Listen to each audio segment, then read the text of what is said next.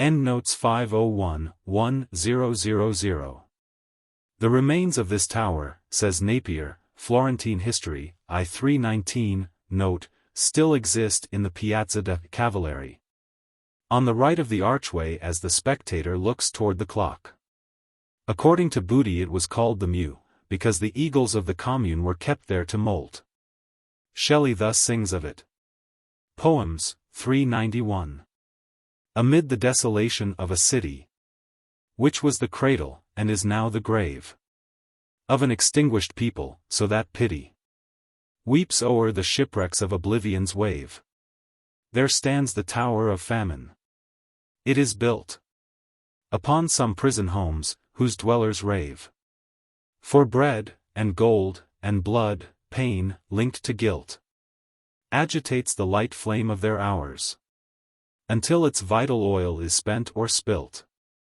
There stands the pile, a tower amid the towers, and sacred domes, each marble-ribbed roof, the brazen-gated temples, and the bowers of solitary wealth, the tempest-proof pavilions of the dark Italian air, are by its presence dimmed. They stand aloof, and are withdrawn, so that the world is bare, as if a spectre, wrapped in shapeless terror, amid a company of ladies fair, should glide and glow, till it became a mirror of all their beauty, and their hair and hue, the life of their sweet eyes, with all its error, should be absorbed till they to marble grew.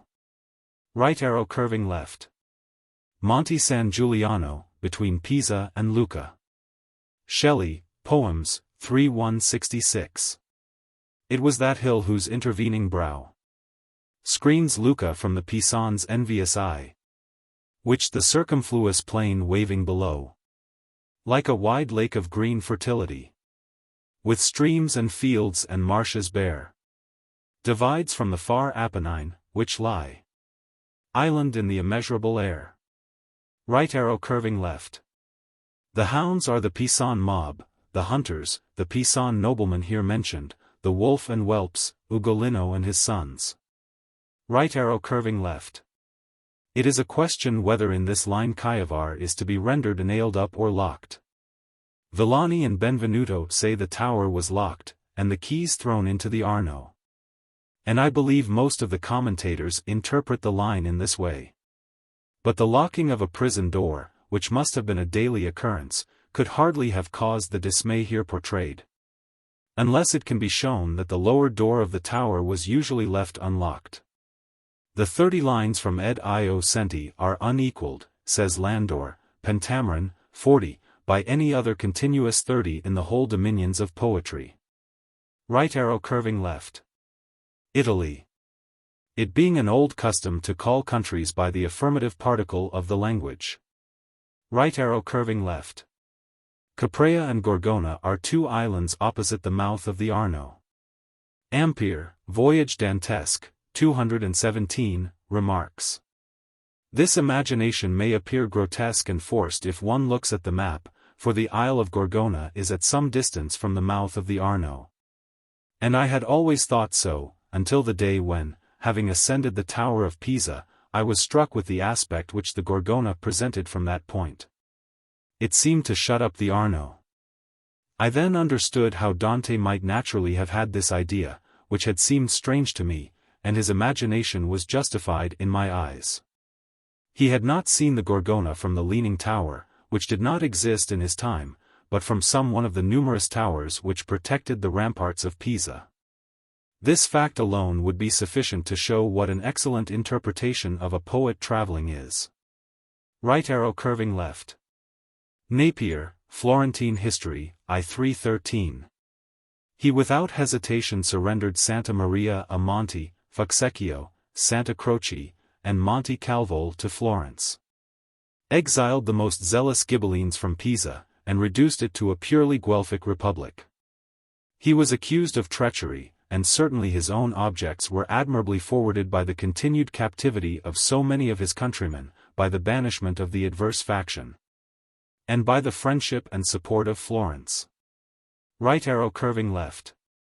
Thebes was renowned for its misfortunes and grim tragedies, from the days of the sowing of the dragon's teeth by Cadmus, down to the destruction of the city by Alexander, who commanded it to be utterly demolished, excepting only the house in which the poet Pindar was born. Moreover, the tradition runs that Pisa was founded by Pelops, son of King Tantalus of Thebes, although it derived its name from the Olympic Pisa on the banks of the Alpheus. Right arrow curving left. Friar Alberigo, of the family of the Manfredi, lords of Faenza, was one of the Frati Gaudenti, or jovial friars, mentioned in Canto Xi 103. The account which the Ottimo gives of his treason is as follows. Having made peace with certain hostile fellow citizens, he betrayed them in this wise. One evening he invited them to supper, and had armed retainers in the chambers round the supper room. It was in summertime, and he gave orders to his servants that, when after the meats he should order the fruit, the chambers should be opened. And the armed men should come forth and should murder Alb the guests. And so it was done. And he did the like the year before at Castello del Mura at Pistoia. These are the fruits of the garden of treason, of which he speaks. Benvenuto says that his guests were his brother Manfred and his, Manfred's, son. Other commentators say they were certain members of the order of Frati Gaudenti. In 1300, the date of the poem, Alberigo was still living. Right arrow curving left. A Roland for an Oliver. Right arrow curving left.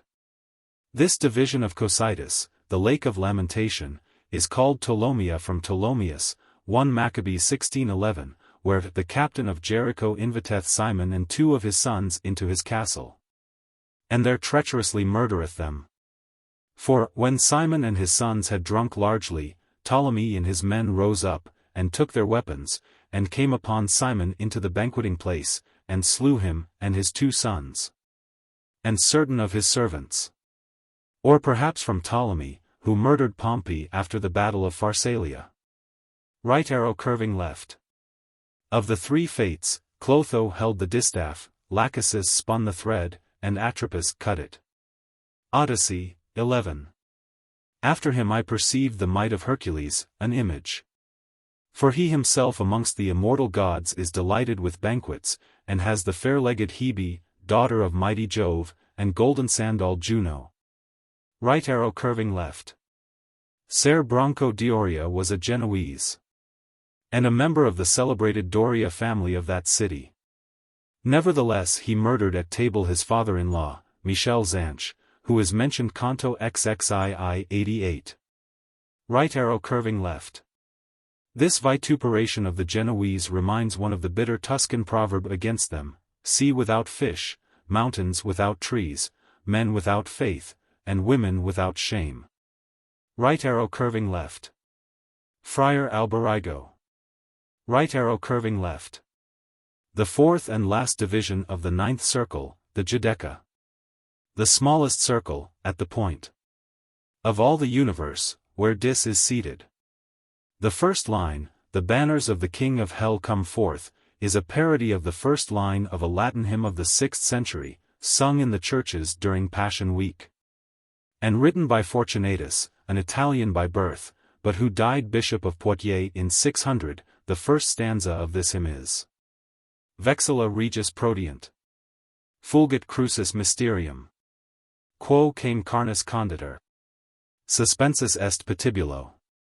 See Königsfeld, Ladinisch Hymnen und Gesänge aus dem Mittelalter, 64. Right arrow curving left.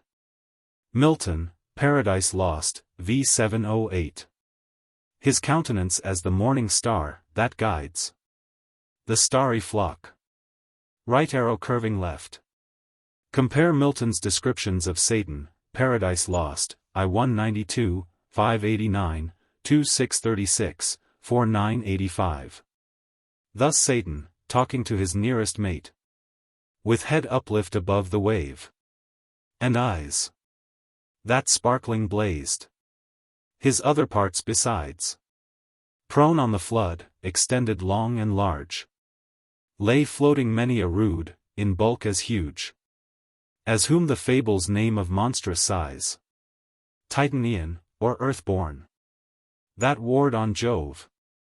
Briareus, or Typhon, whom the den by ancient Tarsus held, or that sea beast Leviathan, which god of all his works created huges that swim the ocean stream. Him, haply, slumbering on the Norway foam, the pilot of some small night-foundered skiff, deeming some island, oft, as seamen tell, with fixed anchor in his scaly rind, moors by his side under the lee, while night invests the sea, and wished morn delays. So stretched out huge in length the arch-fiend lay, chained on the burning lake.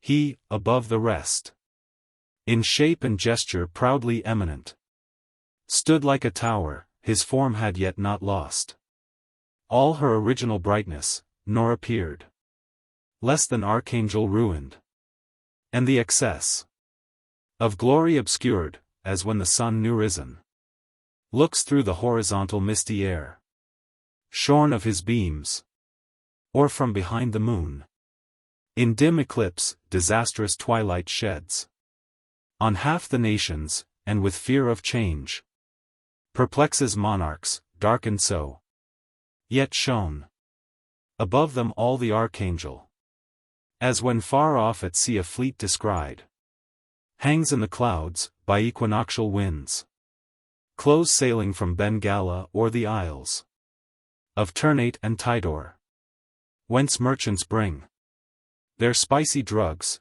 they on the trading flood through the wide Ethiopian to the Cape ply, stemming nightly toward the pole, so seemed far off the flying fiend. On the other side, Satan, alarmed, collecting all his might, dilated stood, like Tenerife or Atlas, unremoved. His stature reached the sky, and on his crest sat horror-plumed, nor wanted in his grasp what seemed both spear and shield, right arrow curving left.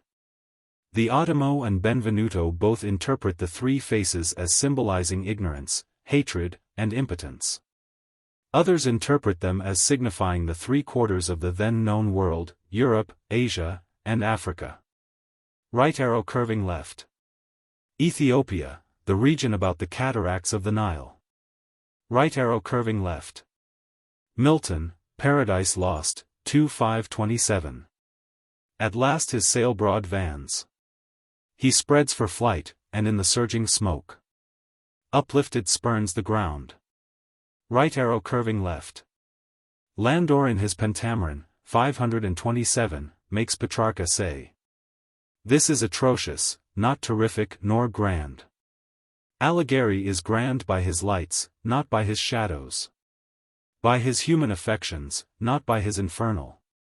As the minutest sands are the labors of some profound sea, or the spoils of some vast mountain, in like manner his horrid wastes and wearying minutenesses are the chafings of a turbulent spirit, grasping the loftiest things, and penetrating the deepest, and moving and moaning on the earth in loneliness and sadness. Right arrow curving left. Gabriele Rossetti, Spirito Antipapale, I-75, Miss Ward's Tr., says, "The three spirits, who hang from the mouths of his Satan, are Judas, Brutus, and Cassius." The poet's reason for selecting those names has never yet been satisfactorily accounted for. But we have no hesitation in pronouncing it to have been this: he considered the Pope not only a betrayer and seller of Christ, where gainful merchandise is made of Christ throughout the livelong day. Parad. 17, and for that reason put Judas into his center mouth, but a traitor and rebel to Caesar, and therefore placed Brutus and Cassius in the other two mouths. For the Pope, who was originally no more than Caesar's vicar, became his enemy, and usurped the capital of his empire, and the supreme authority. His treason to Christ was not discovered by the world in general, hence the face of Judas is hidden, he that hath his head within, and plies the feet without, INF 34. His treason to Caesar was open and manifest, therefore Brutus and Cassius show their faces. He adds in a note, "The situation of Judas is the same as that of the popes who were guilty of simony. Right arrow curving left. The evening of Holy Saturday. Right arrow curving left. Iliad, v 305. With this he struck the hip of Aeneas, where the thigh turns on the hip. Right arrow curving left. The canonical day, from sunrise to sunset, was divided into 4 equal parts, called in Italian terza, sesta, nona, and vespro, and varying in length with the change of season. These hours, says Dante, Convito, 3:6, are short or long, according as day and night increase or diminish. Terza was the first division after sunrise. And at the equinox would be from 6 till 9. Consequently mezza terza, or middle tierce, would be 7:30. Right arrow curving left. Jerusalem. Right arrow curving left. The mountain of Purgatory, rising out of the sea at a point directly opposite Jerusalem, upon the other side of the globe. It is an island in the South Pacific Ocean. Right arrow curving left. This brooklet is Lethe, whose source is on the summit of the mountain of Purgatory, flowing down to mingle with Acheron, Styx, and Phlegethon, and form Cocytus. See Canto 14 136. Right arrow curving left. It will be observed that each of the 3 divisions of the Divine Comedy ends with the word stars, suggesting and symbolizing endless aspiration. At the end of the Inferno Dante rebeholds the stars, at the end of the Purgatorio he is ready to ascend to the stars. At the end of the Paradiso he feels the power of that love which moves the sun and other stars. He is now looking upon the morning stars of Easter Sunday. Right arrow curving left. The mountain of Purgatory is a vast conical mountain, rising steep and high from the waters of the Southern Ocean, at a point antipodal to Mount Zion in Jerusalem. In Canto 3:14, Dante speaks of it as the hill that highest towards the heaven uplifts itself. And in Paradiso, XX via 139, as the mount that rises highest o'er the wave. Around it run 7 terraces, on which are punished severally the 7 deadly sins. Rough stairways, cut in the rock, lead up from terrace to terrace, and on the summit is the garden of the terrestrial paradise. The 7 sins punished in the 7 circles are, 1. Pride, 2. Envy, 3. Anger, 4. Sloth, 5. Avarice and prodigality, 6. Gluttony, 7. Lust. The threefold division of the Purgatorio, marked only by more elaborate preludes, or by a natural pause in the action of the poem, is 1. From Canto I to Canto 9, 2. From Canto 9 to Canto XXVI. 3. From Canto XXVII to the end. The first of these divisions describes the region lying outside the gate of Purgatory, the second, the 7 circles of the mountain. And the third, the terrestrial paradise on its summit. Traces of belief in a purgatory, says Mr. Alger, Doctrine of a Future Life, page 410, early appear among the Christians. Many of the gravest fathers of the first 5 centuries naturally conceived and taught, as is indeed intrinsically reasonable, that after death some souls will be punished for their sins until they are cleansed, and then will be released from pain. The Manichaeans imagined that all souls, before returning to their native heaven, must be born first to the moon, where with good waters they would be washed pure from outward filth, and then to the sun, where they would be purged by good fires from every inward stain. After these lunar and solar lustrations, they were fit for the eternal world of light. But the conception of purgatory as it was held by the early Christians, whether Orthodox fathers or heretical sects, was merely the just and necessary result of applying to the subject of future punishment the 2 ethical ideas that punishment should partake of degrees proportioned to guilt, and that it should be restorative. Pope Gregory the Great, in the 6th century, either borrowing some of the more objectionable features of the purgatory doctrine previously held by the heathen, or else devising the same things himself from a perception of the striking adaptedness of such notions to secure an enviable power to the Church, constructed, established, and gave working efficiency to the dogmatic scheme of purgatory ever since firmly defended by the papal adherents as an integral part of the Roman Catholic system. The doctrine as matured and promulgated by Gregory, giving to the representatives of the Church an almost unlimited power over purgatory, rapidly grew into favor with the clergy, and sank with general conviction into the hopes and fears of the laity, right arrow curving left. The muse, of the beautiful voice, who presided over eloquence and heroic verse. Right arrow curving left. The 9 daughters of Pyrrhus, king of Macedonia, called the Pyrides. They challenged the muses to a trial of skill in singing, and being vanquished were changed by Apollo into magpies. Ovid, Metamorphoses v. Mainwaring's tr. Beneath their nails feathers they feel, and on their faces scales. Their horny beaks at once each other scare. Their arms are plumed, and on their backs they bear pied wings, and flutter in the fleeting air. Chattering, the scandal of the woods, they fly, and there continue still their clamorous cry. The same their eloquence, as maids or birds. Now only noise, and nothing then but words. Right arrow curving left. The highest heaven. Right arrow curving left. The planet Venus. Right arrow curving left. Chaucer, Knight's Tale. The Bessie Lark, the Messager of Day, sailweth in higher song the Morway grey, and fiery Phoebus riseth up so bright, that all the Orient laugheth of the sight. Right arrow curving left. The stars of the Southern Cross. Figuratively the 4 cardinal virtues: justice, prudence, fortitude, and temperance. See Canto XXXI 106.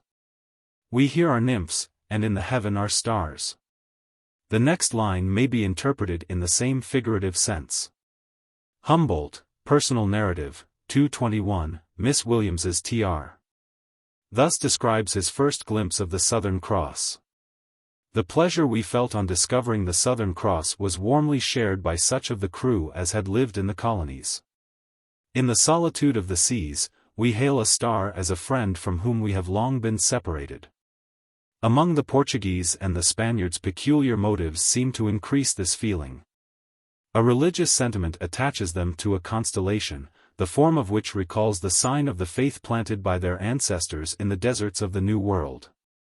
The 2 great stars which mark the summit and the foot of the cross having nearly the same right ascension, it follows hence that the constellation is almost perpendicular at the moment and it passes the meridian. This circumstance is known to every nation that lives beyond the tropics, or in the southern hemisphere. It has been observed at what hour of the night, in different seasons, the cross the south is erect or inclined. It is a timepiece that advances very regularly near 4 minutes a day, and no other group of stars exhibits, to the naked eye, an observation of time so easily made. How often have we heard our guides exclaim in the savannas of Venezuela, or in the desert extending from Lima to Truxillo, midnight is past, the cross begins to bend.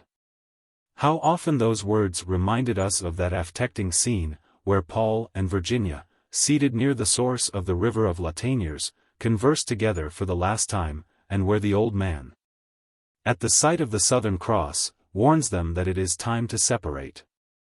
Right arrow curving left. By the primal people, Dante does not mean our first parents, but the early races which inhabited Europe and Asia, says Mr. Barlow, Study of Dante, and quotes in confirmation of his view the following passage from Humboldt's Cosmos, 2. In consequence of the precession of the equinoxes, the starry heavens are continually changing their aspect from every portion of the earth's surface. The early races of mankind beheld in the far north the glorious constellations of the southern hemisphere rise before them, which, after remaining long invisible, will again appear in those latitudes after a lapse of thousands of years. The Southern Cross began to become invisible in 52 degrees 30 minutes north latitude 2,900 years before our era, since, according to Gall, this constellation might previously have reached an altitude of more than 10 degrees. When it disappeared from the horizon of the countries of the Baltic, the Great Pyramid of Cheops had already been erected more than 500 years. Right arrow curving left. Iliad, 18. The Pleiades, and the Hyades, and the strength of Orion, and the bear, which likewise they call by the appellation of the wain, which there turns round and watches Orion. And it alone is deprived of the baths of Oceanus. Right arrow curving left. Cato of Utica. Pythagoras escapes, in the fabulous hell of Dante, says Sir Thomas Browne, earn burial, for, among that swarm of philosophers, wherein, whilst we meet with Plato and Socrates, Cato is found in no lower place than purgatory. In the description of the shield of Aeneas, Aeneid, 8, Cato is represented as presiding over the good in the Tartarian realms, and the good apart, Cato dispensing laws to them. This line of Virgil may have suggested to Dante the idea of making Cato the warden of purgatory. In the Convito, for 28, he expresses the greatest reverence for him. Marcia returning to him in her widowhood, he says, symbolizes the noble soul returning to God in old age. And continues, what man on earth was more worthy to symbolize God than Cato? Surely none. Ending the chapter with these words, in his name it is beautiful to close what I have had to say of the signs of nobility, because in him this nobility displays them all through all ages. Here, on the shores of purgatory, his countenance is adorned with the light of the 4 stars which are the 4 virtues: justice, prudence, fortitude, and temperance, and it is foretold of him, that his garments will shine brightly on the last day. And here he is the symbol of liberty, since, for her sake, to him, not bitter was death in Utica. And the meaning of purgatory is spiritual liberty, or freedom from sin through purification, the glorious liberty of the children of God. Therefore in thus selecting the divine Cato for the guardian of this realm, Dante shows himself to have greater freedom than the critics, who accuse him of a perverse theology in saving the soul of an idolater and suicide. Right arrow curving left. The blind river is Lethe, which by sound and not by sight had guided them through the winding cavern from the center of the earth to the surface. Inferno XXXIV 130. Right arrow curving left. His beard. Ford, Lady's Trial. Now the down of softness is exchanged for plumes of age. Dante uses the same expression. Inferno XX 45, and Petrarca, who became grey at an early period, says, in such a tenebrous and narrow cage were we shut up, and the accustomed plumes I changed betimes, and my first countenance. Right arrow curving left. Upon this speech of Virgil to Cato, Mr. Barlow, Study of Dante, remarks, the 8th book of the Tesoro of Brunetto Latini is headed, Che comincia la retorica che si insegna a ben parler, e di governar città e popoli. In this art Dante was duly instructed by his loving master, and became the most able orator of his era in Italy. Giove. Villani speaks of him as rhetorico perfetto tanto in diter e versificare cum in aringiera parler. But without this record and without acquaintance with the poet's political history, knowing nothing of his influence in debates and councils, nor of his credit at foreign courts, we might, from the occasional speeches in the Divina Commedia, be fully assured of the truth of what Villani has said. And that Dante's words and manner were always skillfully adapted to the purpose he had in view, and to the persons whom he addressed. Virgil's speech to the venerable Cato is a perfect specimen of persuasive eloquence. The sense of personal dignity is here combined with extreme courtesy and respect, and the most flattering appeals to the old man's well-known sentiments, his love of liberty, his love of rectitude, and his devoted attachment to Marcia, are interwoven with irresistible art. But though the resentment of Cato at the approach of the strangers is thus appeased, and he is persuaded to regard them with as much favor as the severity of his character permits, yet he will not have them think that his consent to their proceeding has been obtained by adulation, but simply by the assertion of power vouchsafed to them from on high. ma se donna del ciel ti muove I regi. Come tu di, non si e mestier lusinga. Bastidi ben, che per lei mi riceg. In this also the consistency of Cato's character is maintained. He is sensible of the flattery, but disowns its influence. Right arrow curving left. See Inferno, v4. Right arrow curving left. See Inferno, 4:128. Also Convito, 428. This the great poet Lucan shadows forth in the second book of his Pharsalia, when he says that Marcia returned to Cato, and besought him and entreated him to take her back in his old age. And by this Marcia is understood the noble soul. Lucan, Pharsalia, 2, Rose tr. When lo! The sounding doors are heard to turn. Chaste Martia comes from dead Hortensius' urn. Vertical ellipsis. Forth from the monument the mournful dame, with beaten breasts and locks dishevelled came. Then with a pale, dejected, rueful look, thus pleasing to her former lord she spoke. Vertical ellipsis. At length a barren wedlock let me prove. Give me the name without the joys of love. No more to be abandoned let me come, that Cato's wife may live upon my tomb. Right arrow curving left. A symbol of humility. Ruskin, Modern Painters, 3:232, says, there is a still deeper significance in the passage quoted, a little while ago, from Homer, describing Ulysses casting himself down on the rushes and the corn-giving land at the river shore, the rushes and corn being to him only good for rest and sustenance, when we compare it with that in which Dante tells us he was ordered to descend to the shore of the lake as he entered Purgatory, to gather a rush, and gird himself with it, it being to him the emblem not only of rest, but of humility under chastisement, the rush, or reed, being the only plant which can grow there. No plant which bears leaves, or hardens its bark, can live on that shore, because it does not yield to the chastisement of its waves. It cannot but strike the reader singularly how deep and harmonious a significance runs through all these words of Dante, how every syllable of them, the more we penetrate it, becomes a seed of farther thought. For follow up this image of the girding with the reed, under trial, and see to whose feet it will lead us. As the grass of the earth, thought of as the herb-yielding seed, leads us to the place where our Lord commanded the multitude to sit down by companies upon the green grass.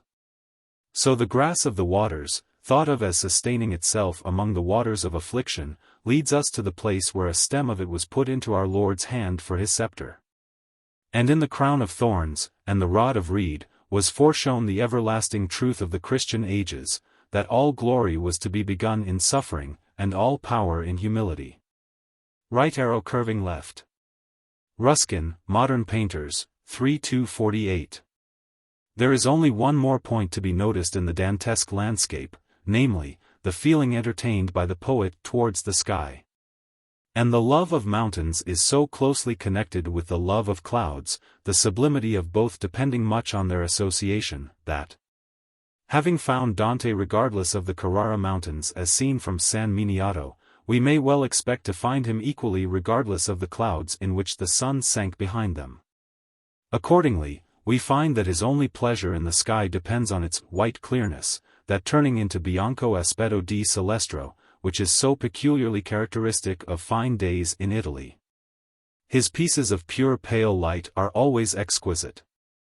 In the dawn on the Purgatorial mountain, first, in its pale white, he sees the tremolar della marina, trembling of the sea. Then it becomes vermilion, and at last, near sunrise, orange. These are precisely the changes of a calm and perfect dawn.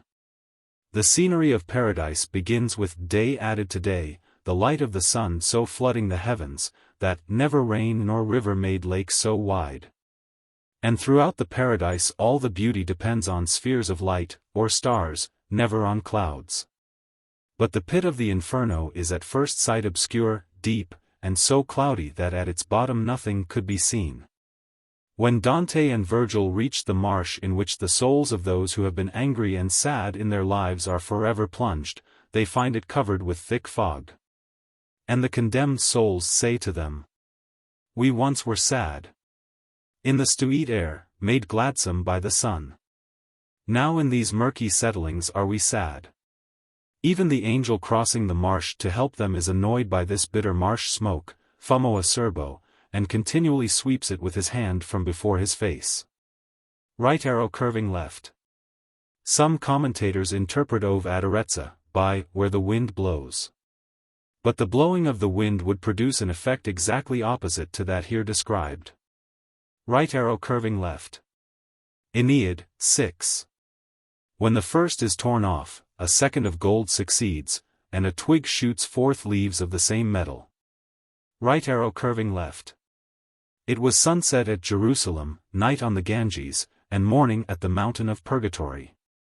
The sun being in Aries, the night would come forth with the scales, or the sign of Libra, which is opposite Aries. These scales fall from the hand of night, or are not above the horizon by night, when the night exceeds, or is longer than the day. Right arrow curving left. Boccaccio, Decameron, prologue to the third day, imitates this passage. The aurora, as the sun drew nigh, was already beginning to change from vermilion to orange. Right arrow curving left. Argument used in the sense of means, or appliances, as in Inferno XXXI 55. Right arrow curving left. Cervantes says in Don Quixote, pt. Ich. 12, that the student Chrysostomo had a face like a benediction. Right arrow curving left. Sackville, in his Induction to the Mirror for Magistrates, says, while Scorpio dreading Sagittarius dart, whose bow pressed bent in fight the string had slipped, down slid into the ocean flood apart. Right arrow curving left. Odyssey, 11, Buckley's tr. But I, meditating in my mind, wished to lay hold of the soul of my departed mother. Thrice indeed I essayed it, and my mind urged me to lay hold of it, but thrice it flew from my hands, like unto a shadow, or even to a dream. And Aeneid, 6, Davidson's tr. There thrice he attempted to throw his arms around his neck, thrice the phantom, grasped in vain, escaped his hold, like the fleet gales, or resembling most a fugitive dream. Right arrow curving left. Casella was a Florentine musician and friend of Dante, who here speaks to him with so much tenderness and affection as to make us regret that nothing more is known of him. Milton alludes to him in his sonnet to Mr. H. Laws. Dante shall give fame leave to set thee higher than his Casella, whom he wooed to sing. Met in the milder shades of purgatory. Right arrow curving left. The first 3 months of the year of Jubilee, 1300. Milman, History of Latin Christianity, 6-285, thus describes it. All Europe was in a frenzy of religious zeal. Throughout the year the roads in the remotest parts of Germany, Hungary, Britain, were crowded with pilgrims of all ages, of both sexes. A Savoyard above 100 years old determined to see the tombs of the apostles before he died. There were at times 200,000 strangers at Rome. During the year, no doubt the calculations were loose and vague, the city was visited by millions of pilgrims. At one time, so vast was the press both within and without the walls, that openings were broken for ingress and egress. Many people were trampled down, and perished by suffocation. Lodgings were exorbitantly dear, forage scarce, but the ordinary food of man, bread, meat, wine, and fish, was sold in great plenty and at moderate prices. The oblations were beyond calculation. It is reported by an eyewitness that 2 priests stood with rakes in their hands sweeping the uncounted gold and silver from the altars. Nor was this tribute, like offerings or subsidies for crusades, to be devoted to special uses, the accoutrements, provisions, freight of armies. It was entirely at the free and irresponsible disposal of the Pope. Christendom of its own accord was heaping at the Pope's feet this extraordinary custom, and receiving back the gift of pardon and everlasting life. See also note 253. Right arrow curving left.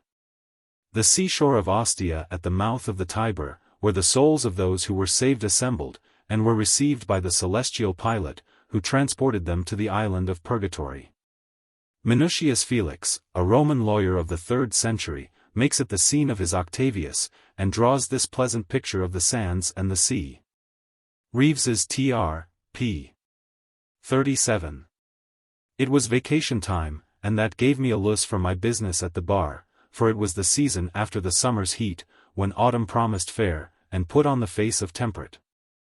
We set out, therefore, in the morning early, and as we were walking upon the seashore, and a kindly breeze fanned and refreshed our limbs, and the yielding sand softly submitted to our feet and made it delicious travelling, Caecilius on a sudden espied the statue of Serapis, and, according to the vulgar mode of superstition, raised his hand to his mouth, and paid his adoration in kisses.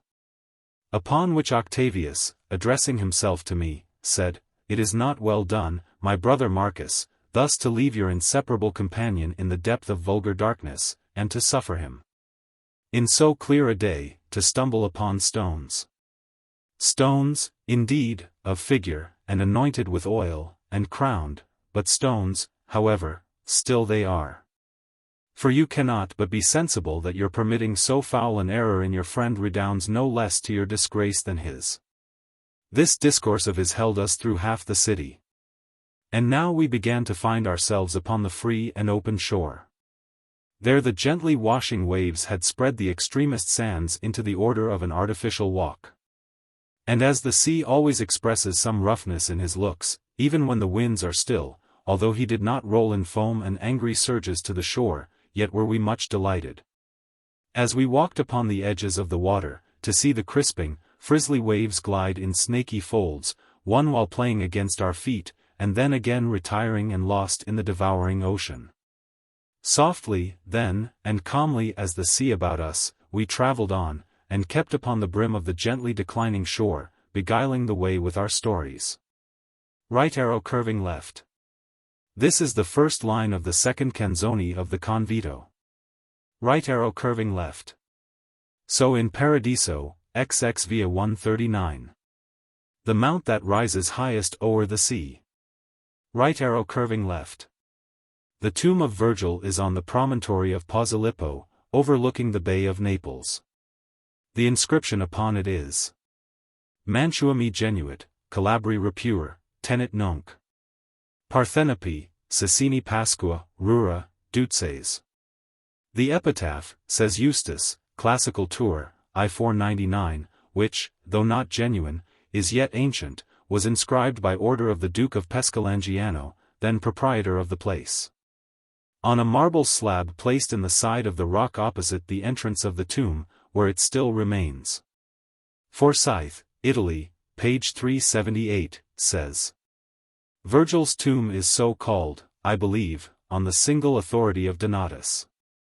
Donatus places it at the right distance from Naples, but on the wrong side of the city. And even there he omits the grotto of Posilippo, which, not being so deep in his time as the two last excavations have left it, must have opened precisely at his tomb. Donatus, too, gives, for Virgil's own composition, an epitaph on the cliff now rejected as a forgery.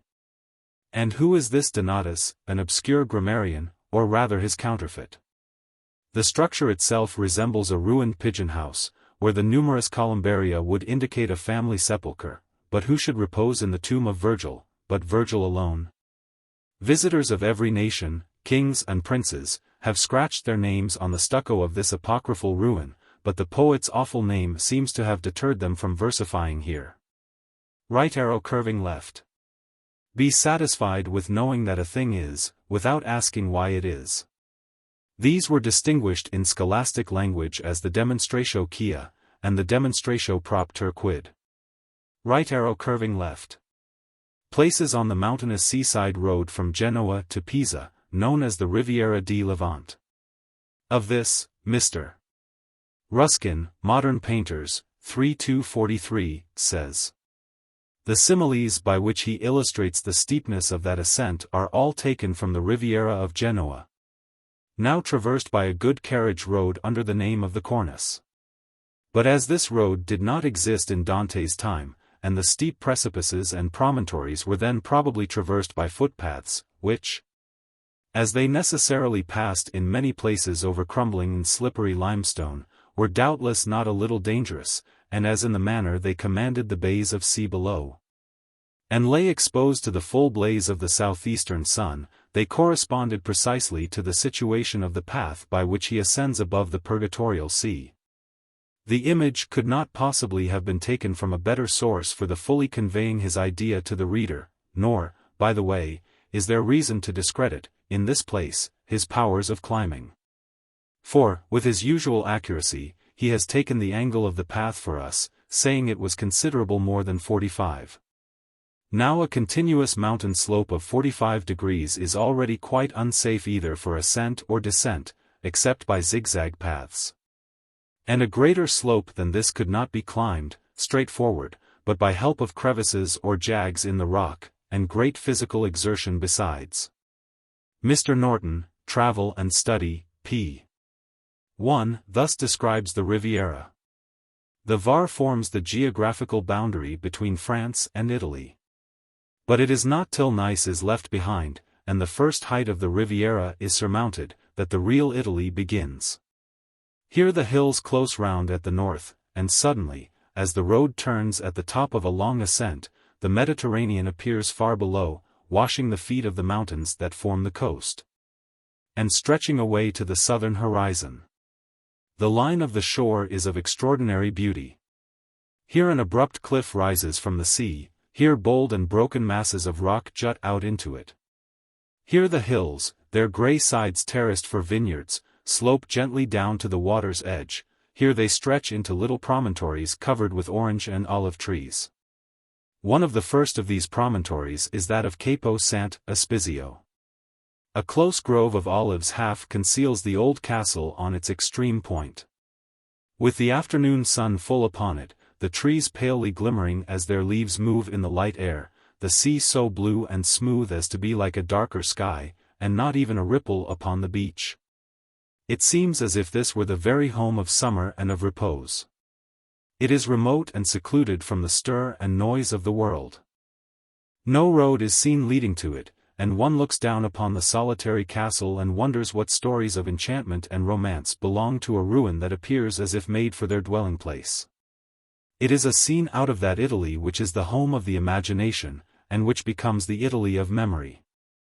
As the road winds down to the sea, it passes under a high isolated peak, on which stands Esa, built as a city of refuge against pirates and Moors.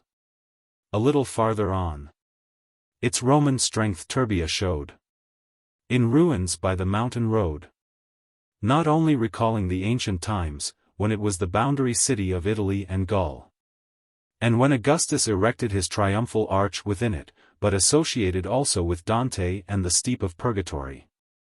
Beneath lies Monaco, glowing like a gem on its oval rock, the sea sparkling around it, and the long western rays of the sinking sun lingering on its little palace, clinging to its church belfry and its grey wall, as if loath to leave them. In the Casa Magni, on the seashore near Larissae, Shelley once lived. He was returning thither from Leghorn, when he perished in a sudden storm at sea. Right arrow curving left. After they had gone a mile, they were still a stone's throw distant. Right arrow curving left. See Convito, I-10. Right arrow curving left. Manfredi, king of Apulia and Sicily, was a natural son of the Emperor Frederick II. He was slain at the Battle of Benevento, in 1265.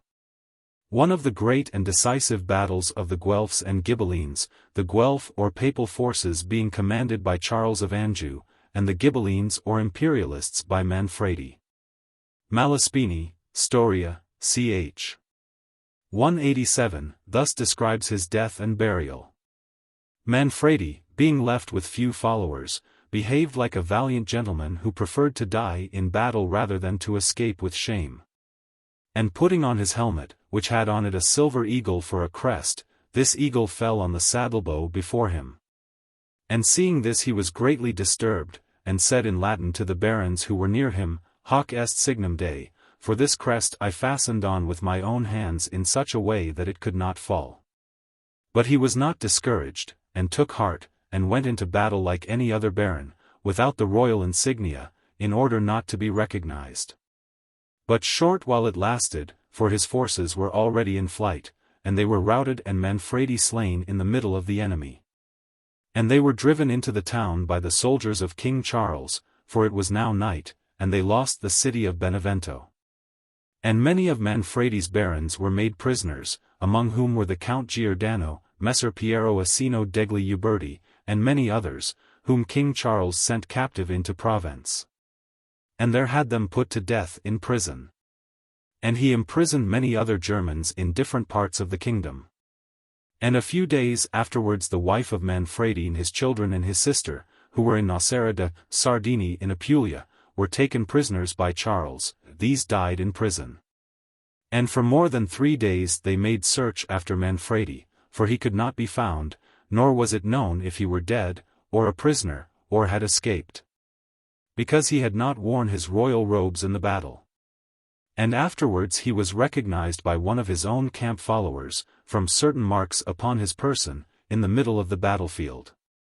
And he threw him across an ass, and came shouting, "Who will buy Manfredi?" For which a baron of the king beat him with a cane.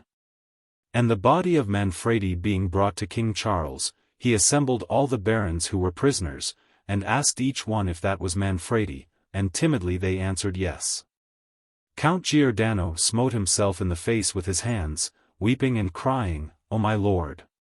Whereupon he was much commended by the French, and certain Bretons besought that he might have honorable burial. Answered the king and said, would do it willingly, if he were not excommunicated. And on that account he would not have him laid in consecrated ground, but he was buried at the foot of the bridge of Benevento, and each one of the army threw a stone upon his grave. So that a great pile was made.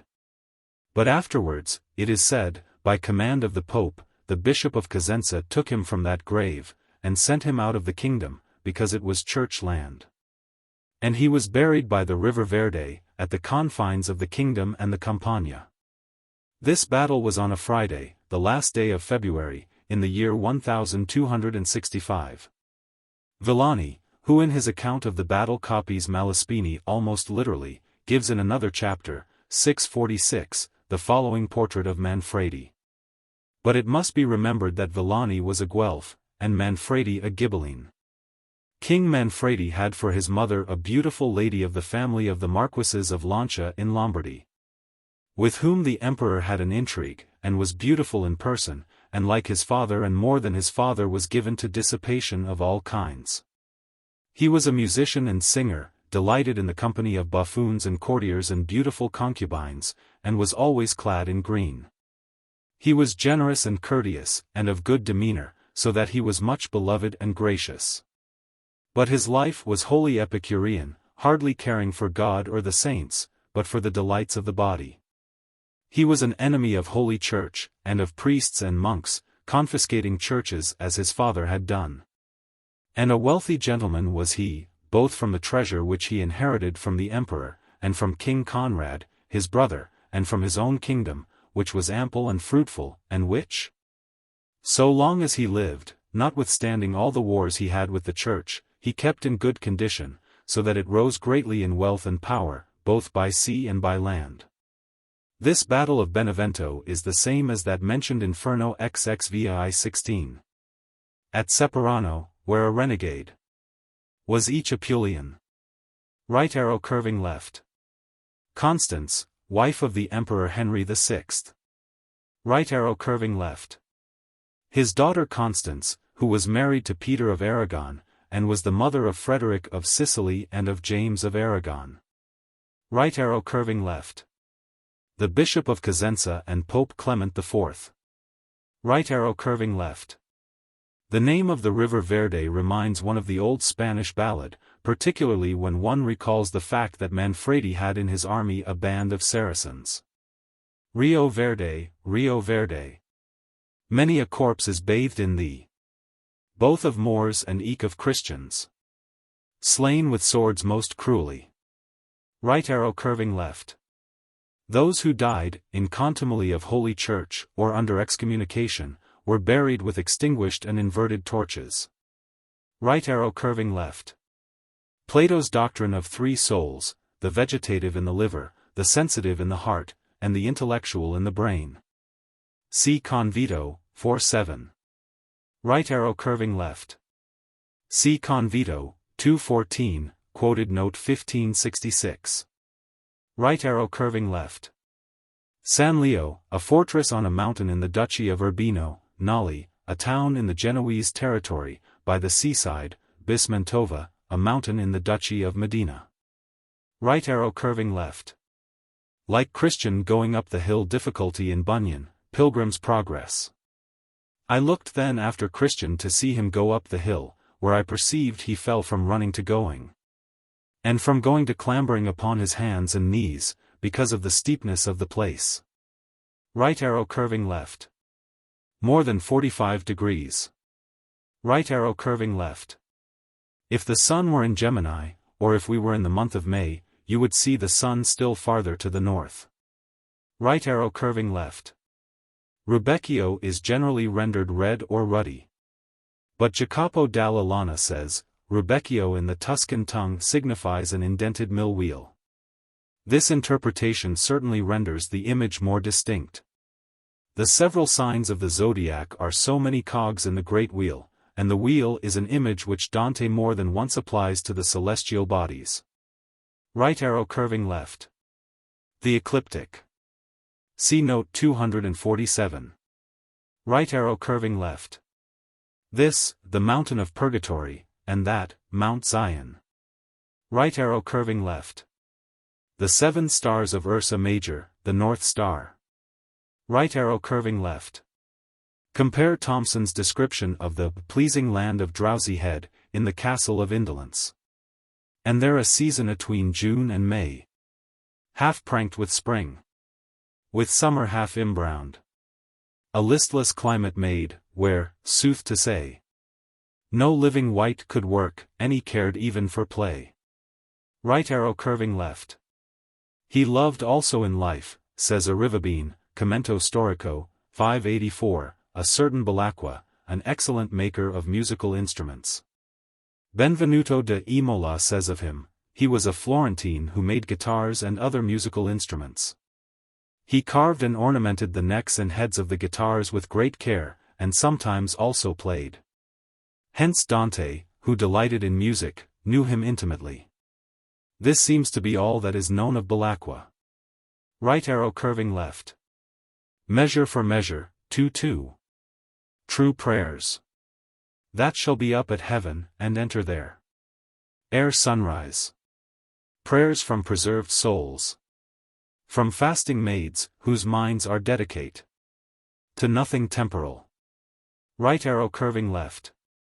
There is an air of reality about this passage, like some personal reminiscence of street gossip, which gives perhaps a little credibility to the otherwise incredible anecdotes of Dante told by Sacchetti and others, such as those of the ass driver whom he beat, and the blacksmith whose tools he threw into the street for singing his verses amiss, and the woman who pointed him out to her companions as the man who had been in hell and brought back tidings of it. Right arrow curving left. Some editions read in this line mezzanotte, midnight, instead of prima notte, early nightfall. Of meteors Brunetto Latini, Tresser, IPT 3, ch. 107, writes.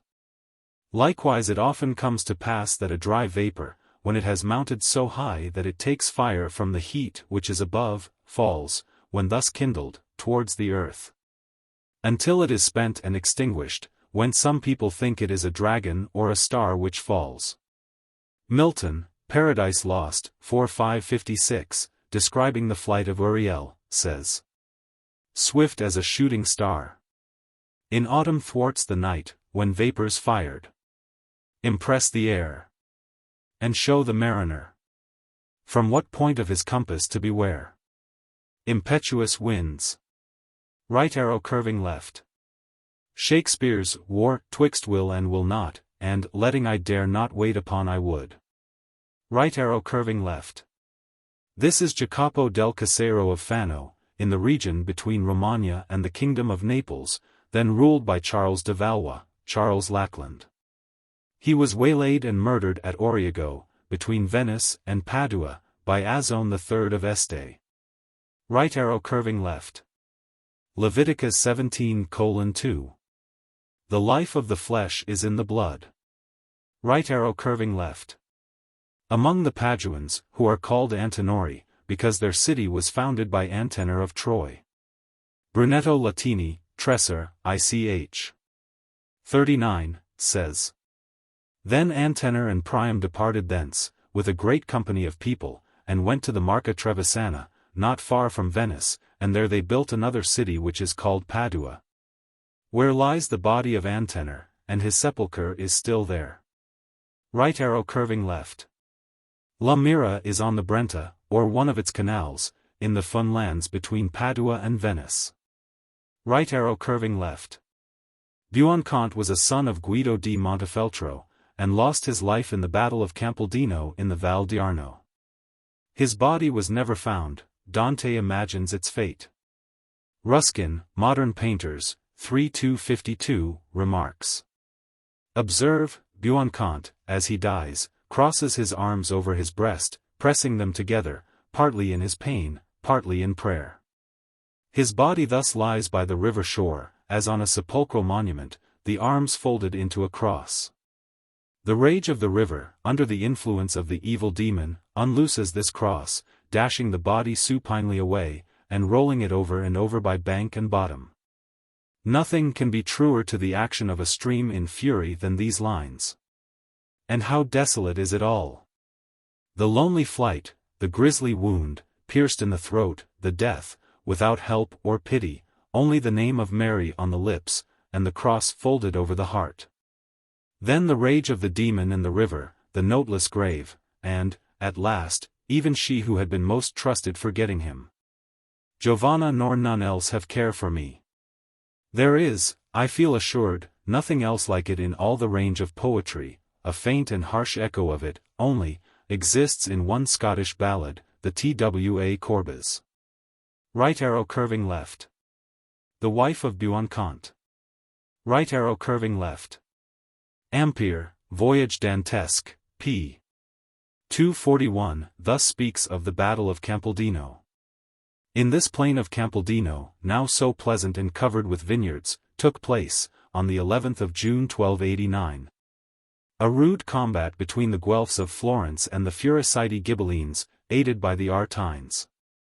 Dante fought in the front rank of the Florentine cavalry, for it must needs be that this man, whose life was so complete, should have been a soldier, before being a theologian, diplomatist, and poet. He was then 24 years of age. He himself described this battle in a letter, of which only a few lines remain. At the Battle of Campaldino, he says, the Ghibelline party was routed and almost wholly slain. I was there, a novice in arms. I had great fear, and at last great joy, on account of the diverse chances of the fight. One must not see in this phrase the confession of cowardice, which could have no place in a soul tempered like that of Alighieri. The only fear he had was lest the battle should be lost. In fact, the Florentines at first seemed beaten, their infantry fell back before the Aretine cavalry, but this first advantage of the enemy was its destruction, by dividing its forces. These were the vicissitudes of the battle to which Dante alludes, and which at first excited his fears, and then caused his joy. Right arrow curving left. The convent of Camaldoli, thus described by Forsyth, Italy, p. 117. We now crossed the beautiful vale of Prato Vecchio, rode round the modest arcades of the town, and arrived at the lower convent of Camaldoli, just at shutting of the gates. The sun was set and every object sinking into repose, except the stream which roared among the rocks, and the convent bells which were then ringing the Angelus. This monastery is secluded from the approach of woman in a deep, narrow, woody dell. Its circuit of dead walls, built on the conventual plan, gives it an aspect of confinement and defense. Yet this is considered as a privileged retreat, where the rule of the order relaxes its rigor, and no monks can reside but the sick or the superannuated, the dignitary or the steward, the apothecary or the bead turner. Here we passed the night, and next morning rode up by the steep traverses to the Santo Eremo, where Saint Romualdo lived and established. De Tessenti Cenobiti il Coro. L. Arcane Penitens. Ed I Digiuni. Al Camaldoli Sua. The Eremo is a city of hermits, walled round, and divided into streets of low, detached cells. Each cell consists of 2 or 3 naked rooms, built exactly on the plan of the saint's own tenement, which remains just as Romualdo left it 800 years ago. Now too sacred and too damp for a mortal tenant. The unfeeling saint has here established a rule which anticipates the pains of purgatory. No stranger can behold without emotion a number of noble, interesting young men bound to stand erect chanting at choir for 8 hours a day. Their faces pale, their heads shaven, their beards shaggy, their backs raw, their legs swollen, and their feet bare. With this horrible institute the climate conspires in severity, and selects from society the best constitutions. The sickly novice is cut off in 1 or 2 winters, the rest are subject to dropsy, and few arrive at old age. Right arrow curving left. Where the Archiano loses its name by flowing into the Arno. Right arrow curving left. Epistle of Jude, 9. Yet Michael the archangel, when contending with the devil he disputed about the body of Moses, durst not bring against him a railing accusation, but said, "The Lord rebuke thee." And Jeremy Taylor, speaking of the pardon of sin, says, "And while it is disputed between Christ and Christ's enemy who shall be Lord, the pardon fluctuates like the wave, striving to climb the rock, and is washed off like its own retinue, and it gets possession by time and uncertainty, by difficulty and the degrees of a hard progression." Right arrow curving left. Brunetto Latini, Tresser, ICH. 107. Then arise vapors like unto smoke, and mount aloft in air, where little by little they gather and grow, until they become dark and dense, so that they take away the sight of the sun. And these are the clouds, but they never are so dark as to take away the light of day. For the sun shines through them, as if it were a candle in a lantern, which shines outwardly, though it cannot itself be seen. And when the cloud has waxed great, so that it can no longer support the abundance of water, which is there as vapor, it must needs fall to earth, and that is the rain. Right arrow curving left. In Ephesians 2 verse 2, the evil spirit is called the prince of the power of the air. Compare also Inferno XI 16. If anger upon evil will be grafted. And Inferno XXXI 55. For where the argument of intellect is added unto evil will and power, no rampart can the people make against it. Right arrow curving left. This Pratamagno is the same as the Prato Vecchio mentioned in note 595. The great yoke is the ridge of the Apennines. Dr. Barlow, Study of Dante, p. 199, has this note on the passage. When rain falls from the upper region of the air, we observe at a considerable altitude a thin light veil, or a hazy turbidness. As this increases, the lower clouds become diffused in it, and form a uniform sheet. Such is the stratus cloud described by Dante, v. 115, as covering the valley from Pratamagno to the ridge on the opposite side above Camaldoli. This cloud is a widely extended horizontal sheet of vapor, increasing from below, and lying on or near the earth's surface.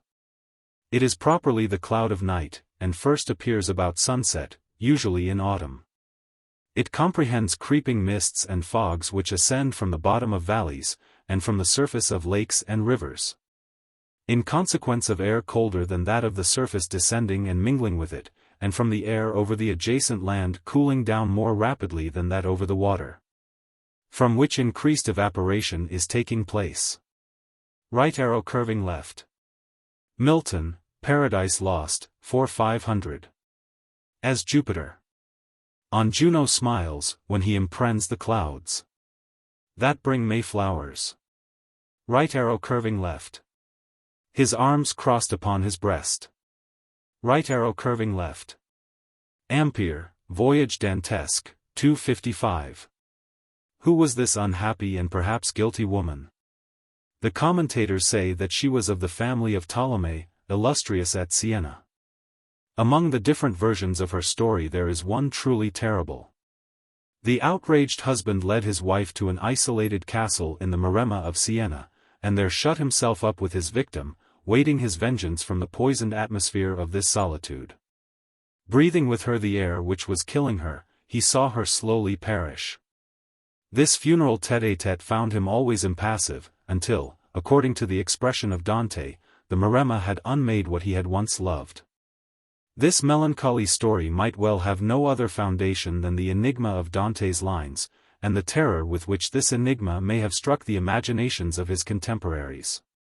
However this may be, one cannot prevent an involuntary shudder, when, showing you a pretty little brick palace, at Siena, they say, that is the house of the Pia.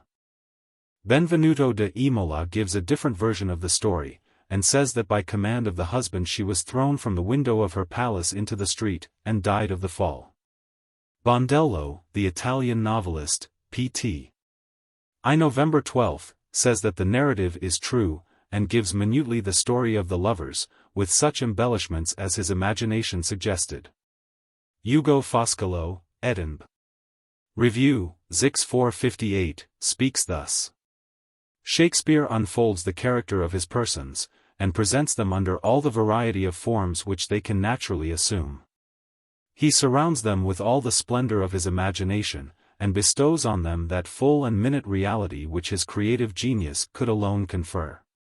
Of all tragic poets, he most amply develops character.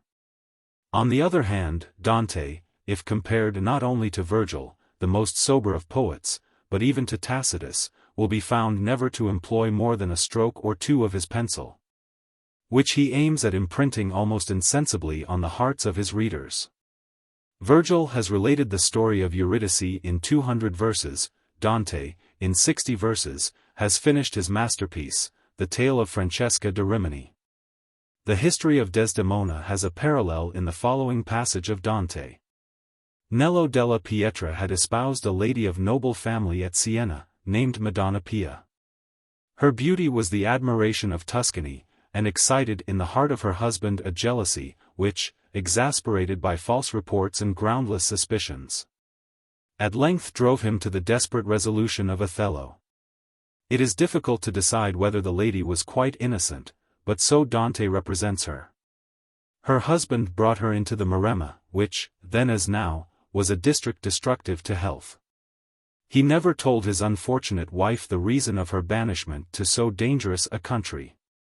He did not deign to utter complaint or accusation. He lived with her alone, in cold silence, without answering her questions, or listening to her remonstrances.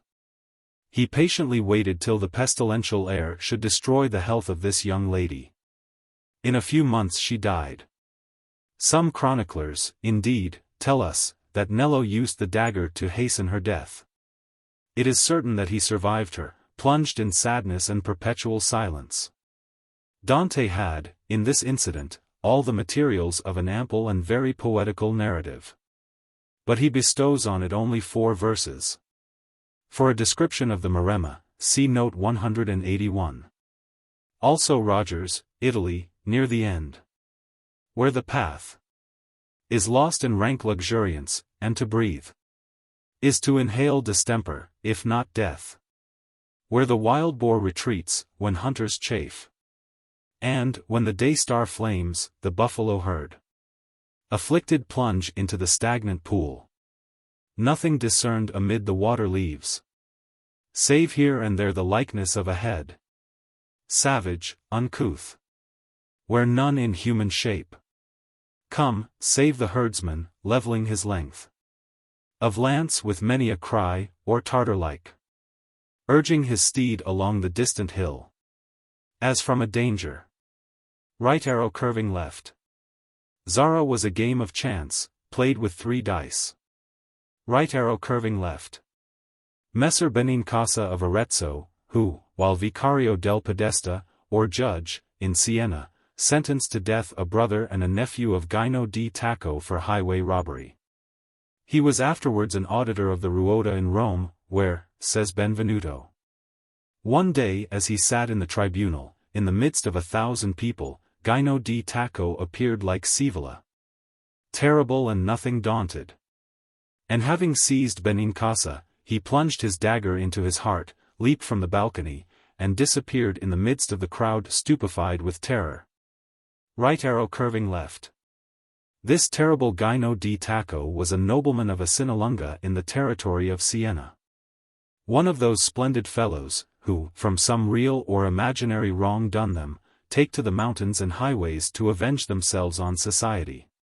He is the true type of the traditionary stage bandit, the magnanimous melodramatic hero, who utters such noble sentiments and commits such atrocious deeds. Benvenuto is evidently dazzled and fascinated by him, and has to throw 2 Romans into the scale to do him justice. His account is as follows. Reader, I would have thee know that Gino was not, as some write, so infamous as to be a great assassin and highway robber. For this Gino di Tacco was a wonderful man, tall, muscular, black-haired, and strong, as agile as Scaevola, as prudent and liberal as Papirius Cursor.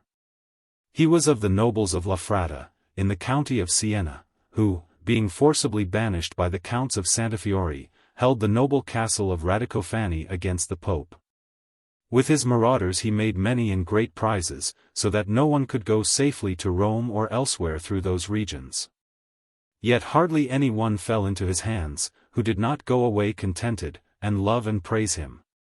If a merchant were taken prisoner, Gino asked him kindly how much he was able to give him. And if he said 500 pieces of gold, he kept 300 for himself, and gave back 200, saying, I wish you to go on with your business and to thrive. If it were a rich and fat priest, he kept his handsome mule, and gave him a wretched horse. And if it were a poor scholar, going to study, he gave him some money, and exhorted him to good conduct and proficiency in learning. Boccaccio, Decameron, X2, relates the following adventure of Gino di Tacco and the abbot of Cligny. Gino di Tacco was a man famous for his bold and insolent robberies. Who being banished from Siena, and at utter enmity with the Counts di Santa Fiore, caused the town of Radicofani to rebel against the church. And lived there whilst his gang robbed all who passed that way. Now when Boniface VIII was pope, there came to court the abbot of Cligny, reputed to be one of the richest prelates in the world, and having debauched his stomach with high living. He was advised by his physicians to go to the baths of Siena, as a certain cure. And, having leave from the pope, he set out with a goodly train of coaches, carriages, horses, and servants, paying no respect to the rumors concerning this robber. Gino was apprised of his coming, and took his measures accordingly. When, without the loss of a man, he enclosed the abbot and his whole retinue in a narrow defile, where it was impossible for them to escape. This being done, he sent one of his principal fellows to the abbot with his service, requesting the favor of him to alight and visit him at his castle.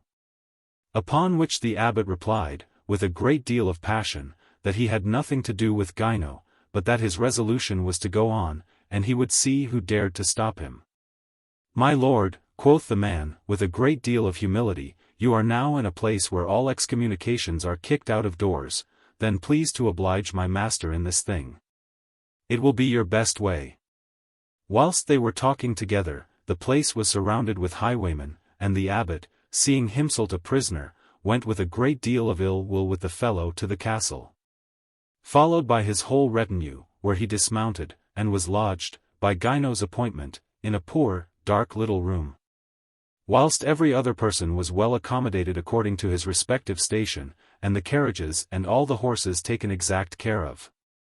This being done, Gino went to the abbot, and said, My lord, Gino, whose guest you are, requests the favor of you to let him know whither you are going, and upon what account.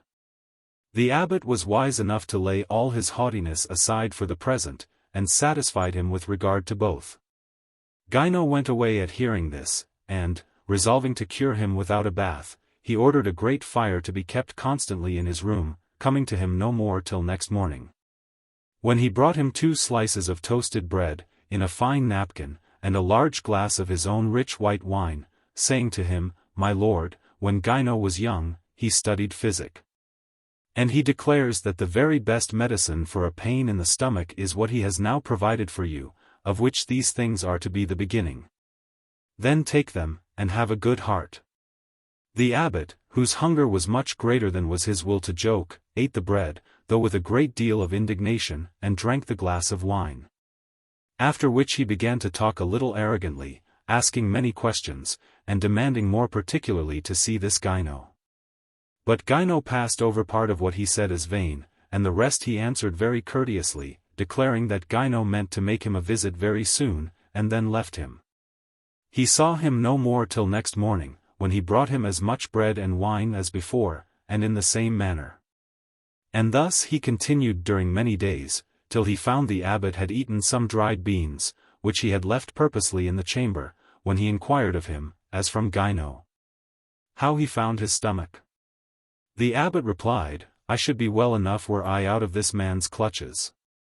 There is nothing I want now so much as to eat, for his medicines have had such an effect upon me, that I am fit to die with hunger.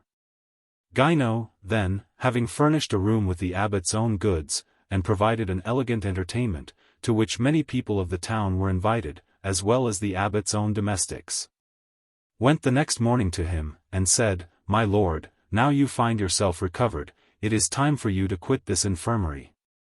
So he took him by the hand, and led him into the chamber, leaving him there with his own people. And as he went out to give orders about the feast, the abbot was giving an account how he had led his life in that place, whilst they declared that they had been used by Gino with all possible respect. When the time came, they sat down and were nobly entertained, but still without Gino's making himself known. But after the abbot had continued some days in that manner, Gino had all the goods and furniture brought into a large room, and the horses were likewise led into the courtyard which was under it. When he inquired how his lordship now found himself, or whether he was yet able to ride, the abbot made answer that he was strong enough, and his stomach perfectly well, and that he only wanted to quit this man.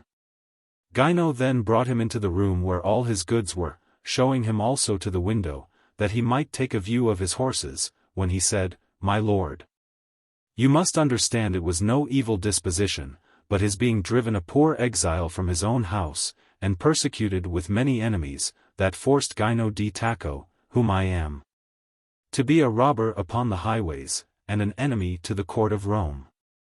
You seem, however, to be a person of honor. As, therefore, I have cured you of your pain in your stomach, I do not mean to treat you as I would do another person that should fall into my hands, that is, to take what I please. But I would have you consider my necessity, and then give me what you will yourself. Here is all that belongs to you, the horses you may see out of the window, take either part or the whole, just as you are disposed, and go or stay, as is most agreeable to you. The abbot was surprised to hear a highwayman talk in so courteous a manner, which did not a little please him. So, turning all his former passion and resentment into kindness and goodwill, he ran with a heart full of friendship to embrace him. I protest solemnly that to procure the friendship of such an one as I take you to be, I would undergo more than what you have already made me suffer. Cursed be that evil fortune which has thrown you into this way of life. So, taking only a few of his most necessary things, and also of his horses, and leaving all the rest, he came back to Rome. The Pope had heard of the abbot's being a prisoner, and though he was much concerned at it, yet, upon seeing him, he inquired what benefit he had received from the baths. The abbot replied, with a smile, Holy Father, I found a physician much nearer, who has cured me excellently well. And he told him the manner of it, which made the Pope laugh heartily, when, going on with his story, and moved with a truly generous spirit, he requested of His Holiness one favor. The Pope, imagining he would ask something else, freely consented to grant it. Then said the abbot, Holy Father, what I mean to require is, that you would bestow a free pardon on Gino di Tacco, my doctor, because, of all people of worth that I ever met with, he certainly is most to be esteemed, and the damage he does is more the fault of fortune than himself. Change but his condition, and give him something to live upon, according to his rank and station, and I dare say you will have the same opinion of him that I have. The Pope, being of a noble spirit, and a great encourager of merit, promised to do so, if he was such a person as he reported, and, in the meantime, gave letters of safe conduct for his coming thither. Upon that assurance, Gino came to court, when the Pope was soon convinced of his worth, and reconciled to him, giving him the priory of an hospital, and creating him a knight. And there he continued as a friend and loyal servant to the Holy Church, and to the abbot of Cligny, as long as he lived. Right arrow curving left. Clone de Tarlotti of Pietramala, who, according to the Audiobook, after the fight at Bibiena, being pursued by the enemy, endeavored to ford the Arno, and was drowned. Others interpret the line differently, making him the pursuing party. But as he was an Aretine, and the Artines were routed in this battle, the other rendering is doubtless the true one. Right arrow curving left. Federigo Novello, son of Ser Guide Novello of Casentino, slain by one of the Bostoli. A good youth, says Benvenuto, and therefore Dante makes mention of him. The Pisan who gave occasion to Marzucco to show his fortitude was Marzucco's own son, Farinata degli Scaringiani.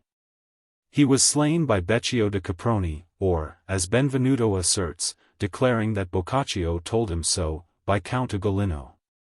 His father, Marzucco, who had become a Franciscan friar, showed no resentment at the murder, but went with the other friars to his son's funeral, and in humility kissed the hand of the murderer, extorting from him the exclamation, "Thy patience overcomes my obduracy." This was an example of Christian forgiveness which even that vindictive age applauded. Right arrow curving left. Count Orso was a son of Napoleon di Acerbaja, and was slain by his brother-in-law, or uncle, Alberto. Right arrow curving left. Pierre de Labrosse was the secretary of Philip le Bel of France, and suffered at his hands a fate similar to that which befell Pierre della Vigna at the court of Frederick II. See note 185. Being accused by Marie de Brabant, the wife of Philip, of having written love letters to her, he was condemned to death by the king in 1276. Benvenuto thinks that during his residence in Paris Dante learned the truth of the innocence of Pierre de Labrosse. Right arrow curving left. In Aeneid, 6. Cease to hope that the decrees of the gods are to be changed by prayers. Right arrow curving left. The apex juris, or top of judgment, the supreme decree of God. Measure for measure, 2-2. How would you be if he who is the top of judgment should but judge you as you are? Right arrow curving left. Virgil's Bucolics, Eclogue I. And now the high tops of the villages smoke afar, and larger shadows fall from the lofty mountains. Right arrow curving left. This has generally been supposed to be Sordello the troubadour. But is it he? Is it Sordello the troubadour, or Sordello the Podesta of Verona? Or are they one and the same person? After much research, it is not easy to decide the question, and to single out Sordello, compassed murkily about with ravage of 6 long sad 100 years. Yet as far as it is possible to learn it from various conflicting authorities, who will may hear Sordello's story told. Dante, in his treatise De Vulgari Eloquio, I-15, speaks of Sordello of Mantua as a man so choice in his language, that not only in his poems, but in whatever way he spoke, he abandoned the dialect of his province. But here there is no question of the Provençal in which Sordello the troubadour wrote, but only of Italian dialects in comparison with the universal and cultivated Italian, which Dante says belongs to all the Italian cities, and seems to belong exclusively to none. In the same treatise, 213, he mentions a certain Gatto of Mantua as the author of many good songs. And this Gatto is supposed to be Sordello, as Sordello was born at Goito in the province of Mantua. But would Dante in the same treatise allude to the same person under different names? Is not this rather the Sordel de Goy, mentioned by Renouard, Choix de Poésies Originales de Troubadours, v. 445? In the old Provençal manuscript quoted by Renouard, Choix de poésies originales de troubadours, v. 444, Sordello's biography is thus given. Sordello was a Montois of Syria, son of a poor knight, whose name was Sir L. Court. And he delighted in learning songs and in making them, and rivaled the good men of the court as far as possible, and wrote love songs and satires. And he came to the court of the Count of St. Boniface, and the Count honored him greatly, and by way of pastime, a forma de solats, he fell in love with the wife of the Count, and she with him. And it happened that the Count quarrelled with her brothers, and became estranged from her. And her brothers, Sir Icelus and Sir Albrix, persuaded Sir Sordello to run away with her. And he came to live with them in great content. And afterwards he went into Provence, and received great honor from all good men, and from the Count and Countess, who gave him a good castle and a gentlewoman for his wife. Citing this passage, Millot, Histoire littéraire de troubadours, 280, goes on to say, "This is all that our manuscripts tell us of Sordello. According to Agnelli and Platina, historians of Mantua, he was of the house of the Visconti of that city. Valiant in deeds of arms, famous in justs and tournaments, he won the love of Beatrice, daughter of Ezelin de Romano, lord of the Marca Trevigiana, and married her. He governed Mantua as podesta and captain general, and though son-in-law of the tyrant Ezelin, he always opposed him, being a great lover of justice." We find these facts cited by Crescimbani, who says that Sordello was the lord of Goito. But as they are not applicable to our poet, we presume they refer to a warrior of the same name, and perhaps of a different family. Among the pieces of Sordello, 34 in number, there are some 15 songs of gallantry, though Nostradamus says that all his pieces turn only upon philosophic subjects. Nostradamus's account, as given by Crescimbani, La Storia della Volgar Poesia, 2105, is as follows. Sordello was a Montois poet, who surpassed in Provençal song Calvo, Falcetto of Marseilles, Lanfranco Sicala, Percival Doria, and all the other Genoese and Tuscan poets, who took far greater delight in our Provençal tongue, on account of its sweetness, than in their own maternal language. This poet was very studious, and exceeding eager to know all things, and as much as any one of his nation excellent in learning as well as in understanding and in prudence. He wrote several beautiful songs, not indeed of love, for not one of that kind is found among his works, but on philosophic subjects. Raymond Belingieri, the last Count of Provence of that name, in the last days of his life, the poet being then but 15 years of age, on account of the excellence of his poetry and the rare invention shown in his productions, took him into his service, as Pietro di Castelnuovo, himself a Provençal poet, informs us. He also wrote various satires in the same language, and among others one in which he reproves all the Christian princes, and it is composed in the form of a funeral song on the death of Blancasso. In the Histoire littéraire de la France, 1952, Emmerich David, after discussing the subject at length, says, "Who then is this Sordello, haughty and superb? Like a lion in repose, this Sordello, who, in embracing Virgil, gives rise to this sudden explosion of the patriotic sentiments of Dante? Is it a singer of love and gallantry? Impossible. This Sordello is the old podesta of Mantua, as decided a Ghibelline as Dante himself. And Dante utters before him sentiments which he well knows the zealous Ghibelline will share. And what still more confirms our judgment is, that Sordello embraces the knees of Virgil, exclaiming, O glory of the Latians, etc. In this admiration, in this love of the Latin tongue, we still see the podesta, the writer of Latin, we do not see the troubadour. Benvenuto calls Sordello a noble and prudent knight, and a man of singular virtue in the world, though of impenitent life, and tells a story he has heard of him and Cunizza, but does not vouch for it.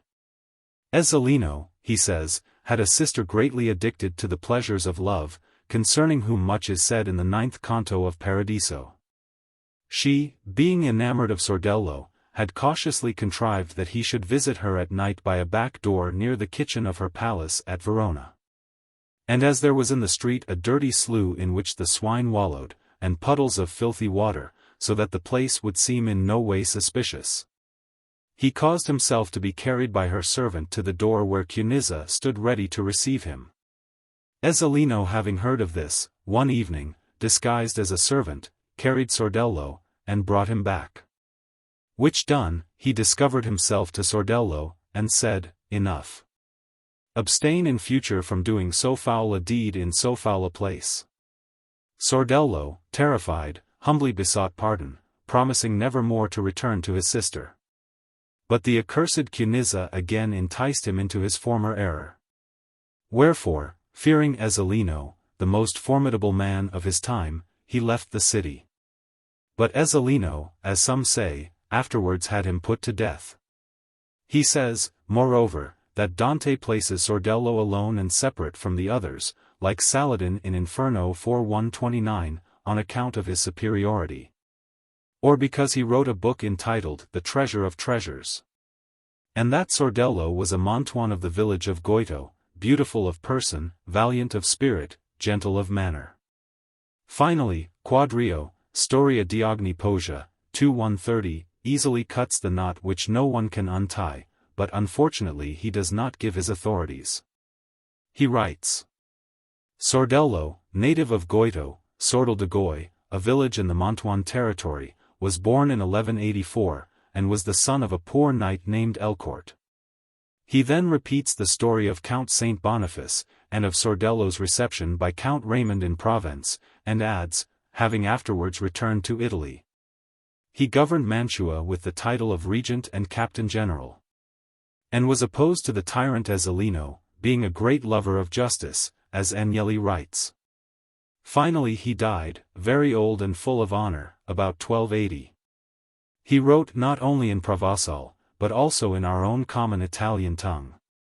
And he was one of those poets who avoided the dialect of his own province, and used the good, choice language, as Dante affirms in his book of Vulgar Eloquenza. If the reader is not already sufficiently confused, he can easily become so by turning to Tiraboschi, Storia della Let. Ital. For 360, where he will find the matter thoroughly discussed, in 16 solid pages, by the patient librarian of Medina, who finally gives up in despair and calls on the Royal Academy for help. But that were overbold. Who would has heard Sordello's story told? Right arrow curving left. Before Dante's time Fra Gittone had said, in his famous letter to the Florentines. O Queen of cities, Court of justice, School of wisdom, Mirror of life, and mold of manners. Whose sons were kings, reigning in every land, or were above all others, who art no longer queen but servant, oppressed and subject to tribute. No longer court of justice, but cave of robbers, and school of all folly and madness, mirror of death and mold of felony, whose great strength is stripped and broken. Whose beautiful face is covered with foulness and shame. Whose sons are no longer kings but vile and wretched servants, held, wherever they go, in opprobrium and derision by others. See also Petrarca, Canzoni 16, Lady Dacre's tr. Beginning. O my own Italy! Though words are vain, the mortal wounds to close, unnumbered, that thy beauteous bosom stain, yet may it soothe my pain, to sigh for the Tiber's woes, and Arno's wrongs, as on Poe's saddened shore. Sorrowing I wander and my numbers pour. And Philokaja's sonnet. Italy! Italy! Thou who art doomed to wear the fatal gift of beauty, and possess the dower funest of infinite wretchedness, written upon thy forehead by despair. Ah! Would that thou wert stronger, or less fair, that they might fear thee more, or love thee less, who in the splendor of thy loveliness seem wasting, yet to mortal combat dare. Then from the Alps I should not see descending such torrents of armed men, nor Gallic horde, drinking the wave of disdained with gore. Nor should I see thee girded with a sword, not thine, and with the stranger's arm contending, victor or vanquished, slave forevermore. Right arrow curving left. Gibbon, Decline and Fall, CHXLIV, says. The vain titles of the victories of Justinian are crumbled into dust. But the name of the legislator is inscribed on a fair and everlasting monument. Under his reign, and by his care, the civil jurisprudence was digested in the immortal works of the Code, the Pandects, and the Institutes. The public reason of the Romans has been silently or studiously transfused into the domestic institutions of Europe. And the laws of Justinian still command the respect or obedience of independent nations. Wise or fortunate is the prince who connects his own reputation with the honor and interest of a perpetual order of men. Right arrow curving left. Luke 12:17. Render to Caesar the things that are Caesar's, and to God the things that are God's. And in the vision of Piers Plowman, 563. Redite Caesari, quot God. That Caesari bifaleth. Edque sunt de Deo. Or Ellis ye don isle. Right arrow curving left. Albert, son of the Emperor Rudolph, was the second of the House of Habsburg who bore the title of King of the Romans. He was elected in 1298, but never went to Italy to be crowned. He came to an untimely and violent death, by the hand of his nephew John, in 1308. This is the judgment of heaven to which Dante alludes. His successor was Henry of Luxembourg, Dante's divine and triumphant Henry, who, in 1311, was crowned at Milan with the Iron Crown of Lombardy Illinois Sacro Chiodo, as it is sometimes called. From the plate of iron with which the crown is lined, being, according to tradition, made from a nail of the cross. In 1312, he was again crowned with the Golden Crown at Rome, and died in the following year. But the end of his career drew on, says Milman, History of Latin Christianity, 6-520. He had now advanced, at the head of an army which his enemies dared not meet in the field, towards Siena. He rode still, seemingly in full vigor and activity. But the fatal air of Rome had smitten his strength. A carbuncle had formed under his knee, injudicious remedies inflamed his vitiated blood. He died at Buonconvento, in the midst of his awestruck army, on the festival of Saint Bartholomew. Rumors of foul practice, of course, spread abroad. A Dominican monk was said to have administered poison in the sacrament, which he received with profound devotion. His body was carried in sad state, and splendidly interred at Pisa. So closed that empire, in which, if the more factious and vulgar Ghibellines beheld their restoration to their native city, their triumph, their revenge, their sole administration of public affairs, the nobler Ghibellinism of Dante foresaw the establishment of a great universal monarchy necessary to the peace and civilization of mankind. The ideal sovereign of Dante's famous treatise on monarchy was Henry of Luxembourg. Neither Dante nor his time can be understood but through this treatise. The attempt of the Pope to raise himself to a great pontifical monarchy had manifestly ignominiously failed. The Ghibelline is neither amazed nor distressed at this event. It is now the turn of the imperialist to unfold his noble vision. An universal monarchy is absolutely necessary for the welfare of the world. And this is part of his singular reasoning. Peace, says the weary exile, the man worn out in cruel strife, the wanderer from city to city. Each of those cities more fiercely torn by faction than the last, universal peace is the first blessing of mankind. The angels sang, not riches or pleasures, but peace on earth, peace the Lord bequeathed to his disciples. For peace one must rule. Mankind is most like God when at unity, for God is one.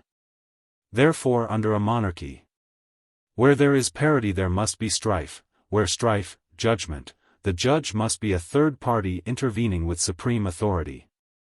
Without monarchy can be no justice, nor even liberty, for Dante's monarch is no arbitrary despot, but a constitutional sovereign. He is the Roman law impersonated in the emperor.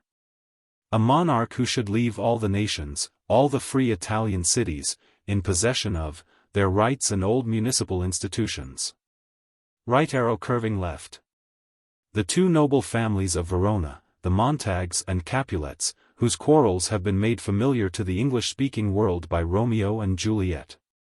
3 civil brawls. Bred of an airy word. By thee, old Capulet and Montague, have thrice disturbed the quiet of our streets, and made Verona's ancient citizens, cast by their grave beseeming ornaments, to wield old partisans, in hands as old, cankered with peace, to part your cankered hate. Right arrow curving left. Families of Orvieto. Right arrow curving left.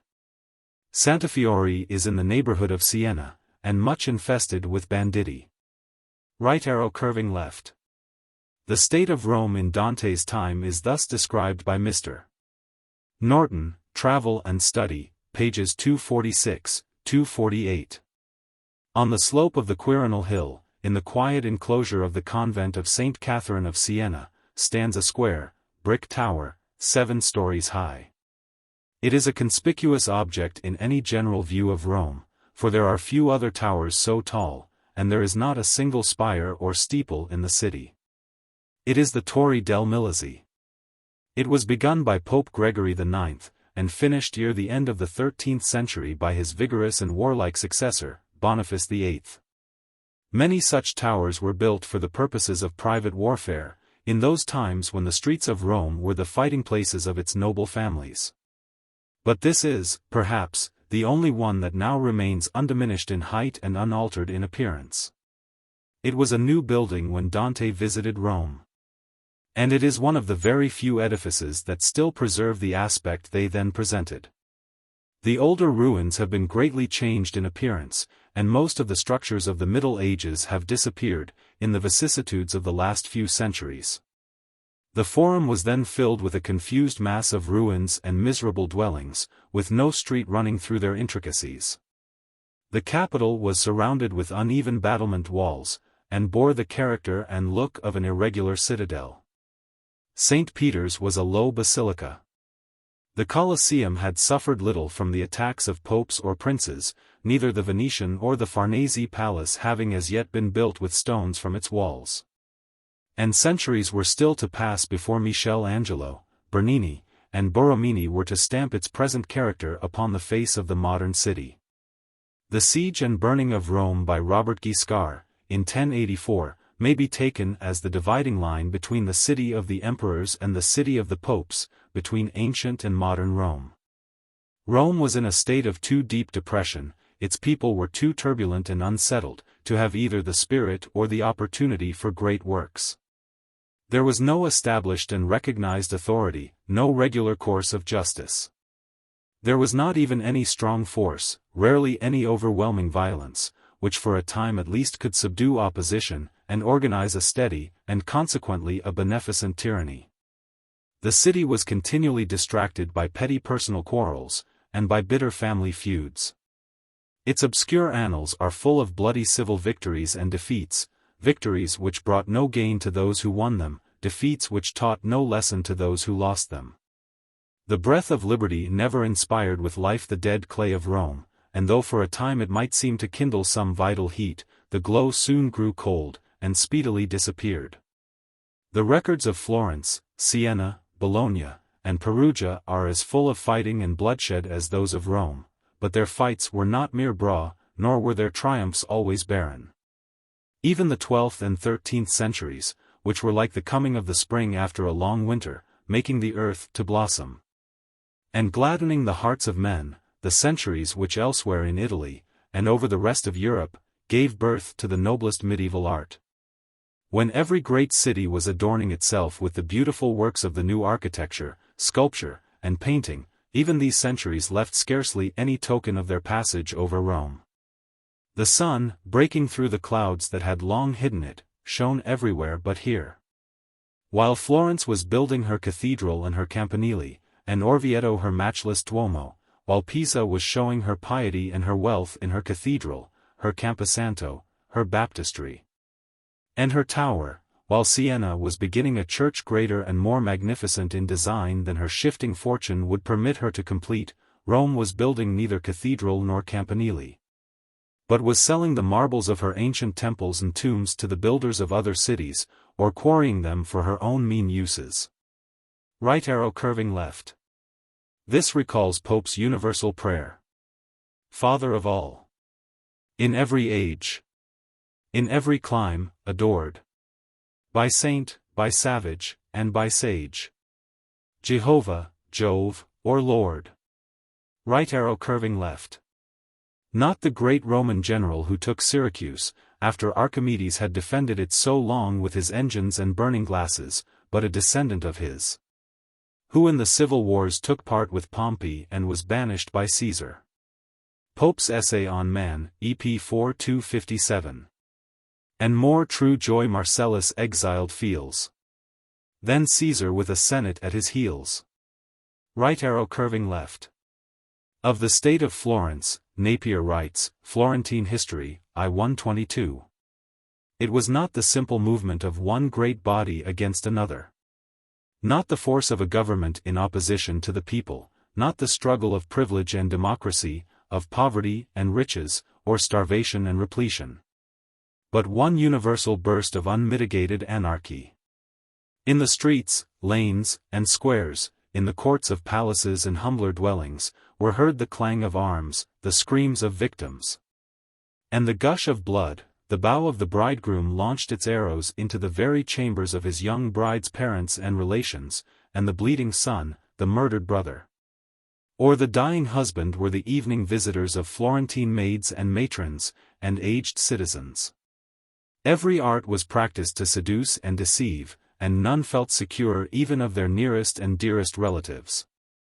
In the morning a son left his paternal roof with undiminished love, and returned at evening a corpse, or the most bitter enemy. Terror and death were triumphant. There was no relaxation, no peace by day or night, the crash of the stone, the twang of the bow, the whizzing shaft, the jar of the trembling mangonel from tower and turret, were the dismal music of Florence, not only for hours and days, but months and years. Doors, windows, the jutting galleries and roofs, were all defended, and yet all unsafe. No spot was sacred, no tenement secure, in the dead of night, the most secret chambers, the very hangings.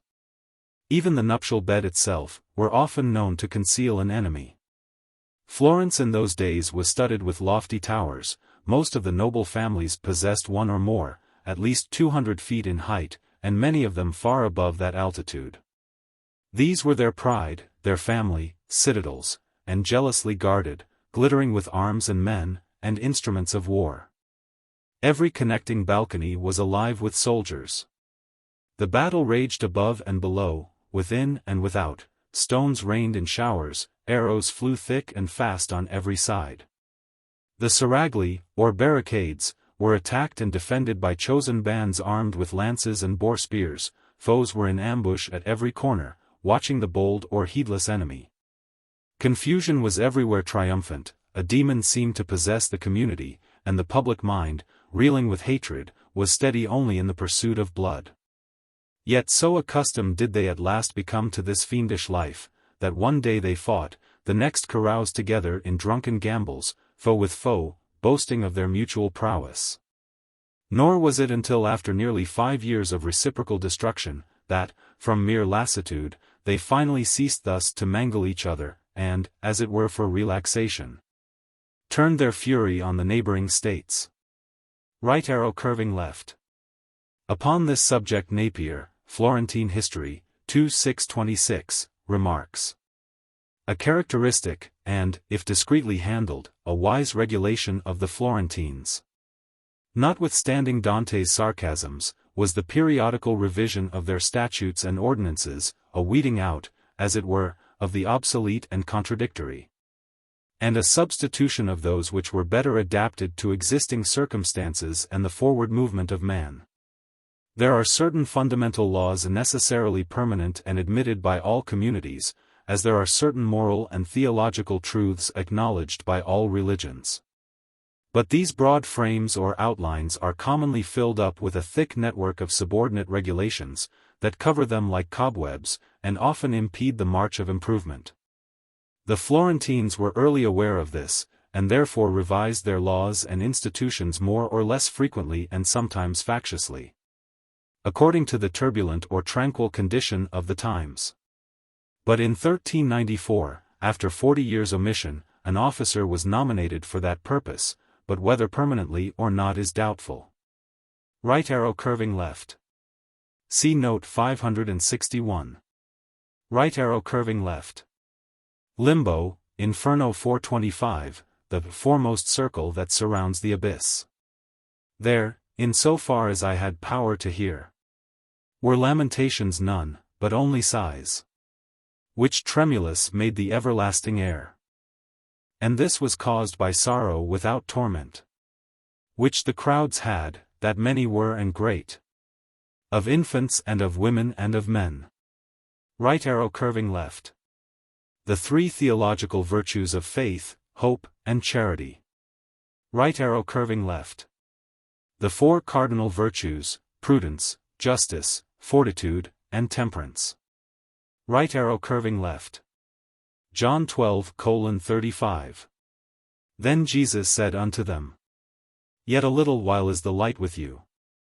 Walk while ye have the light, lest darkness come upon you, for he that walketh in darkness knoweth not whither he goeth.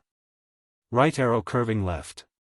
In the Middle Ages the longing for rest and escape from danger, which found its expression in cloisters, is expressed in poetry by descriptions of flowery, secluded meadows, suggesting the classic meadows of asphodel. Dante has given one already in the Inferno, and gives another here. Compare with these the following from the Miracles of Our Lady, by Gonzalo de Bercio, a monk of Calahorra, who lived in the 13th century, and is the oldest of the Castilian poets whose name has come down to us. I, Gonzalo de Bercio, in the gentle summer tide, wending upon a pilgrimage, came to a meadow's side. All green was it and beautiful, with flowers far and wide. A pleasant spot, I ween, wherein the traveller might abide. Flowers with the sweetest odors filled all the sunny air, and not alone refreshed the sense, but stole the mind from care. On every side a fountain gushed, whose waters pure and fair, ice cold beneath the summer sun, but warm in winter were. There on the thick and shadowy trees, amid the foliage green, were the fig and the pomegranate, the pear and apple seen, and other fruits of various kinds, the tufted leaves between. None were unpleasant to the taste and none decayed, I ween. The verdure of the meadow green, the odor of the flowers, the grateful shadows of the trees, tempered with fragrant showers, refreshed me in the burning heat of the sultry noontide hours. Oh, one might live upon the balm and fragrance of those bowers. Ne'er had I found on earth a spot that had such power to please. Such shadows from the summer sun, such odors on the breeze. I threw my mantle on the ground, that I might rest at ease, and stretched upon the greensward lay in the shadow of the trees. There, soft reclining in the shade, all cares beside me flung, I heard the soft and mellow notes that through the woodland rung. Ear never listened to a strain, from instrument or tongue, so mellow and harmonious as the songs above me sung. See also Brunetto Latini, Tesoretto, 19, The Vision of Piers Plowman. Gower's Confessio Amantes, 8, etc. Right arrow curving left. Of this description Ruskin, Modern Painters, 3:228, remarks. Now, almost in the opening of the Purgatory, as there at the entrance of the Inferno, we find a company of great ones resting in a grassy place. But the idea of the grass now is very different. The word now used is not enamel, but herb, and instead of being merely green, it is covered with flowers of many colors. With the usual medieval accuracy, Dante insists on telling us precisely what these colors were, and how bright. Which he does by naming the actual pigments used in illumination: gold, and fine silver, and cochineal, and white lead, and Indian wood, serene and lucid, and fresh emerald, just broken. Would have been excelled, as less is by greater, by the flowers and grass of the place. It is evident that the emerald here means the emerald green of the illuminators, for a fresh emerald is no brighter than one which is not fresh, and Dante was not one to throw away his words thus. Observe, then, we have here the idea of the growth, life, and variegation of the green herb, as opposed to the smalto of the Inferno. But the colors of the variegation are illustrated and defined by the reference to actual pigments, and, observe, because the other colors are rather bright, the blue ground, Indian wood, indigo, is sober, lucid, but serene. And presently 2 angels enter, who are dressed in the green drapery, but of a paler green than the grass, which Dante marks, by telling us that it was the green of leaves just budded. In all this, I wish the reader to observe 2 things. First, the general carefulness of the poet in defining color, distinguishing it precisely as a painter would, opposed to the Greek carelessness about it. And, secondly, his regarding the grass for its greenness and variegation, rather than, as a Greek would have done, for its depth and freshness. This greenness or brightness, and variegation, are taken up by later and modern poets, as the things intended to be chiefly expressed by the word enameled. And, gradually, the term is taken to indicate any kind of bright and interchangeable coloring. There being always this much of propriety about it, when used of greensward, that such sward is indeed, like enamel, a coat of bright color on a comparatively dark ground. And is thus a sort of natural jewelry in painter's work, different from loose and large vegetation. The word is often awkwardly and falsely used, by the later poets, of all kinds of growth and color, as by Milton of the flowers of paradise showing themselves over its wall. But it retains, nevertheless, through all its jaded inanity, some half-unconscious vestige of the old sense, even to the present day. Right arrow curving left. The old church hymn attributed to Arminius or Hermann, Count of Varingen, in the 11th century, beginning Salve Regina, Mater Misericordiae. Vita. Dulcedo et spas nostra, salve. Right arrow curving left. Rudolph of Habsburg, first emperor of the House of Austria, was crowned at Aix-la-Chapelle in 1273. It is related, says Voltaire, Annals de l'Empire, I 303, that, as the imperial sword, which they pretended was that of Charlemagne, could not be found. Several lords made this defect in the formalities a pretext for not taking the oath of allegiance. He seized a crucifix, "This is my scepter," he said, and all paid homage to him. This single act of firmness made him respectable, and the rest of his conduct showed him to be worthy of the empire. He would not go to Rome to be crowned, and took so little interest in Italian affairs, that Italy became almost independent of the empire, which seems greatly to disturb the mind of Dante. He died in 1291. Right arrow curving left. Ottokar II, King of Bohemia, who is said to have refused the imperial crown. He likewise refused to pay homage to Rudolph, whom he used to call his maître d'hôtel, declaring he had paid his wages and owed him nothing. Whereupon Rudolph attacked and subdued him. According to Voltaire, Annals de l'Empire, I 306, he consented to pay homage to the emperor as his liege lord, in the island of Camberg in the middle of the Danube, under a tent whose curtains should be closed to spare him public mortification.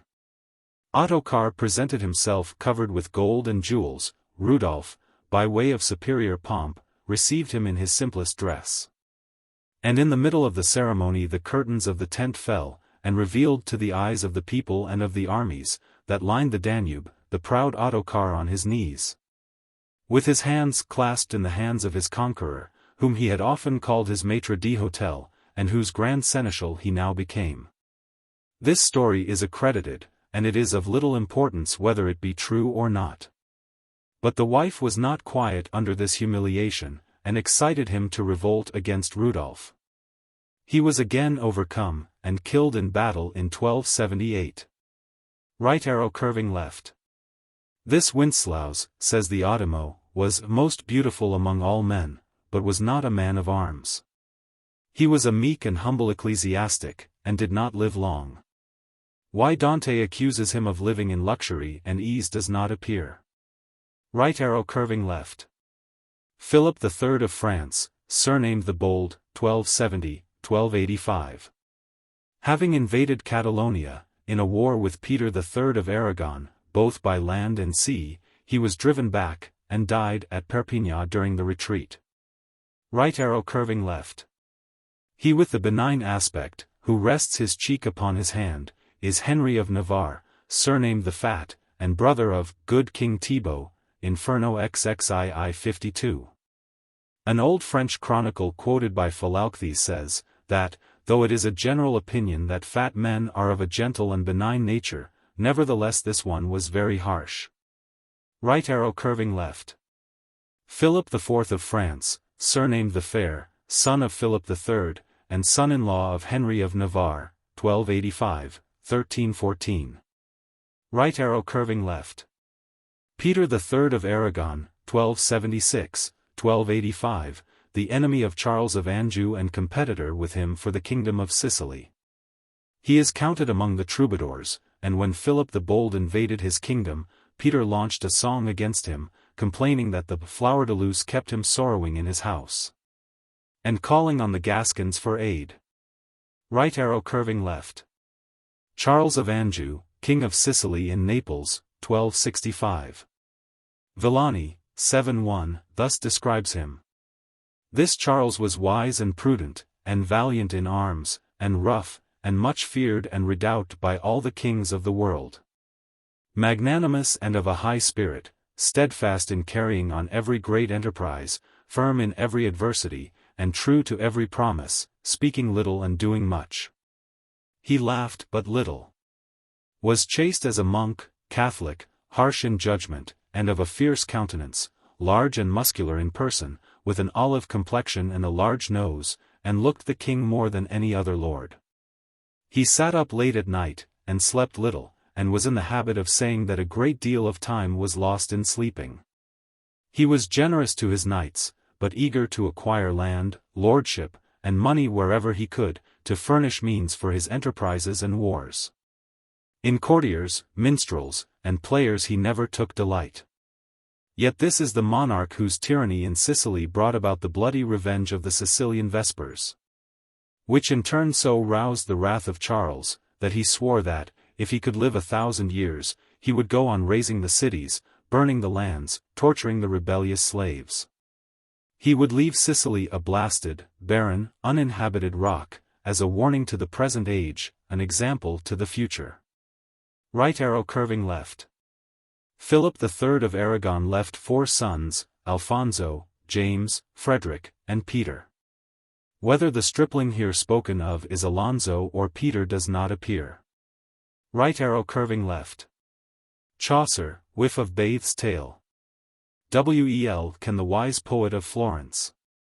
That hight Dante, speaking of this sentence. Lo, in swich manner rhyme is Dante's tale. Full seld upriseth by his branches smale. Prowess of man. For God of his goodness. Wool that we claim of him our gentilesse. For of our elders may we nothing claim. But temporel thing, that man may hurt and maim. Right arrow curving left. It must be remembered that these two who are singing together in this valley of princes were deadly foes on earth. And one had challenged the other to determine their quarrel by single combat. The wager of battle between the kings, says Milman, History of Latin Christianity, 6-168, which maintained its solemn dignity up almost to the appointed time, ended in a pitiful comedy, in which Charles of Anjou had the ignominy of practicing base and disloyal designs against his adversary. Peter, that of eluding the contest by craft, justifiable only as his mistrust of his adversary was well or ill-grounded, but much too cunning for a frank and generous knight. He had embarked with his knights for the south of France. He was cast back by tempests on the shores of Spain. He set off with some of his armed companions, crossed the Pyrenees undiscovered, appeared before the gates of Bordeaux, and summoned the English seneschal.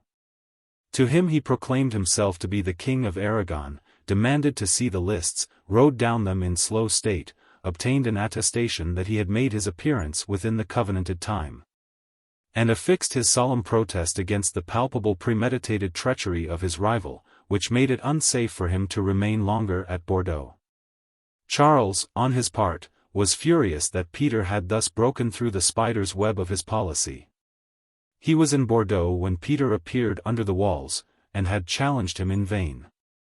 Charles presented himself in full armor on the appointed day, summoned Peter to appear, proclaimed him a recreant and a dastardly craven, unworthy of the name of knight. Charles of Anjou, Peter III of Aragon, and Philip III of France, all died in the same year, 1285. Right arrow curving left. These kingdoms being badly governed by his son and successor, Charles II, called the Lame. Right arrow curving left. Daughters of Raymond Berenger V, Count of Provence, the first married to St. Louis of France, and the second to his brother, Charles of Anjou. Right arrow curving left. Constance, daughter of Manfredi of Apulia, and wife of Peter III of Aragon. Right arrow curving left. Henry III, 1216-1272, of whom Hume says, "This prince was noted for his piety and devotion, and his regular attendance on public worship." And a saying of his on that head is much celebrated by ancient writers. He was engaged in a dispute with Louis IX of France, concerning the preference between sermons and masses.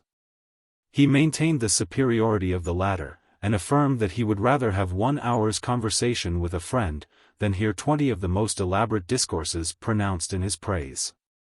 Dickens, Child's History of England, ch. 15, says of him, "He was as much of a king in death as he had ever been in life. He was the mere pale shadow of a king at all times." His better issue was Edward I, called, on account of his amendment and establishment of the laws, the English Justinian, and less respectfully Longshanks. On account of the length of his legs. His legs had need to be strong, says the authority just quoted, however long, and this they were. For they had to support him through many difficulties on the fiery sands of Syria, where his small force of soldiers fainted, died, deserted, and seemed to melt away. But his prowess made light of it, and he said, "I will go on, if I go on with no other follower than my groom." Right arrow curving left. The Marquis of Monferrato, a Ghibelline, was taken prisoner by the people of Alessandria in Piedmont, in 1290, and, being shut up in a wooden cage, was exhibited to the public like a wild beast. This he endured for 18 months, till death released him. A bloody war was the consequence between Alessandria and the Marquise provinces of Monferrato and Canavese. Right arrow curving left. The city of Alessandria is in Piedmont, between the Tenero and the Bormida, and not far from their junction. It was built by the Lombard League, to protect the country against the Emperor Frederick, and named in honor of Pope Alexander III, a protector of the Guelphs. It is said to have been built in a single year, and was called in derision, by the Ghibellines, Alessandria della Paglia, of the straw. Either from the straw used in the bricks, or more probably from the supposed insecurity of a city built in so short a space of time. Right arrow curving left. Apollonius Rhodius, Argonautica, 3302. It was the hour when every traveler, and every watchman at the gate of towns, begins to long for sleep. And drowsiness is falling even on the mother's eyes, whose child is dead. Also Byron, Don Juan, 3108. Soft hour, which wakes the wish and melts the heart of those who sail the seas, on the first day, when they from their sweet friends are torn apart, or fills with love the pilgrim on his way, as the far bell of vesper makes him start, seeming to weep the dying day's decay. Is this a fancy which our reason scorns? Ah! Surely nothing dies but something mourns. Right arrow curving left. The word pilgrim is here used by Dante in a general sense, meaning any traveler. Right arrow curving left. Gray, Elegy. The curfew tolls the knell of parting day. Right arrow curving left.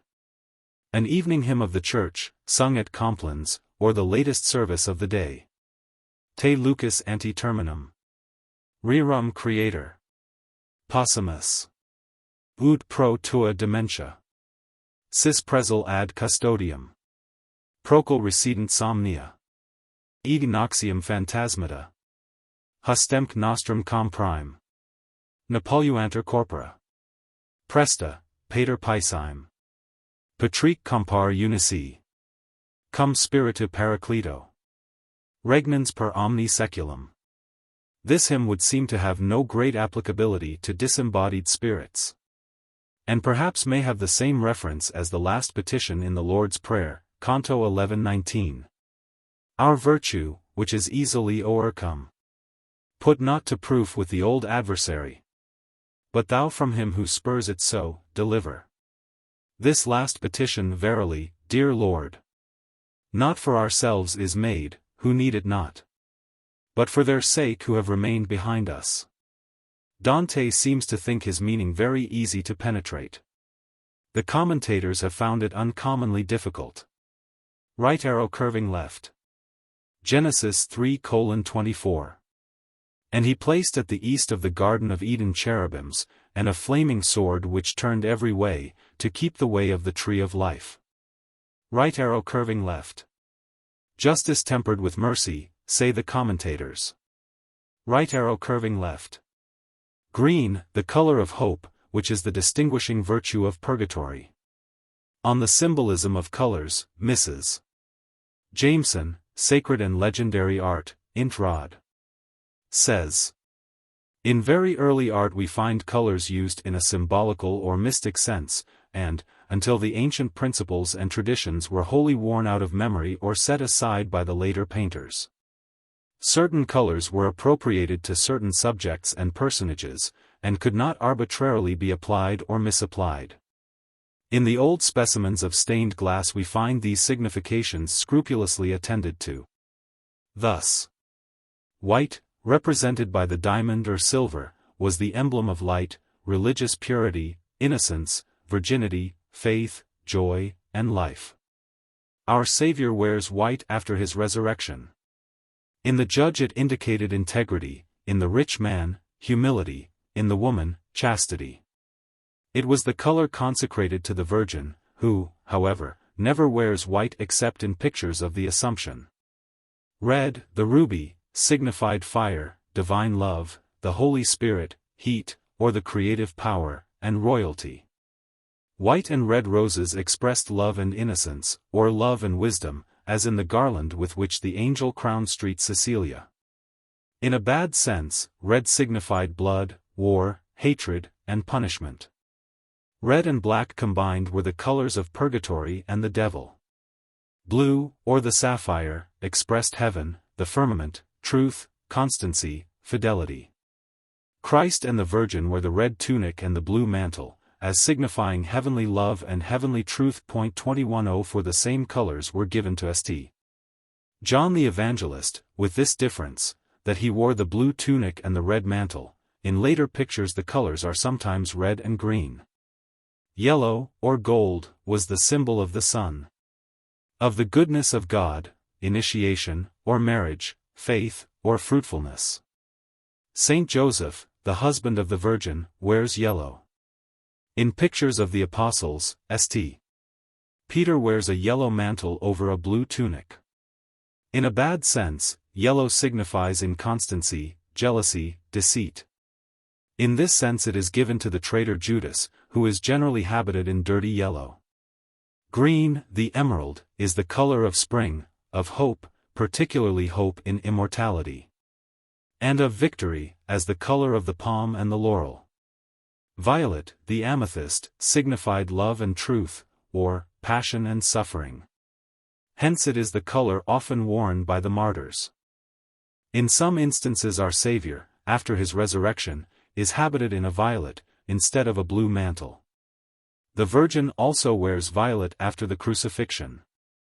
Mary Magdalene, who as patron saint wears the red robe, as penitent wears violet and blue, the colors of sorrow and of constancy.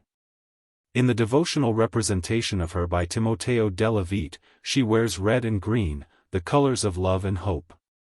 Gray, the color of ashes, signified mourning, humility, and innocence accused.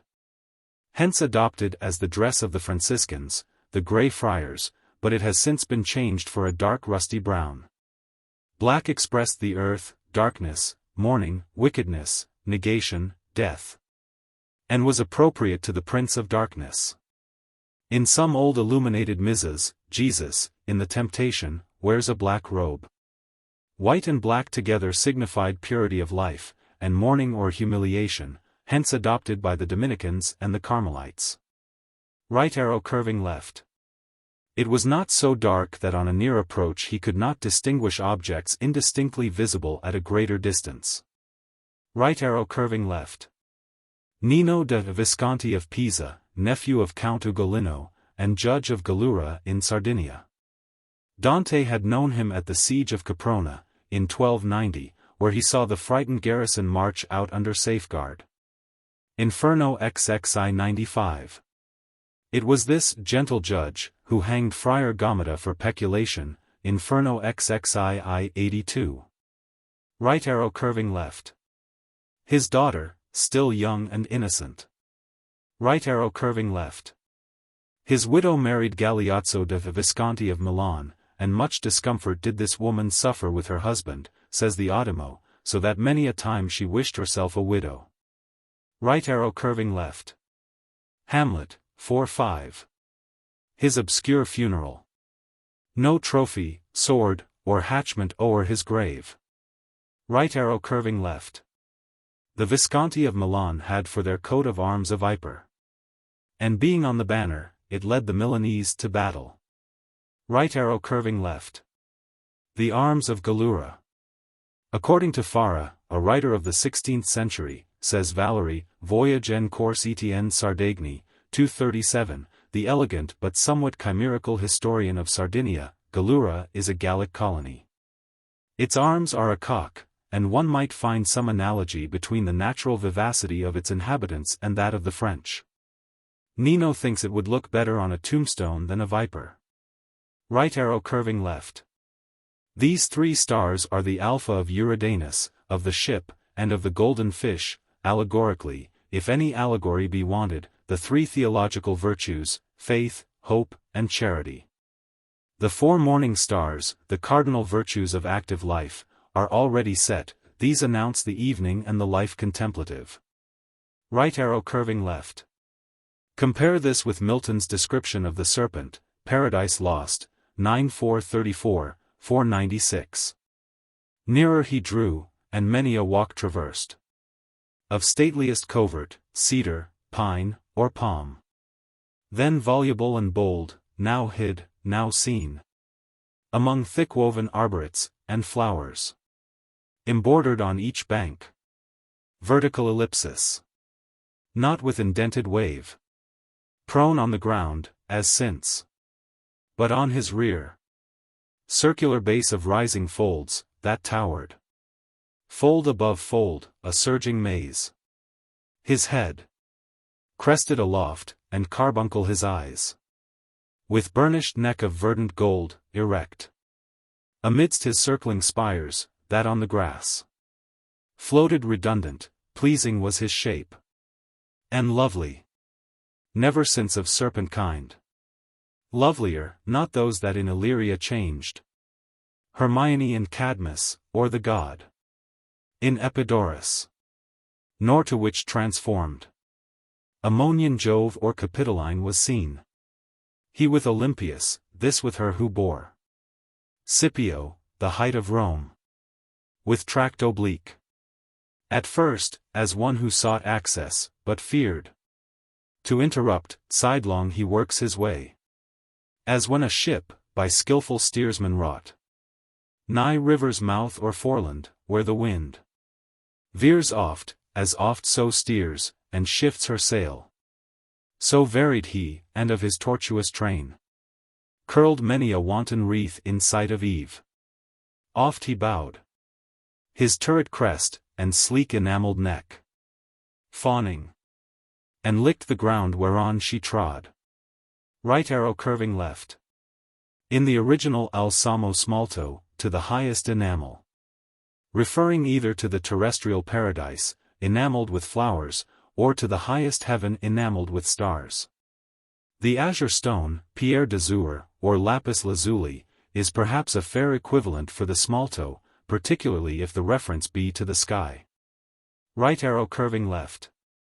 The valley in Lunigiana, through which runs the Magra, dividing the Genoese and Tuscan territories. Paradiso 989. The Magra, that with journey short, doth from the Tuscan part the Genoese. Right arrow curving left.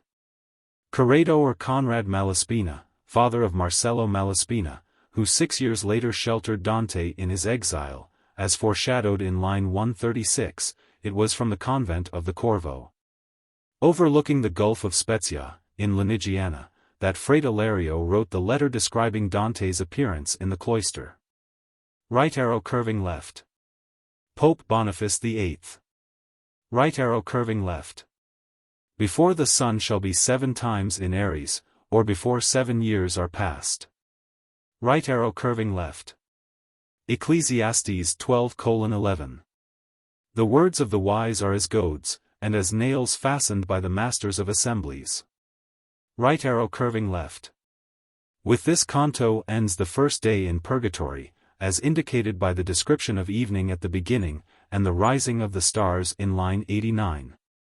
With it closes also the first subdivision of this part of the poem, indicated, as the reader will not fail to notice, by the elaborate introduction of the next canto.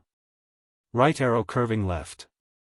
Dante begins this canto, says Benvenuto da Imola, by saying a thing that was never said or imagined by any other poet, which is, that the aurora of the moon is the concubine of Tithonus. Some maintain that he means the aurora of the sun, but this cannot be, if we closely examine the text. This point is elaborately discussed by the commentators. I agree with those who interpret the passage as referring to a lunar aurora. It is still evening, and the hour is indicated a few lines lower down.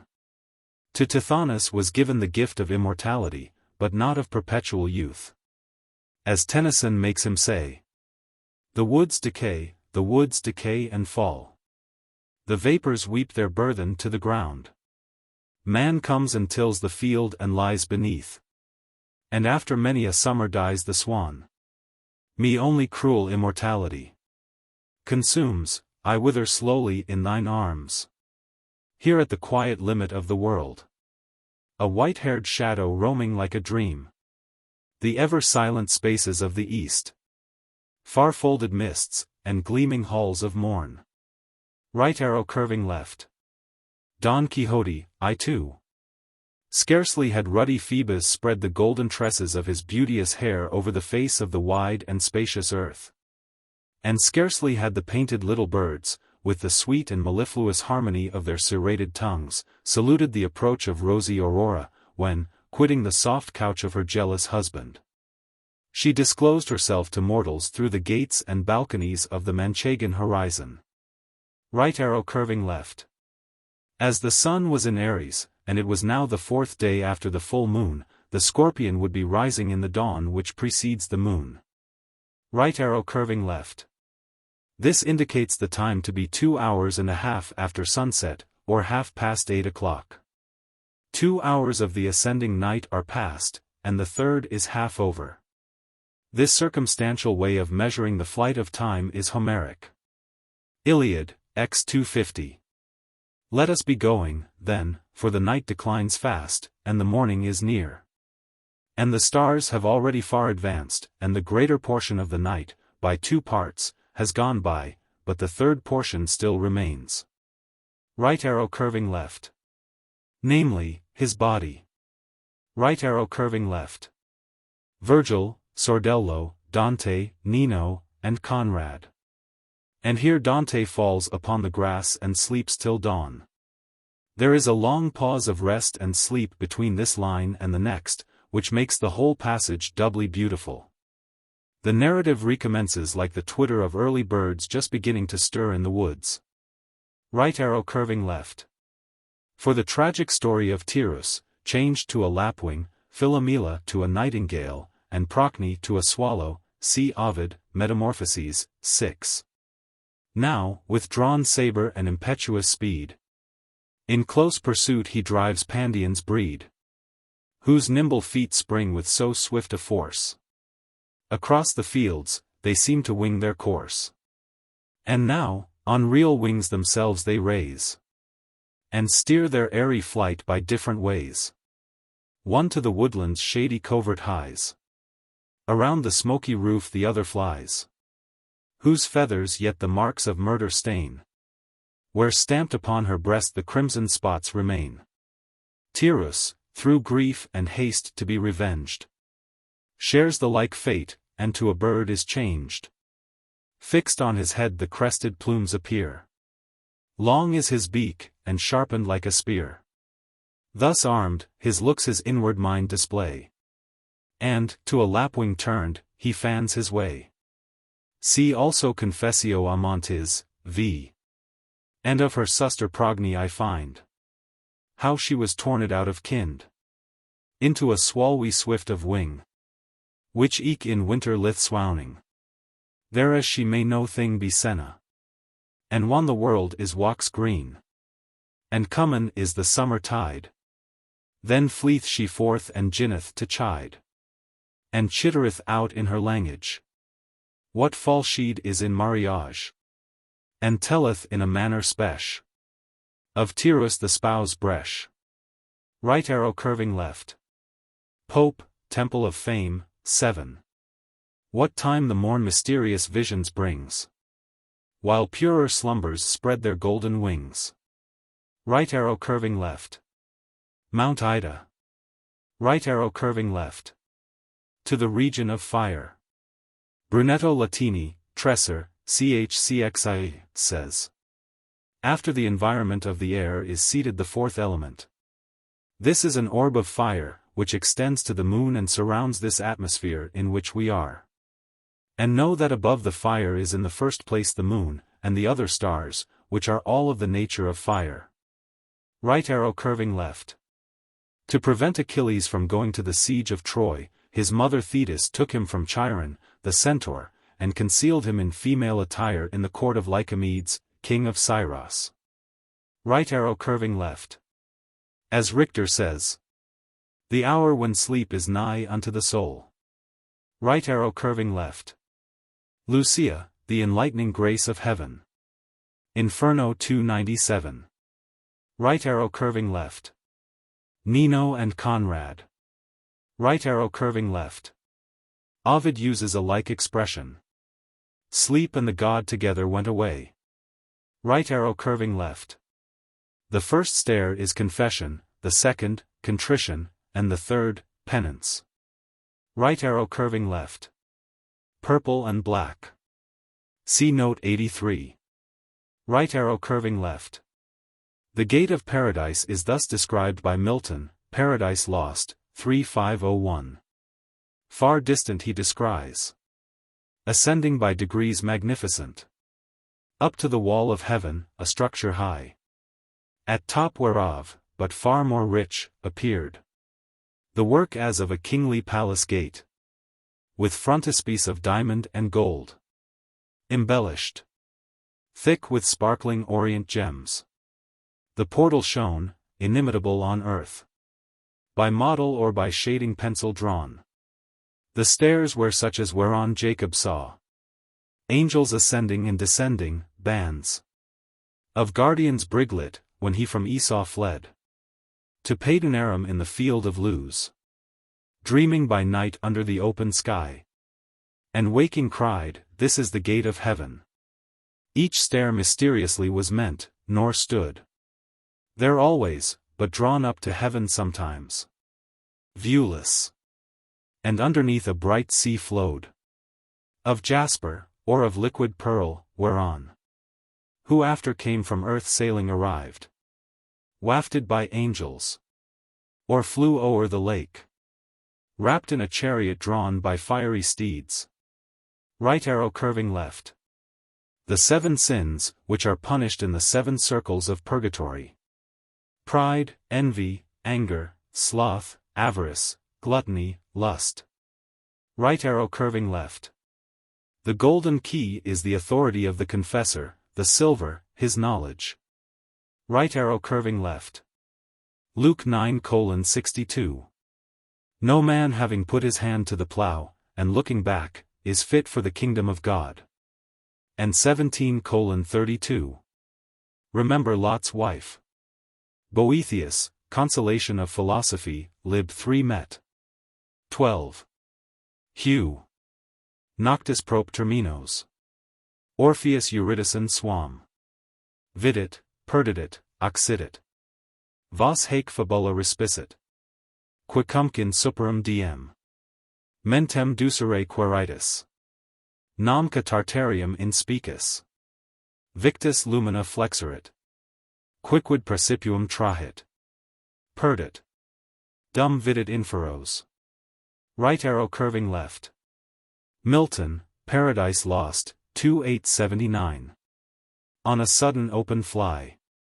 With impetuous recoil and jarring sound. The infernal doors, and on their hinges great. Harsh thunder. Right arrow curving left. When Caesar robbed the Roman treasury on the Tarpeian hill, the tribune Metellus strove to defend it. But Caesar, drawing his sword, said to him, "It is easier to do this than to say it." Lucan, Pharsalia, 3. The tribune with unwilling steps withdrew. While impious hands the rude assault renew. The brazen gates with thundering strokes resound. And the Tarpeian mountain rings around. At length the sacred storehouse, open laid. The hoarded wealth of ages past displayed. There might be seen the sums proud Carthage sent. Her long impending ruin to prevent. There heaped the Macedonian treasures shone. What great Flaminius and Emilius won. From vanquished Philip and his hapless son. There lay, what flying Pyrrhus lost, the gold. Scorned by the patriots' honesty of old. Whatever our parsimonious sires could save. What tributary gifts rich Syria gave. The 100 Cretan cities ample spoil. What Cato gathered from the Cyprian isle. Riches of captive kings by Pompey borne. In happier days, his triumph to adorn. From utmost India and the rising morn. Wealth infinite, in one rapacious day. Became the needy soldier's lawless prey. And wretched Rome, by robbery laid low. Was poorer than the bankrupt Caesar now. Right arrow curving left. The hymn of St. Ambrose, universally known in the churches as the Te Deum. Right arrow curving left. Thomson, hymn. In swarming cities vast. Assembled men to the deep organ join. The long resounding voice, oft breaking clear. At solemn pauses through the swelling bass. And, as each mingling flame increases each. In one united ardor rise to heaven. Right arrow curving left. In this canto is described the first circle of purgatory, where the sin of pride is punished. Right arrow curving left. It being now Easter Monday, and the 4th day after the full moon, the hour here indicated would be 4 hours after sunrise. And as the sun was more than 2 hours high when Dante found himself at the gate of Purgatory, Canto 9:44, he was an hour and a half in this needle's eye. Right arrow curving left. Which was so steep as to allow of no ascent, dritto di salita being used in the sense of right of way. Right arrow curving left. Polycletus, the celebrated Grecian sculptor, among whose works one, representing the bodyguard of the king of Persia, acquired such fame for excellence as to be called the Rule. Right arrow curving left. With this description of the sculptures on the wall of Purgatory compare that of the shield which Vulcan made for Achilles, Iliad, 18:484, Buckley's tr.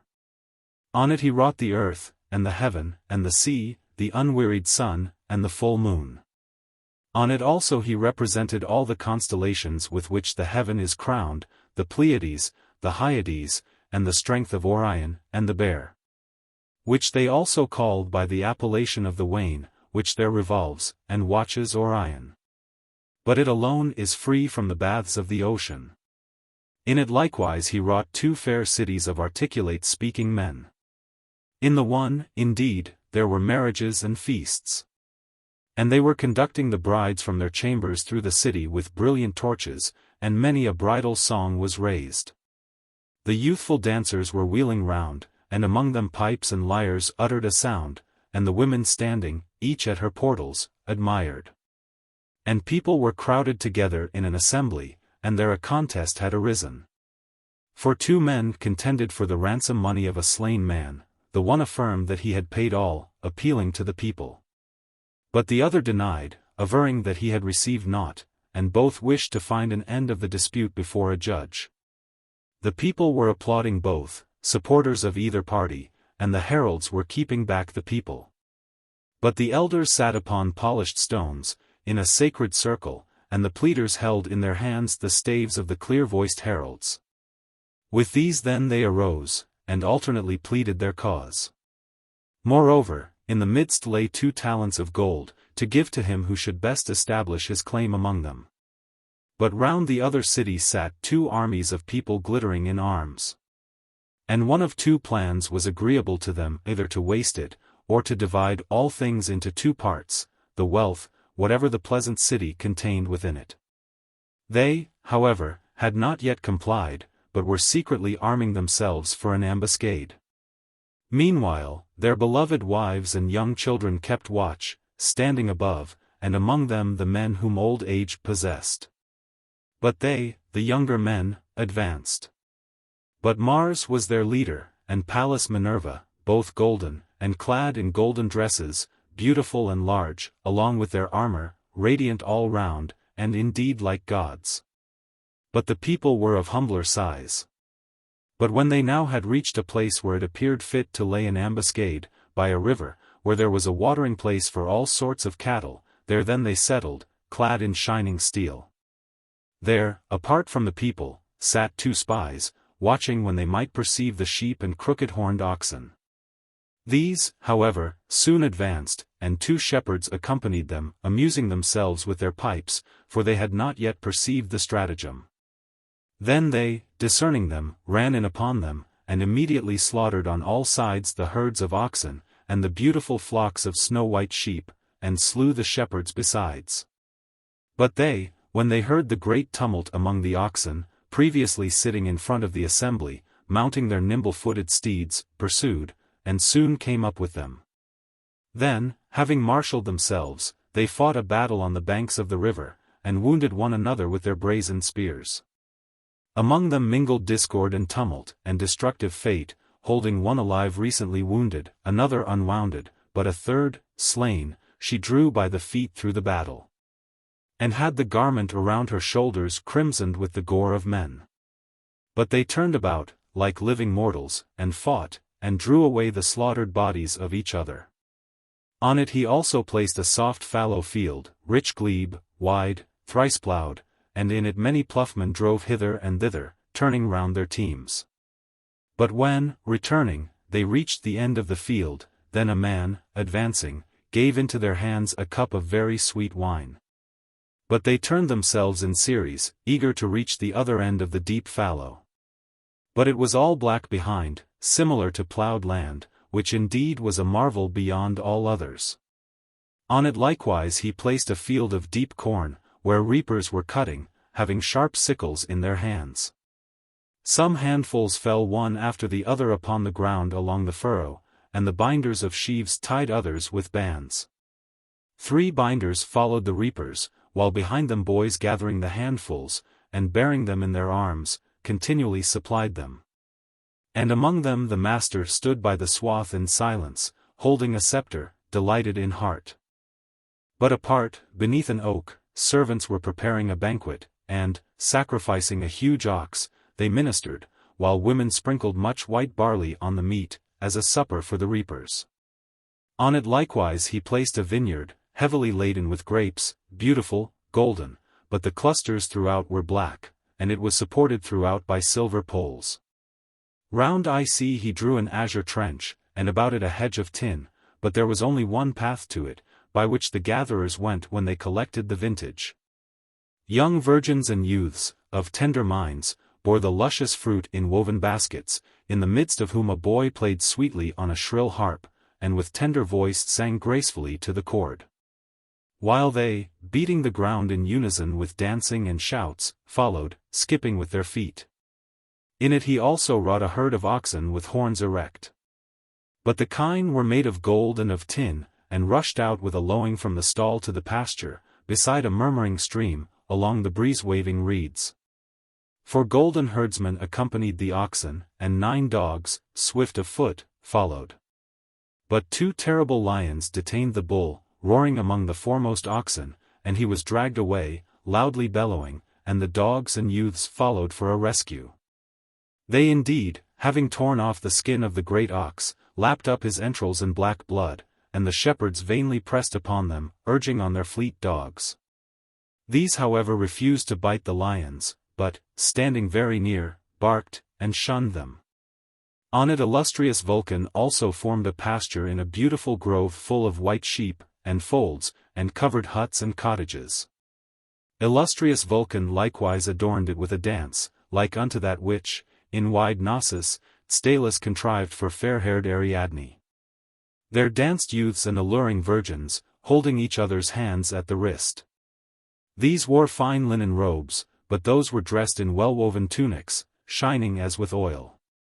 These also had beautiful garlands, and those wore golden swords, hanging from silver belts. Sometimes, with skilful feet, they nimbly bounded round. As when a potter, sitting, shall make trial of a will fitted to his hands, whether it will run, and at other times again they ran back to their places through one another. But a great crowd surrounded the pleasing dance, amusing themselves, and among them 2 tumblers, beginning their songs, spun round through the midst. But in it he also formed the vast strength of the river Oceanus, near the last border of the well-formed shield.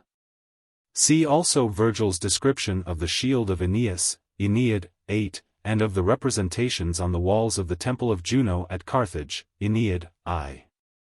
Also the description of the temple of Mars, in Statius, Thebaid, 7, and that of the tomb of the Persian queen in the Alexandrius of Philip Gualtier, noticed in Mr.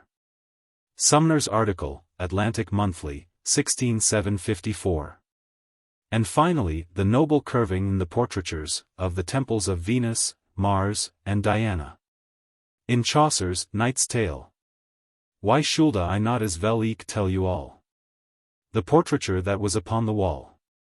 Within the temple of mighty Mars the reed? Vertical ellipsis. First on the wall was painted a forest, in which thcr wonkt nathkerman any best. With noddy, nari, Bahrain trees old, of stubs sharp, and huldaus to behold. In which there ran a romble and a swuff, as though a storm should bressen every bough. And, downward from an hill, under a bent, there stood the temple of Mars Armipotent, wrought all of burned steel, of which atre was lunge and strite, and ghastly for to see. And the rout came a rage and switch of ice, that it made all the gates for to rise. The northern light in at the door shone. For window, on the wall, any was there none. Third which men mighten any light discern. The door was all of athament etern. It clenched, over thwart and endalong, with uren tough. And, for to make it strong, every pilar the temple to sustain was tungret, of uren bright and schknee. There saw I, first, the dirk imagining of felony, and Allah the compassing. The cruel ire, red as any gleed. The pike purse, and eke the pale dreed. The smiler, with the nif under the cloak. The sheepen brenning, with the blake smoke. The tray son of the mordring in the bed. The open ware, with wounds all bebled. Contique, with bloody nif and sharp menace. All full of chirking was that sorry place. The sleer of himself, yet, saw I there. His hurt blood hath bathed all his here. The nail I driven in the showed enict. The cold death, with mouth gaping upright. Right arrow curving left. Luke 1:28. And the angel came in unto her and said, Hail, thou that art highly favored, the Lord is with thee. Right arrow curving left. Luke 1:38. And Mary said, Behold the handmaid of the Lord. Right arrow curving left. 2 Samuel 6:6, 7. And when they came to Nachon's threshing floor, Uzzah put forth his hand to the ark of God, and took hold of it. For the oxen shook it. And the anger of the Lord was kindled against Uzzah, and God smote him there for his error, and there he died by the ark of God. Right arrow curving left. 2 Samuel 6:14. And David danced before the Lord with all his might, and David was girded with a linen ephod. Right arrow curving left. 2 Samuel 6:16. And as the ark of the Lord came into the city of David, Michal, Saul's daughter, looked through a window and saw King David leaping and dancing before the Lord. And she despised him in her heart. Right arrow curving left. This story of Trajan is told in nearly the same words, though in prose, in the Fiori di Philosophi, a work attributed to Brunetto Latini. C. Nanucci, Manuale della letteratura del primo secolo, in 291, it may be found also in the Legenda Aurea, in the Cento Novelli Antiche, November 67, and in the Life of St. Gregory, by Paulus Diaconus. As told by Ser Brunetto, the story runs thus. Trajan was a very just emperor, and one day, having mounted his horse to go into battle with his cavalry, a woman came and seized him by the foot. And, weeping bitterly, asked him and besought him to do justice upon those who had without cause put to death her son, who was an upright young man. And he answered and said, I will give thee satisfaction when I return. And she said, And if thou dost not return? And he answered, If I do not return, my successor will give thee satisfaction. And she said, How do I know that? And suppose he do it, what is it to thee if another do good? Thou art my debtor, and according to thy deeds shalt thou be judged. It is a fraud for a man not to pay what he owes, the justice of another will not liberate thee, and it will be well for thy successor if he shall liberate himself. Moved by these words the emperor alighted, and did justice, and consoled the widow, and then mounted his horse, and went to battle, and routed his enemies. A long time afterwards St.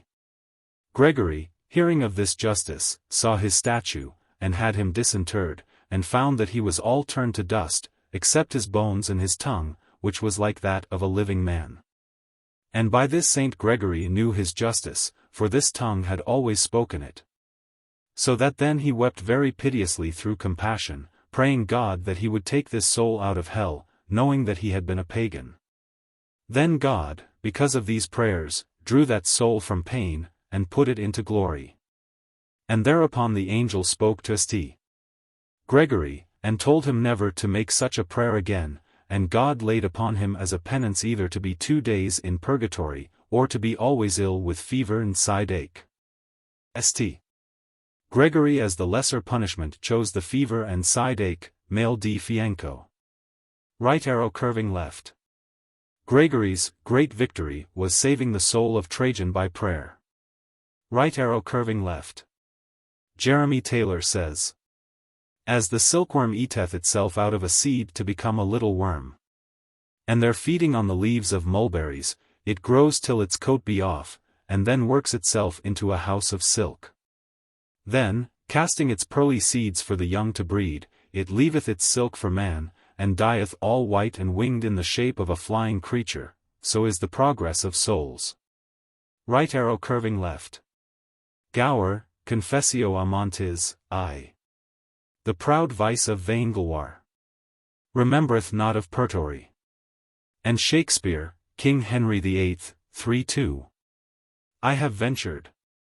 Like little wanton boys that swim on bladders. This many summers in a sea of glory. Right arrow curving left. The angels, the first creation or effects of the divine power. Right arrow curving left. Wisdom of Solomon 7:25. For she is the breath of the power of God, and a pure influence flowing from the glory of the Almighty. In the Vulgate, vapor est enim virtutis Dei. Right arrow curving left. See note 160. Right arrow curving left. Or Italian. The speaker is Umberto Aldobrandeschi, Count of Sant'Aliore, in the Maremma of Siena. The Counts of Santa Fiore were, and are, and almost always will be at war with the Sienese, says the Ottimo. In one of these wars Umberto was slain, at the village of Campagnatico. The author means, continues the same commentator, that he who cannot carry his head high should bow it down like a bulrush.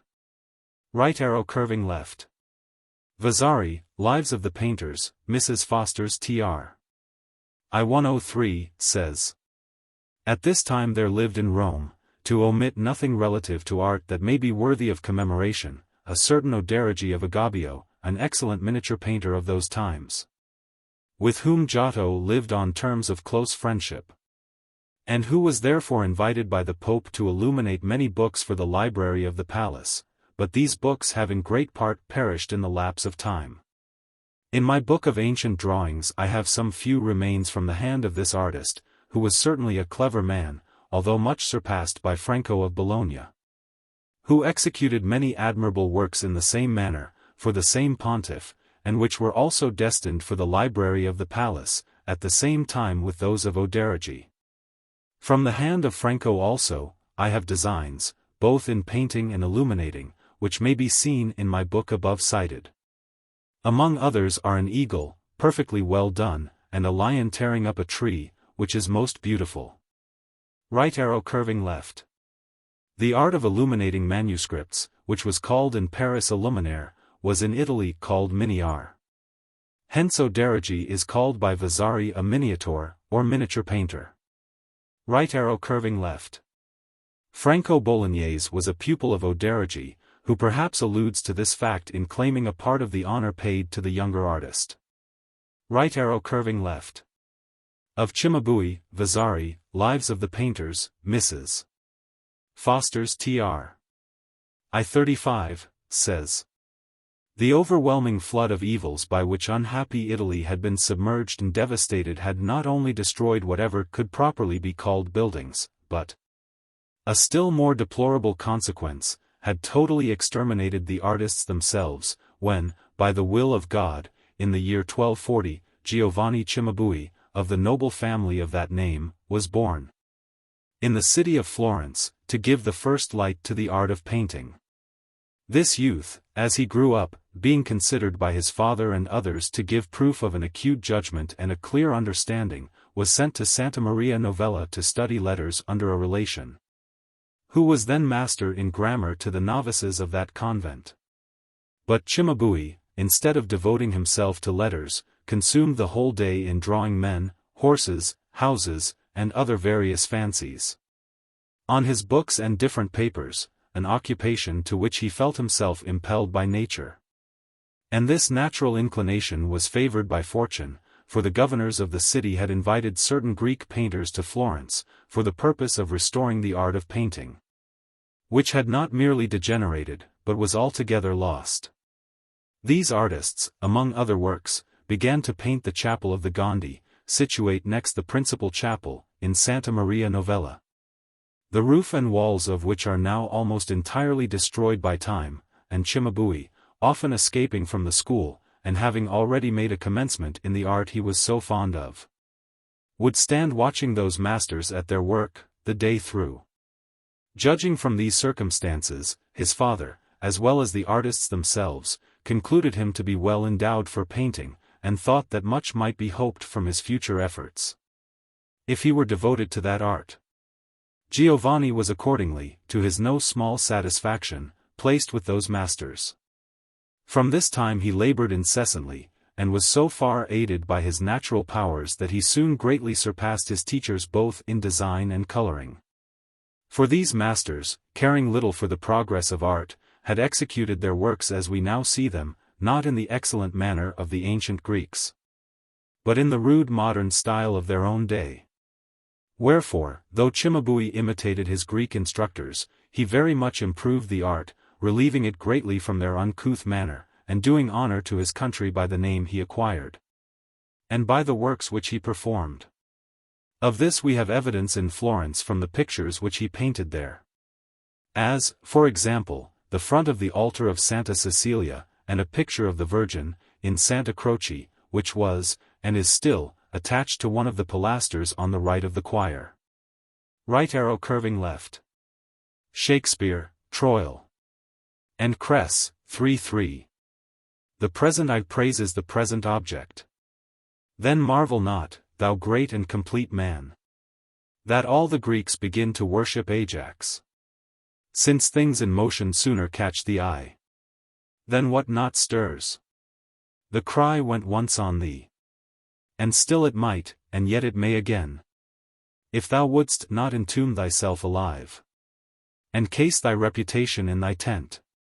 Cimabue died in 1300. His epitaph is credited ut Samabos picturi castra tenera. Sic tenuit vivens, nunc tenet astra pali. Vasari, Lives of the Painters, I-93.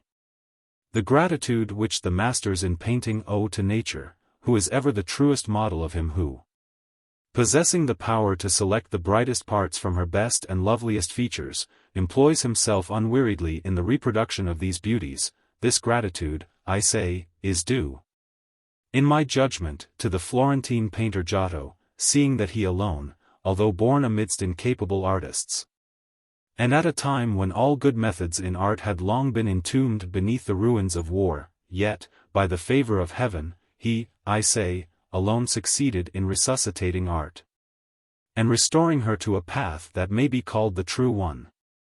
And it was in truth a great marvel, that from so rude and inapt an age Giotto should have had strength to elicit so much, that the art of design, of which the men of those days had little, if any knowledge, was by his means effectually recalled into life.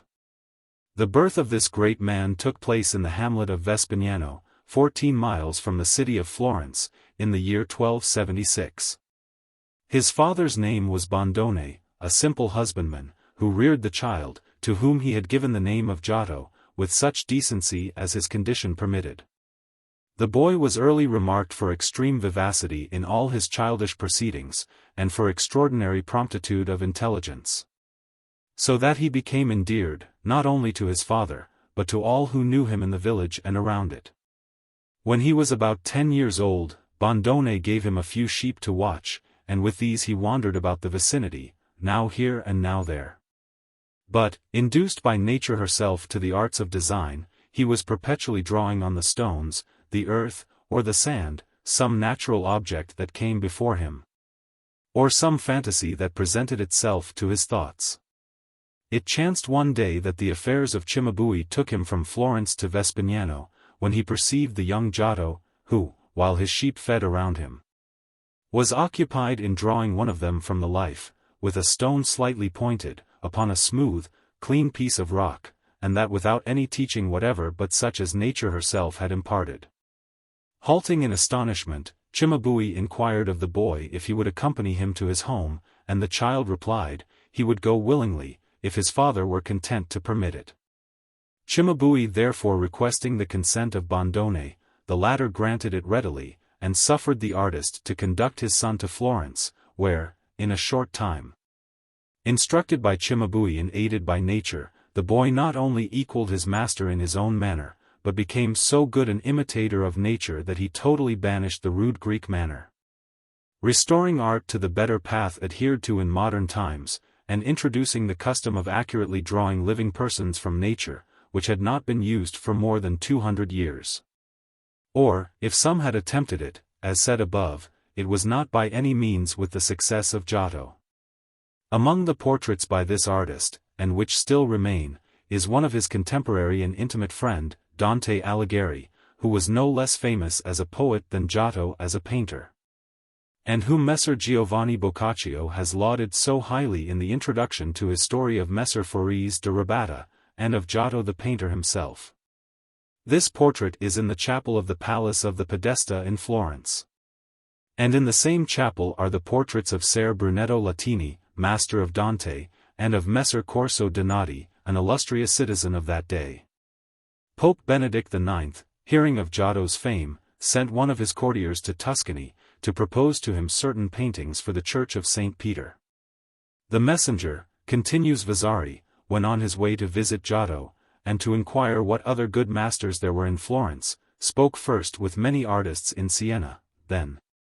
Having received designs from them, he proceeded to Florence, and repaired one morning to the workshop where Giotto was occupied with his labors. He declared the purpose of the Pope, and the manner in which that pontiff desired to avail himself of his assistance. And, finally, requested to have a drawing, that he might send it to His Holiness. Giotto, who was very courteous, took a sheet of paper and a pencil dipped in a red color, then, resting his elbow on his side, to form a sort of compass, with one turn of the hand he drew a circle, so perfect and exact that it was a marvel to behold. This done, he turned smiling to the courtier, saying, "Here is your drawing." "Am I to have nothing more than this?" inquired the latter, conceiving himself to be jested with. "That is enough and to spare," returned Giotto. "Send it with the rest, and you will see if it will be recognized." The messenger, unable to obtain anything more, went away very ill-satisfied, and fearing that he had been fooled. Nevertheless, having dispatched the other drawings to the Pope, with the names of those who had done them, he sent that of Giotto also, relating the mode in which he had made his circle, without moving his arm and without compasses. From which the Pope, and such of the courtiers as were well versed in the subject, perceived how far Giotto surpassed all the other painters of his time. This incident, becoming known, gave rise to the proverb, still used in relation to people of dull wits, tu sei più tonda che lo di Giotto. The significance of which consists in the double meaning of the word tonda, which is used in the Tuscan for slowness of intellect and heaviness of comprehension, as well as for an exact circle. The proverb has besides an interest from the circumstance which gave it birth. It is said that Giotto, when he was still a boy, and studying with Cimabue, once painted a fly on the nose of a figure on which Cimabue himself was employed, and this so naturally, that, when the master returned to continue his work, he believed it to be real, and lifted his hand more than once to drive it away before he should go on with the painting. Boccaccio, Decameron, 6:5, tells this tale of Giotto. As it often happens that fortune hides under the meanest trades in life the greatest virtues, which has been proved by Pampinia, so are the greatest geniuses found frequently lodged by nature in the most deformed and misshapen bodies, which was verified in two of our own citizens, as I am now going to relate. For the one, who was called Foris de Rabata, being a little deformed mortal, with a flat Dutch face, worse than any of the family of the Baronci. Yet was he esteemed by most men a repository of the civil law. And the other, whose name was Giotto, had such a prodigious fancy, that there was nothing in nature, the parent of all things, but he could imitate it with his pencil so well, and draw it so like, as to deceive our very senses, imagining that to be the very thing itself which was only his painting. Therefore, having brought that art again to light, which had lain buried for many ages under the errors of such as aimed more to captivate the eyes of the ignorant, than to please the understandings of those who were really judges, he may be deservedly called one of the lights and glories of our city, and the rather as being master of his art, notwithstanding his modesty would never suffer himself to be so esteemed. Which honor, though rejected by him, displayed itself in him with the greater luster, as it was so eagerly usurped by others less knowing than himself, and by many also who had all their knowledge from him. But though his excellence in his profession was so wonderful, yet as to his person and aspect he had no way the advantage of Senior Foris. To come then to my story. These two worthies had each his country seat at Mugello, and Foris being gone thither in the vacation time, and riding upon an unsightly steed, chanced to meet there with Giotto, who was no better equipped than himself, when they returned together to Florence. Traveling slowly along, as they were able to go no faster, they were overtaken by a great shower of rain, and forced to take shelter in a poor man's house, who was well known to them both. And, as there was no appearance of the weather's clearing up, and each being desirous of getting home that night, they borrowed 2 old, rusty cloaks, and 2 rusty hats. And they proceeded on their journey. After they had gotten a good part of their way, thoroughly wet, and covered with dirt and mire, which their 2 shuffling steeds had thrown upon them, and which by no means improved their looks, it began to clear up at last, and they, who had hitherto said but little to each other, now turned to discourse together. Whilst Foris, riding along and listening to Giotto, who was excellent at telling a story, began at last to view him attentively from head to foot, and, seeing him in that wretched, dirty pickle, without having any regard to himself, he fell a-laughing, and said, "Do you suppose, Giotto, if a stranger were to meet with you now, who had never seen you before, that he would imagine you to be the best painter in the world, as you really are?" Giotto readily replied, "Yes, sir, I believe he might think so, if, looking at you at the same time, he would ever conclude that you had learned your A.B.C. At this Foris was sensible of his mistake, finding himself well paid in his own coin. Another story of Giotto may be found in Sacchetti, November 75. Right arrow curving left. Probably Dante's friend, Guido Cavalcanti, note 140. And Guido Ginicelli, note 1046, whom he calls the father of me and of my betters, who had ever practiced the sweet and gracious rhymes of love.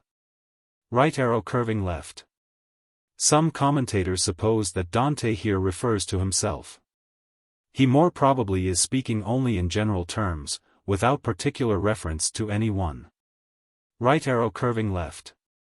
Ben Jonson, Ode on the Death of Sir H. Morrison. It is not growing like a tree in bulk, doth make men better be, or standing long an oak, 300 year, to fall a log at last, dry, bald, and sere. A lily of a day is fairer far in May, although it fall and die that night. It was the plant and flower of light. Right arrow curving left. The babble of childhood, Papo for pain, bread, and Dindy for danari, money. Halliwell, Dick. Of Arch and Prov. Words. Dinders, small coins of the Lower Empire, found at Wroxeter. Right arrow curving left. The revolution of the fixed stars, according to the Ptolemaic theory, which was also Dante's, was 36,000 years. Right arrow curving left. Who goes so slowly, interprets the Ottimo. Right arrow curving left. At the Battle of Monte Aperto. See note 143. Right arrow curving left. Henry Vaughan, Sacred Poems. O holy hope and high humility, high as the heavens above, these are your walks, and you have showed them me, to kindle my cold love. And Milton, Sams. Agon, 185. Apt words have power to assuage the tumors of a troubled mind. Right arrow curving left. A haughty and ambitious nobleman of Siena, who led the Sienese troops at the Battle of Monte Aperto. Afterwards, when the Sienese were routed by the Florentines at the Battle of Colle in the Val di Elsa, note 772, he was taken prisoner, and his head was cut off, says Villani, 731. And carried through all the camp fixed upon a lance. And well was fulfilled the prophecy and revelation which the devil had made to him, by means of necromancy, but which he did not understand. For the devil, being constrained to tell how he would succeed in that battle, mendaciously answered, and said, Thou shalt go forth and fight, thou shalt conquer, not die in the battle. And thy head shall be the highest in the camp. And he, believing from these words that he should be victorious, and believing he should be lord over all, did not put a stop after, not, vince rhino, morai, thou shalt conquer not. Thou shalt die. And therefore it is great folly to put faith in the devil's advice. This Messer Provenzano was a great man in Siena after his victory at Monte Aperto, and led the whole city, and all the Ghibelline party of Tuscany made him their chief. And he was very presumptuous in his will. The humility which saved him was his seating himself at a little table in the public square of Siena, called the Campo, and begging money of all passers to pay the ransom of a friend who had been taken prisoner by Charles of Anjou, as here narrated by Dante. Right arrow curving left. Spenser, Faerie Queen, 6c. 7, st. 22. He, therewith much abashed and afraid, began to tremble every limba and vein. Right arrow curving left. A prophecy of Dante's banishment and poverty and humiliation. Right arrow curving left. In the first part of this canto the same subject is continued, with examples of pride humbled, sculptured on the pavement, upon which the proud are doomed to gaze as they go with their heads bent down beneath their heavy burdens, so that they may behold their evil ways. Iliad, 13:700. And Ajax, the swift son of Oileus, never at all stood apart from the Telamonian Ajax, but as in a fallow field two dark bullocks, possessed of equal spirit, drag the compacted plough, and much sweat breaks out about the roots of their horns. And the well-polished yoke alone divides them, stepping along the furrow, and the plough cuts up the bottom of the soil, so they, joined together, stood very near to each other. Right arrow curving left. In Italy a pedagogue is not only a teacher, but literally a leader of children, and goes from house to house collecting his little flock, which he brings home again after school.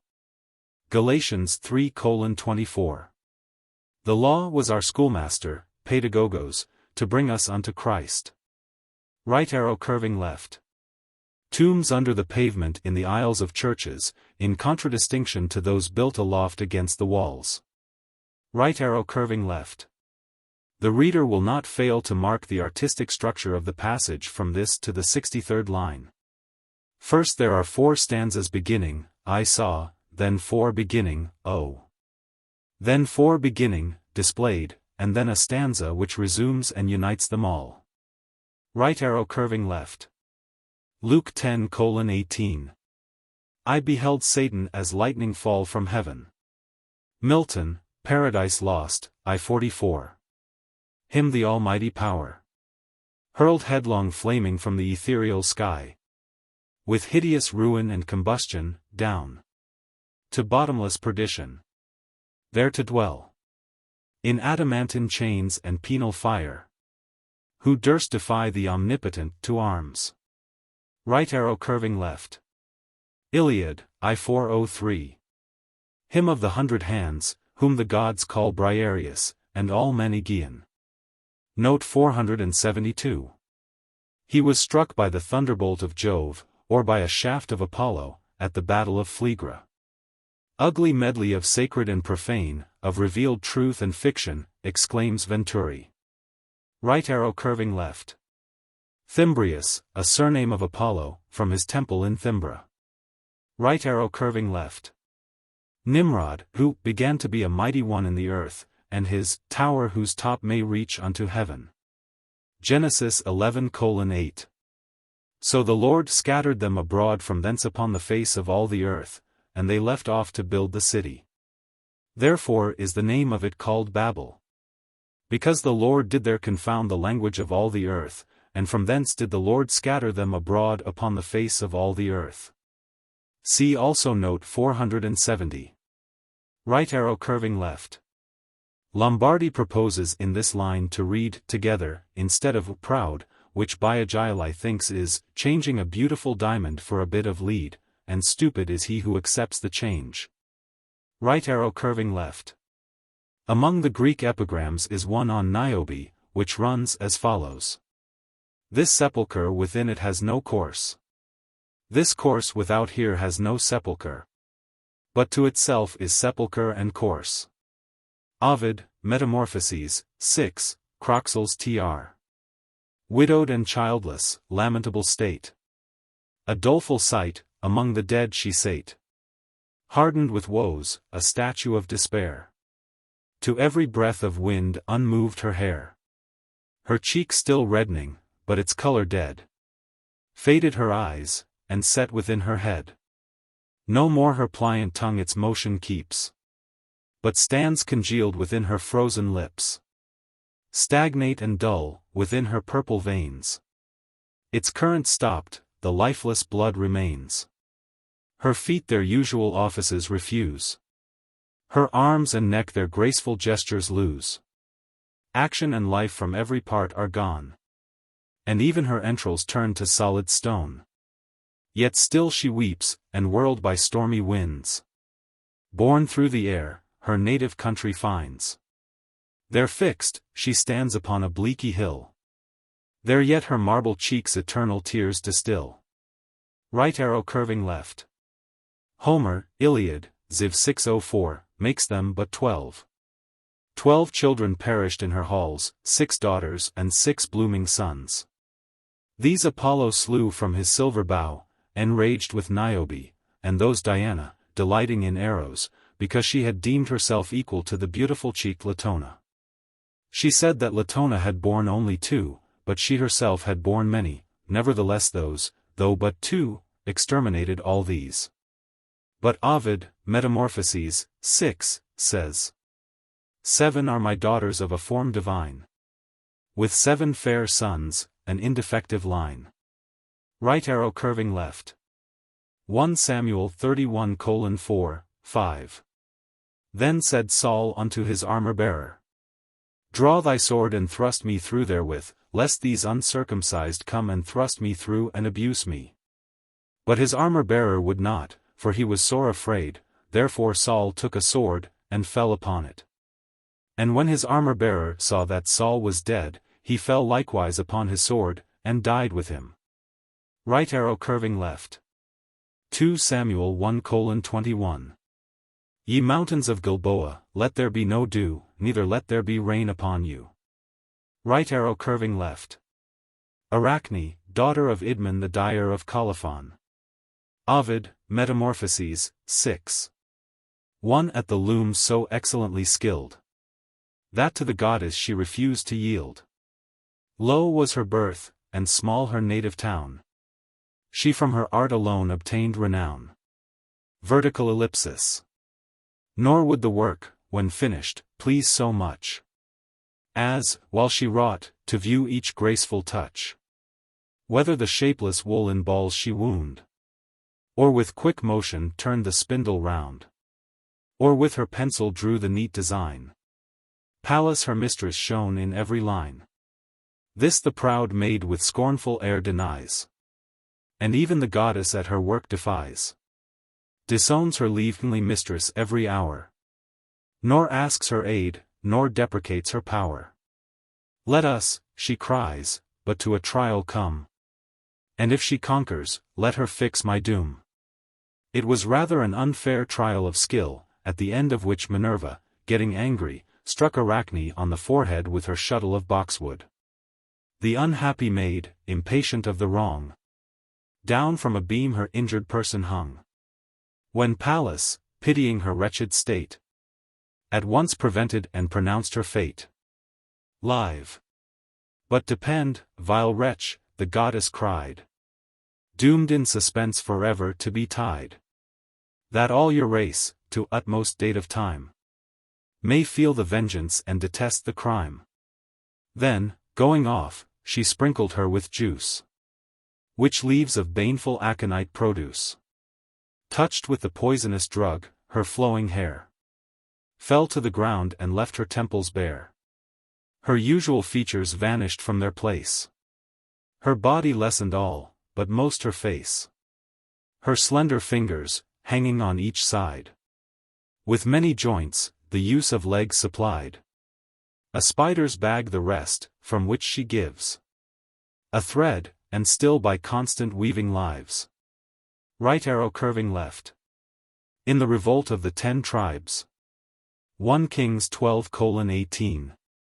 Then King Rehoboam sent Adoram, who was over the tribute, and all Israel stoned him with stones, that he died. Therefore King Rehoboam made speed to get him up to his chariot, to flee to Jerusalem. Right arrow curving left. Amphiaraus, the soothsayer, foreseeing his own death if he went to the Theban war, concealed himself, to avoid going. His wife Aristotle, bribed by a golden necklace set with diamonds, betrayed to her brother Adrastus his hiding place, and Amphiaraus, departing, charged his son Alcmaeon to kill Aristotle as soon as he heard of his death. Ovid, Metamorphoses, 9. The son shall bathe his hands in parents' blood, and in one act be both unjust and good. Statius, Theb. 2:355, Lewis's Tr. Fair Aristotle the rich gift beheld, and her sick breast with secret envy swelled. not the late omens and the well-known tale. To cure her vain ambition aught avail. Oh, had the wretch by self-experience known the future woes, and sorrows not her own. But fate decrees her wretched spouse must bleed, and the son's frenzy clear the mother's deed. Right arrow curving left. Isaiah 37:38. And it came to pass, as he was worshipping in the house of Nisroch his god, that Adramelech and Sharezer, his sons, smote him with the sword.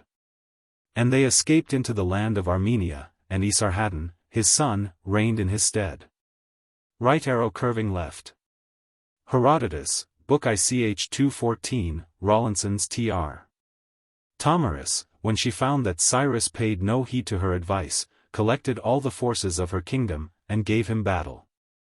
Of all the combats in which the barbarians have engaged among themselves, I reckon this to have been the fiercest. The greater part of the army of the Persians was destroyed, and Cyrus himself fell, after reigning 29 years. Search was made among the slain, by order of the queen, for the body of Cyrus, and when it was found, she took a skin, and, filling it full of human blood, she dipped the head of Cyrus in the gore. Saying, as she thus insulted the corse, I live and have conquered thee in fight, and yet by thee am I ruined. For thou tookest my son with guile, but thus I make good my threat, and give thee thy fill of blood. Of the many different accounts which are given of the death of Cyrus, this which I have followed appears to me most worthy of credit. Right arrow curving left. After Judith had slain Holofernes. Judith 15:1. And when they that were in the tents heard, they were astonished at the thing that was done. And fear and trembling fell upon them, so that there was no man that durst abide in the sight of his neighbor, but, rushing out all together, they fled into every way of the plain and of the hill country. Now when the children of Israel heard it, they all fell upon them with one consent, and slew them unto Chobai. Right arrow curving left. This tercet unites the I saw, and displayed, of the preceding passage, and binds the whole as with a selvage. Right arrow curving left. Ruskin, Modern Painters, 319. There was probably never a period in which the influence of art over the minds of men seemed to depend less on its merely imitative power than the close of the 13th century. No painting or sculpture at that time reached more than a rude resemblance of reality. Its despised perspective, imperfect chiaroscuro, and unrestrained flights of fantastic imagination, separated the artist's work from nature by an interval which there was no attempt to disguise, and little to diminish.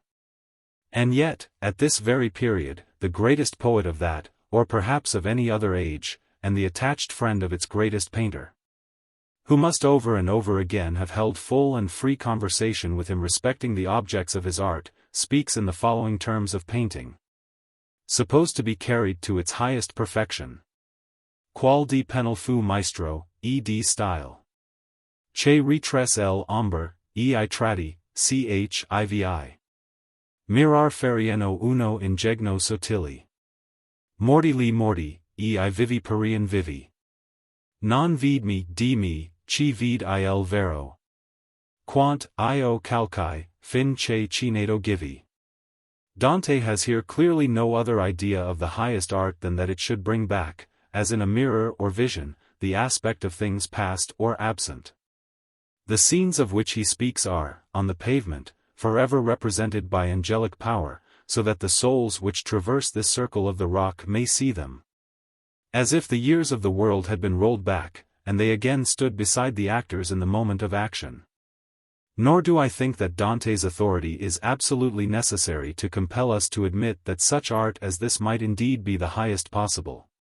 Whatever delight we may have been in the habit of taking in pictures, if it were but truly offered to us to remove at our will the canvas from the frame, and in lieu of it to behold, fixed forever, the image of some of those mighty scenes which it has been our way to make mere themes for the artist's fancy, if, for instance, we could again behold the Magdalene receiving her pardon at Christ's feet, or the disciples sitting with him at the table of Emmaus, and this not feebly nor fancifully, but as if some silver mirror that had leaned against the wall of the chamber, had been miraculously commanded to retain forever the colors that had flashed upon it for an instant, would we not part with our picture?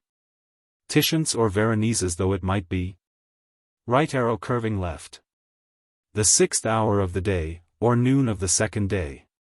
Right arrow curving left. Florence is here called ironically the well-guided or well-governed. Rubicont is the name of the most easterly of the bridges over the Arno, and takes its name from Messer Rubicont, who was podesta of Florence in 1236, when this bridge was built. Above it on the hill stands the church of San Miniato. This is the hill which Michelangelo fortified in the siege of Florence. In early times it was climbed by stairways. Right arrow curving left. In the good old days, before anyone had falsified the ledger of the public accounts, or the standard of measure. In Dante's time a certain Messer Niccola tore out a leaf from the public records, to conceal some villainy of his. And a certain Messer Durante, a custom-house officer, diminished the salt measure by 1 stave. This is again alluded to, Paradiso 16:105. Right arrow curving left. Matthew 5:3. Blessed are the poor in spirit, for theirs is the kingdom of heaven. It must be observed that all the Latin lines in Dante should be chanted with an equal stress on each syllable, in order to make them rhythmical. Right arrow curving left. The 2nd circle, or cornice, where is punished the sin of envy, of which St. Augustine says, envy is the hatred of another's felicity. In respect of superiors, because they are not equal to them, in respect of inferiors, lest they should be equal to them, in respect of equals, because they are equal to them. Through envy proceeded the fall of the world, and the death of Christ. Right arrow curving left. The livid color of envy. Right arrow curving left. The military precision with which Virgil faces to the right is Homeric. Biagili says that Dante expresses it after his own fashion, that is, entirely new and different from mundane custom. Right arrow curving left. Boethius, Consolation of Philosophy, v. Met. 2. Him the Son, then, rightly call God who sees and lightens all. Right arrow curving left. John 2:3. And when they wanted wine, the mother of Jesus saith unto him, they have no wine. Examples are first given of the virtue opposite the vice here punished. These are but airy tongues that syllable men's names. And it must not be supposed that the persons alluded to are actually passing in the air. Right arrow curving left. The name of Orestes is here shouted on account of the proverbial friendship between him and Pylades. When Orestes was condemned to death, Pylades tried to take his place, exclaiming, I am Orestes. Right arrow curving left. Matthew 5:44. But I say unto you, love your enemies, bless them that curse you, do good to them that hate you, and pray for them which despitefully use you and persecute you. Right arrow curving left. See Canto 14:147. Right arrow curving left. The next stairway leading from the 2nd to the 3rd circle. Right arrow curving left. The Litany of All Saints. Right arrow curving left. Latin for Italian. Right arrow curving left. A Sienese lady living in banishment at Calle, where from a tower she witnessed the battle between her townsmen and the Florentines. Sapia hated the Sienese, says Benvenuto, and placed herself at a window not far from the field of battle, waiting the issue with anxiety, and desiring the rout and ruin of her own people. Her desires being verified by the entire discomfiture of the Sienese, and the death of their captain, Provenzan Salvani, see note 731, exultant and almost beside herself. She lifted her bold face to heaven, and cried, Now, O God, do with me what thou wilt, do me all the harm thou canst. Now my prayers are answered, and I die content. Right arrow curving left. Gower, Confessio Amantis, 2. 1 I have Senna another blithe. Of love and had a goodly share. Ethna, which brenneth year by year. Was than not so oat as I. Of thilk e sore which prively. Mine hurts thought within brenneth. Right arrow curving left. Convito, 423. Every effect, in so far as it is effect, receiveth the likeness of its cause, as far as it can retain it. Therefore, inasmuch as our life, as has been said, and likewise that of every living creature here below, is caused by the heavens, and the heavens reveal themselves to all these effects, not in complete circle, but in part thereof, so must its movement needs be above. And as an arch retains all lives nearly, and, I say, retains those of men as well as of other living creatures, ascending and curving, they must be in the similitude of an arch. Returning then to our life, of which it is now question, I say that it proceeds in the image of this arch, ascending and descending. Right arrow curving left. The warm days near the end of January are still called in Lombardy I giorni della merla, the days of the blackbird. From an old legend, that once in the sunny weather a blackbird sang, I fear thee no more, O Lord, for the winter is over. Right arrow curving left. Peter Pedignano, or Pedinaggio, was a holy hermit, who saw visions and wrought miracles at Siena. Forsyth, Italy, 149, describing the festival of the Assumption in that city in 1802, says: The Pope had reserved for this great festival the beatification of Peter, a Sienese comb-maker, whom the Church had neglected to canonize till now. Poor Peter was honored with all the solemnity of music, high mass, an officiating cardinal, a florid panegyric, pictured angels bearing his tools to heaven and combing their own hair as they soared. But he received 500 years ago a greater honor than all, a verse of praise from Dante. Right arrow curving left. Dante's besetting sin was not envy, but pride. Right arrow curving left. On the other side of the world. Right arrow curving left. The vanity of the Sienese is also spoken of Inferno Zix 123. Right arrow curving left. Talamone is a seaport in the Maremma, many times abandoned by its inhabitants, says the Adamo, on account of the malaria. The town is utterly in ruins. But as the harbor is deep, and would be of great utility if the place were inhabited, the Sienese have spent much money in repairing it many times, and bringing in inhabitants. It is of little use, for the malaria prevents the increase of population. Talamone is the ancient Telamon, where Marius landed on his return from Africa. Right arrow curving left. The Diana is a subterranean river, which the Sienese were in search of for many years to supply the city with water. They never have been able to find it, says the Adamo, and yet they still hope. In Dante's time it was evidently looked upon as an idle dream. To the credit of the Sienese be it said, they persevered, and finally succeeded in obtaining the water so patiently sought for. The Pozzo Diana, or Diana's Well, is still to be seen at the convent of the Carmen. Right arrow curving left. The admirals who go to Talamone to superintend the works will lose their more than their hope, namely, their lives. Right arrow curving left. The subject of the preceding canto is here continued.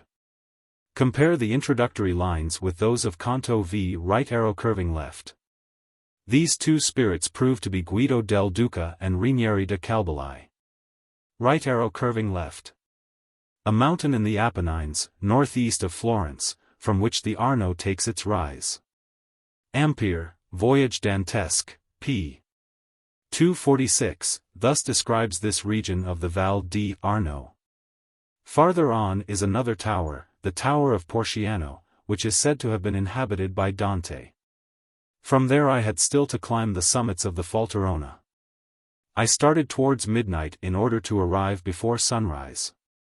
I said to myself, how many times the poet, whose footprints I am following, has wandered in these mountains. It was by these little alpine paths that he came and went, on his way to friends in Romagna or friends in Urbino, his heart agitated with a hope that was never to be fulfilled. I figured to myself Dante walking with a guide under the light of the stars, receiving all the impressions produced by wild and weather-beaten regions, steep roads, deep valleys, and the accidents of a long and difficult route, impressions which he would transfer to his poem. It is enough to have read this poem to be certain that its author has traveled much, has wandered much. Dante really walks with Virgil. He fatigues himself with climbing, he stops to take breath, he uses his hands when feet are insufficient. He gets lost, and asks the way. He observes the height of the sun and stars. In a word, one finds the habits and souvenirs of the traveler in every verse, or rather at every step of his poetic pilgrimage. Dante has certainly climbed the top of the Falterona. It is upon this summit, from which all the valley of the Arno is embraced, that one should read the singular imprecation which the poet has uttered against this whole valley. He follows the course of the river, and as he advances marks every place he comes to with fierce invective. The farther he goes, the more his hate redoubles in violence and bitterness. It is a piece of topographical satire, of which I know no other example. Right arrow curving left. The Apennines, whose long chain ends in Calabria, opposite Cape Peloro in Sicily. Aeneid, 3-4-10, Davidson's Tr. But when, after setting out, the wind shall waft you to the Sicilian coast, and the straits of narrow Pelorus shall open wider to the eye, veer to the land on the left. And to the sea on the left, by a long circuit. Fly the right both sea and shore. These lands, they say, once with violence and vast desolation convulsed, such revolutions a long course of time is able to produce, slipped asunder. When in continuity both lands were one, the sea rushed impetuously between, and by its waves tore the Italian side from that of Sicily. And with a narrow frith runs between the fields and cities separated by the shores. Scylla guards the right side, implacable Charybdis the left, and thrice with the deepest eddies of its gulf swallows up the vast billows, headlong in. And again spouts them out by turns high into the air, and lashes the stars with the waves. And Lucan, Pharsalia, too. And still we see on fair Sicilian sands, where part of Apennine Pelorus stands. And Shelley, Ode to Liberty. O'er the lit waves every Aeolian isle, from Pithecusa to Pelorus, howls, and leaps, and glares in chorus. Right arrow curving left. When Dante wrote this invective against the inhabitants of the Val di Arno, he probably had in mind the following passage of Boethius, Consolation of Philosophy, for prose. 3. Ridpaths tr. Hence it again follows, that everything which strays from what is good ceases to be, the wicked therefore must cease to be what they were. But that they were formerly men, their human shape, which still remains, testifies. By degenerating into wickedness, then, they must cease to be men.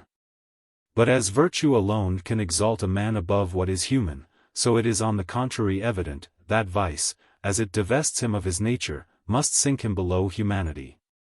You ought therefore by no means to consider him as a man whom vice has rendered vicious. Tell me, what difference is there betwixt a wolf who lives by rapine, and a robber whom the desire of another's wealth stimulates to commit all manner of violence? Is there anything that bears a stronger resemblance to a wrathful dog who barks at passengers, than a man whose dangerous tongue attacks all the world? What is liker to a fox than a cheat, who spreads his snares in secret to undermine and ruin you? To a lion, than a furious man who is always ready to devour you? To a deer, than a coward who is afraid of his own shadow? To an ass, than a mortal who is slow, dull, and indolent? To the birds of the air, than a man volatile and inconstant? And what, in fine, is a debauchee who is immersed in the lowest sensual gratifications, but a hog who wallows in the mire?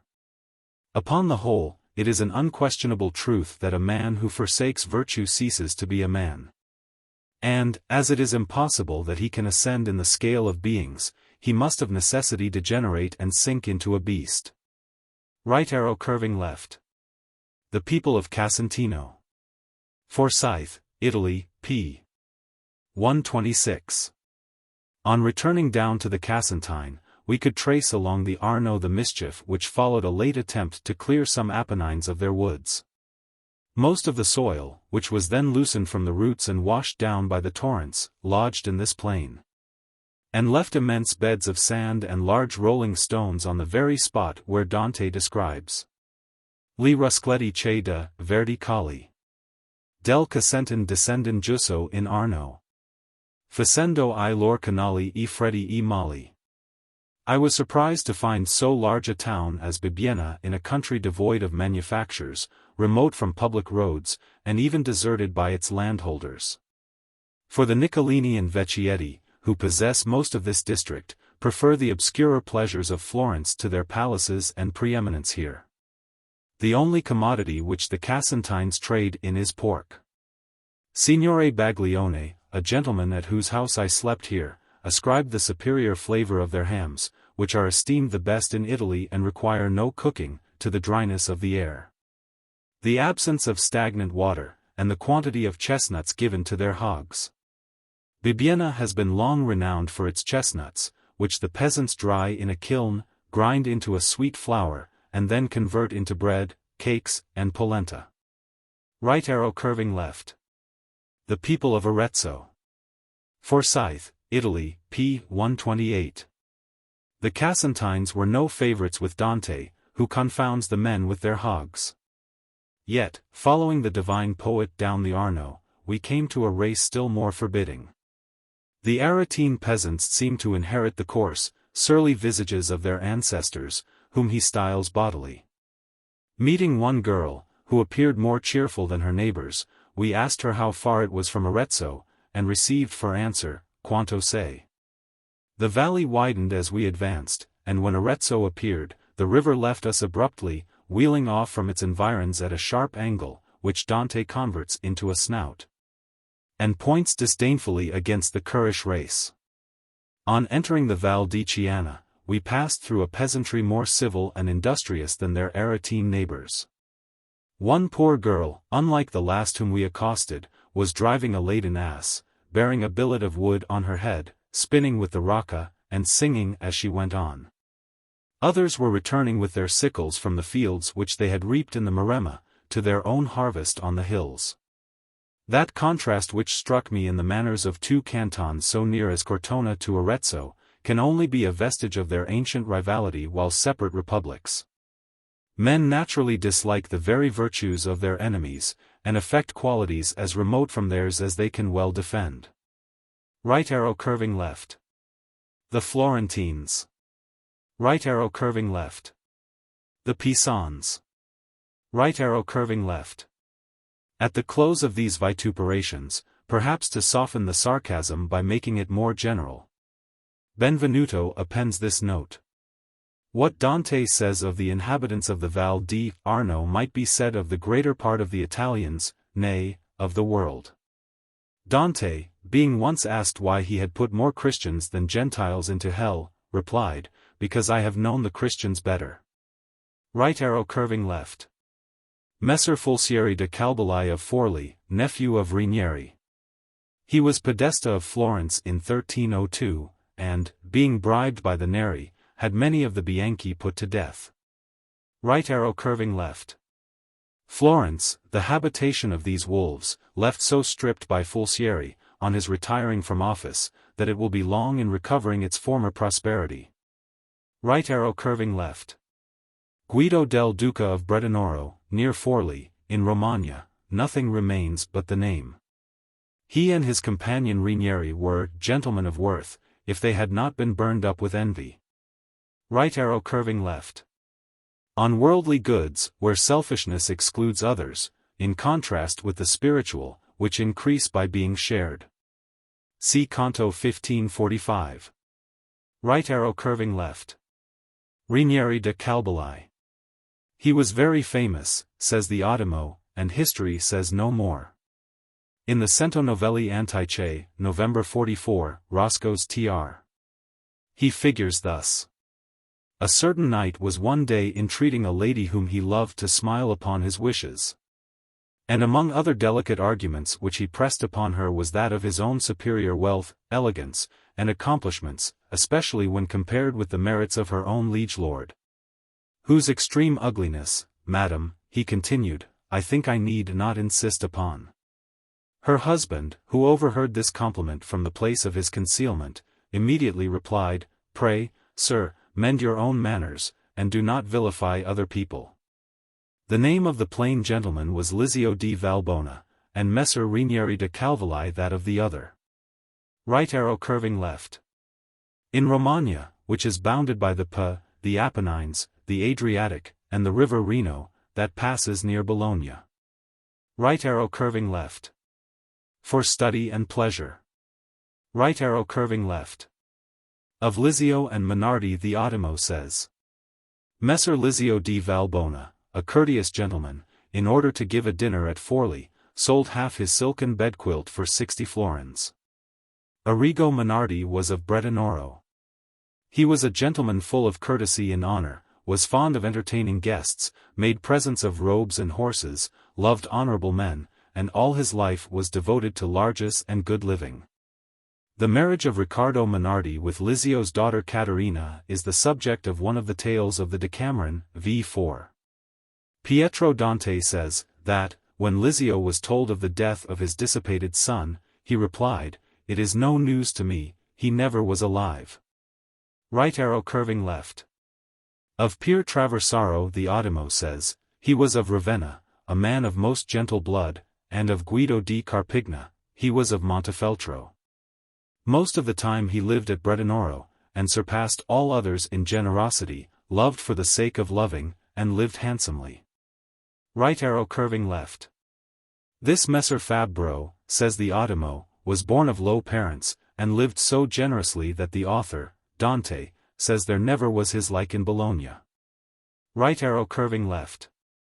The Ottimo again. This Messer Bernardino, son of Fosco, a farmer, and of humble occupation, became so excellent by his good works, that he was an honor to Faenza.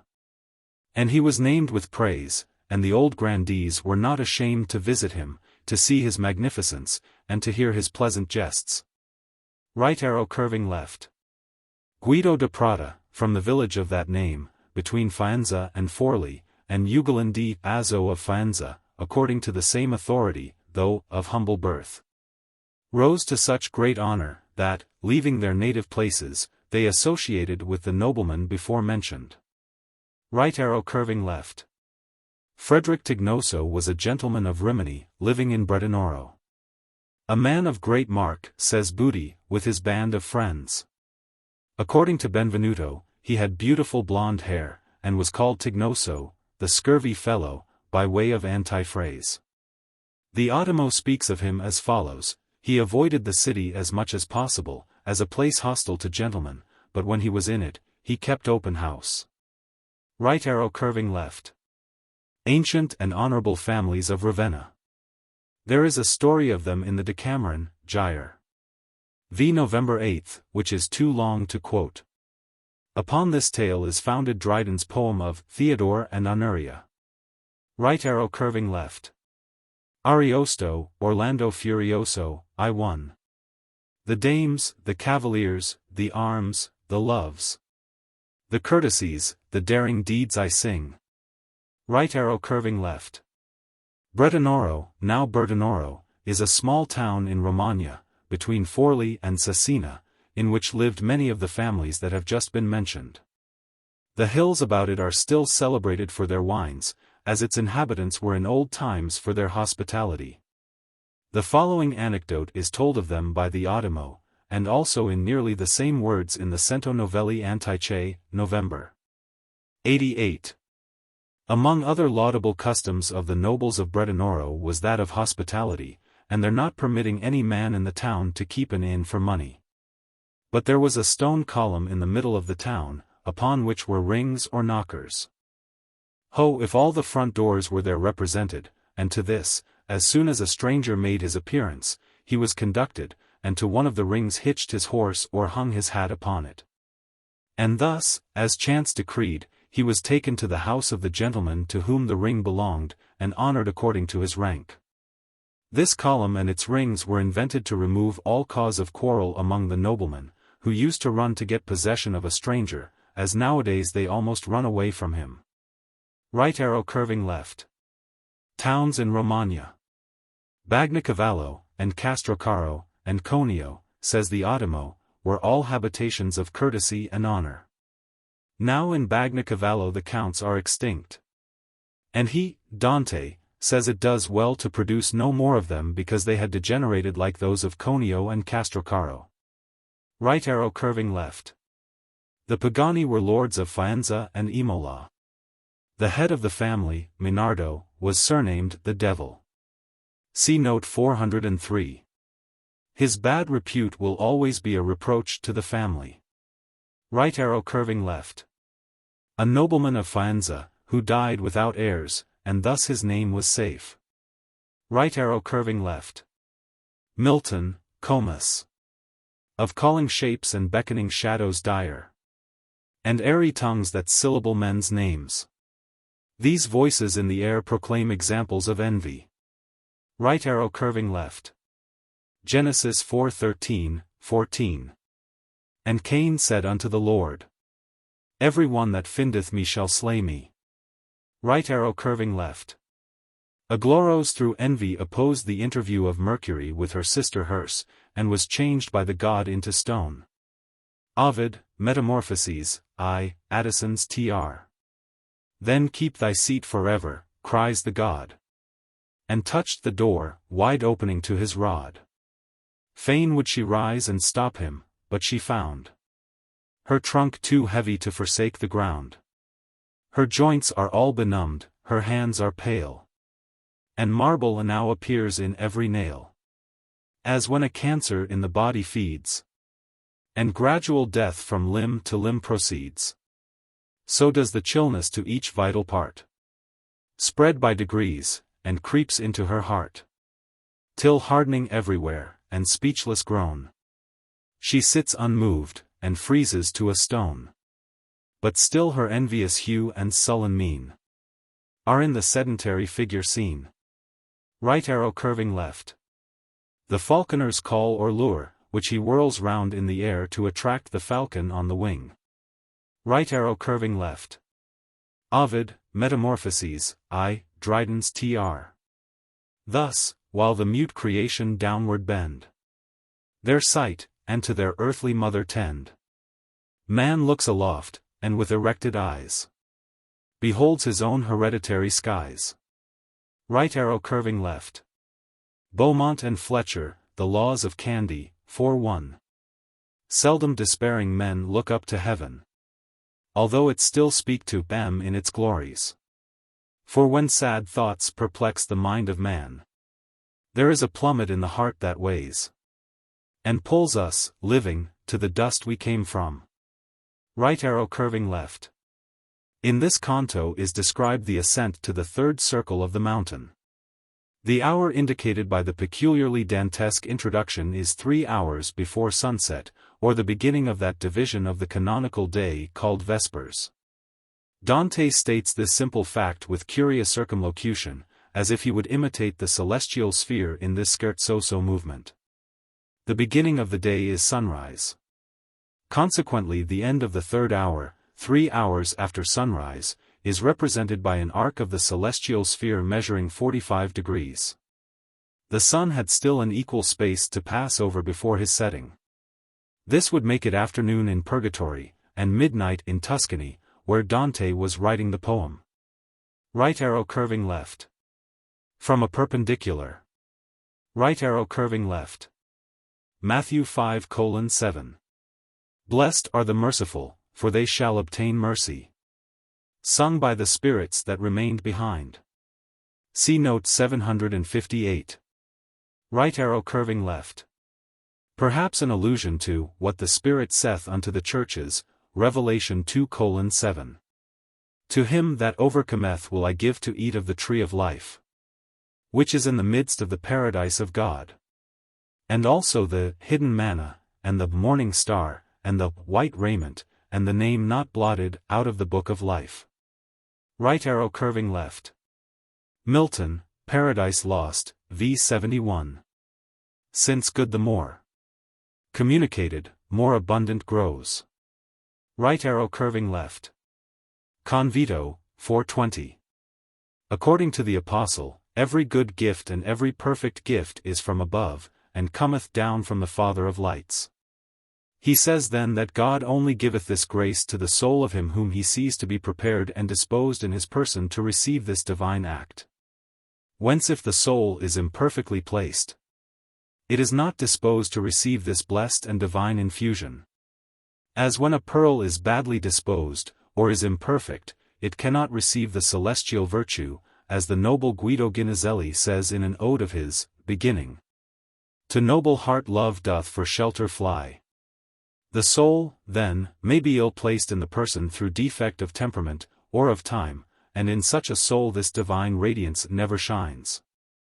And of those whose souls are deprived of this light it may be said that they are like valleys turned toward the north, or like subterranean caverns, where the light of the sun never falls, unless reflected from some other place illuminated by it. The following are the first two stanzas of Guido's ode. To noble heart love doth for shelter fly, as seeks the bird the forest's leafy shade. Love was not felt till noble heart beat high, nor before love the noble heart was made. Soon as the sun's broad flame was formed, so soon the clear light filled the air. Yet was not till he came. So love springs up in noble breasts, and there has its appointed space. As heat in the bright flame finds its allotted place, kindles in noble heart the fire of love. As hidden virtue in the precious stone, this virtue comes not from the stars above, till round it the ennobling sun has shone. But when his powerful blaze has drawn forth what was vile, the stars impart strange virtue in their rays. And thus when nature doth create the heart, noble, and pure, and high, like virtue from the star, love comes from woman's eye. Right arrow curving left. Paradiso 1440. Its brightness is proportioned to the ardor to the vision, and the vision equals what grace it has above its merit.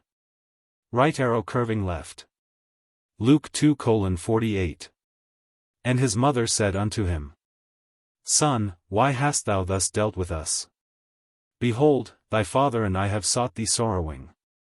Right arrow curving left. The contest between Neptune and Minerva for the right of naming Athens, in which Minerva carried the day by the vote of the women. This is one of the subjects which Minerva wrought in her trial of skill with Arachne. Ovid, Metamorphoses, 6.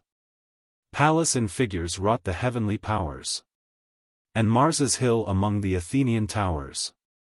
On lofty thrones twice 6 celestials sate, Jove in the midst, and held their warm debate. The subject weighty, and well known to fame, from whom the city should receive its name. Each god by proper features was expressed. Jove with majestic mien excelled the rest. His three-forked mace the dewy sea-god shook, and, looking sternly, smote the ragged rock. When from the stone leapt forth a sprightly steed, and Neptune claims the city for the deed. Herself she blazons, with a glittering spear, and crested helm that veiled her braided hair. With shield, and scaly breastplate, implements of war. Struck with her pointed lance, the teeming earth seemed to produce a new, surprising birth. When from the glebe the pledge of conquest sprung, a tree pale green with fairest olives hung. Right arrow curving left. Pisistratus, the tyrant of Athens, who used his power so nobly as to make the people forget the usurpation by which he had attained it. Among his good deeds was the collection and preservation of the Homeric poems, which but for him might have perished.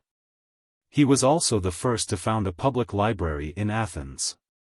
This anecdote is told by Valerius Maximus, Fact. AC Dictionary, 6I, right arrow curving left. The stoning of Stephen. Acts 7:54. They gnashed on him with their teeth. But he, being full of the Holy Ghost, looked up steadfastly into heaven. Then they cried out with a loud voice, and stopped their ears, and ran upon him with one accord, and cast him out of the city, and stoned him.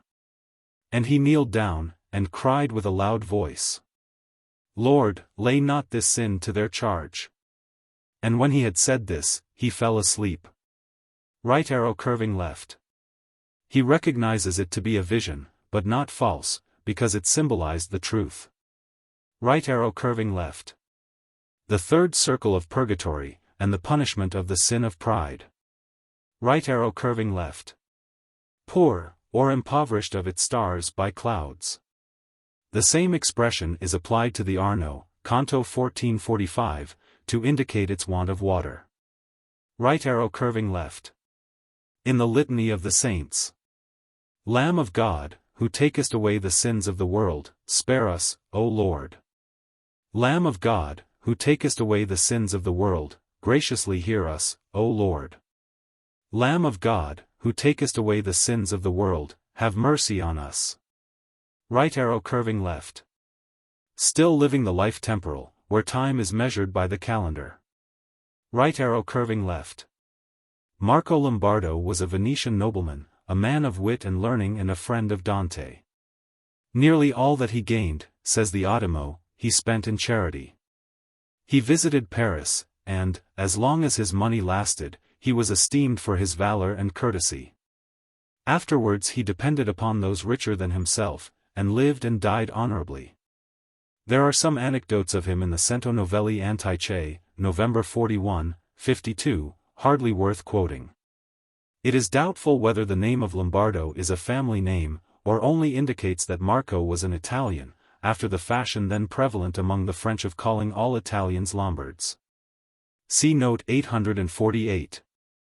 Benvenuto says of him that he was a man of noble mind, but disdainful, and easily moved to anger. Booty's portrait is as follows. This Marco was a Venetian, called Marco d'Acca, and was a very learned man, and had many political virtues, and was very courteous, giving to poor noblemen all that he gained, and he gained much. For he was a courtier, and was much beloved for his virtue, and much was given him by the nobility, and as he gave to those who were in need, so he lent to all who asked. So that, coming to die, and having much still due to him, he made a will, and among other bequests this, that whoever owed him should not be held to pay the debt, saying, whoever has, may keep. Portarelli thinks that this Marco may be Marco Polo the traveler, but this is inadmissible, as he was still living at the time of Dante's death. Right arrow curving left. What Guido del Duca has told him of the corruption of Italy, in Canto 14. Right arrow curving left. Ovid, Metamorphoses, X, Ozels tr. The god upon its leaves. The sad expression of his sorrow weaves. And to this hour the mournful purple wears. AI, inscribed in funeral characters. Right arrow curving left. See the article, Kabbalah, at the end of Volume 3. Right arrow curving left. Boethius, Consolation of Philosophy, V. Prosa 2, Ridpaths tr. But in this indissoluble chain of causes, can we preserve the liberty of the will? Does this fatal necessity restrain the motions of the human soul? There is no reasonable being, replied she, who has not freedom of will, for every being distinguished with this faculty is endowed with judgment to perceive the differences of things, to discover what he is to avoid or pursue. Now what a person esteems desirable, he desires, but what he thinks ought to be avoided, he shuns. Thus every rational creature hath a liberty of choosing and rejecting. But I do riot assert that this liberty is equal in all beings. Heavenly substances, who are exalted above us, have an enlightened judgment, an incorruptible will, and a power ever at command effectually to accomplish their desires. With regard to man, his immaterial spirit is also free, but it is most at liberty when employed in the contemplation of the divine mind, it becomes less so when it enters into a body, and is still more restrained when it is imprisoned in a terrestrial habitation, composed of members of clay, and is reduced, in fine, to the most extreme servitude when, by plunging into the pollutions of vice, it totally departs from reason, for the soul no sooner turns her eye from the radiance of supreme truth to dark and base objects, but she is involved in a mist of ignorance. Assailed by impure desires. By yielding to which she increases her thraldom, and thus the freedom which she derives from nature becomes in some measure the cause of her slavery. But the eye of providence, which sees everything from eternity, perceives all this, and that same providence disposes everything she has predestinated, in the order it deserves. As Homer says of the sun, it sees everything and hears everything. Also Milton, Paradise Lost, 2:557. Others apart sat on a hill retired. In thoughts more elevate, and reasoned high. Of providence, foreknowledge, will and fate. Fixed fate. Free will, foreknowledge absolute. And found no end, in wandering mazes lost. See also note 1675. Right arrow curving left. Boethius, Consolation of Philosophy, v. Prosa 3, Ridpaths tr. But I shall now endeavor to demonstrate, that, in whatever way the chain of causes is disposed, the event of things which are foreseen is necessary. Although prescience may not appear to be the necessitating cause of their befalling. For example, if a person sits, the opinion formed of him that he is seated is of necessity true. But by inverting the phrase, if the opinion is true that he is seated, he must necessarily sit. In both cases, then, there is a necessity, in the latter, that the person sits.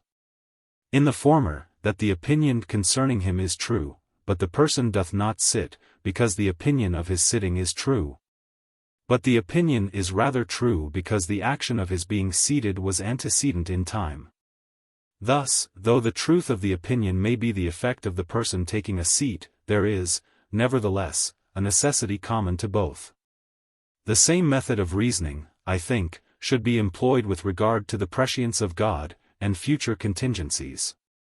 For, allowing it to be true that events are foreseen because they are to happen, and that they do not befall because they are foreseen, it is still necessary that what is to happen must be foreseen by God, and that what is foreseen must take place. This then is of itself sufficient to destroy all idea of human liberty. Right arrow curving left. Ptolemy says, the wise man shall control the stars. And the Turkish proverb, wit and a strong will are superior to fate. Right arrow curving left. Though free, you are subject to the divine power which has immediately breathed into you the soul, and the soul is not subject to the influence of the stars, as the body is. Right arrow curving left. Shakespeare, Lear, v. 3. And take upon's the mystery of things. As if we were God's spies. Right arrow curving left. Convito, 4:12. The supreme desire of everything, and that first given by nature, is to return to its source. And since God is the source of our souls, and maker of them in his own likeness, as is written, let us make man in our image, after our likeness, to him this soul chiefly desireth to return. And like as a pilgrim, who goeth upon a road on which he never was before, thinketh every house he seeth afar off to be an inn, and, not finding it so, directeth his trust to the next. And thus from house to house until he reacheth the inn. In like manner our soul, presently as she entereth the new and untravelled road of this life, turneth her eyes to the goal of her supreme good. And therefore whatever thing she seeth that seemeth to have some good in it, she believeth to be that. And because her knowledge at first is imperfect, not being experienced nor trained, small goods seem great, and therefore with them beginneth her desire. Hence we see children desire exceedingly an apple, and then, going farther, desire a little bird, and farther still, a beautiful dress, and then a horse, and then a woman. And then wealth not very great, and then greater still. And this cometh to pass, because she findeth not in any of these things that which she is seeking, and trusteth to find it farther on. Right arrow curving left. Henry Vaughan, Sacred Poems. They are indeed our pillar fires. Seen as we go. They are that city's shining spires. We travel to. Right arrow curving left. Leviticus 11:4. The camel because he cheweth the cud, but divideth not the hoof, he is unclean to you. Dante applies these words to the Pope as temporal sovereign. Right arrow curving left. Worldly goods. As in the old French satirical verses. Au temps passé du siècle d'or. Crosse de bois, évêque d'or. Maintenant changant les lois. Crosse d'or, évêque de bois. Right arrow curving left. The Emperor and the Pope, the temporal and spiritual power. Right arrow curving left. Lombardy and Romagna. Right arrow curving left. The dissension and war between the Emperor Frederick II and Pope Gregory IX. Milman, History of Latin Christianity, Book XCH. 3, says. The Empire and the Papacy were now to meet in their last mortal and implacable strife. The two first acts of this tremendous drama, separated by an interval of many years, were to be developed during the pontificate of a prelate who ascended the throne of St. Peter at the age of 80. Nor was this strife for any specific point in dispute, like the right of investiture, but avowedly for supremacy on one side, which hardly deigned to call itself independence. For independence, on the other, which remotely at least aspired after supremacy. Caesar would bear no superior, the successor of St. Peter no equal. The contest could not have begun under men more strongly contrasted, or more determinately oppugnant in character, than Gregory IX and Frederick II. Gregory retained the ambition, the vigor, almost the activity of youth, with the stubborn obstinacy, and something of the irritable petulance, of old age. He was still master of all his powerful faculties. His knowledge of affairs, of mankind, of the peculiar interests of almost all the nations in Christendom, acquired by long employment in the most important negotiations both by Innocent III and by Honorius III. Eloquence which his own age compared to that of Tully, profound erudition in that learning which, in the medieval churchmen, commanded the highest admiration. No one was his superior in the science of the canon law. The decretals, to which he afterwards gave a more full and authoritative form, were at his command, and they were to him as much the law of God as the Gospels themselves, or the primary principles of morality. The jealous reverence and attachment of a great lawyer to his science strengthened the lofty pretensions of the churchman.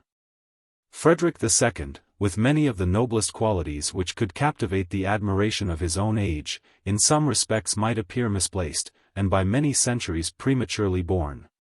Frederick, having crowded into his youth adventures, perils, successes, almost unparalleled in history, was now only expanding into the prime of manhood. A parentless orphan, he had struggled upward into the actual reigning monarch of his hereditary Sicily.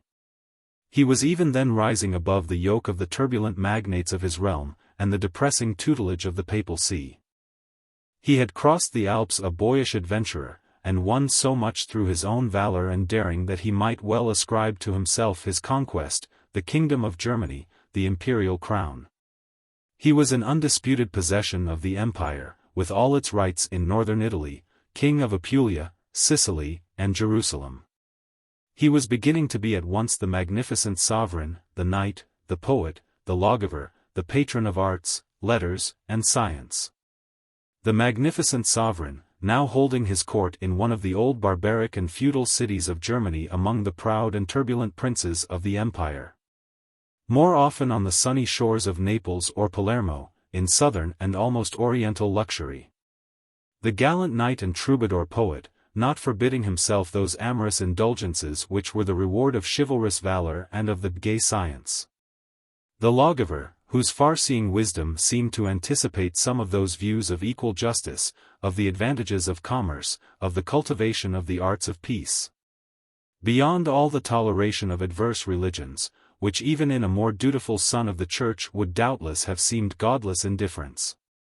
Frederick must appear before us in the course of our history in the full development of all these shades of character.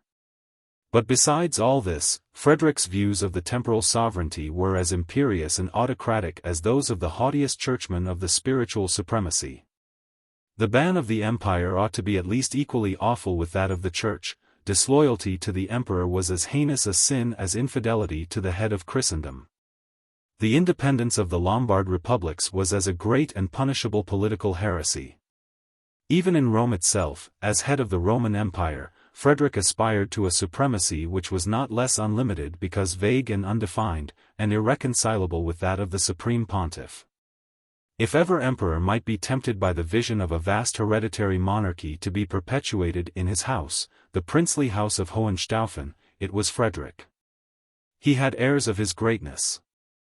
His eldest son was king of the Romans, from his loins might yet spring an inexhaustible race of princes. The failure of his imperial line was his last fear.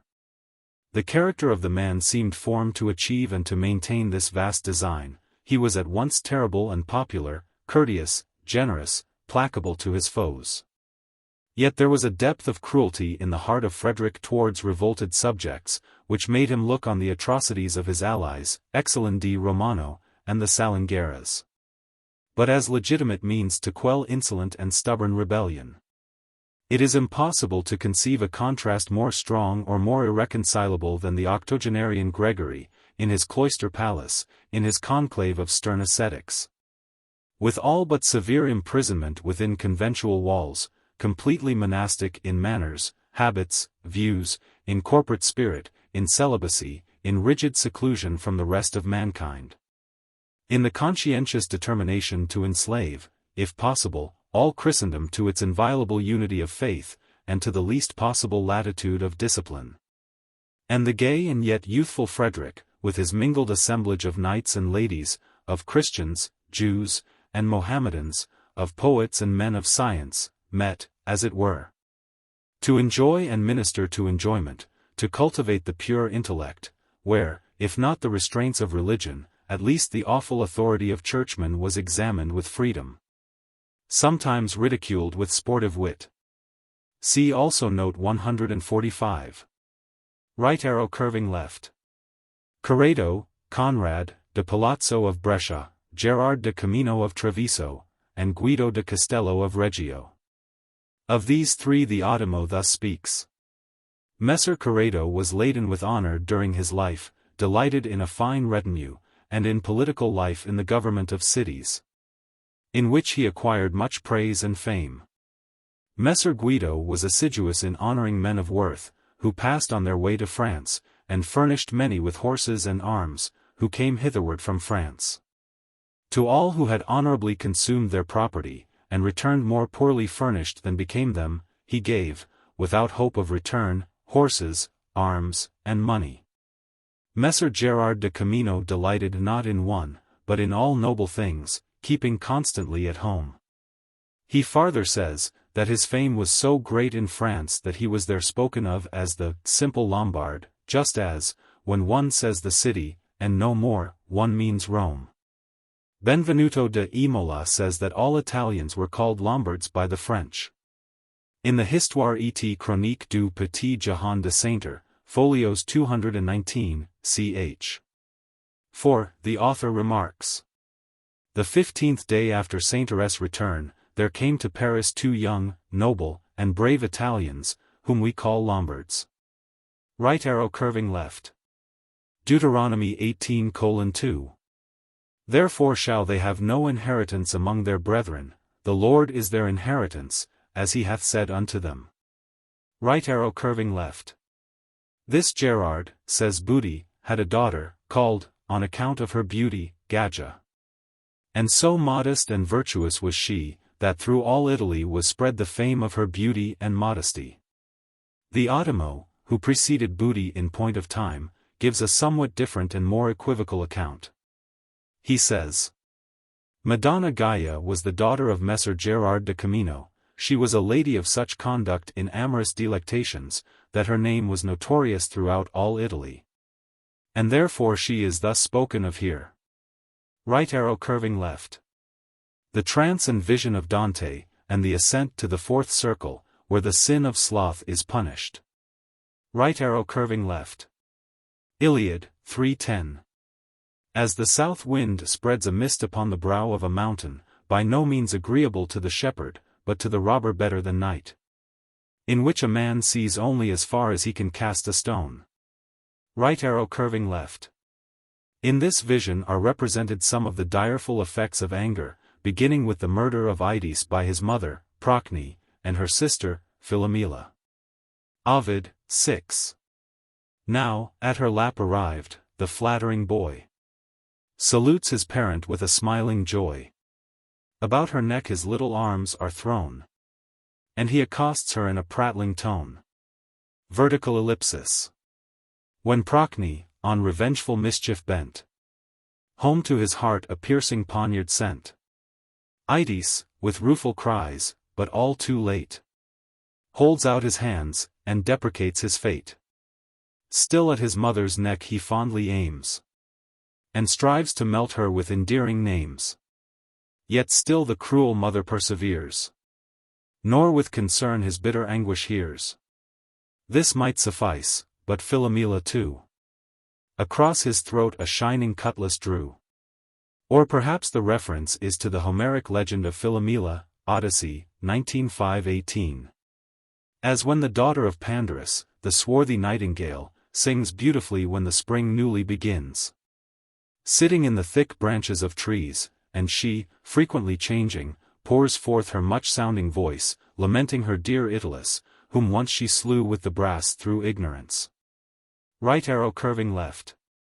Esther 7:9, 10. And Harbona, one of the chamberlains, said before the king, Behold also, the gallows, 50 cubits high, which Haman had made for Mordecai, who had spoken good for the king, standeth in the house of Haman. Then the king said, Hang him thereon. So they hanged Haman on the gallows that he had prepared for Mordecai. Then was the king's wrath pacified. Right arrow curving left. Lavinia, daughter of King Latinus and Queen Amata, betrothed to Turnus. Amata, thinking Turnus dead, hanged herself in anger and despair. Aeneid, 12:8-75, Dryden's Tr. Mad with her anguish, impotent to bear the mighty grief, she loathes the vital air. She calls herself the cause of all this ill, and owns the dire effects of her ungoverned will. She raves against the gods, she beats her breast. She tears with both her hands her purple vest. Then round a beam a running noose she tied, and, fastened by the neck, obscenely died. Soon as the fatal news by fame was blown, and to her dames and to her daughters known, the sad Lavinia rends her yellow hair and rosy cheeks. The rest her sorrow share. With shrieks the palace rings, and madness of despair. Right arrow curving left. See Paradiso v. 134. Even as the sun, that doth conceal himself by too much light. And Milton, Paradise Lost, 3380. Dark with excessive bright thy skirts appear. Right arrow curving left. Matthew 5:9. Blessed are the peacemakers, for they shall be called the children of God. Right arrow curving left. Sloth. See note 111. And Brunetto Latini, Tesoretto, XXI 145. In ira nas e posa. Accidia niquitosa. Right arrow curving left. The first, the object, the second, too much or too little vigor. Right arrow curving left. The sins of pride, envy, and anger. The other is sloth, or lukewarmness in well-doing, punished in this circle. Right arrow curving left. The sins of avarice, gluttony, and lust. Right arrow curving left. The punishment of the sin of sloth. Right arrow curving left. Milton, Paradise Lost, v. 100. But know that in the soul are many lesser faculties, that serve reason as chief. Among these fancy next her office holds of all external things, which the five watchful senses represent. She forms imaginations, airy shapes, which reason joining or disjoining frames all what we affirm or what deny, and call our knowledge or opinion. Then retires into her private cell, when nature rests. Right arrow curving left. Bound or taken captive by the image of pleasure presented to it. See Canto 1791. Right arrow curving left. The region of fire. Brunetto Latini, Tresser, chcvi. After the zone of the air is placed the fourth element. This is an orb of fire without any moisture, which extends as far as the moon, and surrounds this atmosphere in which we are. And know that above the fire is first the moon, and the other stars, which are all of the nature of fire. Right arrow curving left. If the soul follows the appetitus naturalis, or goes not with another foot than that of nature. Right arrow curving left. In the language of the scholastics, form was the passing from the potential to the actual. Whatever is act, says Thomas Aquinas, Summa Theologica, quast. Lx vi art. 1. Whatever is act is form, quod est actus est forma. And again form was divided into substantial form, which caused a thing to be. And accidental form, which caused it to be in a certain way, as heat makes its subject not simply to be, but to be hot. The soul, says the same angelic doctor, quast. Lx vi art. 4. Is the substantial form of man, anima est forma substantialis hominis. It is segregate or distinct from matter, though united with it. Right arrow curving left. This refers to the power that counsels, or the faculty of reason. Right arrow curving left. Accepts, or rejects like chaff. Right arrow curving left. Dante makes Beatrice say, Paradiso v 19. The greatest gift that in his largest God. Creating made, and unto his own goodness. Nearest conformed. And that which he doth prize. Most highly, is the freedom of the will. Wherewith the creatures of intelligence. Both all and only were and are endowed. Right arrow curving left. Near midnight of the second day of Purgatory. Right arrow curving left. The moon was rising in the sign of the Scorpion, it being now 5 days after the full. And when the sun is in this sign, it is seen by the inhabitants of Rome to set between the islands of Corsica and Sardinia. Right arrow curving left. Virgil, born at Pietola, near Mantua. Right arrow curving left. The burden of Dante's doubts and questions, laid upon Virgil. Right arrow curving left. Rivers of Boeotia, on whose banks the Thebans crowded at night to invoke the aid of Bacchus to give them rain for their vineyards. Right arrow curving left. The word falcaire, in French faucher, here translated, curve, is a term of equitation, describing the motion of the outer foreleg of a horse in going round in a circle. It is the sweep of a mower's scythe. Right arrow curving left. Luke 1:39. And Mary arose in those days and went into the hill country with haste. Right arrow curving left. Caesar on his way to subdue Ilerda, now Lerida, in Spain, besieged Marseilles, leaving there part of his army under Brutus to complete the work. Right arrow curving left. Nothing is known of this abbot, not even his name. Finding him here, the commentators make bold to say that he was slothful and deficient in good deeds. This is like some of the definitions in the Crusca, which, instead of the interpretation of a Dantesque word, give you back the passage in which it occurs. Right arrow curving left.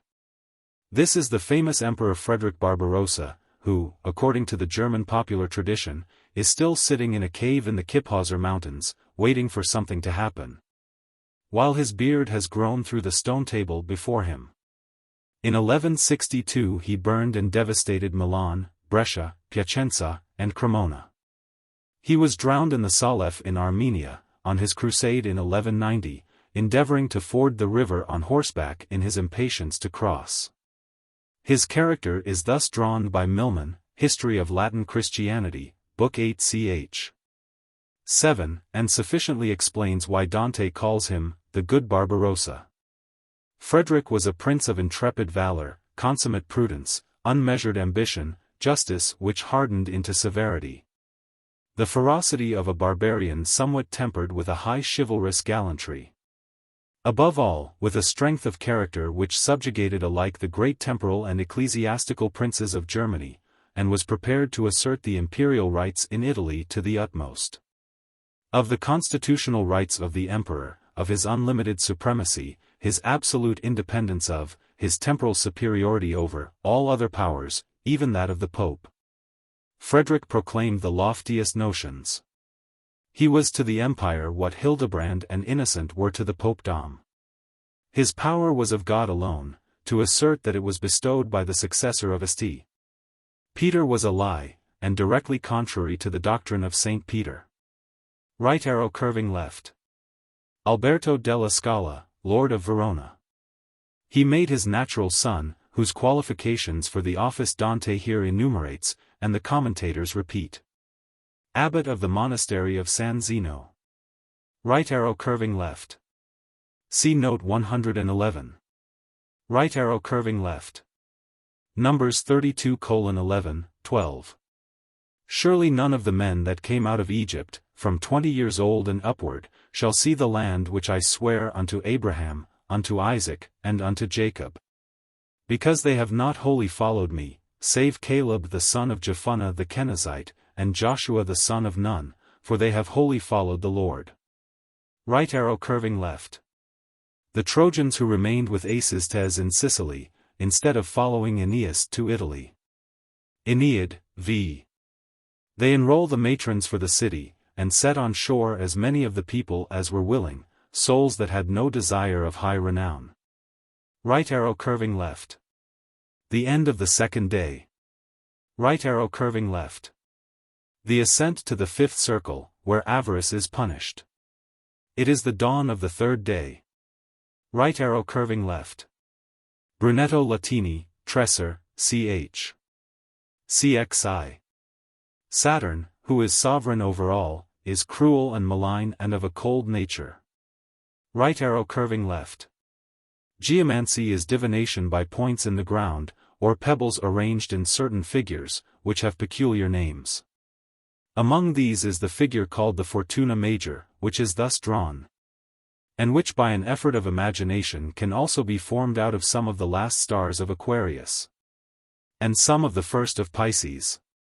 Chaucer, Troil. And Cress. 3:14-15. But one the cock, commune astrologer, gone on his breast to bet and after crow. And Lucifer, the day's messenger, gone for to rise and out his hemes throw. And Estward rose, to him that could it know. Fortuna Major. Right arrow curving left. Because the sun is following close behind. Right arrow curving left. This stammering woman of Dante's dream is sensual pleasure, which the imagination of the beholder adorns with 1,000 charms. The lady saintly and alert is reason, the same that tied Ulysses to the mast, and stopped the ears of his sailors with wax that they might not hear the song of the sirens. Gower, Confessio Amantis, I. Of such nature. They ben, that with so sweet a Stephen, like to the melodic of heaven, in womanish voice they singe, with notes of so great likenage, of such measure, of such music, whereof the ships they beswike, that passen by the coasts there. For one the shipmen lay in air, unto the voice, in here airs, they wane it be a parody, which after is to hem and helle. Right arrow curving left. That is, says Booty, they shall have the gift of comforting their souls. Matthew 5:4. Blessed are they that mourn, for they shall be comforted. Right arrow curving left. The three remaining sins to be purged away are avarice, gluttony, and lust. Right arrow curving left. See Canto 14:148. Right arrow curving left. Psalms 119:25. My soul cleaveth unto the dust, quicken thou me according to thy word. Right arrow curving left. Know that I am the successor of Peter. It is Pope Adrian V who speaks. He was of the family of the Counts of Lavagna, the family taking its title from the river Lavagna, flowing between Siestri and Chiavari, towns on the Riviera di Genova. He was pope only 39 days, and died in 1276. When his kindred came to congratulate him on his election, he said, "Would that ye came to a cardinal in good health, and not to a dying pope." Right arrow curving left. Revelation 19:10. And I fell at his feet to worship him. And he said unto me, See thou do it not, I am thy fellow servant. Right arrow curving left. Matthew 22:30. For in the resurrection they neither marry, nor are given in marriage, but are as the angels in heaven. He reminds Dante that here all earthly distinctions and relations are laid aside. He is no longer the spouse of the church. Right arrow curving left. Penitence. Line 92. In whom weeping ripens. That without which to God we cannot turn. Right arrow curving left. Madonna Alighieri was the wife of Marcello Malaspini, that friend of Dante with whom, during his wanderings he took refuge in the Lunigiana, in 1307. Right arrow curving left. In this canto the subject of the preceding is continued, namely, the punishment of avarice and prodigality.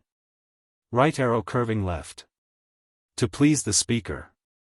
Pope Adrian V, who, canto 19:139, says, Now go, no longer will I have thee linger. Dante departs without further question, though not yet satisfied. Right arrow curving left. See the article, Kabbalah, at the end of Volume 3. Right arrow curving left. This is generally supposed to refer to Can Grande della Scala. See Note 22. Right arrow curving left. The inn at Bethlehem. Right arrow curving left. The Roman consul who rejected with disdain the bribes of Pyrrhus, and died so poor that he was buried at the public expense, and the Romans were obliged to give a dowry to his daughters. Virgil, Aeneid, 6:844, calls him powerful in poverty. Dante also extols him in the Convito, 4:5. Right arrow curving left. Gower, Confessio Amantis, v. 13. Between the two extremites. Of vice stant the properties. Of virtue. And to prove it so. Take avarice and take also. The vice of prodigalite. Between hem liberalite. Which is the virtue of largesse.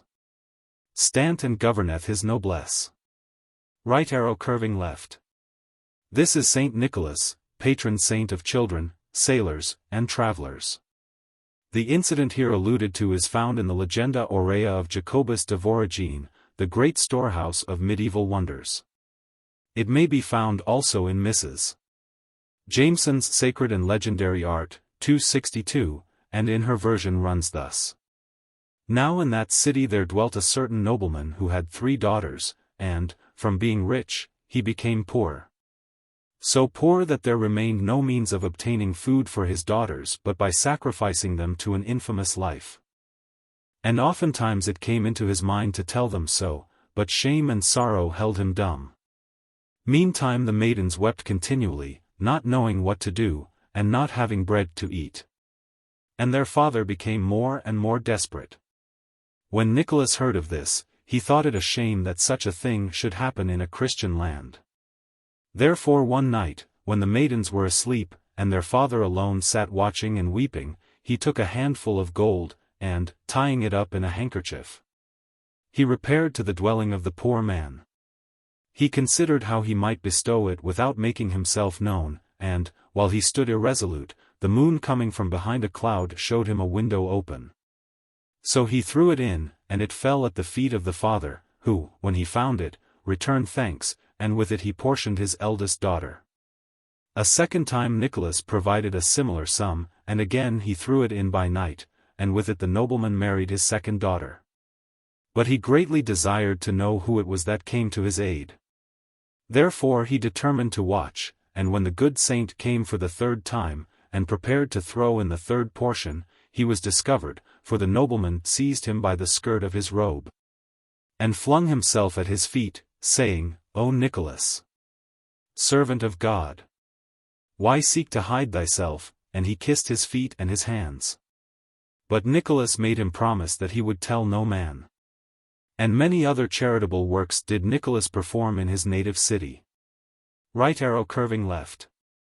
If we knew from what old chronicle, or from what professor of the Rue du Fouard, Dante derived his knowledge of French history, we might possibly make plain the rather difficult passage which begins with this line. The spirit that speaks is not that of the king Hugh Capet, but that of his father, Hugh Capet, Duke of France and Count of Paris. He was son of Robert the Strong. Pusquier, wretch. De la France, 6i, describes him as both valiant and prudent, and says that, although he was never king, yet was he a maker and unmaker of kings. And then goes on to draw an elaborate parallel between him and Charles Martel. The malignant plant is Philip the Fair, whose character is thus drawn by Milman, History of Latin Christianity, Book 11 ch. 8. In Philip the Fair the gallantry of the French temperament broke out on rare occasions. His first Flemish campaigns were conducted with bravery and skill, but Philip ever preferred the subtle negotiation, the slow and wily encroachment. Till his enemies were, if not in his power, at least at great disadvantage, he did not venture on the usurpation or invasion. In the slow systematic pursuit of his object he was utterly without scruple, without remorse. He was not so much cruel as altogether obtuse to human suffering, if necessary to the prosecution of his schemes. Not so much rapacious as, finding money indispensable to his aggrandizement, seeking money by means of which he hardly seemed to discern the injustice or the folly. Never was man or monarch so intensely selfish as Philip the Fair. His own power was his ultimate scope. He extended so enormously the royal prerogative, the influence of France, because he was king of France. His rapacity, which persecuted the Templars, his vindictiveness, which warred on Boniface after death as through life, was this selfishness in other forms. He was defeated at the Battle of Courtrai, 1302, known in history as the Battle of the Spurs of Gold, from the great number found on the field after the battle. This is the vengeance imprecated upon him by Dante. Right arrow curving left. For 2 centuries and a half, that is, from 1060 to 1316, there was either a Louis or a Philip on the throne of France. The succession was as follows. Philip I the Amorous. 1060. Louis VI the Fat. 1108. Louis VII the Young. 1137. Philip II Augustus. 1180. Louis VIII the Lion. 1223. Louis IX the Saint. 1226. Philip III the Bold. 1270. Philip IV the Fair. 1285. Louis X. 1314. Right arrow curving left. It is doubtful whether this passage is to be taken literally or figuratively. Pusquier, wretch. De la France, live. 6 ch. I, thinking it is the King Hugh Capet that speaks, breaks forth in indignant protest as follows. From this you can perceive the fatality there was in this family from its beginning to its end. To the disadvantage of the Carlovingians. And moreover, how ignorant the Italian poet Dante was, when in his book entitled Purgatorio he says that our Hugh Capet was the son of a butcher. Which word, once written erroneously and carelessly by him, has so crept into the heads of some simpletons, that many who never investigated the antiquities of our France have fallen into this same heresy. François de Villon, more studious of taverns and alehouses than of good books, says in some part of his works. Si fus les hoyers de Capet. Que fut extrait de boucherie. And since then Agrippa Alemanni, in his book on the vanity of science, chapter, of nobility, on this first ignorance declares impudently against the genealogy of our Capet. If Dante thought that Hugh the Great, Capet's father, was a butcher, he was not a clever man. But if he used this expression figuratively, as I am willing to believe, those who cling to the shell of the word are greater blockheads still. This passage of Dante being read and explained by Luigi Alemanni, an Italian, before Francis I of that name, he was indignant at the imposture, and commanded it to be stricken out. He was even excited to interdict the reading of the book in his kingdom. But for my part, in order to exculpate this author, I wish to say that under the name of butcher he meant that Capet was son of a great and valiant warrior. If Dante understood it thus, I forgive him; if otherwise, he was a very ignorant poet. Benvenuto says that the name of Capet comes from the fact that Hugh, in playing with his companions in boyhood, was in the habit of pulling off their caps and running away with them. Ducange repeats this story from an old chronicle, and gives also another and more probable origin of the name, as coming from the hood or cowl which Hugh was in the habit of wearing. The belief that the family descended from a butcher was current in Italy in Dante's time. Villani, 4.3, says, "Most people say that the father was a great and rich burgher of Paris, of a race of butchers or dealers in cattle." Right arrow curving left. When the Carlovingian race were all dead but one. And who was he? The Ottimo says it was Rudolph, who became a monk and afterwards Archbishop of Rheims.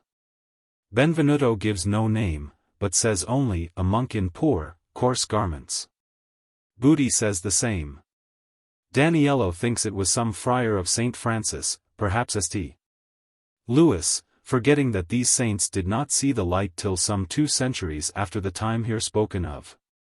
Others say Charles of Lorraine. And Biaggioli decides that it must be either Charles the Simple, who died a prisoner in the castle of Peronne, in 922. Or Louis of Outremer, who was carried to England by Hugh the Great, in 936, the man in cloth of grey remains as great a mystery as the man in the iron mask. Right arrow curving left. Hugh Capet was crowned at Rheims, in 987. The expression which follows shows clearly that it is Hugh the Great who speaks, and not Hugh the founder of the Capetian dynasty. Right arrow curving left.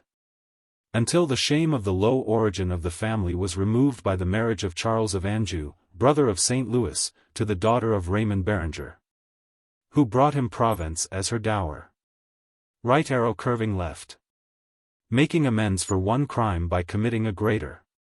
The particular transaction here alluded to is the seizing by fraud and holding by force these provinces in the time of Philip the Fair.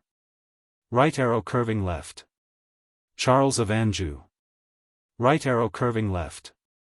Corradino, or Conradin, son of the Emperor Conrad IV, a beautiful youth of 16, who was beheaded in the square of Naples by order of Charles of Anjou, in 1268. Voltaire, in his rhymed chronology at the end of his Annales de l'Empire, says, "C'est en 68 que la main d'un bureau. Don Conradin's son fills Edient un sang si beau." Endeavoring to escape to Sicily after his defeat at Tagliacozzo, he was carried to Naples and imprisoned in the Castel d'Eriovo. Christendom heard with horror, says Milman, History of Latin Christianity, Book 11 ch. 3, that the royal brother of St. Louis, that the champion of the church, after a mock trial, by the sentence of one judge, Robert de Lavena, after an unanswerable pleading by Guido de Caesarea, a famous jurist, had condemned the last heir of the Swabian house, a rival king who had fought gallantly for his hereditary throne, to be executed as a felon and a rebel on a public scaffold. So little did Conradin dread his fate, that, when his doom was announced, he was playing at chess with Frederick of Austria. "Slave," said Conradin to Robert of Bari, who read the fatal sentence, "do you dare to condemn as a criminal the son and heir of kings? Knows not your master that he is my equal, not my judge?" He added, "I am a mortal, and must die, yet ask the kings of the earth if a prince be criminal for seeking to win back the heritage of his ancestors. But if there be no pardon for me, spare, at least, my faithful companions, or if they must die, strike me first, that I may not behold their death." They died devoutly, nobly. Every circumstance aggravated the abhorrence. It was said, perhaps it was the invention of that abhorrence, that Robert of Flanders, the brother of Charles, struck dead the judge who had presumed to read the iniquitous sentence. When Conradin knelt, with uplifted hands, awaiting the blow of the executioner, he uttered these last words, "O my mother! How deep will be thy sorrow at the news of this day!" Even the followers of Charles could hardly restrain their pity and indignation. With Conradin died his young and valiant friend, Frederick of Austria, the two Lancias, two of the noble house of Donaticio of Pisa. The inexorable Charles would not permit them to be buried in consecrated ground. Right arrow curving left. Thomas Aquinas, the angelic doctor of the schools, died at the convent of Fossa Nuova in the Campagna, being on his way to the Council of Lyons, in 1274. He is supposed to have been poisoned by his physician, at the instigation of Charles of Anjou. Right arrow curving left. Charles of Valois, who came into Italy by invitation of Boniface VIII, in 1301. See Inferno 669. Right arrow curving left.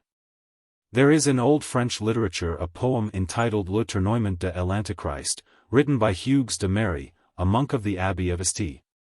Germain de Presse, in the 13th century, in which he describes a battle between the virtues under the banner of Christ, and the vices under that of Antichrist.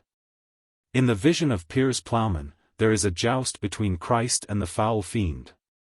Than was Fife in a fenester. And cried a filly David. As doth an Herod of arms. One aventress cometh to justs. Old Jews of Jerusalem. For joy they sung gen. Benedictus ca venit in nomine Domini. Than I freined at Fife. What al that fair by meant? And who should just in Jerusalem? Jesus, he seed. And fesh that the fend claimeth. Piers foot the plowman. Vertical ellipsis. Who shall just with Jesus, quod I? Jews or scribes? Nay, quod he, the foule fend. And fowls doom and death. Right arrow curving left. By the aid of Charles of Valois the Neri party triumphed in Florence, and the Bianchi were banished, and with them Dante. Right arrow curving left. There is an allusion here to the nickname of Charles of Valois, Senzatera, or Lackland. Right arrow curving left. Charles II, son of Charles of Anjou. He went from France to recover Sicily after the Sicilian Vespers. In an engagement with the Spanish fleet under Admiral Ruggieri di Oria, he was taken prisoner. Dante says he sold his daughter, because he married her for a large sum of money to Azzo VI of Este. Right arrow curving left. Aeneid, 356. Cursed thirst of gold, to what dost thou not drive the hearts of men? Right arrow curving left. The flower de luce is in the banner of France. Borel, Trésor de Recherches, cited by Roquefort, Glossaire, under the word lay, says. The oriflamme is so called from gold and flame, that is to say, a lily of the marshes. The lilies are the arms of France in a field of azure, which denotes water, in memory that they, the French, came from a marshy country. It is the most ancient and principal banner of France, sown with these lilies, and was borne around our kings on great occasions. Roquefort gives his own opinion as follows. The Franks, afterwards called French, inhabited, before entering Gaul properly so called, the environs of the Lys, a river of the Low Countries, whose banks are still covered with a kind of iris or flag of a yellow color, which differs from the common lily and more nearly resembles the flower de luce of our arms. Now it seems to me very natural that the kings of the Franks, having to choose a symbol to which the name of armorial bearings has since been given, should take in its composition a beautiful and remarkable flower, which they had before their eyes, and that they should name it, from the place where it grew in abundance, flower of the river Lys.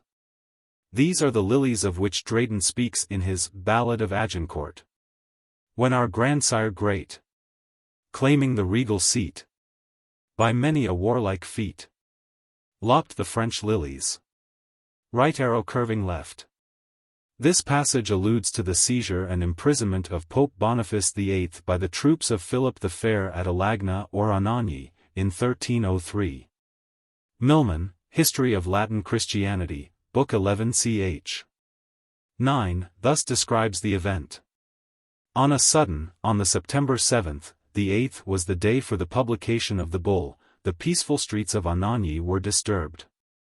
The Pope and the cardinals, who were all assembled around him, were startled with the trampling of armed horse, and the terrible cry, which ran like wildfire through the city.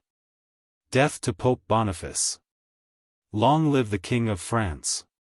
Sciarra Colonna, at the head of 300 horsemen, the barons of Cercano and Supino, and some others, the sons of Master Maccio of Anagni, were marching in furious haste, with the banner of the King of France displayed.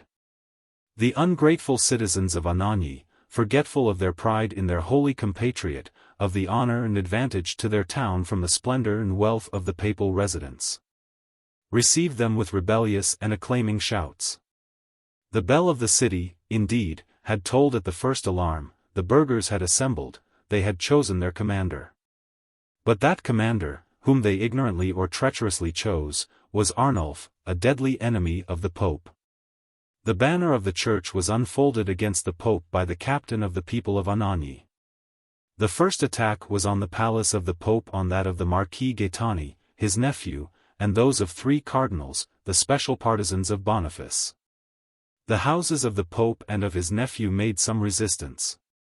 The doors of those of the cardinals were beaten down, the treasures ransacked and carried off. The cardinals themselves fled from the backs of the houses through the common sewer.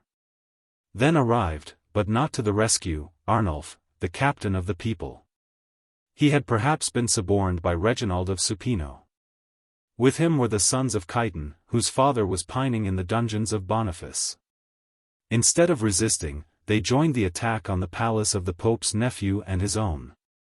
The Pope and his nephew implored a truce, it was granted for 8 hours. This time the Pope employed in endeavoring to stir up the people to his defense. The people coldly answered, that they were under the command of their captain. The Pope demanded the terms of the conspirators. If the Pope would save his life, let him instantly restore the Colonna cardinals to their dignity, and reinstate the whole house in their honors and possessions. After this restoration the Pope must abdicate, and leave his body at the disposal of Sciarra. The Pope groaned in the depths of his heart. The word is spoken. Again the assailants thundered at the gates of the palace, still there was obstinate resistance.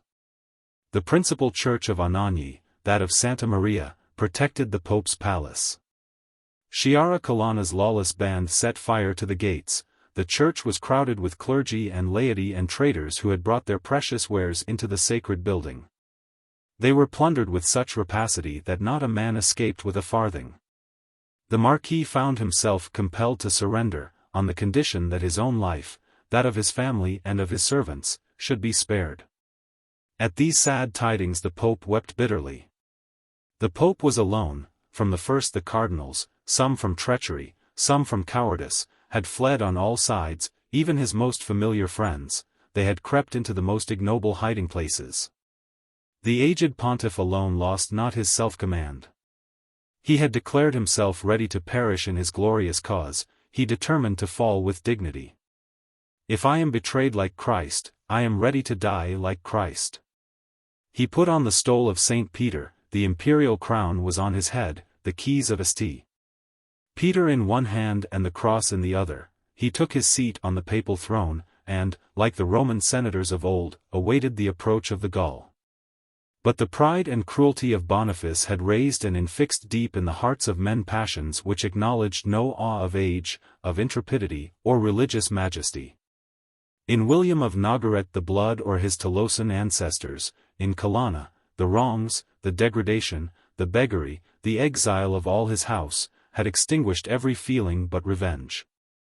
They insulted him with contumelious reproaches, they menaced his life. The Pope answered not a word. They insisted that he should at once abdicate the papacy. "Behold my neck, behold my head," was the only reply. But fiercer words passed between the Pope and William of Nogaret. Nogaret threatened to drag him before the Council of Lyons, where he should be deposed from the papacy. Shall I suffer myself to be degraded and deposed by patrons like thee, whose fathers were righteously burned as patrons? William turned fiery red, with shame thought the partisans of Boniface, more likely with wrath. Sciarra, it was said, would have slain him outright. He was prevented by some of his own followers, even by Nogaret.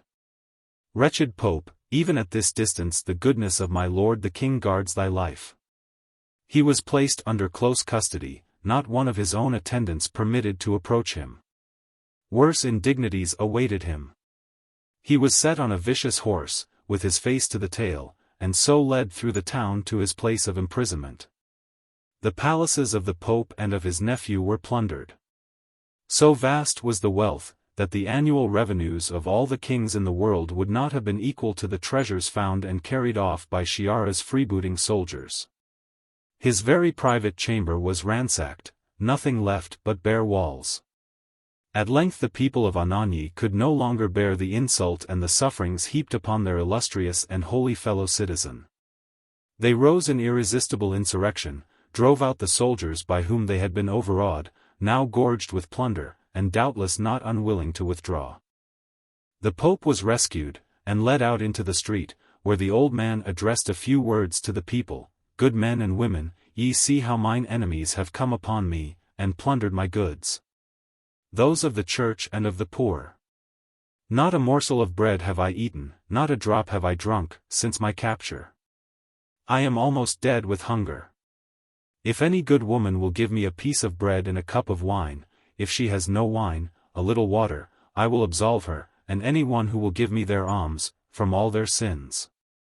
The compassionate rabble burst into a cry, long life to the Pope. They carried him back to his naked palace. They crowded, the women especially, with provisions, bread, meat, water, and wine. They could not find a single vessel. They poured a supply of water into a chest. The Pope proclaimed a general absolution to all except the plunderers of his palace. He even declared that he wished to be at peace with the Colonnas and all his enemies. This perhaps was to disguise his intention of retiring, as soon as he could, to Rome. The Romans had heard with indignation the sacrilegious attack on the person of the Supreme Pontiff. 400 horse under Matteo and Gaetano Orsini were sent to conduct him to the city. He entered it almost in triumph, the populace welcomed him with every demonstration of joy. But the awe of his greatness was gone, the spell of his dominion over the minds of men was broken. His overweening haughtiness and domination had made him many enemies in the Sacred College, the gold of France had made him more. This general revolt is his severest condemnation. Among his first enemies was the Cardinal Napoleon Orsini. Orsini had followed the triumphal entrance of the Pope.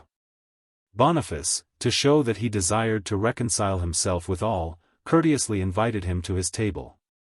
The Orsini coldly answered, that he must receive the Colonna cardinals into his favor. He must not now disown what had been wrung from him by compulsion. I will pardon them, said Boniface, but the mercy of the Pope is not to be from compulsion.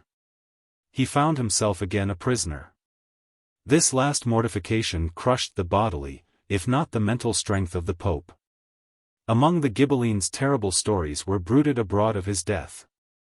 In an access of fury, either from poison or wounded pride, he sat gnawing the top of his staff, and at length either beat out his own brains against the wall, or smothered himself, a strange notion, with his own pillows. More friendly, probably more trustworthy, accounts describe him as sadly but quietly breathing his last, surrounded by 8 cardinals. Having confessed the faith and received the consoling offices of the Church. The cardinal poet anticipates his mild sentence from the divine judge. The religious mind of Christendom was at once perplexed and horror-stricken by this act of sacrilegious violence on the person of the Supreme Pontiff. It shocked some even of the sternest Ghibellines. Dante, who brands the pride, the avarice, the treachery of Boniface in his most terrible words, and has consigned him to the direst doom, though it is true that his alliance with the French, with Charles of Valois, by whom the poet had been driven into exile, was among the deepest causes of his hatred to Boniface, nevertheless expresses the almost universal feeling. Christendom shuddered to behold the fleur-de-lis enter into Anagni, and Christ again captive in his vicar, the mockery, the gall and vinegar, the crucifixion between living robbers. The insolent and sacrilegious cruelty of the second Pilate.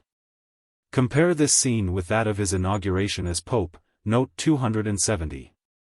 Right arrow curving left. This modern Pilate is Philip the Fair, and the allusion in the following lines is to the persecution and suppression of the Order of the Knights Templars, in 1307-1312. See Milman, History of Latin Christianity, Book 12 ch. 2, and Villani, 892, who says the act was committed per cupidigia di Guadagnare, for love of gain. And says also, the King of France and his children had afterwards much shame and adversity, both on account of this sin and on account of the seizure of Pope Boniface. Right arrow curving left. What he was saying of the Virgin Mary, line 19. Right arrow curving left. The brother of Dido and murderer of her husband. Aeneid, I 350, he, impious and blinded with the love of gold, having taken Sycricus by surprise, secretly assassinates him before the altar, regardless of his sister's great affection. Right arrow curving left. The Phrygian king, who, for his hospitality to Silenus, was endowed by Bacchus with the fatal power of turning all he touched to gold. The most laughable thing about him was his wearing ass's ears, as a punishment for preferring the music of Pan to that of Apollo. Ovid, 11, Croxels tr. Pan tuned the pipe, and with his rural song pleased the low taste of all the vulgar throng. Such songs a vulgar judgment mostly please. Midas was there, and Midas judged with these. See also Hawthorne's story of The Golden Touch, in his Wonder Book. Right arrow curving left. Joshua 7:21. When I saw among the spoils a goodly Babylonish garment, and 200 shekels of silver, and a wedge of gold of 50 shekels weight, then I coveted them, and took them. And behold, they are hid in the earth in the midst of my tent, and the silver under it. Right arrow curving left. Acts 5:1, 2. But a certain man named Ananias, with Sapphira his wife, sold a possession, and kept back part of the price, his wife also being privy to it. And brought a certain part, and laid it at the apostles' feet. Right arrow curving left. The hoof-beats of the miraculous horse in the temple of Jerusalem, when Heliodorus, the treasurer of King Scocucus, went there to remove the treasure. 2 Maccabees 3:25. For there appeared unto them an horse with a terrible rider upon him, and adorned with a very fair covering, and he ran fiercely, and smote at Heliodorus with his 4 feet. And it seemed that he that sat upon the horse had complete harness of gold. Right arrow curving left. Aeneid, 349, Davidson's tr. This Polydore unhappy Priam had formerly sent in secrecy, with a great weight of gold, to be brought up by the king of Thrace, when he now began to distrust the arms of Troy, and saw the city with close siege blocked up. He, Polymnestor, as soon as the power of the Trojans was crushed, and their fortune gone, espousing Agamemnon's interest and victorious arms, breaks every sacred bond, assassinates Polydore, and by violence possesses his gold. Cursed thirst of gold, to what dost thou not drive the hearts of men? Right arrow curving left. Licinius Crassus, surnamed the Rich. He was consul with Pompey, and on one occasion displayed his vast wealth by giving an entertainment to the populace, at which the guests were so numerous that they occupied 10,000 tables. He was slain in a battle with the Parthians, and his head was sent to the Parthian king, Hyrodes, who had molten gold poured down its throat. Plutarch does not mention this circumstance in his Life of Crassus, but says, when the head of Crassus was brought to the door, the tables were just taken away, and one Jason, a tragic actor of the town of Tralles, was singing the scene in the Bacchac of Euripides concerning Agave. He was receiving much applause, when Silaces coming to the room, and having made obeisance to the king, threw down the head of Crassus into the midst of the company. The Parthians receiving it with joy and acclamations, Silaces, by the king's command, was made to sit down, while Jason handed over the costume of Pentheus to one of the dancers in the chorus. And taking up the head of Crassus, and acting the part of a Bacchante in her frenzy, in a rapturous, impassioned manner, sang the lyric passages. We've hunted down a mighty chase today. And from the mountain bring the noble prey. Right arrow curving left. This is in answer to Dante's question, line 35. And why only? Thou dost renew these praises well deserved? Right arrow curving left.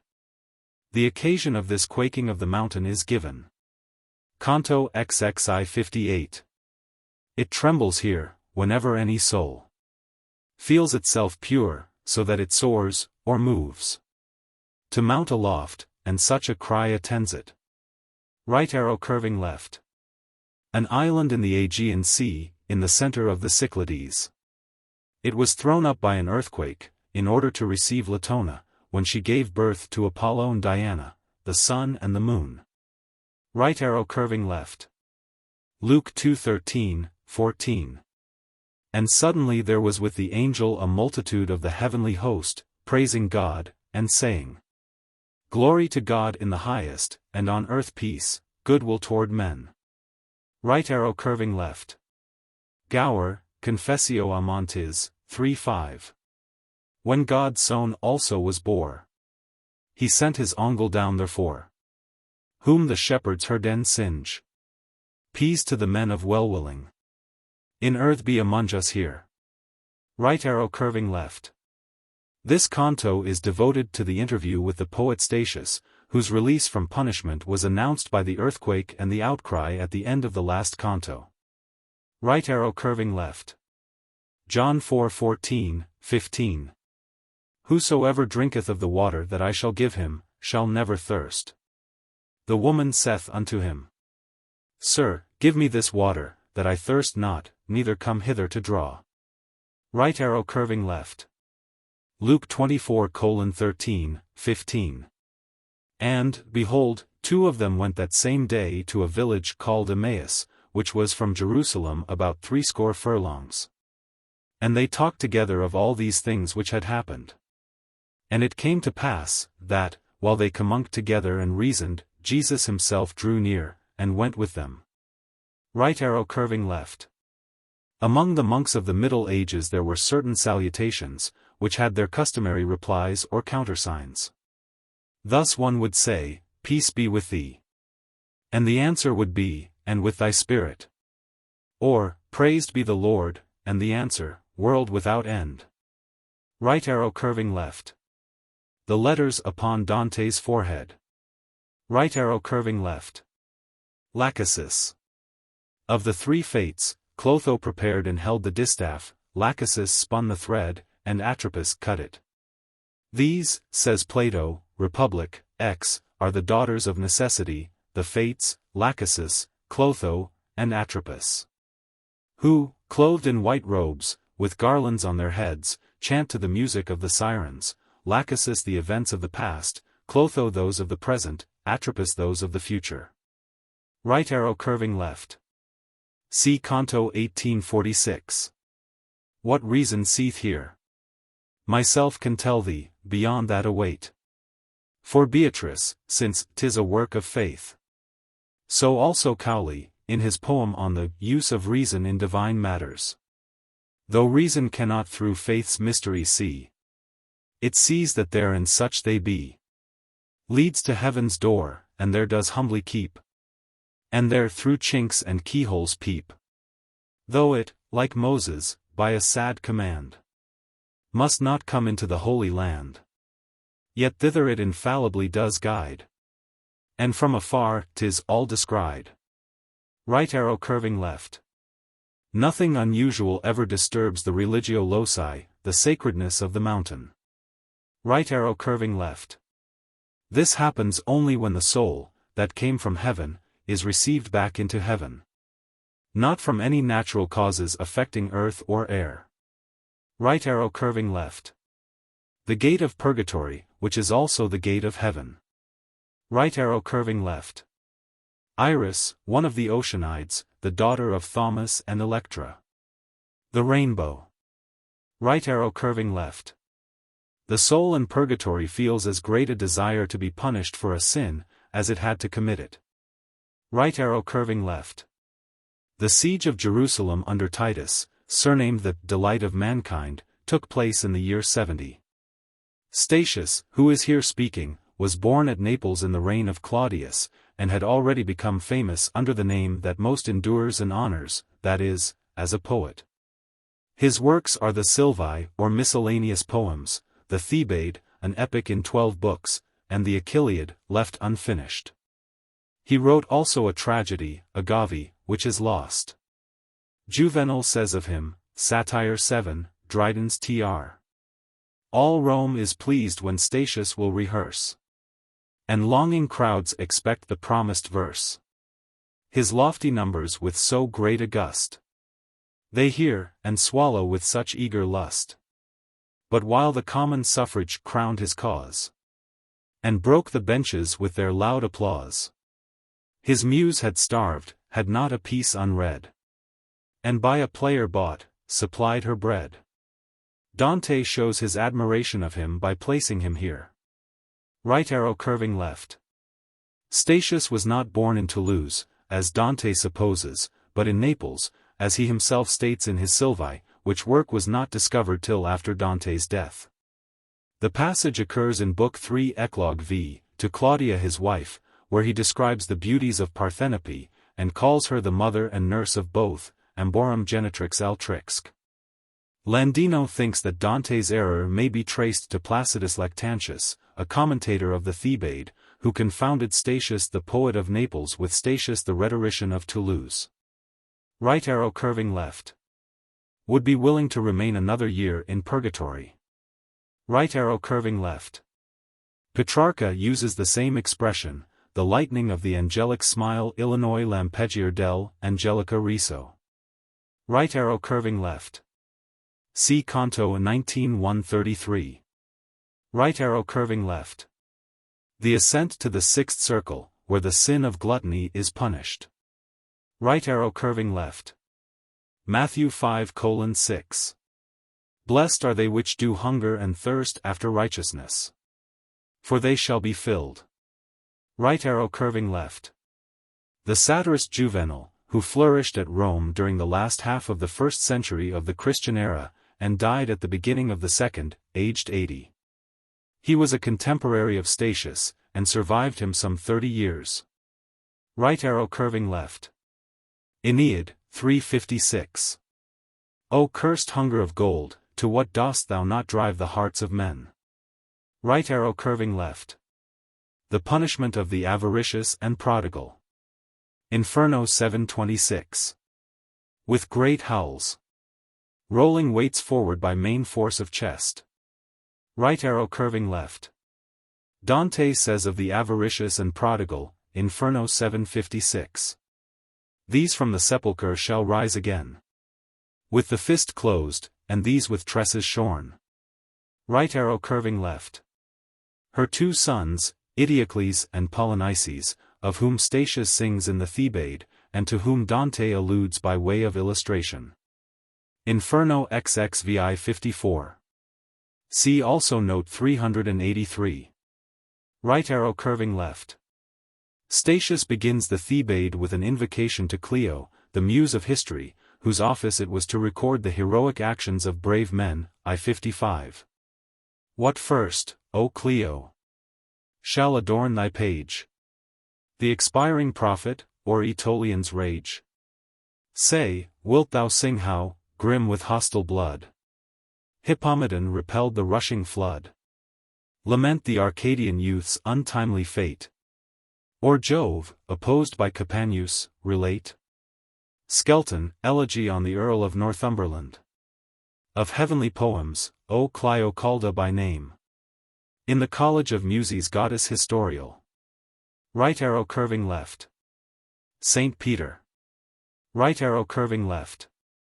70, Virgil's Bucolics, ECL. 4:5, a passage supposed to foretell the birth of Christ. The last era of Cumean song is now arrived, the great series of ages begins anew. Now the Virgin returns the Saturnian reign, now a new progeny is sent down from the high heaven. Right arrow curving left. The fourth circle of purgatory, where sloth is punished. Canto 1785. The love of good, remiss in what it should have done, is here restored. Here plied again the ill-belated oar. Right arrow curving left. Some editions read in this line, instead of nostra amico, nostra antico, our ancient Terence, but the epithet would be more appropriate to Plautus, who was the earlier writer. Right arrow curving left.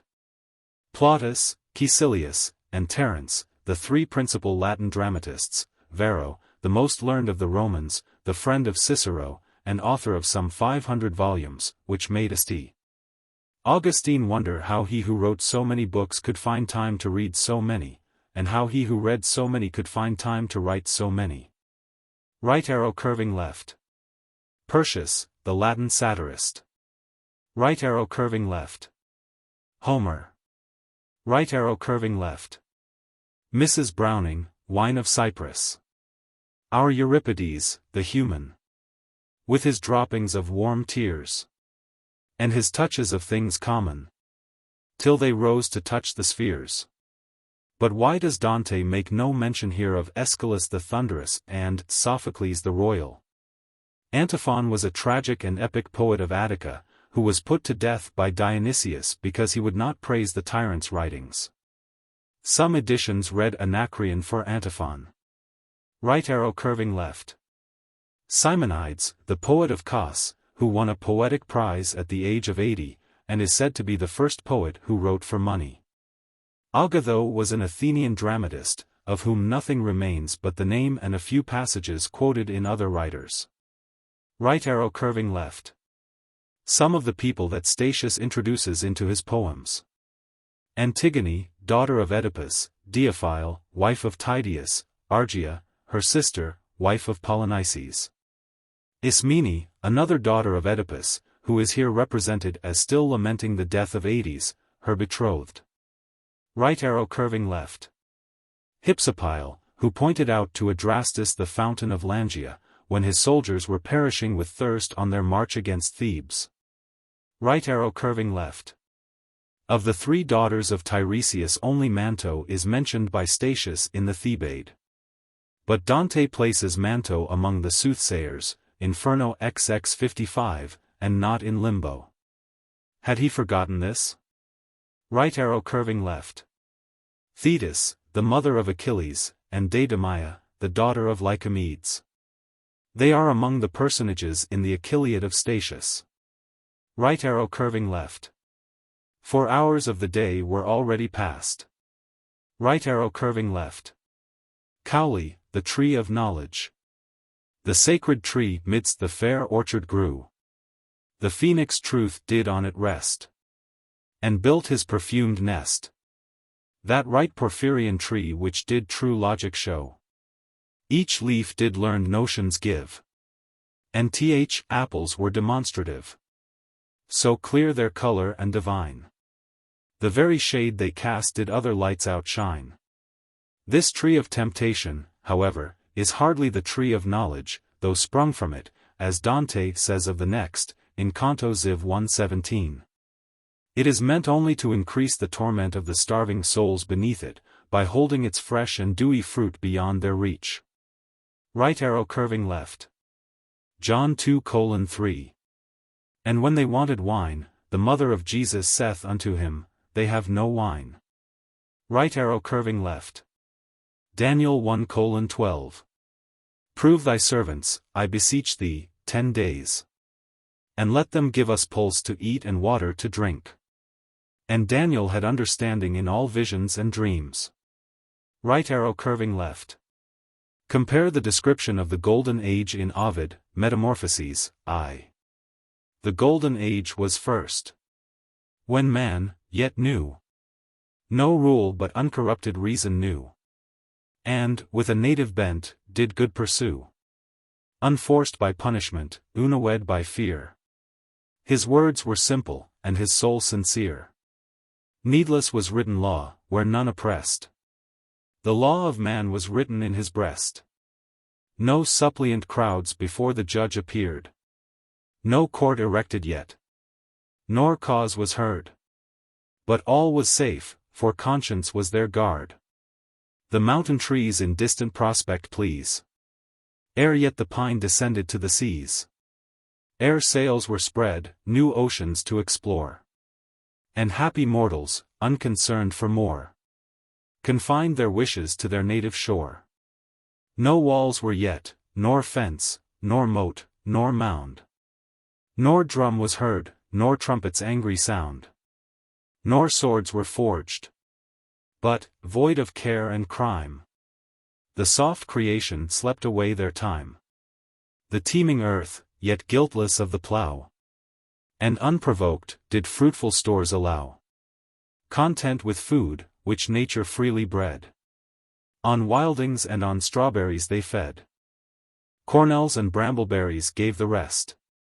And falling acorns furnished out a feast. The flowers unsown in fields and meadows reigned. And western winds immortal spring maintained. In following years, the bearded corn ensued. From earth unasked, nor was that earth renewed. From veins of valleys milk and nectar broke. And honey sweating through the pores of oak. Also Boethius, Book 2 met. 5, and the Ode in Tasso's Aminta, Leigh Hunt's Tr, beginning. O lovely age of gold! Not that the rivers rolled with milk, or that the woods wept honey-dew. Not that the ready ground produced without a wound. Or the mild serpent had no tooth that slew. Not that a cloudless blue forever was in sight. Or that the heaven which burns and now is cold by turns looked out in glad and everlasting light. No, nor that even the insolent ships from far brought war to no new lands, nor riches worse than war. But solely that vain and breath-invented pain, that idol of mistake, that worshipped cheat, that honor, since so called, by vulgar minds appalled, played not the tyrant with our nature yet. It had not come to fret the sweet and happy fold of gentle humankind. Nor did its hard law bind souls nursed in freedom. But that law of gold, that glad and golden law, all free, all fitted, which nature's own hand wrote, what pleases, is permitted. Also Don Quixote's address to the goatherds, Don Quixote, Book 2 ch. 3, Jarvis's Tr. After Don Quixote had satisfied his hunger, he took up an handful of acorns, and, looking on them attentively, gave utterance to expressions like these. Happy times, and happy ages. Those to which the ancients gave the name of golden, not because gold, which, in this our iron age, is so much esteemed, was to be had, in that fortunate period, without toil and labor. But because they who then lived were ignorant of these two words, meum and tuum. In that age of innocence, all things were in common. No one needed to take any other pains for his ordinary sustenance, than to lift up his hand and take it from the sturdy oaks, which stood inviting him liberally to taste of their sweet and relishing fruit. The limpid fountains, and running streams, offered them, in magnificent abundance, their delicious and transparent waters. In the clefts of rocks, and in the hollow of trees, did the industrious and provident bees form their commonwealths, offering to every hand, without usury, the fertile produce of their most delicious toil. The stout cork trees, without any other inducement than that of their own courtesy, divested themselves of their light and expanded bark, with which men began to cover their houses. Supported by rough poles, only for a defense against the inclemency of the seasons. All then was peace, all amity, all concord. As yet the heavy coulter of the crooked plough had not dared to force open, and search into, the tender bowels of our first mother, who unconstrained offered, from every part of her fertile and spacious bosom, whatever might feed, sustain, and delight those her children, who then had her in possession. Then did the simple and beauteous young shepherdesses trip it from dale to dale, and from hill to hill, their tresses sometimes plaited, sometimes loosely flowing. With no more clothing than was necessary modestly to cover what modesty has always required to be concealed. Nor were there ornaments like those nowadays in fashion, to which the Tyrian purple and the so many ways martyred silk give a value, but composed of green dock leaves and ivy interwoven. With which, perhaps, they went as splendidly and elegantly decked as our court ladies do now, with all those rare and foreign inventions which idle curiosity hath taught them. Then were the amorous conceptions of the soul clothed in simple and sincere expressions, in the same way and manner they were conceived, without seeking so much depreciate, confound, and per artificial phrases to set them off. Nor secute her, not daring then to disturb as yet were fraud, deceit, and malice or offend her. As yet the judge did intermixed with truth and plain deal not make his own will the measure of ing. Justice kept within her proper justice, for then there was neither bounds, favor and interest, which now cause nor person to be judged. Right arrow curving left. The punishment of the sin of gluttony. Right arrow curving left. Shakespeare, As You Like It, 2:7. Under the shade of melancholy boughs. Lose and neglect the creeping hours of time. Right arrow curving left. Psalms 51:15. O Lord, open thou my lips, and my mouth shall show forth thy praise. Right arrow curving left. Erysichthon the Thessalian, who in derision cut down an ancient oak in the sacred groves of Ceres. He was punished by perpetual hunger, till, other food failing him, at last he gnawed his own flesh. Ovid, Metamorphoses 8, Vernon's tr. Straight he requires, impatient in demand. Provisions from the air, the seas, the land. But though the land, air, seas, provisions grant, starves at full tables, and complains of want. What to a people might in dole be paid? Or victual cities for a long blockade? Could not one wolfish appetite assuage? For glutting nourishment increased its rage. As rivers poured from every distant shore, the sea insatiate drinks, and thirsts for more.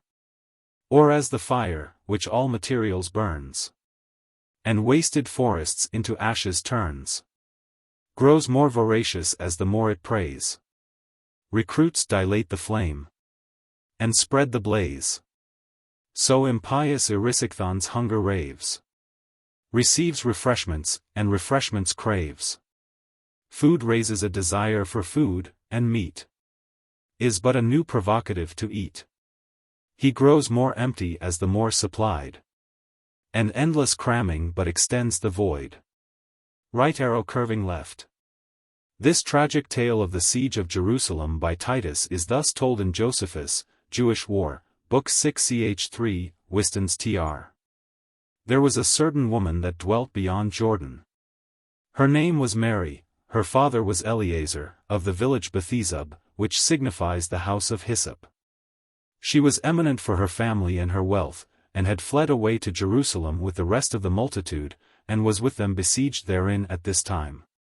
The other effects of this woman had been already seized upon, such I mean as she had brought with her out of Perea, and removed to the city.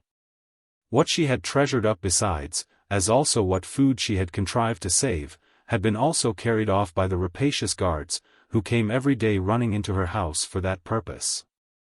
This put the poor woman into a very great passion, and by the frequent reproaches and imprecations she cast at these rapacious villains, she had provoked them to anger against her. But none of them, either out of the indignation she had raised against herself, or out of commiseration of her case, would take away her life. And if she found any food, she perceived her labors were for others and not for herself. And it was now become impossible for her any way to find any more food, while the famine pierced through her very bowels and marrow. When also her passion was fired to a degree beyond the famine itself. Nor did she consult with anything but with her passion and the necessity she was in. She then attempted a most unnatural thing, and, snatching up her son who was a child sucking at her breast, she said, O thou miserable infant! For whom shall I preserve thee in this war, this famine, and this sedition? As to the war with the Romans, if they preserve our lives, we must be slaves. This famine also will destroy us, even before that slavery comes upon us. Yet are these seditious rogues more terrible than both the other.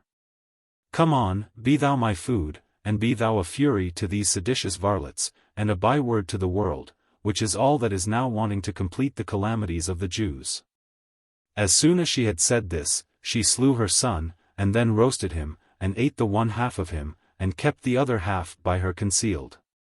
Upon this the seditious came in presently, and, smelling the horrid scent of this food, they threatened her that they would cut her throat immediately, if she did not show them what food she had gotten ready. She replied, that she had saved a very fine portion of it for them, and withal uncovered what was left of her son. Hereupon they were seized with a horror and amazement of mind, and stood astonished at the sight, when she said to them, This is mine own son, and what hath been done was mine own doing. Come, eat of this food, for I have eaten of it myself. Do not you pretend to be either more tender than a woman, or more compassionate than a mother. But if you be so scrupulous, and do abominate this my sacrifice, as I have eaten the one half, let the rest be reserved for me also. After which those men went out trembling, being never so much affrighted at anything as they were at this, and with some difficulty they left the rest of that meat to the mother. Upon which the whole city was full of this horrid action immediately. And while everybody laid this miserable case before their own eyes, they trembled as if this unheard of action had been done by themselves. So those that were thus distressed by the famine were very desirous to die, and those already dead were esteemed happy, because they had not lived long enough either to hear or to see such miseries. Right arrow curving left. Shakespeare, King Lear, v. 3. And in this habit met I my father with his bleeding rings. Their precious stones new lost. Right arrow curving left. In this fanciful recognition of the word homo, man, in the human face, so written as to place the two O's between the outer strokes of the M, the former represent the eyes, and the latter the nose and cheekbones. Brother Berthold, a Franciscan monk of Regensburg, in the 13th century, makes the following allusion to it in one of his sermons. See Wackernagel, Deutsches Lesebuch, I 678. The monk carries out the resemblance into still further detail. Now behold, ye blessed children of God, the Almighty has created you soul and body. And he has written it under your eyes and on your faces, that you are created in his likeness. He has written it upon your very faces with ornamented letters. With great diligence are they embellished and ornamented. This your learned men well understand, but the unlearned may not understand it. The two I's are two O's. The H is properly no letter. It only helps the others, so that homo with an H means man, likewise the brows arched above, and the nose down between them are an M, beautiful with 3 strokes. So is the ear ad, beautifully rounded and ornamented. So are the nostrils beautifully formed like a Greek epsilon, beautifully rounded and ornamented. So is the mouth an eye, beautifully adorned and ornamented. Now behold, ye good Christian people, how skillfully he has adorned you with these 6 letters, to show that ye are his own, and that he has created you. Now read me an O and an M and another O together, that spells homo. Then read me a D and an E and an I together, that spells day. Homo Dei, man of God, man of God. Right arrow curving left. Forese Donati, the brother-in-law and intimate friend of Dante. This Forese, says Buti, was a citizen of Florence, and was brother of Messer Corso Donati, and was very gluttonous. And therefore the author feigns that he found him here, where the gluttons are punished. Certain vituperative sonnets, addressed to Dante, have been attributed to Forese. If authentic, they prove that the friendship between the two poets was not uninterrupted. See Rossetti, Early Italian Poets, Appendix to Part 2. Right arrow curving left. The same desire that sacrifice and atonement may be complete. Right arrow curving left. Matthew 27:46. Eli, Eli, lama sabachthani? That is to say, My God, why hast thou forsaken me? Right arrow curving left. Outside the gate of Purgatory, where those who had postponed repentance till the last hour were forced to wait as many years and days as they had lived impenitent on earth. Unless aided by the devout prayers of those on earth. See Canto 4. Right arrow curving left. Nella, contraction of Giovanella, widow of Foris. Nothing is known of this good woman but the name, and what Foris here says in her praise. Right arrow curving left. Covino, Discris. Geograph. Del Italia, p. 52, says. In the district of Arborea, on the slopes of the Gennargentu, the most vast and lofty mountain range of Sardinia, spreads an alpine country which in Dante's time, being almost barbarous, was called the Barbagia. Right arrow curving left. Sacchetti, the Italian novelist of the 14th century, severely criticizes the fashions of the Florentines, and their sudden changes, which he says it would take a whole volume of his stories to enumerate. In November 178, he speaks of their wearing their dresses far below their armpits, and then up to their ears. And continues, in Napier's version, Florentine History, 2539. The young Florentine girls, who used to dress so modestly, have now changed the fashion of their hoods to resemble courtesans. And thus attired they move about laced up to the throat, with all sorts of animals hanging as ornaments about their necks. Their sleeves, or rather their sacks, as they should be called, was there ever so useless and pernicious a fashion. Can any of them reach a glass or take a morsel from the table without dirtying herself or the cloth by the things she knocks down? And thus do the young men, and worse. And such sleeves are made even for sucking babes. The women go about in hoods and cloaks. Most of the young men without cloaks, in long, flowing hair, and if they throw off their breeches, which from their smallness may easily be done, all is off. For they literally stick their posteriors into a pair of socks and expend a yard of cloth on their wristbands, while more stuff is put into a glove than a cloak hood. However, I am comforted by one thing, and that is, that all now have begun to put their feet in chains, perhaps as a penance for the many vain things they are guilty of. For we are but a day in this world, and in that day the fashion is changed 1,000 times, all seek liberty, yet all deprive themselves of it. God has made our feet free. And many with long pointed toes to their shoes can scarcely walk, he has supplied the legs with hinges. And many have so bound them up with close lacing that they can scarcely sit, the bust is tightly bandaged up. The arms trail their drapery along, the throat is rolled in a capuchon, the head so loaded and bound round with caps over the hair that it appears as though it were sawed off. And thus I might go on forever discoursing of female absurdities, commencing with the immeasurable trains at their feet, and proceeding regularly upwards to the head, with which they may always be seen occupied in their chambers. Some curling, some smoothing, and some whitening it, so that they often kill themselves with colds caught in these vain occupations. Right arrow curving left. Statius. Right arrow curving left. Continuation of the punishment of gluttony. Right arrow curving left. Continuing the words with which the preceding canto closes, and referring to Statius. Right arrow curving left. Picarda, sister of Foris and Corso Donati. She was a nun of Santa Clara, and is seen by Dante in the first heaven of Paradise, which Foris calls High Olympus. See Paradiso 349, where her story is told more in detail. Right arrow curving left. Endnotes 1001-500. Buonagiunta Urbisani of Lucca is one of the early minor poets of Italy, a contemporary of Dante. Rossetti, Early Italian Poets, 77, gives some specimens of his sonnets and canzoni. All that is known of him is contained in Benvenuto's brief notice. Buonagiunta of Urbisani, an honorable man of the city of Lucca, a brilliant orator in his mother tongue.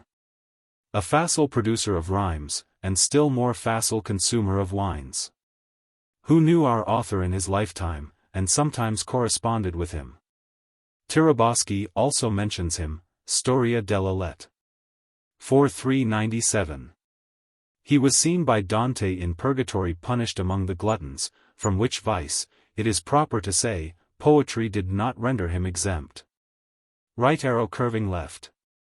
Pope Martin IV, whose fondness for the eels of Bolsena brought his life to a sudden close, and his soul to this circle of purgatory, has been ridiculed in the well-known epigram.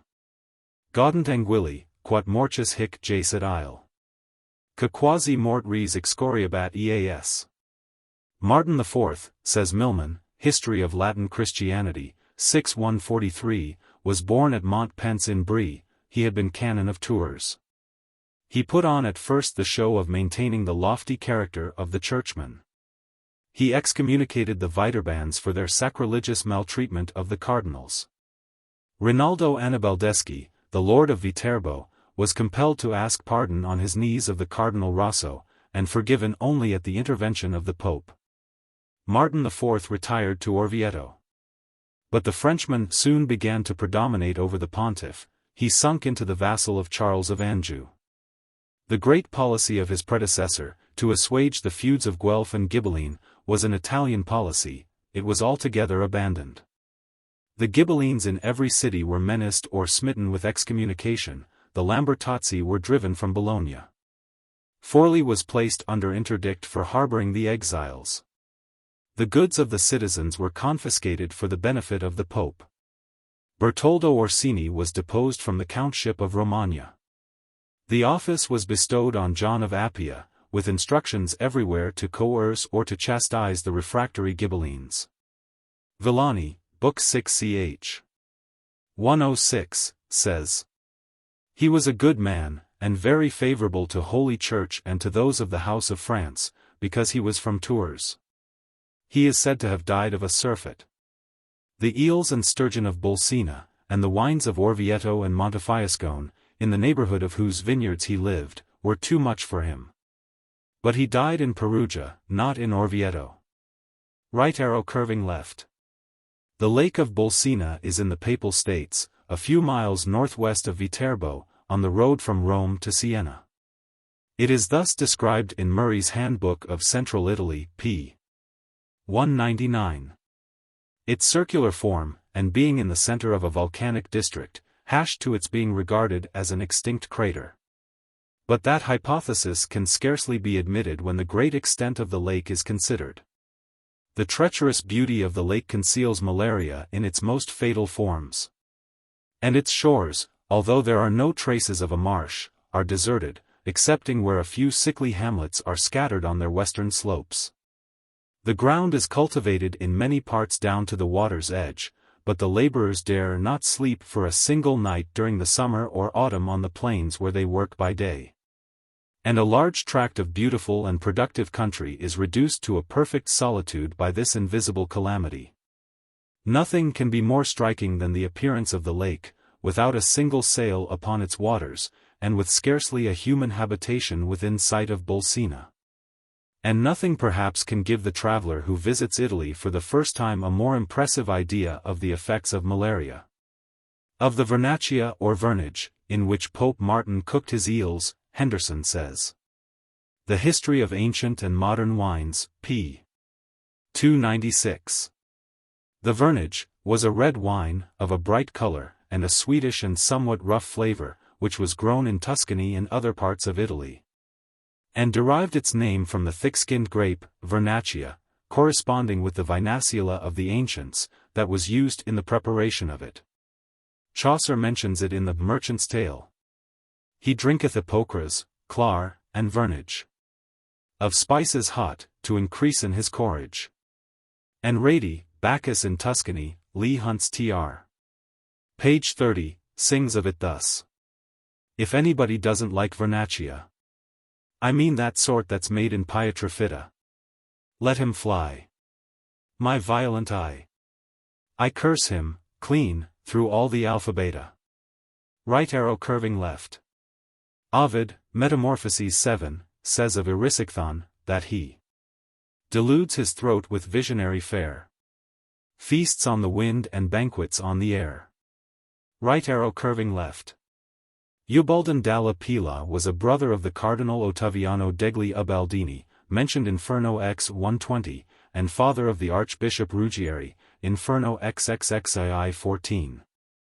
According to Sacchetti, November 205, he passed most of his time at his castle, and turned his gardener into a priest, and Messer Ubaldino, continues the novelist, put him into his church. Of which one may say he made a pigsty, for he did not put in a priest, but a pig in the way of eating and drinking, who had neither grammar nor any good thing in him. Some writers say that this Boniface, Archbishop of Ravenna, was a son of Ubaldino, but this is confounding him with Ruggieri, Archbishop of Pisa. He was of the Fieschi of Genoa. His pasturing many people alludes to his keeping a great retinue and court, and the free life they led in matters of the table. Right arrow curving left. Messer Marchesi de Forli, who answered the accusation made against him, that he was always drinking, by saying, that he was always thirsty. Right arrow curving left. A lady of Lucca with whom Dante is supposed to have been enamored. Let us pass over in silence, says Balba, Life and Times of Dante, 2:177, the consolations and errors of the poor exile. But Booty says, he formed an attachment to a gentle lady, called Madonna Gentucca, of the family of Rosimpello, on account of her great virtue and modesty, and not with any other love. Benvenuto and the Ottimo interpret the passage differently, making Gentucca a common noun, gente bassa, low people. But the passage which immediately follows, in which a maiden is mentioned who should make Lucca pleasant to him, seems to confirm the former interpretation. Right arrow curving left. In the throat of the speaker, where he felt the hunger and thirst of his punishment. Right arrow curving left. Chaucer, Complaint of the Black Knight, 194. But even like as doth a scrivener, that can no more tell what that he shall write, but as his maester beside doth indite. Right arrow curving left. A canzone of the Vita Nuova, beginning, in Rossetti's version, Early Italian Poets, p. 255. Ladies that have intelligence in love. Of mine own lady I would speak with you. Not that I hope to count her praises through, but, telling what I may, to ease my mind. Right arrow curving left. Jacopo da Lentino, or the Notary, was a Sicilian poet who flourished about 1250, in the later days of the Emperor Frederick II. Crescimbani, La Storia della Volgar Poesia, 343, says that Dante esteemed him so highly, that he even mentions him in his comedy, doing him the favor to put him into purgatory. Tassini, and others after him, make the careless statement that he addressed a sonnet to Petrarca. He died before Petrarca was born. Rossetti gives several specimens of his sonnets and canzonet in his early Italian poets, of which the following is one. Of his lady in heaven. I have it in my heart to serve God so, that into paradise I shall repair, the holy place through the which everywhere I have heard say that joy and solace flow. Without my lady I were loath to go, she who has the bright face and the bright hair, because if she were absent, I being there, my pleasure would be less than naught, I know. Look you, I say not this to such intent, as that I there would deal in any sin. I only would behold her gracious mien, and beautiful soft eyes, and lovely face. That so it should be my complete content, to see my lady joyful in her place. Fra Gittone di Arezzo, a contemporary of the Notary, was one of the Frati Gaudenti, or jovial friars, mentioned in note 336. He first brought the Italian sonnet to the perfect form it has since preserved, and left behind the earliest specimens of Italian letter-writing. These letters are written in a very florid style, and are perhaps more poetical than his verses, which certainly fall very far short of the sweet new style. Of all his letters the best is that, to the Florentines, from which a brief extract is given note 615. Right arrow curving left. Corso Donati, the brother of Forese who is here speaking, and into whose mouth nothing but gibelline wrath could have put these words. Corso was the leader of the Neri in Florence, and a partisan of Charles de Valois. His death is recorded by Villani, 896, and is thus described by Napier, Florentine History, I 407. The popularity of Corso was now thoroughly undermined, and the priors, after sounding the campana for a general assembly of the armed citizens, laid a formal accusation before the Podesta Piero Branca di Agabio against him for conspiring to overthrow the liberties of his country.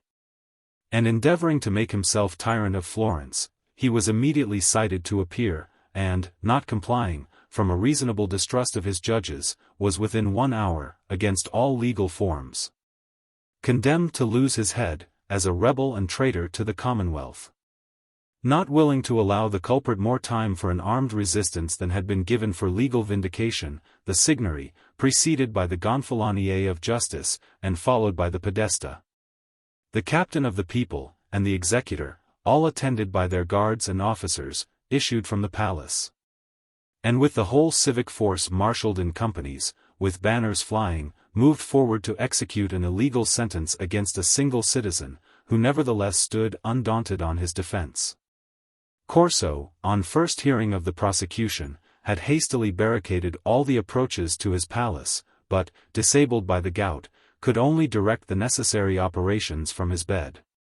Yet thus helpless, thus abandoned by all but his own immediate friends and vassals, suddenly condemned to death, encompassed by the bitterest foes, with the whole force of the Republic banded against him, he never cowered for an instant, but courageously determined to resist, until succored by Uguccione della Fagiola, to whom he had sent for aid. This attack continued during the greater part of the day, and generally with advantage to the Donati, for the people were not unanimous, and many fought unwillingly, so that, if the Rossi, Bardi, and other friends had joined, and Uguccione's forces arrived, it would have gone hard with the citizens. The former were intimidated, the latter turned back on hearing how matters stood. And then only did Corso's adherents lose heart and slink from the barricades, while the townsmen pursued their advantage by breaking down a garden wall opposite the Stinch prisons and taking their enemy in the rear. This completed the disaster, and Corso, saying no chance remaining, fled towards the Casentino. But, being overtaken by some Catalonian troopers in the Florentine service, he was led back a prisoner from Rovezzano. After vainly endeavoring to bribe them, unable to support the indignity of a public execution at the hands of his enemies, he let himself fall from his horse, and, receiving several stabs in the neck and flank from the Catalan lances, his body was left bleeding on the road, until the monks of San Salvi removed it to their convent, where he was interred next morning with the greatest privacy. Thus perished Corso Donati, the wisest and most worthy knight of his time, the best speaker, the most experienced statesman, the most renowned, the boldest, and most enterprising nobleman in Italy. He was handsome in person and of the most gracious manners, but very worldly, and caused infinite disturbance in Florence on account of his ambition. 2105, people now began to repose, and his unhappy death was often and variously discussed, according to the feelings of friendship or enmity that moved the speaker. But in truth, his life was dangerous, and his death reprehensible. He was a knight of great mind and name, gentle in manners as in blood, of a fine figure even in his old age, with a beautiful countenance, delicate features, and a fair complexion, pleasing, wise, and an eloquent speaker. His attention was ever fixed on important things, he was intimate with all the great and noble, had an extensive influence, and was famous throughout Italy. He was an enemy of the middle classes and their supporters, beloved by the troops, but full of malicious thoughts, wicked, and artful. He was thus basely murdered by a foreign soldier, and his fellow citizens well knew the man, for he was instantly conveyed away. Those who ordered his death were Rosso della Tosa and Pizzino de Puzzi, as is commonly said by all. And some bless him and some the contrary. Many believe that the two said knights killed him, and I, wishing to ascertain the truth, inquired diligently, and found what I have said to be true. 2106. Such is the character of Corso Donati, which has come down to us from two authors who must have been personally acquainted with this distinguished chief, but opposed to each other in the general politics of their country. See also note 94. Right arrow curving left. Virgil and Statius. Right arrow curving left. Dante had only so far gone round the circle, as to come in sight of the second of these trees, which from distance to distance encircle the mountain. Right arrow curving left. In the terrestrial paradise on the top of the mountain. Right arrow curving left. The centaurs, born of Ixion and the cloud, and having the double breasts of man and horse, became drunk with wine at the marriage of Hippodamia and Pirithous, and strove to carry off the bride and the other women by violence. Theseus and the rest of the Lapithae opposed them, and drove them from the feast. This famous battle is described at great length by Ovid, Metamorphoses 12, Dryden's tr. For one, most brutal of the brutal brood. Or whether wine or beauty fired his blood, or both at once, beheld with lustful eyes. The bride, at once resolved to make his prize. Down went the board, and fastening on her hair, he seized with sudden force the fright fair. 'Twas Eurytus began, his bestial kind, his crime pursued, and each, as pleased his mind, or her whom chance presented, took the feast. An image of a taken town expressed. The cave resounds with female shrieks. We rise, mad with revenge, to make a swift reprise. And Theseus first, what frenzy has possessed? O Eurytus, he cried, thy brutal breast, to wrong Pirithous, and not him alone, but, while I live, two friends conjoined in one. Right arrow curving left. Judges 7:5, 6.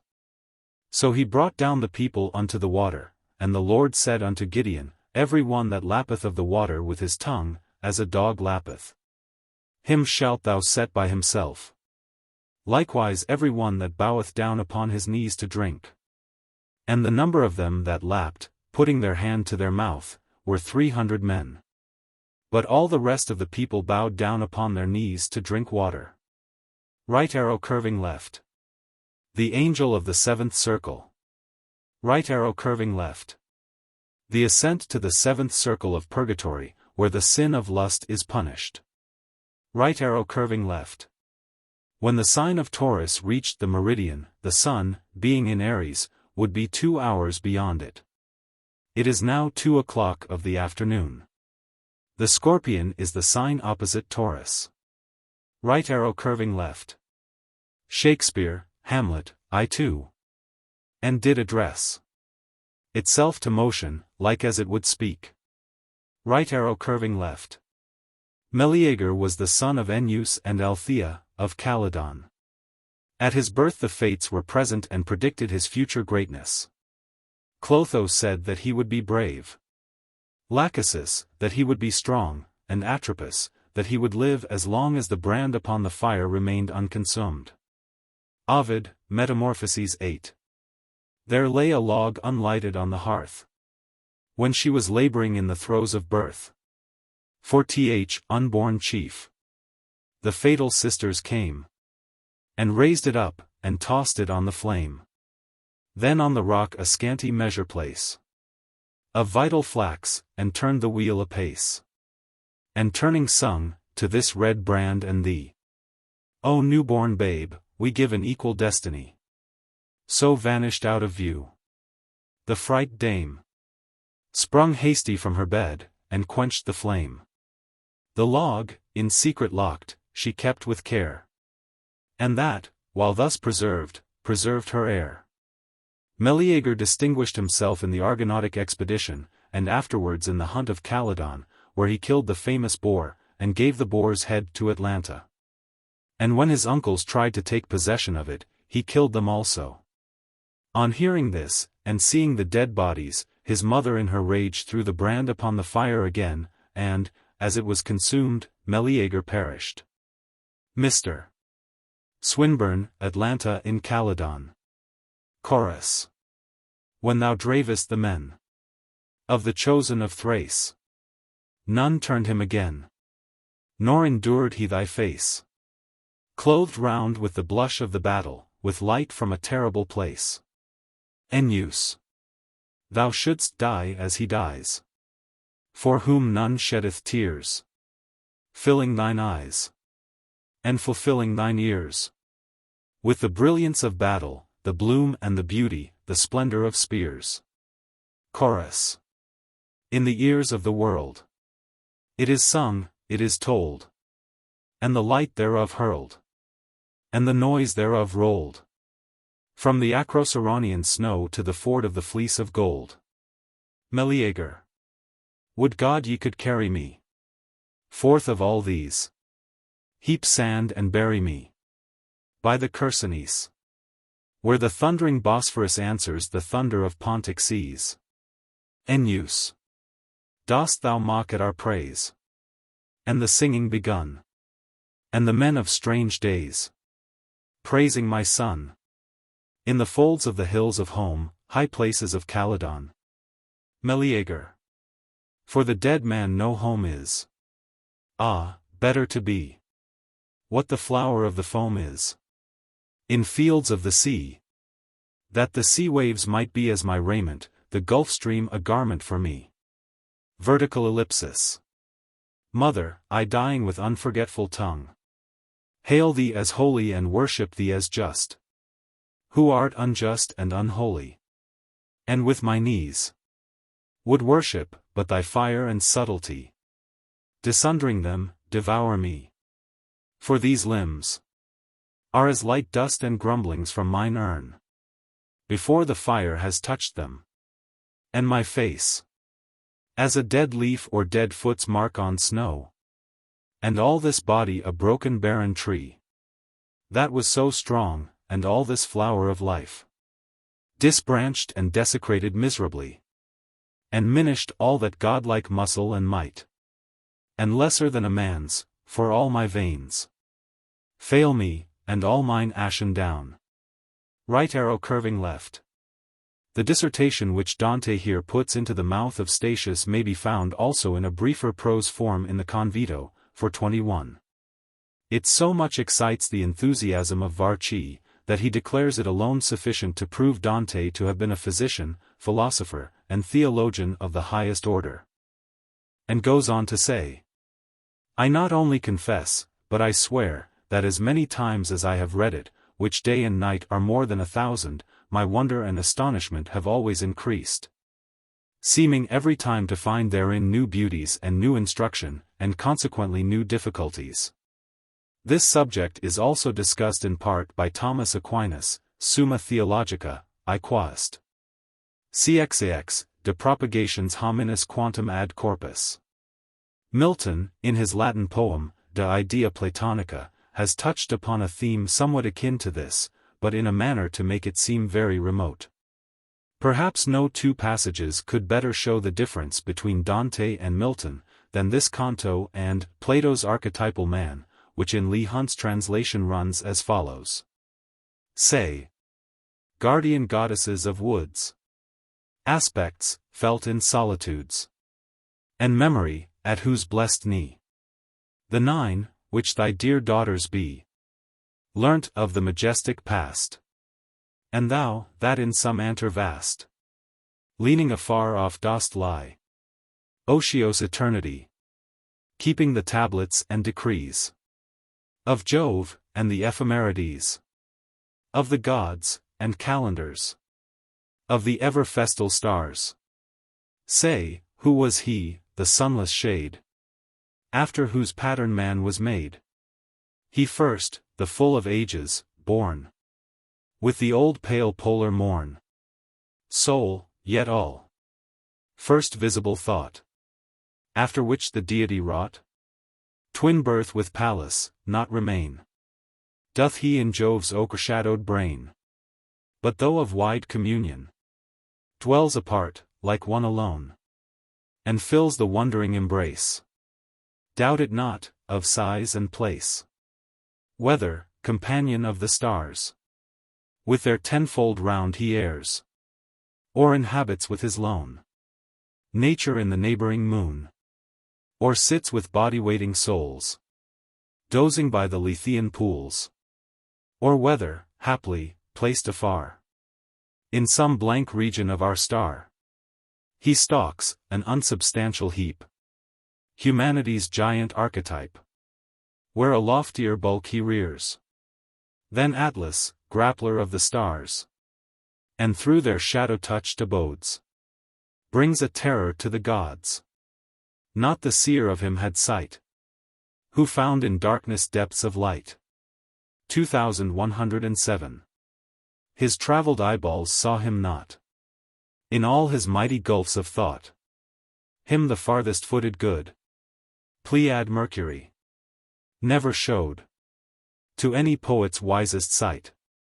In the silence of the night, news of him the Assyrian priest 2108 found not in his sacred list, though he traced back old King 9, and Belus, elder name divine, and Osiris, endless famed, not the glory, triple named, thrice great Hermes, though his eyes read the shapes of all the skies, left him in his sacred verse, revealed to nature's worshippers.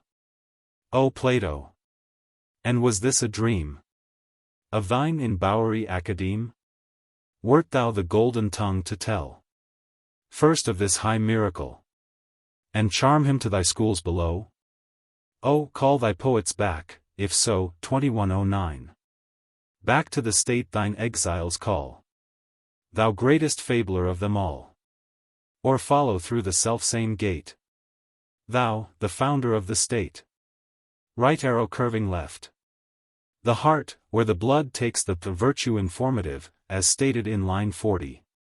Right arrow curving left. The vegetative soul, which in man differs from that in plants, as being in a state of development, while that of plants is complete already. Right arrow curving left. The vegetative becomes a sensitive soul. Right arrow curving left. This was the opinion of Averroes, says the Automo, which is false, and contrary to the Catholic faith. In the language of the schools, the possible intellect, intellectus possibilis, is the faculty which receives impressions through the senses, and forms from them pictures or phantasmata in the mind. The active intellect, intellectus agens, draws from these pictures various ideas, notions, and conclusions. They represent the understanding and the reason. Right arrow curving left. God. Right arrow curving left. Radi, Bacchus in Tuscany. Such bright blood is a ray enkindled of that sun, in heaven that shines, and has been left behind entangled, and caught in the net of the many vines. Right arrow curving left. When Lachesis has spun out the thread of life. Right arrow curving left. Thomas Aquinas, Summa Theologica, I quaest. CXVI art. 3. Anima intellectiva remanet destructo corpori. Right arrow curving left. Either upon the shores of Acheron or of the Tiber. Right arrow curving left. Aeneid, 6-7-23, Davidson's Tr. In the first place, the spirit within nourishes the heavens, the earth, and watery plains, the moon's enlightened orb, and the Titanian stars. And the mind, diffused through all the members, actuates the whole frame, and mingles with the vast body of the universe. Thence the race of men and beasts, the vital principles of the flying kind, and the monsters which the ocean breeds under its smooth plain. These principles have the active force of fire, and are of a heavenly original, so far as they are not clogged by noxious bodies, blunted by earth-born limbs and dying members. Hence they fear and desire, grieve and rejoice, and, shut up in darkness and a gloomy prison, lose sight of their native skies. Even when with the last beams of light their life is gone, yet not every ill, nor all corporeal stains, are quite removed from the unhappy beings. And it is absolutely necessary that many imperfections which have long been joined to the soul should be in marvelous ways increased and riveted therein. Therefore are they afflicted with punishments, and pay the penalties of their former ills. Some, hung on high, are spread out to the empty winds. In others, the guilt not done away is washed out in a vast watery abyss, or burned away in fire. We each endure his own manes, thence are we conveyed along the spacious Elysium, and we, the happy few, possess the fields of bliss. Till length of time, after the fixed period is elapsed, hath done away the inherent stain, and hath left the pure celestial reason, and the fiery energy of the simple spirit. Right arrow curving left.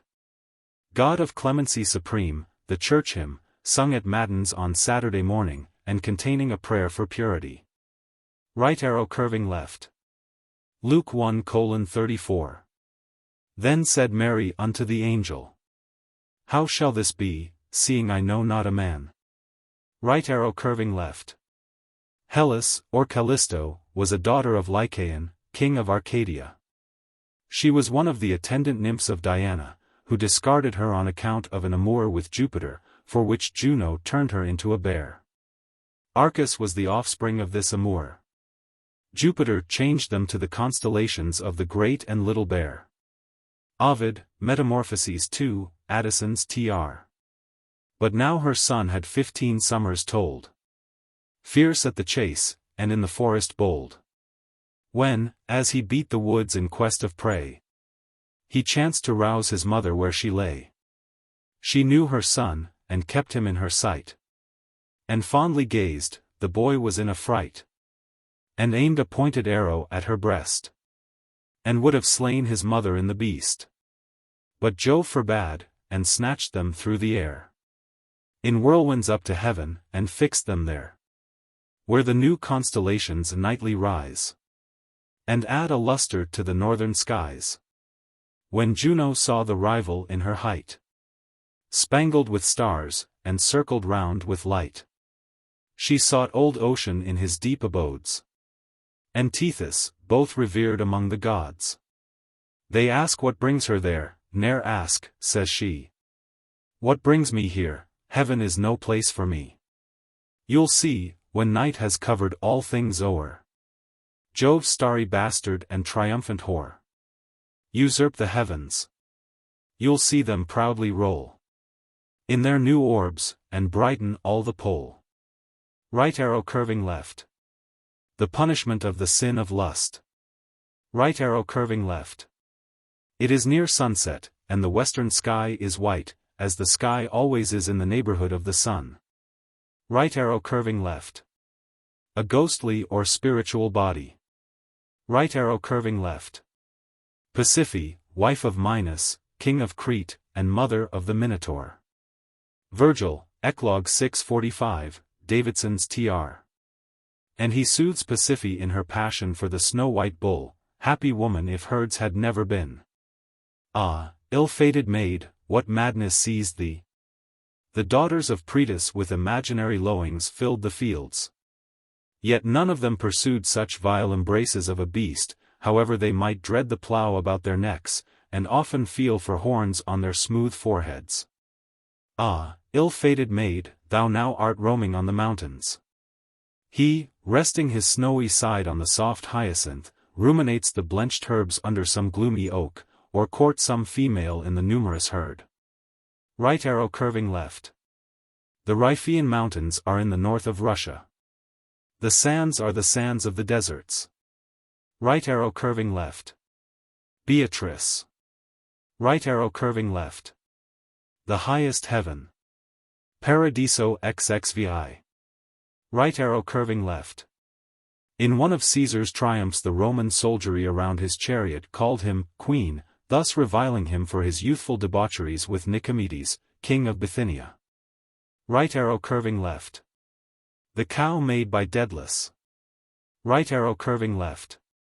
Guido Guinicelli, the best of the Italian poets before Dante, flourished in the first half of the 13th century. He was a native of Bologna, but of his life nothing is known.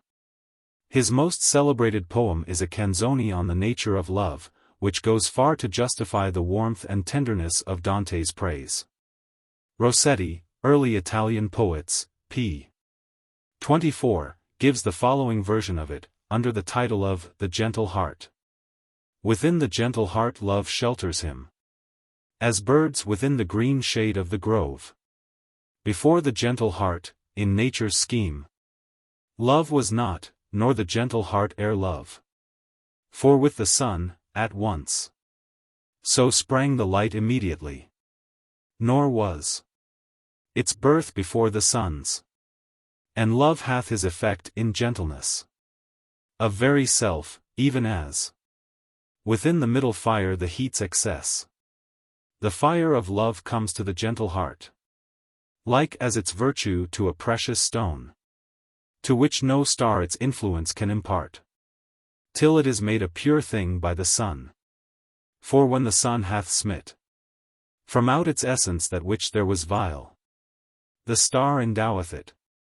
And so the heart created by God's breath, pure, true, and clean from guile, a woman, like a star, enamoreth. In gentle heart love for like reason is, for which the lamp's high flame is fanned and bowed.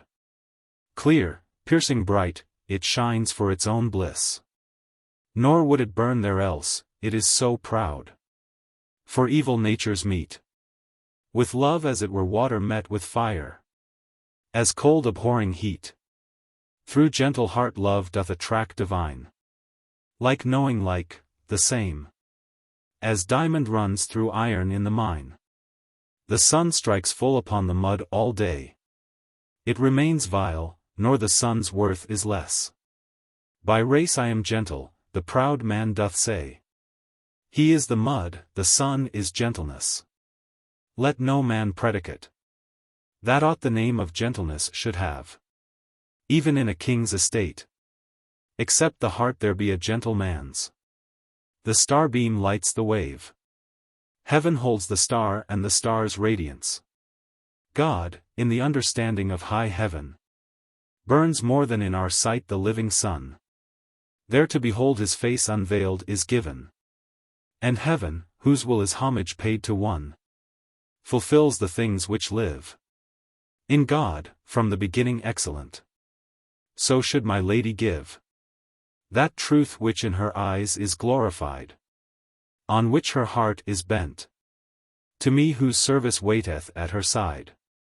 My lady, God shall ask, what daredst thou, when my soul stands with all her acts reviewed winky face?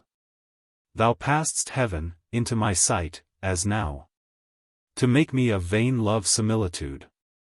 To me doth praise belong, and to the Queen of all the realm of grace, who in death fraud and wrong. Then may I plead, as though from thee he came. Love wore an angel's face.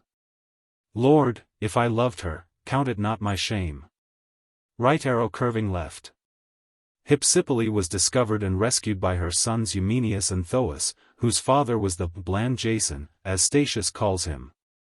Just as King Lycurgus in his great grief was about to put her to death for neglecting the care of his child, who through her neglect had been stung by a serpent. Statius, Thebaid, v. 949, says it was Tydeus who saved Hypsipyle. But interposing Tydeus rushed between, and with his shield protects the Lemnian queen. Right arrow curving left. In the old Romance languages the name of prosa was applied generally to all narrative poems, and particularly to the monorhythmic romances. Thus Gonzalo de Bercio, a Spanish poet of the 13th century, begins a poem on the vida del glorioso confessor Santo Domingo de Silos. De un confessor sancto quiero fer una prosa. Quiero fer una prosa en Roman Paladino. En cual suele el pueblo fablar a su vecino. Si non so tan letrado per fer otro latino. Right arrow curving left. Gérald de Bernil of Limoges, born of poor parents, but a man of talent and learning, was one of the most famous troubadours of the 13th century. The old Provençal biographer, quoted by Renouard, Choix de Poésies, v. 166, says, "He was a better poet than any who preceded or followed him, and was therefore called the master of the troubadours. He passed his winters in study, and his summers in wandering from court to court with two minstrels who sang his songs. The following specimen of his poems is from Taylor's Lays of the Minzingers and Troubadours, page 247.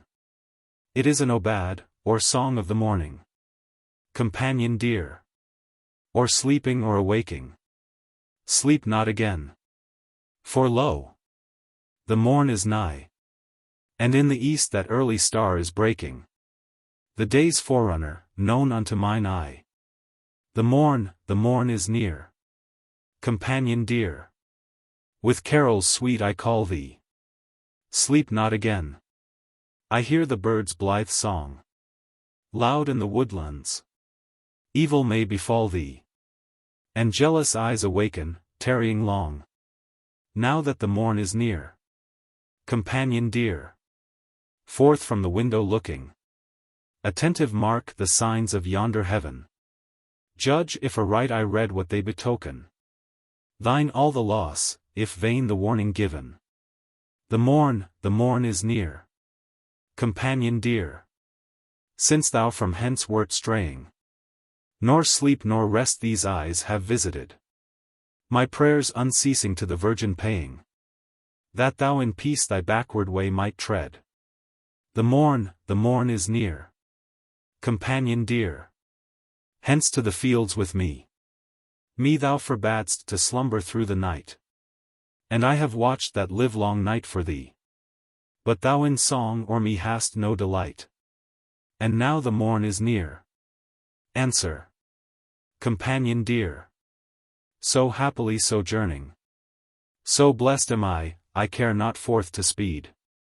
Here brightest beauty reigns. Her smiles adorning. Her dwelling place, then wherefore should I heed? The morn or jealous eyes? According to Nostradamus he died in 1278. Notwithstanding his great repute, Dante gives the palm of excellence to Arnaud Daniel, his rival and contemporary. But this is not the general verdict of literary history. Right arrow curving left. Fra Gittone di Arezzo. See note 1011. Right arrow curving left. Venturi has the indiscretion to say. This is a disgusting compliment after the manner of the French. In the Italian fashion we should say, you will do me a favor, if you will tell me your name. Whereupon Virgil thunders at him in this wise.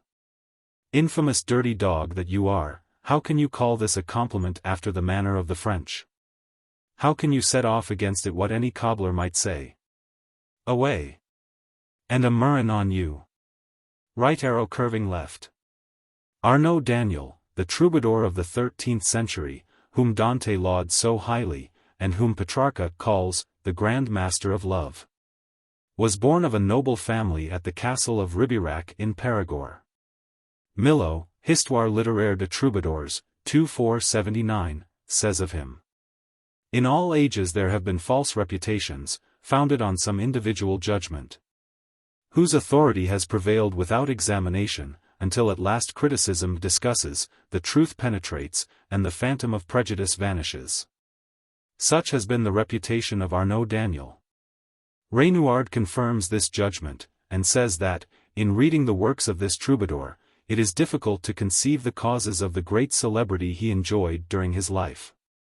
Arnaud Daniel was the inventor of the sestina, a song of 6 stanzas of 6 lines each, with the same rhymes repeated in all, though arranged in different and intricate order, which must be seen to be understood. He was also author of the metrical romance of Lancelotto, or Lancelot of the Lake, to which Dante doubtless refers in his expression prose di romanzi, or proses of romance. The following anecdote is from the old Provençal authority, quoted both by Millot and Renouard, and is thus translated by Miss Costello, Early Poetry of France, p. 37. Arnaud visited the court of Richard Coeur de Lion in England, and encountered there a jongleur, who defied him to a trial of skill, and boasted of being able to make more difficult rhymes than Arnaud, a proficiency on which he chiefly prided himself. He accepted the challenge, and the two poets separated, and retired to their respective chambers to prepare for the contest. The muse of Arnaud was not propitious, and he vainly endeavored to string 2 rhymes together. His rival, on the other hand, quickly caught the inspiration. The king had allowed 10 days as the term of preparation, 5 for composition, and the remainder for learning it by heart to sing before the court. On the third day the jongleur declared that he had finished his poem, and was ready to recite it, but Arnaud replied that he had not yet thought of his. It was the jongleur's custom to repeat his verses out loud every day, in order to learn them better, and Arnaud, who was in vain endeavoring to devise some means to save himself from the mockery of the court at being outdone in this contest, happened to overhear the jongleur singing. He went to his door and listened, and succeeded in retaining the words and the air. On the day appointed they both appeared before the king. Arnaud desired to be allowed to sing first, and immediately gave the song which the jongleur had composed. The latter, stupefied with astonishment, could only exclaim, "It is my song, it is my song." "Impossible," cried the king, but the jongleur, persisting, requested Richard to interrogate Arnaud, who would not dare, he said, to deny it. Daniel confessed the fact, and related the manner in which the affair had been conducted, which amused Richard far more than the song itself. The stakes of the wager were restored to each, and the king loaded them both with presents. According to Nostradamus, Arnaud died about 1189. There is no other reason for making him speak in Provençal than the evident delight which Dante took in the sound of the words, and the peculiar flavor they give to the close of the canto. Renouard says that the writings of none of the troubadours have been so disfigured by copyists as those of Arnaud. This would seem to be true of the very lines which Dante writes for him, as there are at least 7 different readings of them. Here Venturi has again the indiscretion to say that Arnaud answers Dante in a kind of lingua franca, part Provençal and part Catalan, joining together the perfidious French with the vile Spanish. Perhaps to show that Arnaud was a clever speaker of the two. And again Idealized suppresses him with that unbridled beast of a Venturi, and this most potent argument of his presumptuous ignorance and impertinence. Right arrow curving left. Translation. So pleases me your courteous demand. I cannot and I will not hide me from you. I am Arnaud, who weep and singing go. Contrite I see the folly of the past, and joyous see the hope for day before me. Therefore do I implore you, by that power which guides you to the summit of the stairs, be mindful to assuage my suffering. Right arrow curving left. The description of the 7th and last circle continued. Cowley, hymn to light. Say from what golden quivers of the sky do all thy winged arrows fly? Right arrow curving left. When the sun is rising at Jerusalem, it is setting on the mountain of Purgatory, it is midnight in Spain, with Libra in the meridian and noon in India. A great labyrinth of words and things, says Venturi, meaning only that the sun was setting, and this time the dolce pedagogo Biagili lets him escape without the usual reprimand. Right arrow curving left. Matthew 5:8. Blessed are the pure in heart, for they shall see God. Right arrow curving left. With the hands clasped and turned palm downwards, and the body straightened backward in attitude of resistance. Right arrow curving left. Inferno 17. Right arrow curving left. Knowing that he ought to confide in Virgil and go forward. Right arrow curving left. The story of the Babylonian lovers, whose trysting place was under the white mulberry tree near the tomb of Ninus, and whose blood changed the fruit from white to purple, is too well known to need comment. Ovid, Metamorphoses 4, Eusden's tr. At Thisbe's name awaked, he opened wide his dying eyes, with dying eyes he tried on her to dwell, but closed them slow and died. Right arrow curving left. Statius had for a long while been between Virgil and Dante. Right arrow curving left. Matthew 25:34. Then shall the king say unto them on his right hand, Come, ye blessed of my Father, inherit the kingdom prepared for you from the foundation of the world. Right arrow curving left. Dar. Furnaces, hymn. Slowly by God's hand unfurled. Down around the weary world falls the darkness. Right arrow curving left. Evening of the third day of Purgatory. Milton, Paradise Lost, 4598. Now came still evening on, and twilight grey had in her sober livery all things clad. Silence accompanied. For beast and bird, they to their grassy couch, these to their nests, were slunk, all but the wakeful nightingale. She all night long her amorous descant sung. Silence was pleased, now glowed the firmament with living sapphires, Hesperus, that led the starry host, rode brightest, till the moon, rising in clouded majesty, at length, apparent queen, unveiled her peerless light, and o'er the dark her silver mantle threw. Right arrow curving left. The vision which Dante sees is a foreshadowing of Matilda and Beatrice in the terrestrial paradise. In the Old Testament Leah is a symbol of the active life, and Rachel of the contemplative, as Martha and Mary are in the New Testament, and Matilda and Beatrice in the Divine Comedy. Happy is that house, says Saint Bernard, and blessed is that congregation, where Martha still complaineth of Mary. Dante says in the Convito, 417. Truly it should be known that we can have in this life two felicities, by following two different and excellent roads, which lead thereto. Namely, the active life and the contemplative. And Owen Feltham in his resolves. The mind can walk beyond the sight of the eye, and, though in a cloud, can lift us into heaven while we live.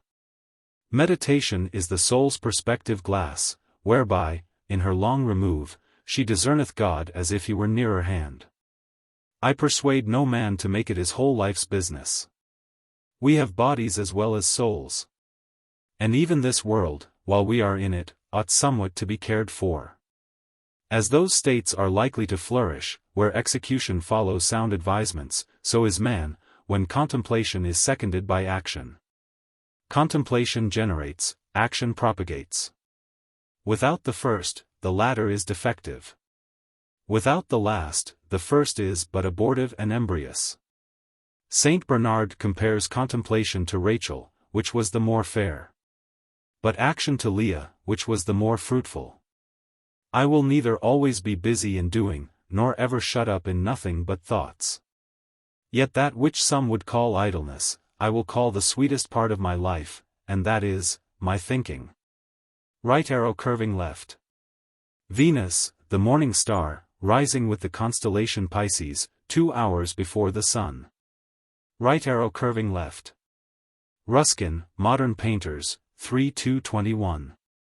This vision of Rachel and Leah has been always, and with unquestionable truth, received as a type of the active and contemplative life, and as an introduction to the two divisions of the paradise which Dante is about to enter. Therefore the unwearied spirit of the Countess Matilda is understood to represent the active life, which forms the felicity of earth, and the spirit of Beatrice the contemplative life, which forms the felicity of heaven. This interpretation appears at first straightforward and certain, but it has missed count of exactly the most important fact in the two passages which we have to explain. Observe, Leah gathers the flowers to decorate herself, and delights in her own labor. Rachel sits silent, contemplating herself, and delights in her own image. These are the types of the unglorified active and contemplative powers of man. But Beatrice and Matilda are the same powers, glorified. And how are they glorified? Leah took delight in her own labor. But Matilda, in operibus manuum tuarum, in God's labor, Rachel, in the sight of her own face, Beatrice, in the sight of God's face. Right arrow curving left. The morning of the fourth day of Purgatory. Right arrow curving left. Happiness. Right arrow curving left. The terrestrial paradise. Compare Milton, Paradise Lost. 4:2-14. In this pleasant soil, his far more pleasant garden God ordained. Out of the fertile ground he caused to grow all trees of noblest kind for sight, smell, taste, And all amid them stood the tree of life. High eminent, blooming ambrosial fruit. Of vegetable gold. And next to life. Our death, the tree of knowledge, grew fast by. Knowledge of good bought dear by knowing ill. Southward through Eden went a river large. Nor changed his course, but through the shaggy hill. Passed underneath engulfed. For God had thrown that mountain as his garden mold, high raised. Upon the rapid current, which through veins of porous earth with kindly thirst updrawn, rose a fresh fountain. And with many a rill, watered the garden. Thence united fell down the steep glade, and met the nether flood, which from his darksome passage now appears. And now, divided into 4 main streams, runs diverse, wandering many a famous realm and country, whereof here needs no account. But rather to tell how, if art could tell, how from that sapphire fount the crisped brooks, rolling on orient pearl and sands of gold, with mazy error under pendant shades, ran nectar, visiting each plant, and fed flowers worthy of paradise, which not nice art, in beds and curious knots, but nature boon, poured forth profuse on hill, and dale, and plain, both where the morning sun first warmly smote the open field, and where the unpierced shade imbrowned the noontide bowers. Thus was this place a happy rural seat of various view. Groves whose rich trees wept odorous gums and balm. Others, whose fruit, burnished with golden rind, hung amiable, Hesperian fables true. If true, here only, and of delicious taste. Betwixt them lawns, or level downs, and flocks, grazing the tender herb, were interposed. Or palmy hillock, or the flowery lap of some irriguous valley spread her store. Flowers of all hue, and without thorn the rose. Another side, umbrageous grots and caves of cool recess, o'er which the mantling vine lays forth her purple grape, and gently creeps. Luxuriant, meanwhile murmuring waters fall down the slope hills, dispersed, or in a lake that to the fringed bank with myrtle crowned her crystal mirror holds. Unite their streams. The birds their choir apply, airs, vernal airs, breathing the smell of field and grove, attune he trembling leaves, while universal Pan, knit with the graces and the hours in dance, led on the eternal spring. Right arrow curving left. Ruskin, Modern Painters, 3-2-19. As Homer gave us an ideal landscape, which even a god might have been pleased to behold, so Dante gives us, fortunately, an ideal landscape, which is specially intended for the terrestrial paradise. And it will doubtless be with some surprise, after our reflections above on the general tone of Dante's feelings, that we find ourselves here first entering a forest, and that even a thick forest. This forest, then, is very like that of Colonno's in several respects, in its peace and sweetness, and number of birds. It differs from it only in letting a light breeze through it, being therefore somewhat thinner than the Greek wood. The tender lines which tell of the voices of the birds mingling with the wind, and of the leaves all turning one way before it, have been more or less copied by every poet since Dante's time. They are, so far as I know, the sweetest passage of wood description which exists in literature. Homer's ideal landscape, here referred to, is in Odyssey v, where he describes the visit of Mercury to the island of Calypso. It is thus translated by Buckley. Immediately then he bound his beautiful sandals beneath his feet, ambrosial, golden, which carried him both over the moist wave, and over the boundless earth, with the breath of the wind. Then he rushed over the wave like a bird, a seagull, which, hunting for fish in the terrible bays of the barren sea, dips frequently its wings in the brine. Like unto this Mercury rode over many waves. But when he came to the distant island, then, going from the blue sea, he went to the continent. until he came to the great cave in which the fair-haired nymph dwelt, and he found her within. A large fire was burning on the hearth, and at a distance the smell of well-cleft cedar, and of frankincense, that were burning, shed odor through the island, but she within was singing with a beautiful voice, and, going over the web, wove with a golden shuttle. But a flourishing wood sprung up around her grot, alder and poplar, and sweet-smelling cypress. There also birds with spreading wings slept, owls and hawks, and wide-tongued crows of the ocean, to which maritime employments are a care. There a vine in its prime was spread about the hollow grot, and it flourished with clusters. But 4 fountains flowed in succession with white water, turned near one another, each in different ways. But around there flourished soft meadows of violets and of parsley. There indeed even an immortal coming would admire it when he beheld, and would be delighted in his mind. There the messenger, the slayer of Argus, standing, admired. And again, at the close of the same book, where Ulysses reaches the shore at Phaeacia. Then he hastened to the wood, and found it near the water in a conspicuous place, and he came under 2 shrubs, which sprang from the same place, one of wild olive, the other of olive. Neither the strength of the moistly blowing winds breathes through them, nor has the shining sun ever struck them with its beams. Nor has the shower penetrated entirely through them, so thick were they grown entangled with one another. Under which Ulysses came. The wood of Colonos is thus described in one of the choruses of the Oedipus Colonius of Sophocles, Oxford tr. Anon. Thou hast come, O stranger, to the seats of this land, renowned for the steed, to seats the fairest on earth, the chalky colonnus. Where the vocal nightingale, chief abounding, trills her plaintive note in the green valleys, tenanting the dark-hued ivy in the leafy grove of the god, untrodden by mortal foot. Teeming with fruits, impervious to the sun, and unshaken by the winds of every storm. Where Bacchus ever roams in revelry companioning his divine nurses. And ever day by day the narcissus, with its beauteous clusters, burst into bloom by heaven's dew, the ancient coronet of the mighty goddesses, and the saffron with golden ray. Nor do the sleepless founts that feed the channels of Cephissus fail, but ever, each day, it rushes o'er the plains with its stainless wave, fertilizing the bosom of the earth. Nor have the choirs of the Muses spurned this clime, nor Venus, too, of the golden rain.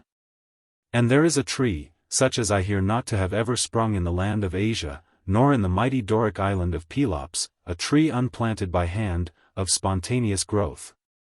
Terror of the hostile spear, which flourishes chiefly in this region, the leaf of the azure olive that nourishes our young. This shall neither any one in youth nor in old age, marking for destruction, and having laid it waste with his hand, set its divinity at naught. For the eye that never closes of Morian Jove regards it, and the blue-eyed Minerva. We have also Homer's description of the garden of Alcinous, Odyssey, 7, Buckley's tr.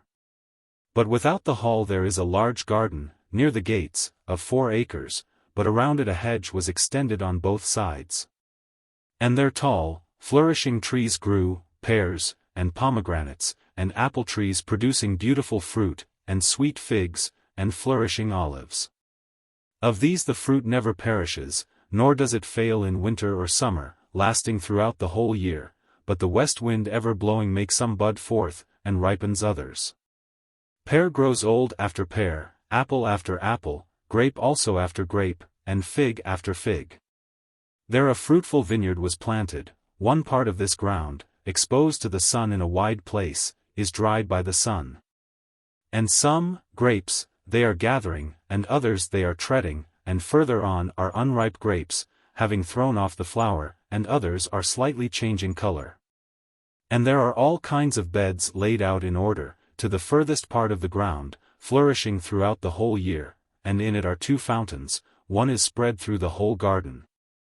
But the other on the other side goes under the threshold of the hall to the lofty house, from whence the citizens are wont to draw water. Dante's description of the terrestrial paradise will hardly fail to recall that of Mount Acidale in Spenser's Faerie Queene, 6x6. It was an hill placed in an open plain. That round about was bordered with a wood. Of matchless height, that seemed earth to disdain. In which all trees of honor stately stood. And did all winter as in summer bud. Spreading pavilions for the birds to bower. Which in their lower branches sung aloud. And in their tops the soaring hawk did tour. Sitting like king of fowlks in majesty and power. And at the foot thereof a gentle flood. His silver waves did softly tumble down. Unmarred with ragged moss or filthy mud. Ne mote wild beasts, any mote the ruder clown. Thereto approach. Any filth mote therein drown. But nymphcs and fairies by the banks did sit. In the wood's shade which did the waters crown. Keeping all noisome things away from it. And to the waters fall tuning their accents fit. And on the top thereof a spacious plain. Did spread itself, to serve to all delight. Either to dance, when they to dance would fain. Or else to course about their bases light. Naught there wanted, which for pleasure might. Desired be, or thence to banish bale. So pleasantly the hill with equal height. Did see me to overlook the lowly vale. Therefore it rightly cleaped was Mount Acidale. See also Tasso's Garden of Armida, in the Jerusalem, 16. Right arrow curving left. Chiasse is on the seashore near Ravenna. Here grows a spacious pine forest, says Covino, Descar. Geography, page 39, which stretches along the sea between Ravenna and Servia, right arrow curving left. The river Lethe. Right arrow curving left. This lady, who represents the active life to Dante's waking eyes, as Leah had done in his vision, and whom Dante afterwards. Canto XXXI 119, calls Matilda, is generally supposed by the commentators to be the celebrated Countess Matilda, daughter of Boniface, Count of Tuscany, and wife of Guelph, of the house of Swabia. Of this marriage Villani, for 21, gives a very strange account, which, if true, is a singular picture of the times. Napier, Florentine History, ICH. 4 and 6, gives these glimpses of the Countess. This heroine died in 1115, after a reign of active exertion for herself and the Church against the emperors. Which generated the infant and as yet nameless factions of Guelph and Ghibelline. Matilda endured this contest with all the enthusiasm and constancy of a woman, combined with a manly courage that must ever render her name respectable. Whether proceeding from the bigotry of the age, or to oppose imperial ambition in defense of her own defective title. According to the laws of that time, she could not as a female inherit her father's states, for even male heirs required a royal confirmation. Matilda therefore, having no legal right, feared the emperor and clung to the popes, who already claimed, among other prerogatives, the supreme disposal of kingdoms. The Church had ever come forward as the friend of her house, and from childhood she had breathed an atmosphere of blind and devoted submission to its authority. Even when only 15 she had appeared in arms against its enemies, and made 2 successful expeditions to assist Pope Alexander II during her mother's lifetime. No wonder, then, that in a superstitious age, when monarchs trembled at an angry voice from the Lateran, the habits of early youth should have mingled with every action of Matilda's life. And spread an agreeable mirage over the prospect of her eternal salvation, the power that tamed a Henry's pride, a Barbarossa's fierceness, and afterwards withstood the vast ability of a Frederick.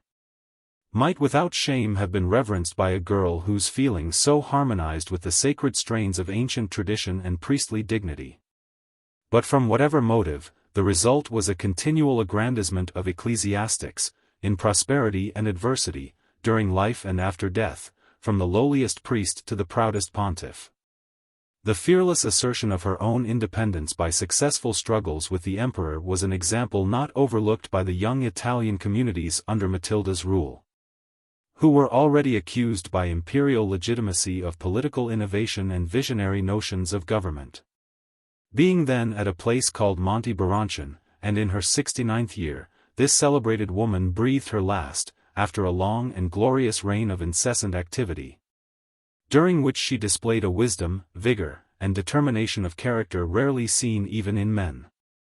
She bequeathed to the Church all those patrimonial estates of which she had previously disposed by an act of gift to Gregory VII, without, however, any immediate royal power over the cities and other possessions thus given, as her will expresses it, for the good of her soul, and the souls of her parents. Whatever may now be thought of her chivalrous support, her bold defense, and her deep devotion to the Church, it was in perfect harmony with the spirit of that age, and has formed one of her chief merits with many even in the present. Her unflinching adherence to the cause she had so conscientiously embraced was far more noble than the Emperor Henry's conduct. Swinging between the extremes of unmeasured insolence and abject humiliation, he died a victim to papal influence over superstitious minds. An influence which, amongst other debasing lessons, then taught the world that a breach of the most sacred ties and dearest affections of human nature was one means of gaining the approbation of a being who is all truth and beneficence. Matilda's object was to strengthen the chief spiritual against the chief temporal power, but reserving her own independence. A policy subsequently pursued, at least in spirit, by the Guelphic states of Italy. She therefore protected subordinate members of the Church against feudal chieftains, and its head against the feudal emperor. True to her religious and warlike character, she died between the sword and the crucifix, and two of her last acts, even when the hand of death was already cold on her brow, were the chastisement of revolted Mantua, and the midnight celebration of Christ's nativity in the depth of a freezing and unusually inclement winter. Right arrow curving left. Ovid, Metamorphoses v. Mainwaring's tr. Here, while young Proserpine, among the maids, diverts herself in these delicious shades, while like a child with busy speed and care, she gathers lilies here, and violets there, while first to fill her little lap she strives, Hell's grisly monarch at the shade arrives, sees her thus sporting on the flowery green, and loves the blooming maid, as soon as seen. His urgent flame impatient of delay, swift as his thought he seized the beauteous prey, and bore her in his sooty car away. The fright goddess to her mother cries, but all in vain, for now far off she flies. Far she behind her leaves her virgin train, to them too cries, and cries to them in vain. And while with passion she repeats her call, the violets from her lap, and lilies fall. She misses them, poor heart, and makes new moan. Her lilies, ah, are lost, her violets gone. Right arrow curving left. Ovid, Metamorphoses x, Eusden's tr. For Cytherea's lips while Cupid pressed, he with a heedless arrow raised her breast. The goddess felt it, and, with fury stung, the wanton mischief from her bosom flung. Yet thought at first the danger slight, but found the dart too faithful, and too deep the wound. Fired with a mortal beauty, she disdains to haunt Idalian mount, or Phrygian plains. She seeks not Cnidus, nor her Paphian shrines, nor Amathus, that teems with brazen mines. Even heaven itself with all its sweets unsought, Adonis far a sweeter heaven is thought. Right arrow curving left. When Xerxes invaded Greece he crossed the Hellespont on a bridge of boats with an army of 5,000,000. So say the historians. On his return he crossed it in a fishing boat almost alone, a warning to all human arrogance. Leander naturally hated the Hellespont, having to swim it so many times. The last time, according to Thomas Hood, he met with a sea nymph, who, enamored of his beauty, carried him to the bottom of the sea. See Hero and Leander, stanza 45. His eyes are blinded with the sleety brine. His ears are deafened with the wildering noise. He asks the purpose of her fell design, but foamy waves choke up his struggling voice. Under the ponderous sea his body dips, and Hero's name dies bubbling on his lips. Look how a man is lowered to his grave, a yearning hollow in the green earth's lap. So he is sunk into the yawning wave. The plunging sea fills up the watery gap. Anon he is all gone, and nothing seen but likeness of green turf and hillocks green. And where he swam, the constant sun lies sleeping over the verdant plain that makes his bed. And all the noisy waves go freshly leaping, like gamesome boys over the churchyard dead. The light in vain keeps looking for his face. Now screaming seafowl settle in his place. Right arrow curving left. Psalm 92:4. For thou, Lord, hast made me glad through thy work, I will triumph in the works of thy hands. Right arrow curving left. Canto XXI 46. Because that neither rain, nor hail, nor snow, nor dew, nor hoarfrost any higher falls than the short, little stairway of 3 steps. Right arrow curving left. Only 6 hours, according to Adam's own account in Paradiso XXI 139. Upon the mount which highest o'er the wave rises was I, with life or pure or sinful, from the first hour to that which is the second, as the sun changes quadrant, to the 6th. Right arrow curving left. Above the gate described in Canto 9. Right arrow curving left. Virgil and Statius smile at this allusion to the dreams of poets. Right arrow curving left. The terrestrial paradise and the apocalyptic procession of the church triumphant. Right arrow curving left. Psalm 32:1. Blessed is he whose transgression is forgiven, whose sin is covered. Right arrow curving left. Counted together, their steps were not 100 in all. Right arrow curving left. The muse of astronomy, or thing celestial, represented as crowned with stars and robed in azure. Milton, Paradise Lost, 7:1, makes the same invocation. Descend from heaven, Urania, by that name. If rightly thou art called, whose voice divine. Following. Above the Olympian hill I soar. Above the flight of Pegasus on wing. The meaning, not the name, I call, for thou. Nor of the Muses 9, nor on the top of old Olympus dwellst. But, heavenly born, before the hills appeared, or fountain flowed, thou with eternal wisdom didst converse. Wisdom thy sister. And with her didst play. In presence of the Almighty Father, pleased with thy celestial song. Right arrow curving left. The general form which objects may have in common, and by which they resemble each other. Right arrow curving left. The faculty which lends discourse to reason is apprehension, or the faculty by which things are first conceived. See Canto 18:22. Your apprehension from some real thing. An image draws, and in yourselves displays it, so that it makes the soul turn unto it. Right arrow curving left. Revelation 1:12-20. And I turned to see the voice that spake with me. And, being turned, I saw 7 golden candlesticks. And the 7 candlesticks are the 7 churches. Some commentators interpret them as the 7 sacraments of the Church. Others, as the 7 gifts of the Holy Ghost. Right arrow curving left. Delia or Diana, the moon, and her girdle, the halo, sometimes seen around it. Right arrow curving left. Revelation 4:4. And round about the throne were 24 seats, and upon the seats I saw 24 elders sitting, clothed in white raiment. And they had on their heads crowns of gold. These 24 elders are supposed to symbolize here the 24 books of the Old Testament.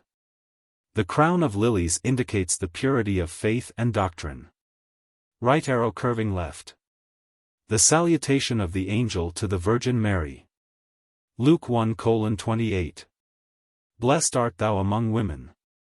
Here the words are made to refer to Beatrice. Right arrow curving left. The 4 evangelists, of whom the 4 mysterious animals in Ezekiel are regarded as symbols. Mrs. Jameson, Sacred and Legendary Art. I-99.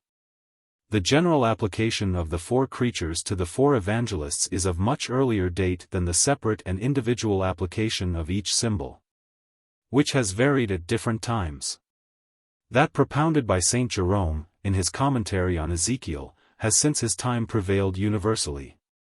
Thus, then, to St. Matthew was given the cherub, or human semblance, because he begins his gospel with the human generation of Christ.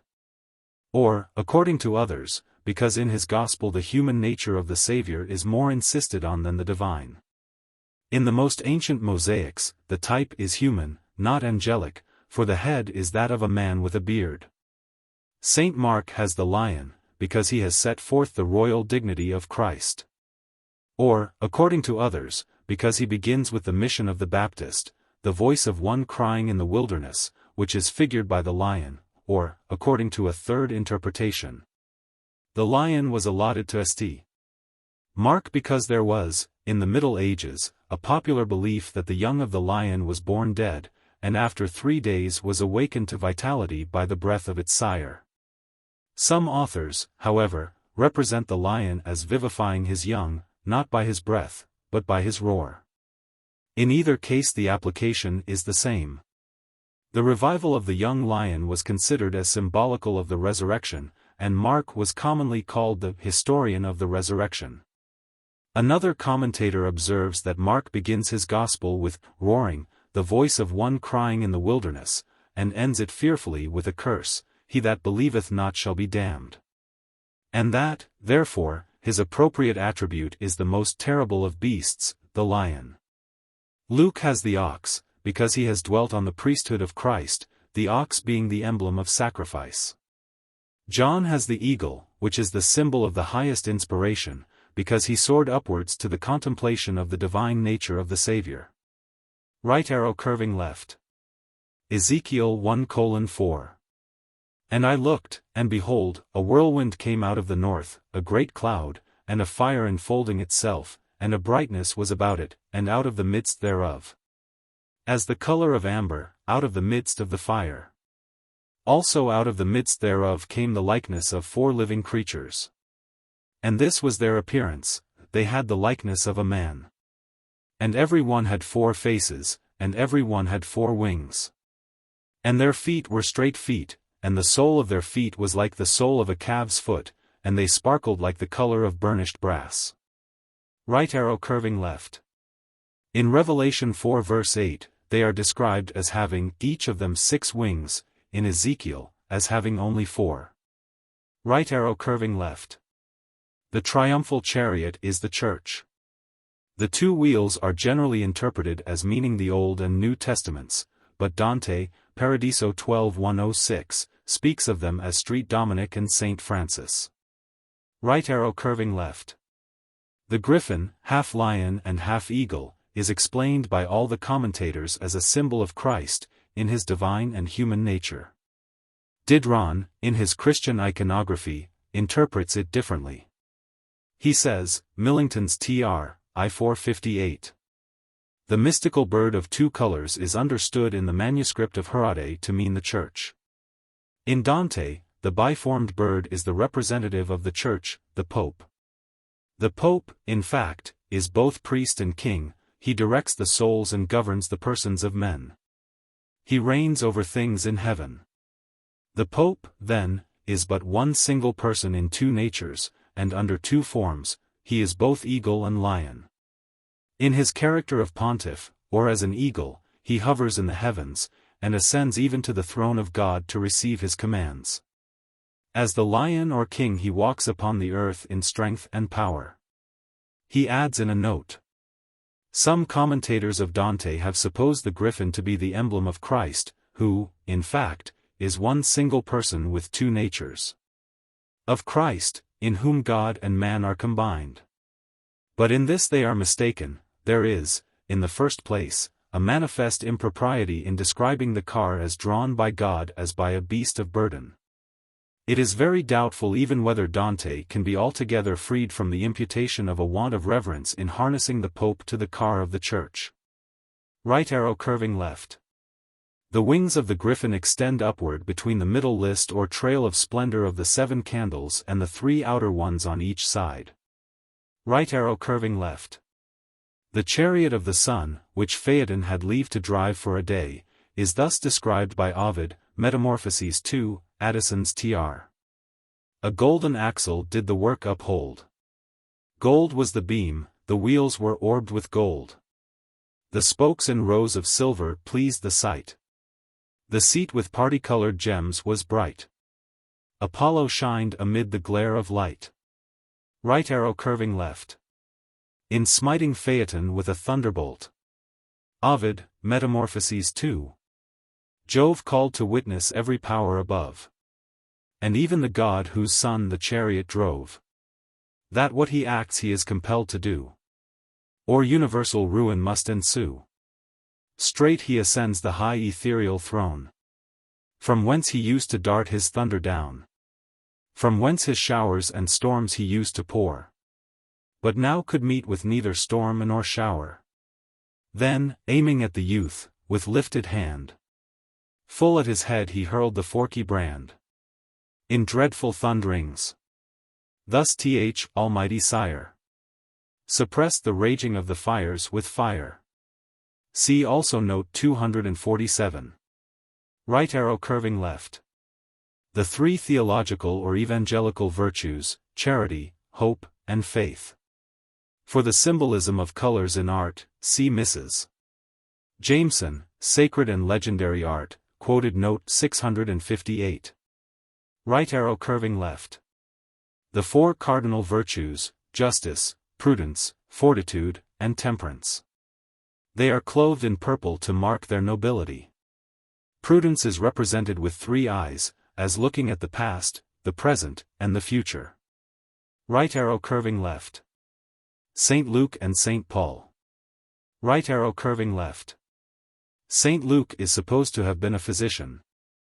A belief founded on Colossians 4:14. Luke, the beloved physician. The animal that nature holds most dear is man. Right arrow curving left. The sword with which St. Paul is armed is a symbol of warfare and martyrdom. I bring not peace, but a sword.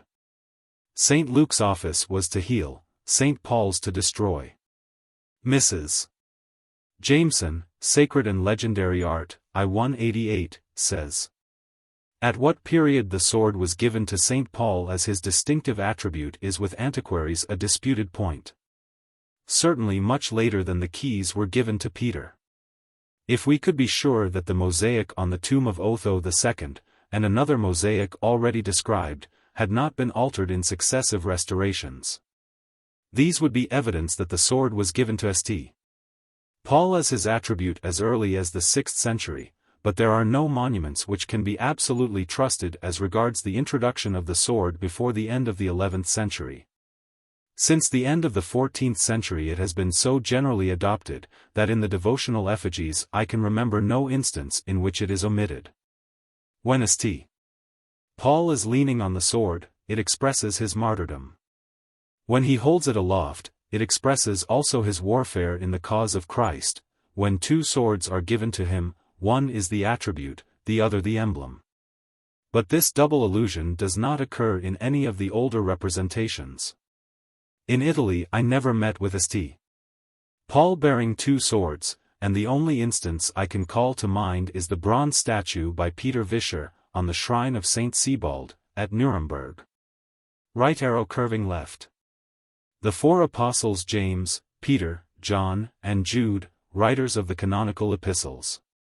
The red flowers, with which their foreheads seem all aflame, are symbols of martyrdom. Messenger, Virgin Martyr, v1. What flowers are these? In Diocletian's gardens, the most beauteous. Compared with these are weeds. Right arrow curving left. Saint John, writer of the Apocalypse. Here represented as asleep, as if he were, in the Spirit on the Lord's day, and heard behind him a great voice as of a trumpet. Or perhaps the allusion may be to the belief of the early Christians that John did not die, but was sleeping till the second coming of Christ. This subject has been represented in medieval art as follows. Mrs. Jameson, Sacred and Legendary Art, I 139. St. John, habited in priest's garments, descends the steps of an altar into an open grave, in which he lays himself down, not in death, but in sleep, until the coming of Christ. Being reserved alive with Enoch and Elijah, who also knew not death, to preach against the Antichrist in the last days. This fanciful legend is founded on the following text: Peter, seeing the disciple whom Jesus loved following, saith unto Jesus, Lord, and what shall this man do? Jesus saith unto him, If I will that he tarry till I come, what is that to thee? Then went this saying abroad among the brethren that that disciple should not die. John 21 verses 21 and 22. Right arrow curving left. Of this canto and those that follow. Barlow, Study of the Divina Commedia, p. 270, says, Dante's sublime pageant of the church militant is one of the most marvelous processions ever marshaled on paper. In the invention, arrangement, grouping, and coloring the poet has shown himself a great master in art, familiar with all the stately requirements of solemn shows, festivals, and triumphs. Whatever he may have gathered from the sacred records, and from classic writers, or seen in early mosaics, or witnessed in the streets of Florence with her joyous population, her May Day dancers, and the military pomp of her magnificent Carroccio, like the Ark of the Covenant going forth with the host, has here been surpassed in invention and erudition. And a picture produced at once as original as it is impressive, as significant as it is grand. Petrarca was, probably, indebted to it for his Triumphi, so frequently in favor with Italian artists. This canto with the four that follow form a poem which, though an essential portion of the Divina Commedia, may be separately considered as the continuation of the poetic vision mentioned in the Vita Nuova, and the fulfillment of the intention there expressed. It represents the symbolical passage of the Christian Church, preceded by the Hebrew dispensation, and followed by the disastrous effects of schism, and the corruptions induced by the unholy conduct of political pontiffs. The soul of this solemn exhibition, the living and glorified principle of the beatitude which religion pure and holy confers upon those who embrace it, is personified in the Donna, to whom Dante from his earliest youth had been more or less devoted, the Beatrice of the Vita Nuova, Loda di Dio Vera, who concentrates in herself the divine wisdom with which the Church is inspired, whom angels delight to honor, and whose advent on earth had been prepared from all eternity by the moral virtues. Beatrice is here presented as the principle of divine beatitude, or that which confers it, and bears a resemblance to the figure of the New Jerusalem seen by St. John descending from heaven as a bride adorned for her husband, Revelation 21 verse 2. A representation of which, in the manner of Raphael, occurs in one of the tapestries of the Vatican, and, though not arrayed in the colors of the Christian virtues, faith, hope, and charity, white and green and red, as was Beatrice, may yet be regarded as a Roman version of her. Diderot, describing the painting of the triumph of Christ in the church of Notre Dame de Brou, Christian Iconography, Millington's Tr. I 315, says, In the center of all rises the hero of the triumph, Jesus Christ, who is seated in an open car with four wheels. He alone is adorned with a nimbus formed of rays, departing from each point of the head, and which illumines everything around. With one glance he embraces the past which precedes, and the future which is to succeed him.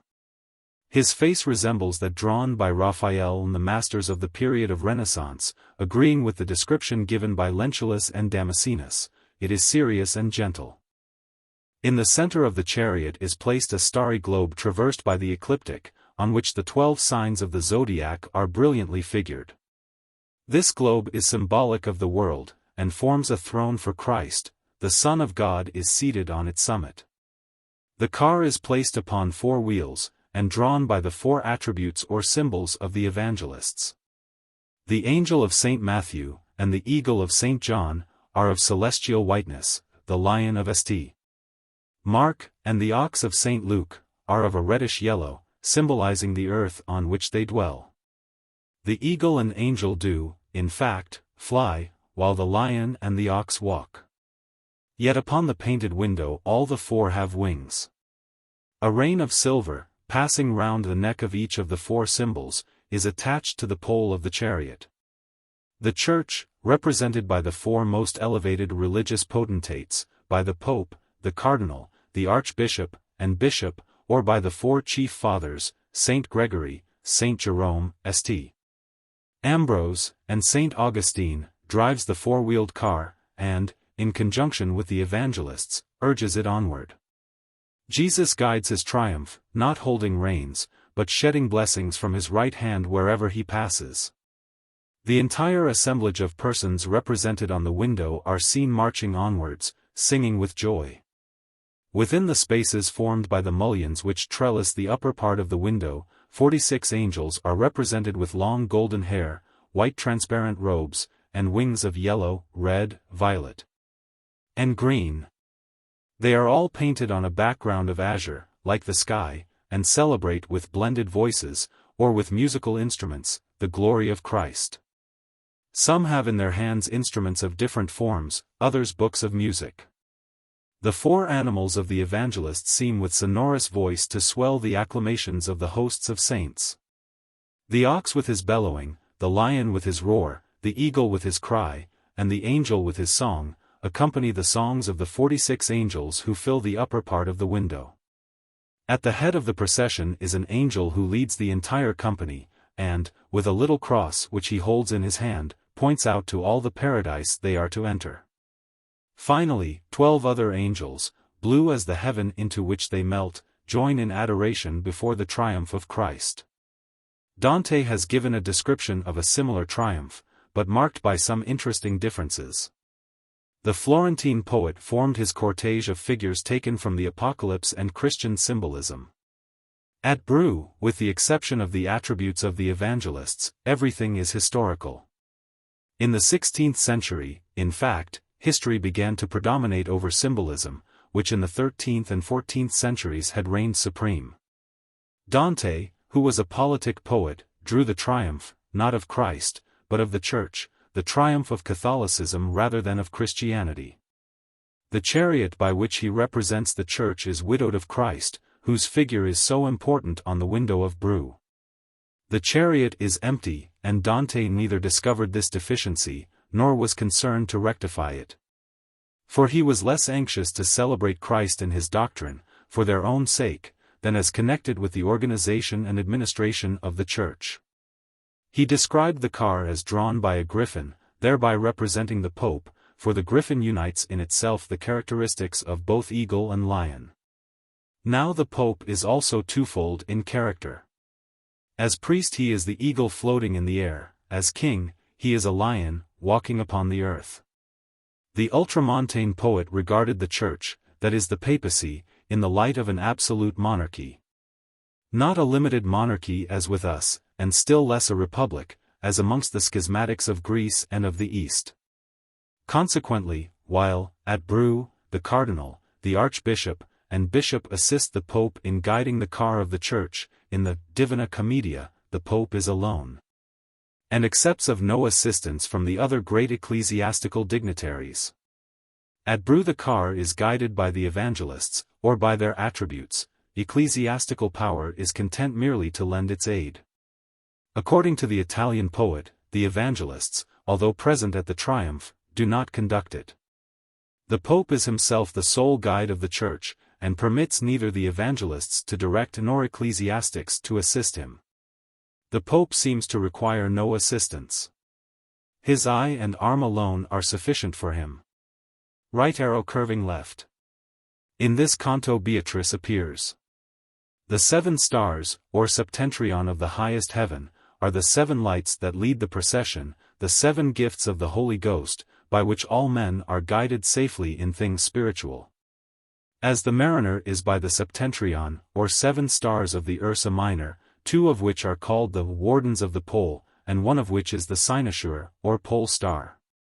These lights precede the triumphal chariot, as in our heaven the Ursa Minor precedes, or is nearer the center of rest, than the Ursa Major or Charles's Wain.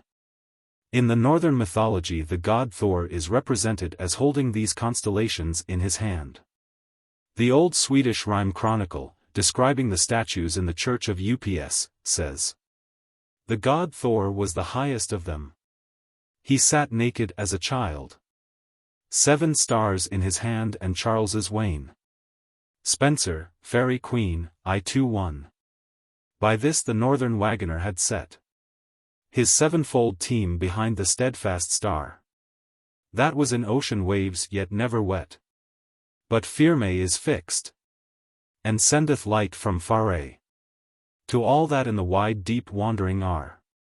Right arrow curving left. Song of Solomon 4:8. Come with me from Lebanon, my spouse, with me from Lebanon. Right arrow curving left.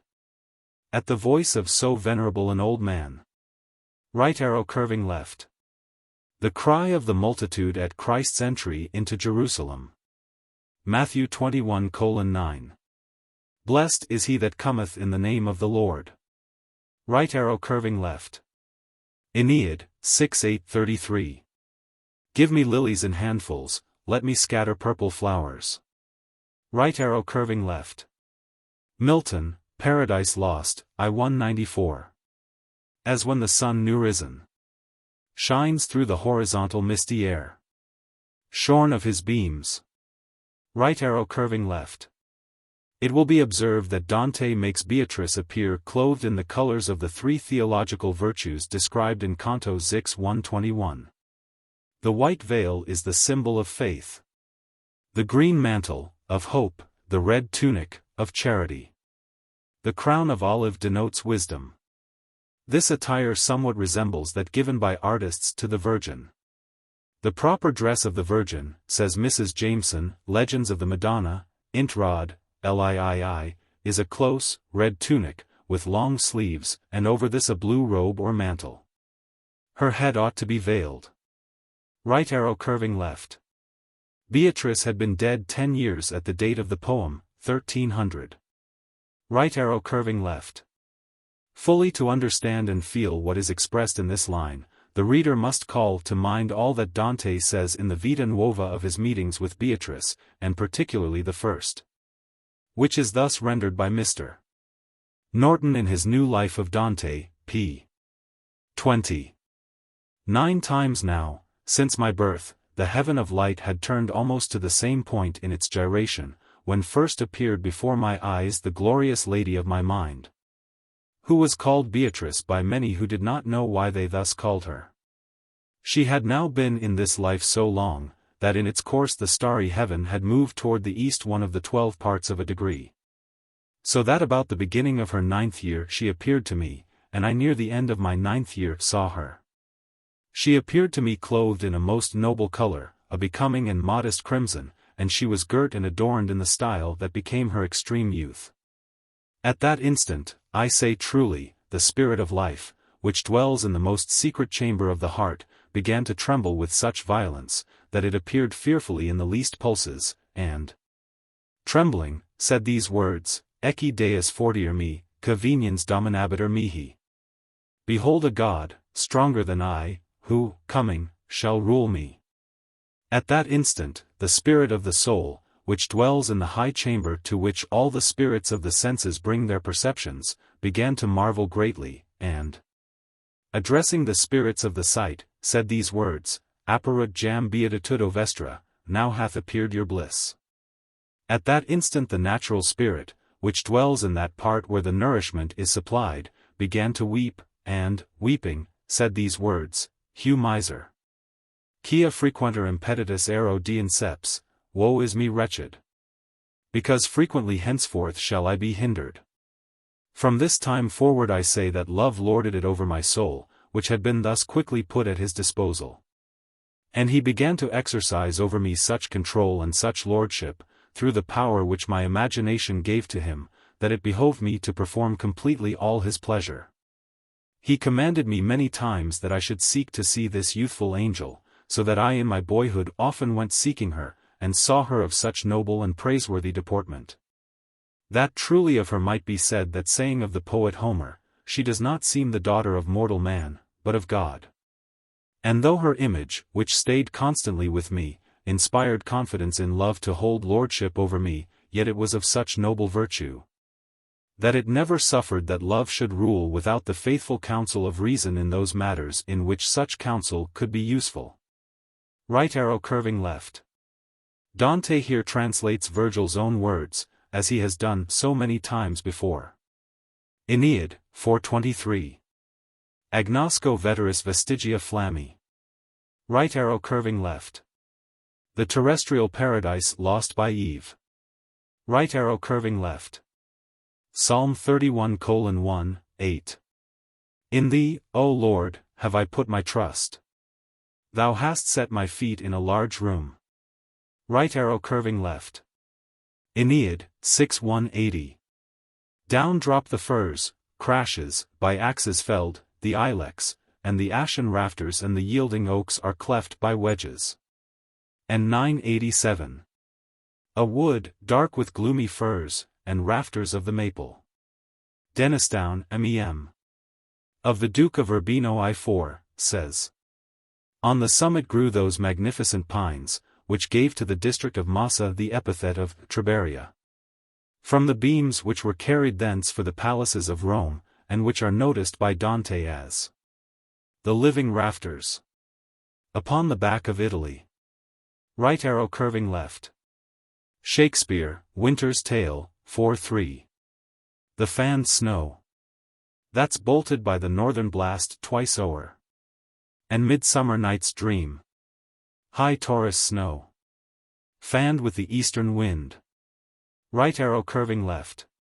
Which are formed in such lofty regions, that they are beyond human conception. Right arrow curving left. Beatrice died in 1290, at the age of 25. Right arrow curving left. How far these self-accusations of Dante were justified by facts, and how far they may be regarded as expressions of a sensitive and excited conscience, we have no means of determining. It is doubtless but simple justice to apply to him the words which he applies to Virgil, Canto 3:8. O noble conscience, and without a stain!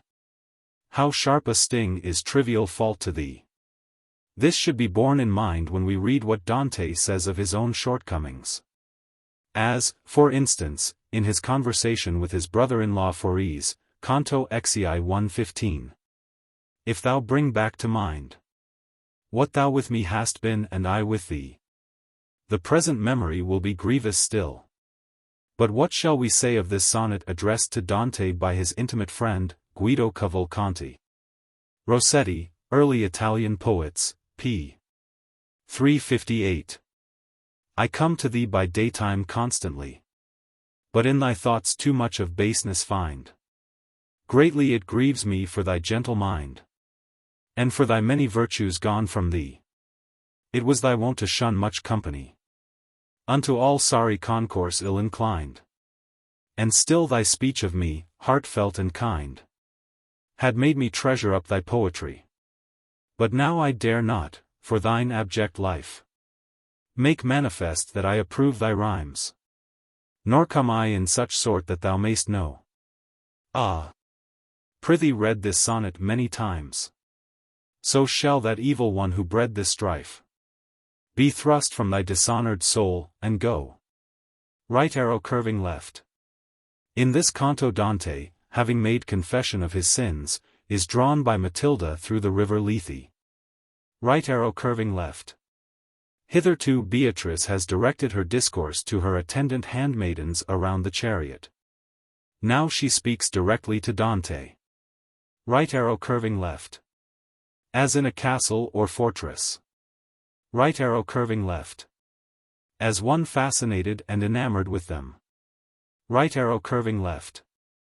The sword of justice is dulled by the wheel being turned against its edge. This is the usual interpretation.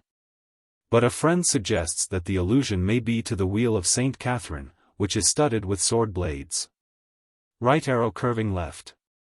The grief which is the cause of your weeping. Right arrow curving left. There is a good deal of gossiping among the commentators about this little girl or Pargoletta. Some suppose it to be the same as the Gentucca of Canto Ziv 37, and the pargoletta of one of the poems in the canzoneer, which in Mr. Lyell's translation runs as follows. Ladies, behold a maiden fair, and young. To you I come heaven's beauty to display, and manifest the place from whence I am. In heaven I dwelt, and thither shall return. Joy to impart to angels with my light. He who shall me behold nor be enamored of love shall never comprehend the charm. For every pleasing gift was freely given, when nature sought the grant of me from him, who willed that your companion I should be. Each star upon my eyes its influence sheds, and with its light and virtue I am blessed. Beauties are mine the world hath never seen, for I obtained them in the realms above, and ever must their essence rest unknown, unless through consciousness of him in whom love shall abide through pleasure of another. These words a youthful angel bore inscribed upon her brow, whose vision we beheld, and I, who to find safety gazed on her, a risk incur that it may cost my life. For I received a wound so deep and wide, from one I saw entrenched within her eyes, that still I weep, nor peace I since have known. Others think the illusion is general. The Automo says, neither that young woman, whom in his rhyme he called Pargoletta, nor that Lisetta, nor that other mountain maiden, nor this one, nor that other. He might have added the Lady of Bologna, of whom Dante sings in one of his sonnets. And I may say that in an evil hour I saw Bologna, and that fair lady whom I looked upon. Booty gives a different interpretation of the word pargoletta, making it the same as pargolta or pargoletza, childishness or indiscretion of youth. In all this unnecessary confusion one thing is quite evident. As Beatrice is speaking of the past, she could not possibly allude to Gentucca, who is spoken of as one who would make Lucca pleasant to Dante at some future time. A maid is born, and wears not yet the veil. Began he, who to thee shall pleasant make my city, howsoever men may blame it. Upon the whole, the interpretation of the Automo is the most satisfactory, or at all events the least open to objection.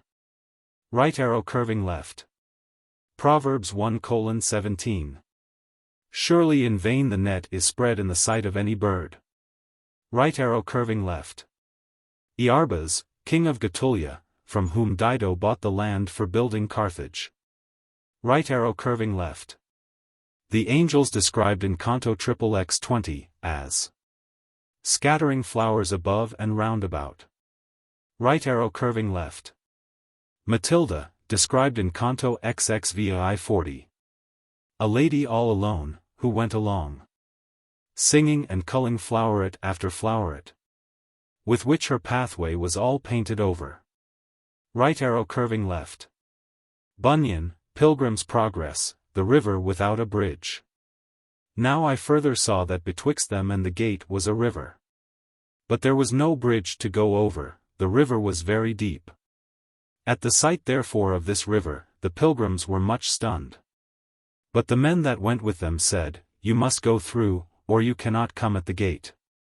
They then addressed themselves to the water, and, entering, Christian began to sink, and crying out to his good friend Hopeful, he said, I sink in deep waters, the billows go over my head, all his waves go over me. Selah. Now upon the bank of the river, on the other side, they saw the two shining men again, who there waited for them. Wherefore being come out of the river, they saluted them, saying, We are ministering spirits, sent forth to minister for those that shall be heirs of salvation. Right arrow curving left. Psalms 51:7. Purge me with hyssop, and I shall be clean, wash me and I shall be whiter than snow. Right arrow curving left. The four attendant nymphs on the left of the triumphal chariot. See Canto Zix 130. Upon the left hand four maid holiday, vested in purple. Right arrow curving left. See note 537. Right arrow curving left. These four cardinal virtues lead to divine wisdom, but the three evangelical virtues quicken the sight to penetrate more deeply into it. Right arrow curving left. Standing upon the chariot still. She does not alight till line 36 of the next canto. Right arrow curving left. The color of Beatrice's eyes has not been passed over in silence by the commentators. Lani, in his Annotazione, says, "They were of a greenish blue, like the color of the sea." Mecchier Messerini, who thought he had discovered a portrait of Beatrice as old as the 14th century, affirms that she had splendid brown eyes. Dante here calls them emeralds. Upon which the Ottimo comments thus. Dante very happily introduces this precious stone, considering its properties, and considering that griffins watch over emeralds. The emerald is the prince of all green stones, no gem nor herb has greater greenness, it reflects an image like a mirror, increases wealth, is useful in litigation and to orators. Is good for convulsions and epilepsy, preserves and strengthens the sight, restrains lust, restores memory, is powerful against phantoms and demons, calms tempests. Stanches blood, and is useful to soothsayers. The beauty of green eyes, ojuelos verdes, is extolled by Spanish poets, and is not left unsung by poets of other countries. Lycophron in his tenebrous poem of Cassandra, says of Achilles, "Lo! the warlike eagle come, green of eye, and black of plume." And in one of the old French mysteries, Hist. Theat. Frank, I 176, Joseph describes the child Jesus as having les yeux verts, la chair blanche et tendre, les cheveux blonds. Right arrow curving left.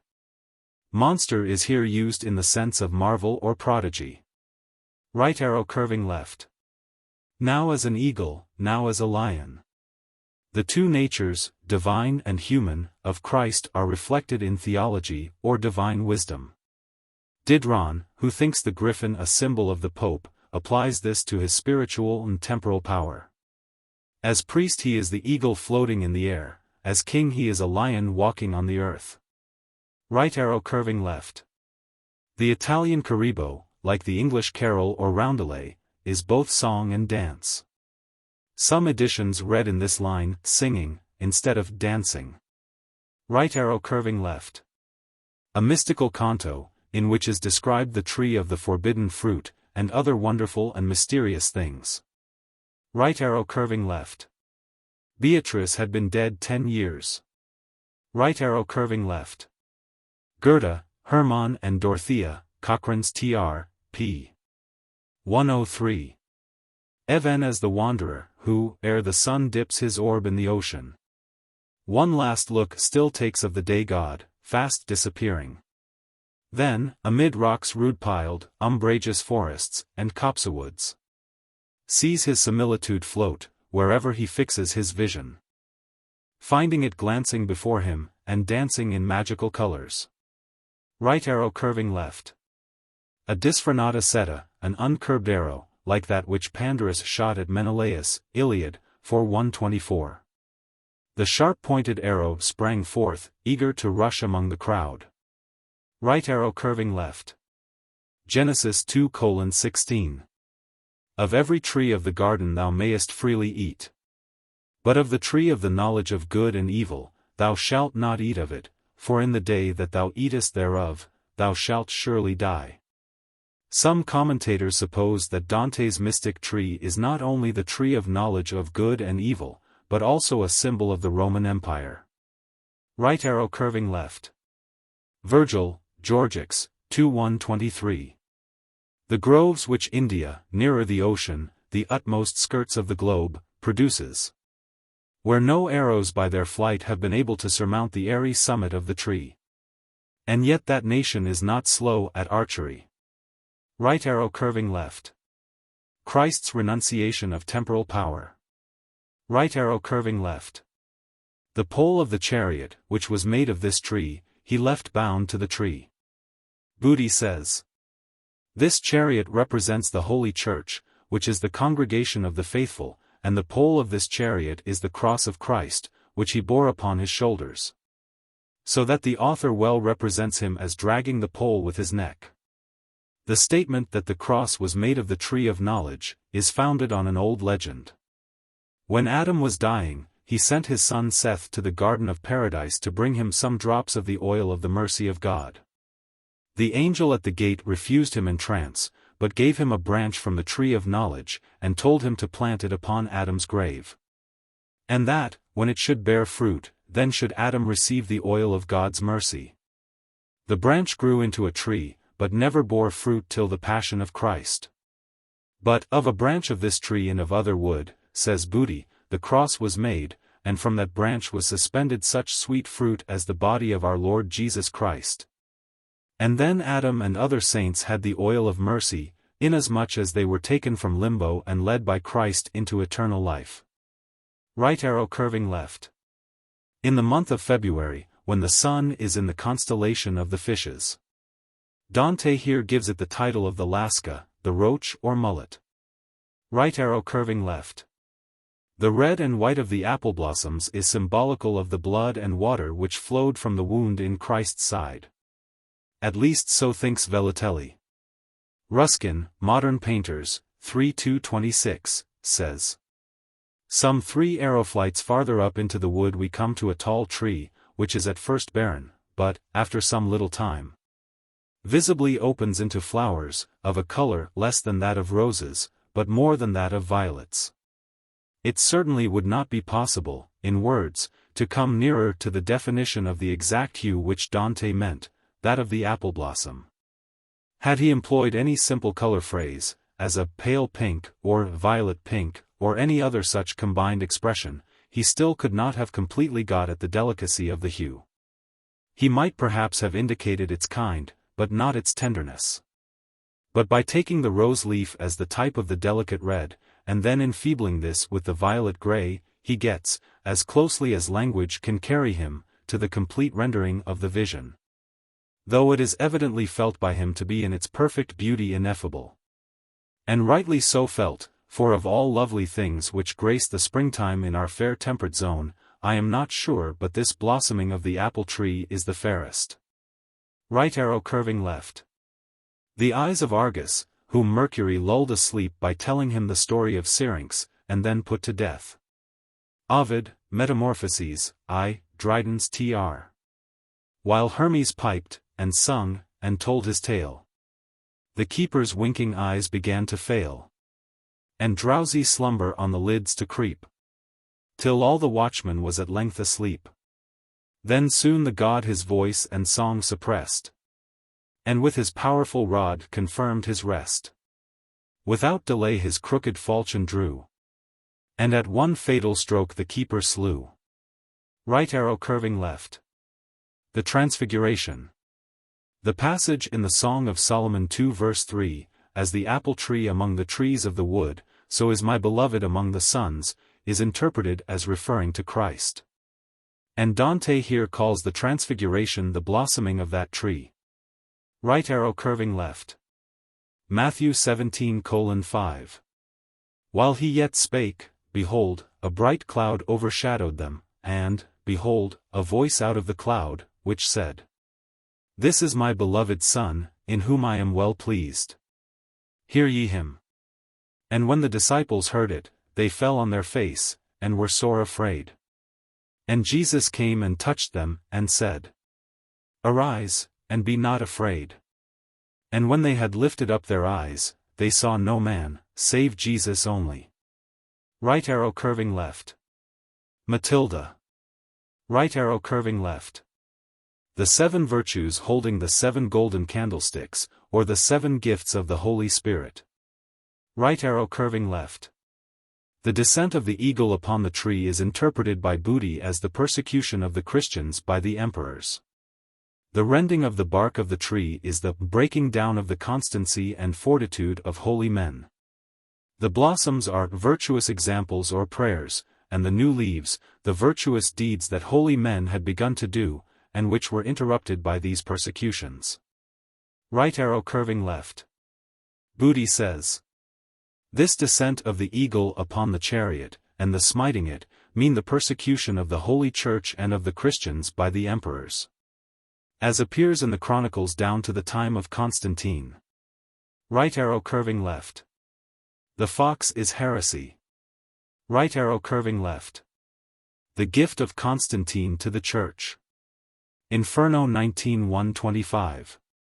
Ah, Constantine! Of how much woe was mother! Not thy conversion, but that marriage dower, which the first wealthy father took from thee. Right arrow curving left. Muhammad. Revelation 12:3. And there appeared another wonder in heaven, and, behold, a great red dragon, having 7 heads and 10 horns, and 7 crowns upon his heads. And his tail drew the 3rd part of the stars of heaven, and did cast them to the earth. Right arrow curving left. These 7 heads, say the Automo and others, denote the 7 deadly sins.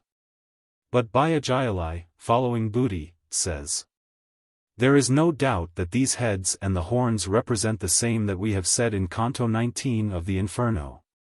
Namely, the 10 horns, the 10 commandments of God, and the 7 heads, the 7 sacraments of the Church. Never was there a wider difference of interpretation. The context certainly favors the first. Right arrow curving left. Pope Boniface VIII. Right arrow curving left. Philip IV of France. For his character see note 908. Right arrow curving left. This alludes to the maltreatment of Boniface by the troops of Philip at Alagna. See note 87. Right arrow curving left. The removal of the papal see from Rome to Avignon. The principal points of the allegory of this canto may be summed up as follows. The triumphal chariot, the Church, the 7 nymphs, the virtues cardinal and evangelical. The 7 candlesticks, the 7 gifts of the Holy Spirit, the tree of knowledge, Rome, the eagle, the imperial power, the fox, heresy, the dragon, Muhammad. The shameless whore, Pope Boniface VIII, and the giant, Philip the Fair of France. Right arrow curving left. In this canto Dante is made to drink of the river Uno, the memory of things good. Psalm 79, beginning. O God, the heathen are come into thine inheritance, thy holy temple have they defiled. The 3 evangelical and 4 cardinal virtues chant this psalm, alternately responding to each other. The Latin words must be chanted, in order to make the lines rhythmical, with an equal emphasis on each syllable. Right arrow curving left. When their singing was ended. Right arrow curving left. John 16:16. A little while, and ye shall not see me, and again, a little while, and ye shall see me, because I go to the Father. Right arrow curving left. Dante, Matilda, and Statius. Right arrow curving left. As in Canto XXXI7. My faculties were in so great confusion, that the voice moved, but sooner was extinct. Then by its organs it was set at large. Right arrow curving left. Is no longer what it was. Revelation 17:8. The beast that thou sawest was, and is not. Right arrow curving left. In the olden time in Florence, if an assassin could contrive to eat a sop of bread and wine at the grave of the murdered man, within 9 days after the murder, he was free from the vengeance of the family. And to prevent this they kept watch at the tomb. There is no evading the vengeance of God in this way. Such is the interpretation of this passage by all the old commentators. Right arrow curving left. The Roman Empire shall not always be without an emperor, as it was then in the eyes of Dante, who counted the German Alberto Tedesco, as no emperor, because he never came into Italy. See the appeal to him. Canto 696, and the malediction, because he suffered the garden of the empire to be waste. Right arrow curving left. The Roman numerals making DVX, or leader. The allusion is to Henry of Luxembourg, in whom Dante placed his hopes of the restoration of the imperial power. He was the successor of the German Albert of the preceding note, after an interregnum of 1 year. He died in 1312, shortly after his coronation in Rome. See note 618. Villani, though a Guelph, pays this tribute of respect to his memory. Book 9 ch. 1. He was wise and just and gracious, valiant in arms, dignified, and Catholic. And although of low estate in lineage, he was of a magnanimous heart, feared and redoubt, and if he had lived longer, he would have done great things. When Henry entered Italy in September 1310, Dante hastened to meet him, full of faith and hope. Whether this interview took place at Susa, Turin, or Milan, is uncertain. Nor is there any record of it, except the allusion in the following extract from a letter of Dante, written in Tuscany, at the sources of the Arno, on the 14th of May 1311. In the first year of the happy journey of the divine Henry into Italy, Dante was disappointed that his hero should linger so long in the Lombard towns, and wished him to march at once against Florence, the monster that drinketh neither of the headlong Pa, nor of thy Tiber. In this letter, Mr. Green's Tr. he says, "The inheritance of peace, as the immense love of God witnesseth, was left us, that in the marvellous sweetness thereof our hard warfare might be softened, and by the use thereof we might deserve the joys of our triumphant country.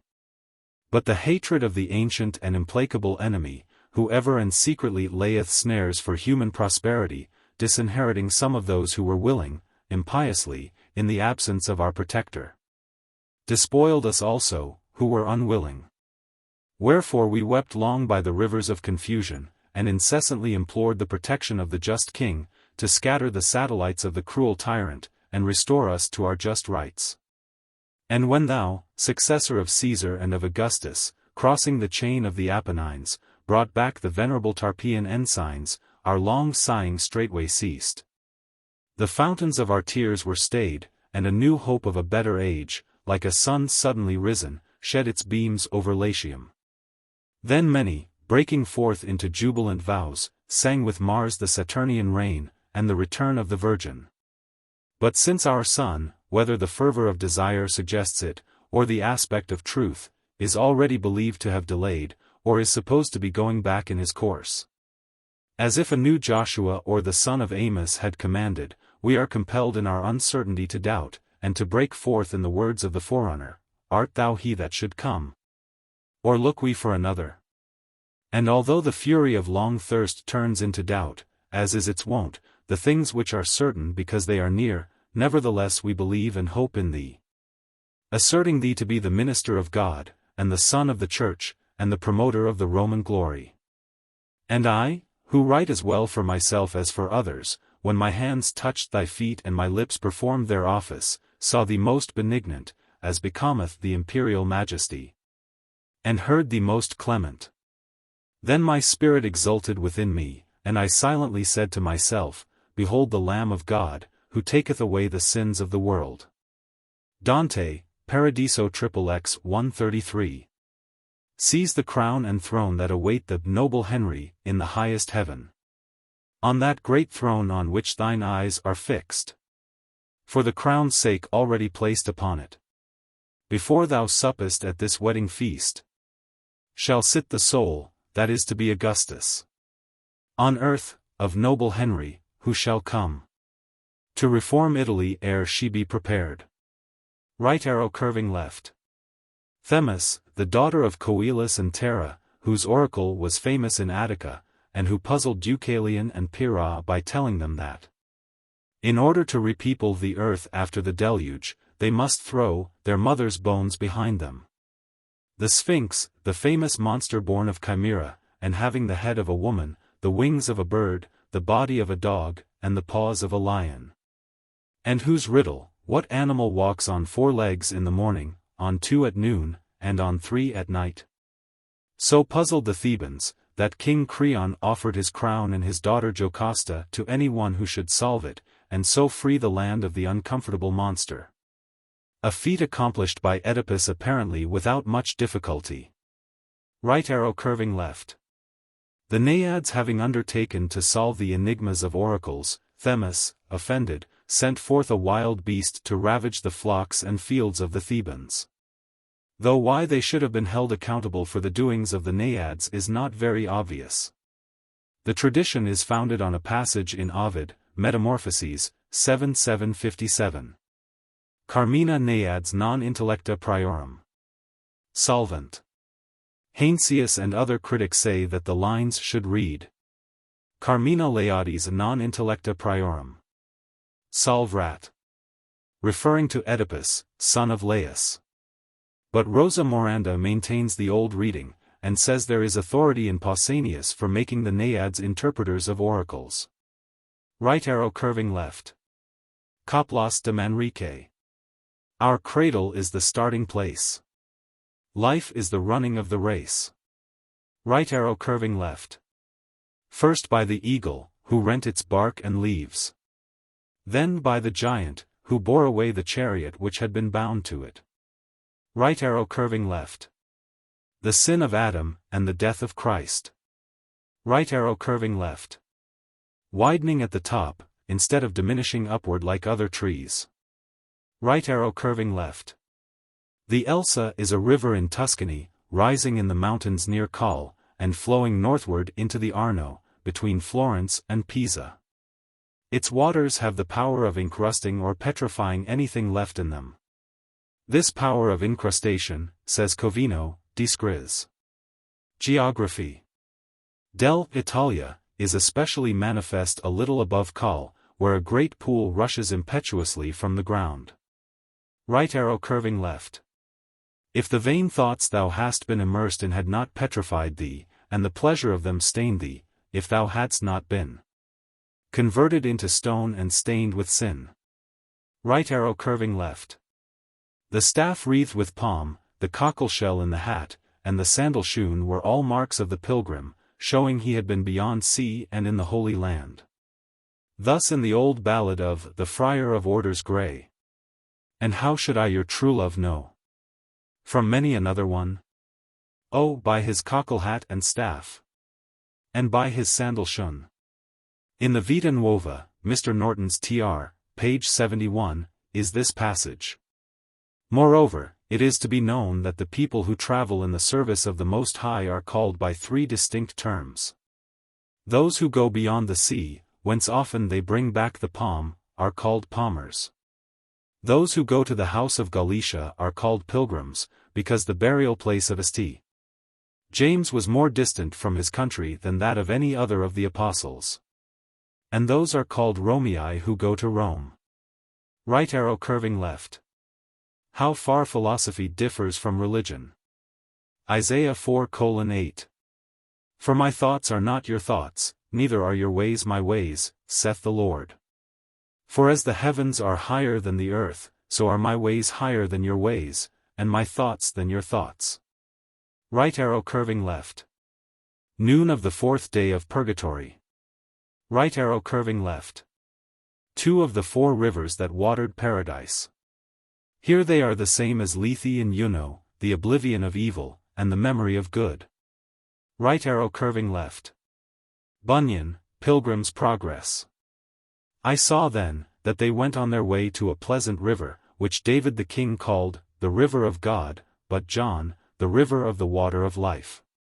Now their way lay just upon the bank of the river. Here therefore Christian and his companion walked with great delight, they drank also of the water of the river, which was pleasant and enlivening to their weary spirits. Besides, on the banks of this river, on either side, were green trees for all manner of fruit. And the leaves they ate to prevent surfeits and other diseases that are incident to those that heat their blood by travels. On either side of the river was also a meadow, curiously beautified with lilies, and it was green all the year long. In this meadow they lay down and slept, for here they might lie down safely. When they awoke, they gathered again of the fruits of the trees, and drank again of the water of the river, and then lay down again to sleep. Right arrow curving left. Sir John Denham says, the sweetest cordial we receive at last is conscience of our virtuous actions past. Right arrow curving left. The last word in this division of the poem, as in the other two, is the suggestive word stars. Right arrow curving left. Dante's theory of the universe is the old one, which made the earth a stationary central point, around which all the heavenly bodies revolved. A theory that, according to Milton, Paradise Lost, 8:15, astonished even Adam in paradise. When I behold this goodly frame, this world of heaven and earth consisting, and compute their magnitudes. This earth, a spot, a grain, an atom, with the firmament compared, and all her numbered stars, that seem to roll spaces incomprehensible, for such their distance argues, and their swift return diurnal, merely to officiate light. Round this opacous earth, this punctual spot, one day and night, in all their vast survey, useless besides, reasoning I oft admire, how nature, wise and frugal, could commit such disproportions, with superfluous hand, so many nobler bodies to create, greater so manifold, to this one use. For aught appears, and on their orbs impose such restless revolution day by day, repeated, while the sedentary earth, that better might with far less compass mov, served by more noble than herself, attains her end without least motion, and receives, as tribute, such a sumless journey brought, of incorporeal speed, her warmth and light. Speed, to describe whose swiftness number fails. The reply that Raphael makes to our general ancestor, may be addressed to every reader of the Paradiso. Whether the sun, predominant in heaven, rise on the earth, or earth rise on the sun, he from the east his flaming road begin, or she from west her silent course advance, with inoffensive pace that spinning sleeps on her soft axle, while she paces even, and bears thee soft with the smooth air along. Solicit not thy thoughts with matters hid. Thus, taking the earth as the central point, and speaking of the order of the 10 heavens, Dante says, Convito, 2:4. The first is that where the moon is. The second is that where Mercury is, the third is that where Venus is. The fourth is that where the sun is, the fifth is that where Mars is, the sixth is that where Jupiter is. The seventh is that where Saturn is, the eighth is that of the stars, the ninth is not visible, save by the motion mentioned above, and is called by many the crystalline. That is, diaphanous, or wholly transparent. Beyond all these, indeed, the Catholics place the empyrean heaven, that is to say, the heaven of flame, or luminous. And this they suppose to be immovable, from having within itself, in every part, that which its matter demands. And this is the cause why the primum mobile has a very swift motion. From the fervent longing which each part of that ninth heaven has to be conjoined with that divinest heaven, the heaven of rest, which is next to it, it revolves therein with so great desire, that its velocity is almost incomprehensible. And quiet and peaceful is the place of that supreme deity, who alone doth perfectly see himself. Of the symbolism of these heavens he says, Convito, 2:14. As narrated above, the 7 heavens nearest to us are those of the planets. And above these are 2 movable heavens, and 1 motionless over all. To the first 7 correspond the 7 sciences of the trivium and quadrivium. That is, grammar, dialectics, rhetoric, arithmetic, music, geometry, and astrology. To the 8th, that is, to the starry sphere, natural science, called physics, corresponds, and the first science, which is called metaphysics, and to the 9th sphere corresponds moral science. And to the heaven of rest, the divine science, which is called theology. The details of these correspondences will be given later in their appropriate places. These 10 heavens are the heavens of the Paradiso, 9 of them revolving about the earth as a central point, and the motionless empyrean encircling and containing all. In the first heaven, or that of the moon, are seen the spirits of those who, having taken monastic vows, were forced to violate them. In the second, or that of Mercury, the the spirits of those whom desire of fame incited to noble deeds. In the third, or that of Venus, the spirits of lovers. In the fourth, or that of the Sun, the spirits of theologians and fathers of the Church. In the fifth, or that of Mars, the spirits of crusaders and those who died for the true faith. In the sixth, or that of Jupiter, the spirits of righteous kings and rulers. In the seventh, or that of Saturn, the spirits of the contemplative. In the eighth, or that of the fixed stars, the triumph of Christ. In the ninth, or primum mobile, the angelic hierarchies. In the 10th, or the empyrean, is the visible presence of God. It must be observed, however, that the lower spheres, in which the spirits appear, are not assigned them as their places or dwellings. They show themselves in these different places only to indicate to Dante the different degrees of glory which they enjoy, and to show that while on earth they were under the influence of the planets in which they here appear. Dante expressly says, in Canto 4:28, "He of the seraphim most absorbed in God. Moses, and Samuel, and whichever John thou mayst select, I say, and even Mary, have not in any other heaven their thrones. Then have those spirits that just appeared to thee, nor of existence more or fewer years, but all make beautiful the primal circle, and have sweet life in different degrees, by feeling more or less the eternal breath. They showed themselves here, not because allotted. This sphere has been to them, but to give sign of the celestial which is least exalted." The threefold main division of the Paradiso, indicated by a longer prelude, or by a natural pause in the action of the poem, is 1. From Canto I to Canto X2. From Canto X to Canto XEI3. From Canto XEI to the end. Right arrow curving left. Wisdom of Solomon 1:7. For the Spirit of the Lord filleth the world. And Ecclesiasticus 42:16. The sun that giveth light looketh upon all things, and the work thereof is full of the glory of the Lord. Right arrow curving left. The Empyrean.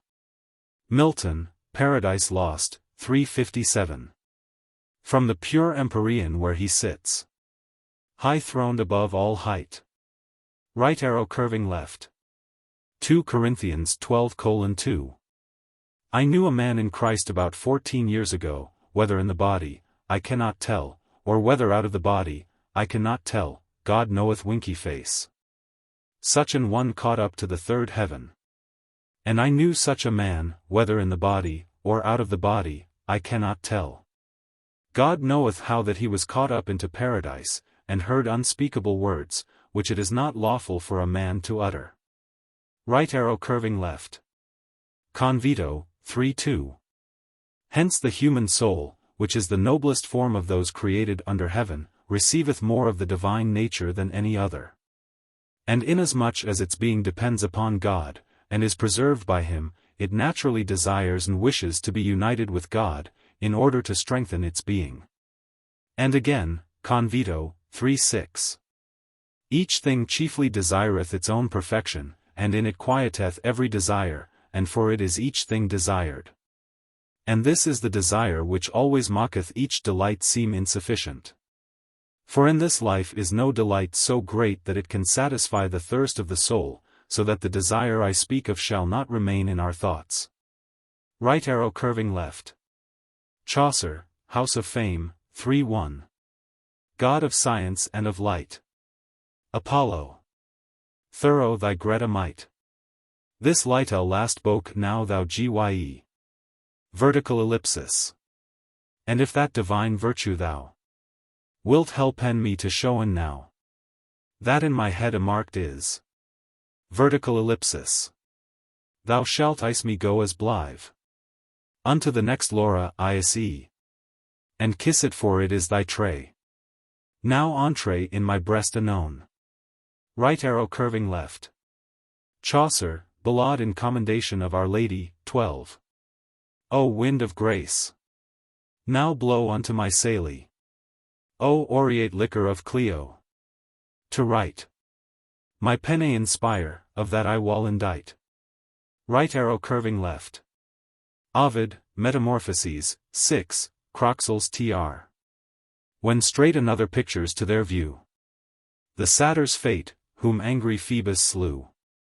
Who, raised with high conceit, and puffed with pride, at his own pipe the skilful god defied.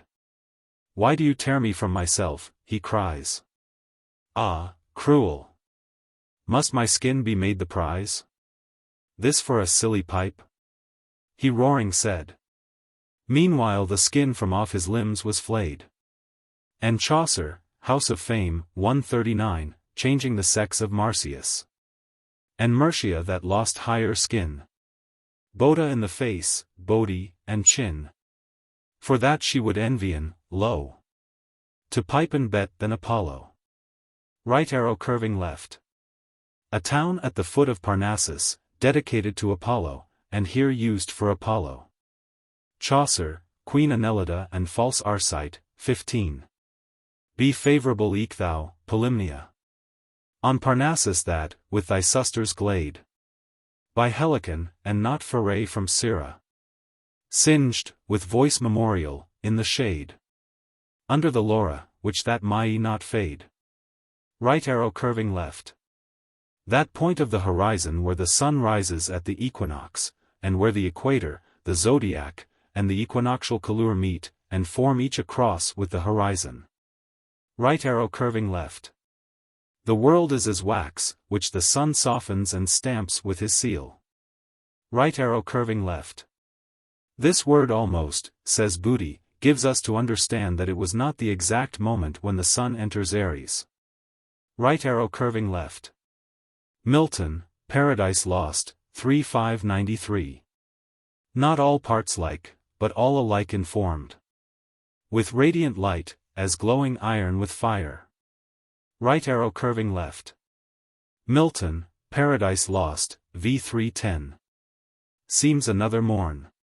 Risen on mid-noon. Right arrow curving left.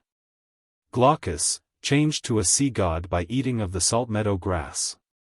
Ovid, Metamorphoses, 13, Rose tr. Restless I grew, and every place forsook. And still upon the seas I bent my look. Farewell forever. Farewell, land. I said. And plunged amidst the waves my sinking head. The gentle powers, who that low empire keep, received me as a brother of the deep. To Tethys, and to ocean old, they pray. To purge my mortal earthy parts away. As Glaucus, says Booty, was changed from a fisherman to a sea god by tasting of the grass that had that power, so the human soul, tasting of things divine, becomes divine. Right arrow curving left. Whether I were spirit only. 2 Corinthians 12:3. Whether in the body, or out of the body, I cannot tell, God knoweth. One of the questions which exercised the minds of the fathers and the schoolmen was, whether the soul were created before the body or after it. Origen, following Plato, supposes all souls to have been created at once, and to await their bodies. Thomas Aquinas combats this opinion, Summa Theologica, I quaest. CXVII 3, and maintains, that creation and infusion are simultaneous in regard to the soul. This seems also to be Dante's belief. See Purgatorio XXV 70. The primal motor turns to it well pleased. At so great art of nature, and inspires a spirit new, with virtue all replete. Right arrow curving left. It is a doctrine of Plato that the heavens are always in motion, seeking the soul of the world, which has no determinate place, but is everywhere diffused. See also note 1202. Right arrow curving left. The music of the spheres. Shakespeare, Merchant of Venice, v1. Look, how the floor of heaven is thick inlaid with patines of bright gold. There's not the smallest orb which thou behold'st, but in his motion like an angel sings, still queering to the young-eyed cherubins. Such harmony is in immortal souls. But, whilst this muddy vesture of decay doth grossly close it in, we cannot hear it. And Milton, hymn on Christ's nativity. Ring out, ye crystal spheres. Once bless our human ears. If ye have power to touch our senses so. And let your silver chime move in melodious time. And let the bass of heaven's deep organ blow. And, with your ninefold harmony, make up full consort to the angelic symphony. Rixner, Handbuch der Geschichte der Philosophie, I 100, speaking of the 10 heavens, or the lyre of Pythagoras, says, these 10 celestial spheres are arranged among themselves in an order so mathematical and musical, that is so harmonious, that the sphere of the fixed stars, which is above the sphere of Saturn, gives forth the deepest tone in the music of the universe, the world lyre strung with 10 strings, and that of the moon the highest. Cicero, in his vision of Scipio, inverts the tones. He says, Edmonds's tr. Which as I was gazing at in amazement, I said, as I recovered myself, from whence proceed these sounds so strong, and yet so sweet, that fill my ears? The melody, replies he, which you hear, and which, though composed in unequal time, is nevertheless divided into regular harmony, is effected by the impulse and motion of the spheres themselves, which, by a happy temper of sharp and grave notes, regularly produces various harmonic effects. Now it is impossible that such prodigious movements should pass in silence. And nature teaches that the sounds which the spheres at one extremity utter must be sharp, and those on the other extremity must be grave. On which account, that highest revolution of the star-studded heaven, whose motion is more rapid, is carried on with a sharp and quick sound. Whereas this of the moon, which is situated the lowest, and at the other extremity, moves with the gravest sound. For the earth, the 9th sphere, remaining motionless, abides invariably in the innermost position, occupying the central spot in the universe. Now these 8 directions, 2 of which have the same powers, effect 7 sounds, differing in their modulations, which number is the connecting principle of almost all things. Some learned men, by imitating this harmony with strings and vocal melodies, have opened a way for their return to this place. As all others have done, who, endued with preeminent qualities, have cultivated in their mortal life the pursuits of heaven. The ears of mankind, filled with these sounds, have become deaf, for of all your senses it is the most blunted. Thus, the people who live near the place where the Nile rushes down from very high mountains to the parts which are called Katadupa, are destitute of the sense of hearing, by reason of the greatness of the noise. Now this sound, which is effected by the rapid rotation of the whole system of nature, is so powerful that human hearing cannot comprehend it, just as you cannot look directly upon the sun, because your sight and sense are overcome by his beams. Right arrow curving left. The region of fire. Brunetto Latini, Tresser, chcvi. After the zone of the air is placed the 4th element. This is an orb of fire without any moisture, which extends as far as the moon, and surrounds this atmosphere in which we are. And know that above the fire is first the moon, and the other stars, which are all of the nature of fire. Right arrow curving left. Milton, Paradise Lost, v. 469. One Almighty is, from whom all things proceed, and up to him return. If not depraved from good, created all. Such to perfection, one first matter all. Endued with various forms, various degrees of substance, and, in things that live, of life.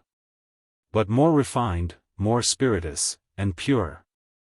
As nearer to him placed, or nearer tending. Each in their several active spheres assigned. Till body up to spirit work. In bounds. Proportion to each kind. So from the root springs lighter the green stalk, from thence the leaves more airy.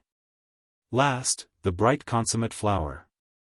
Spirits odorous breathes, flowers and their fruit. Man's nourishment, by gradual scale sublimed. To vital spirits aspire, to animal To intellectual. Give both life and sense. Fancy and understanding, whence the soul. Reason receives, and reason is her being. Discursive or intuitive. Right arrow curving left. Philokaja's beautiful sonnet on Providence is thus translated by Leigh Hunt. Just as a mother, with sweet, pious face, yearns towards her little children from her seat, gives one a kiss, another an embrace, takes this upon her knees, that on her feet, and while from actions, looks, complaints, pretenses, she learns their feelings and their various will, to this a look, to that a word, dispenses, and, whether stern or smiling, loves them still.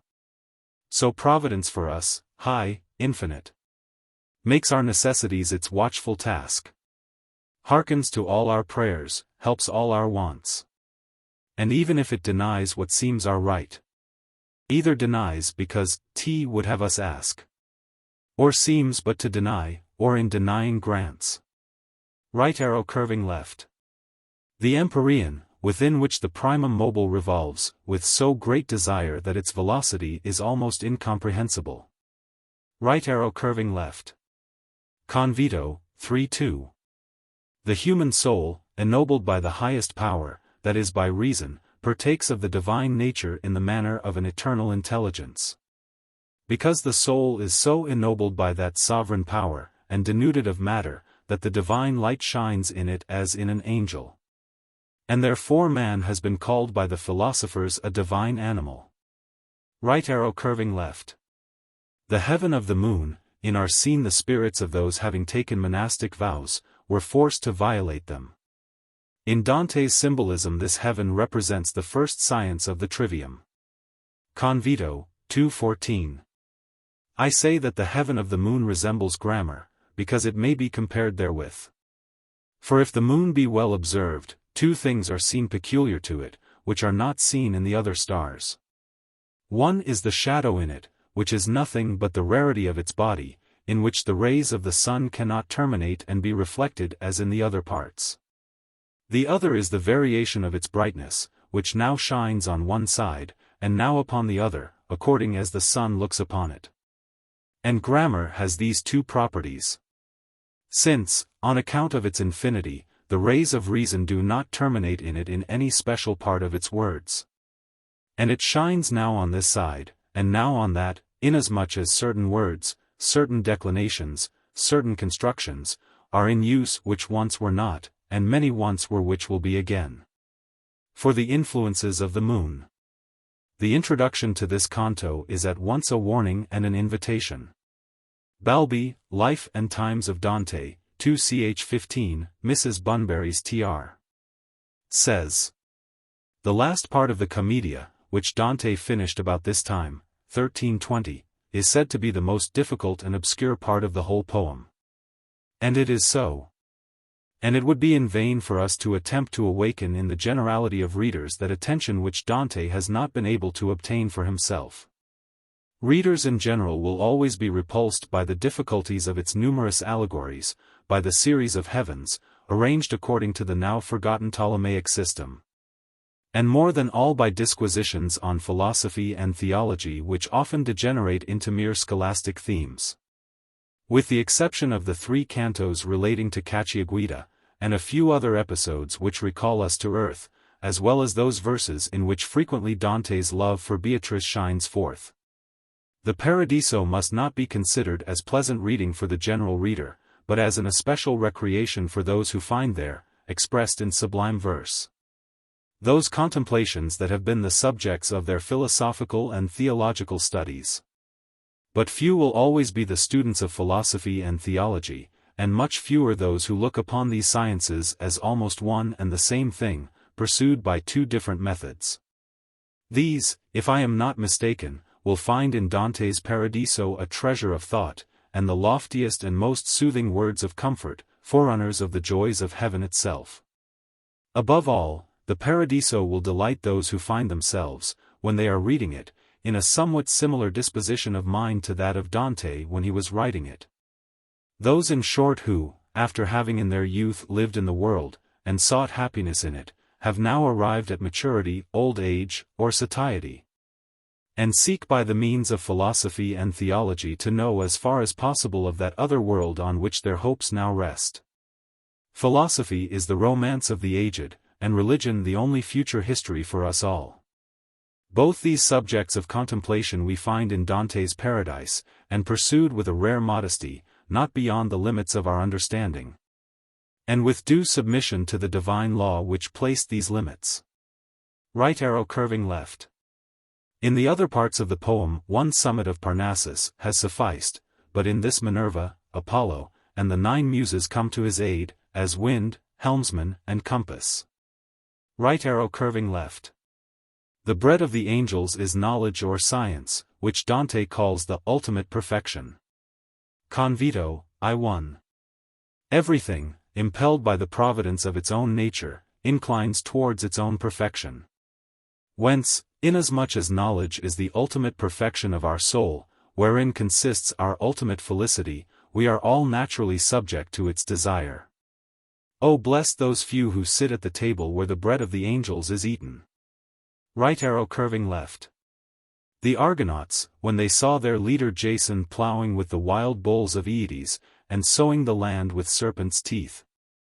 Ovid, Metamorphoses, 7, Tates tr. To unknown yokes their brawny necks they yield. And, like tame oxen, plow the wondering field. The Colchians stare. The Grecians shout, and raise their champion's courage with inspiring praise. Emboldened now, on fresh attempts he goes.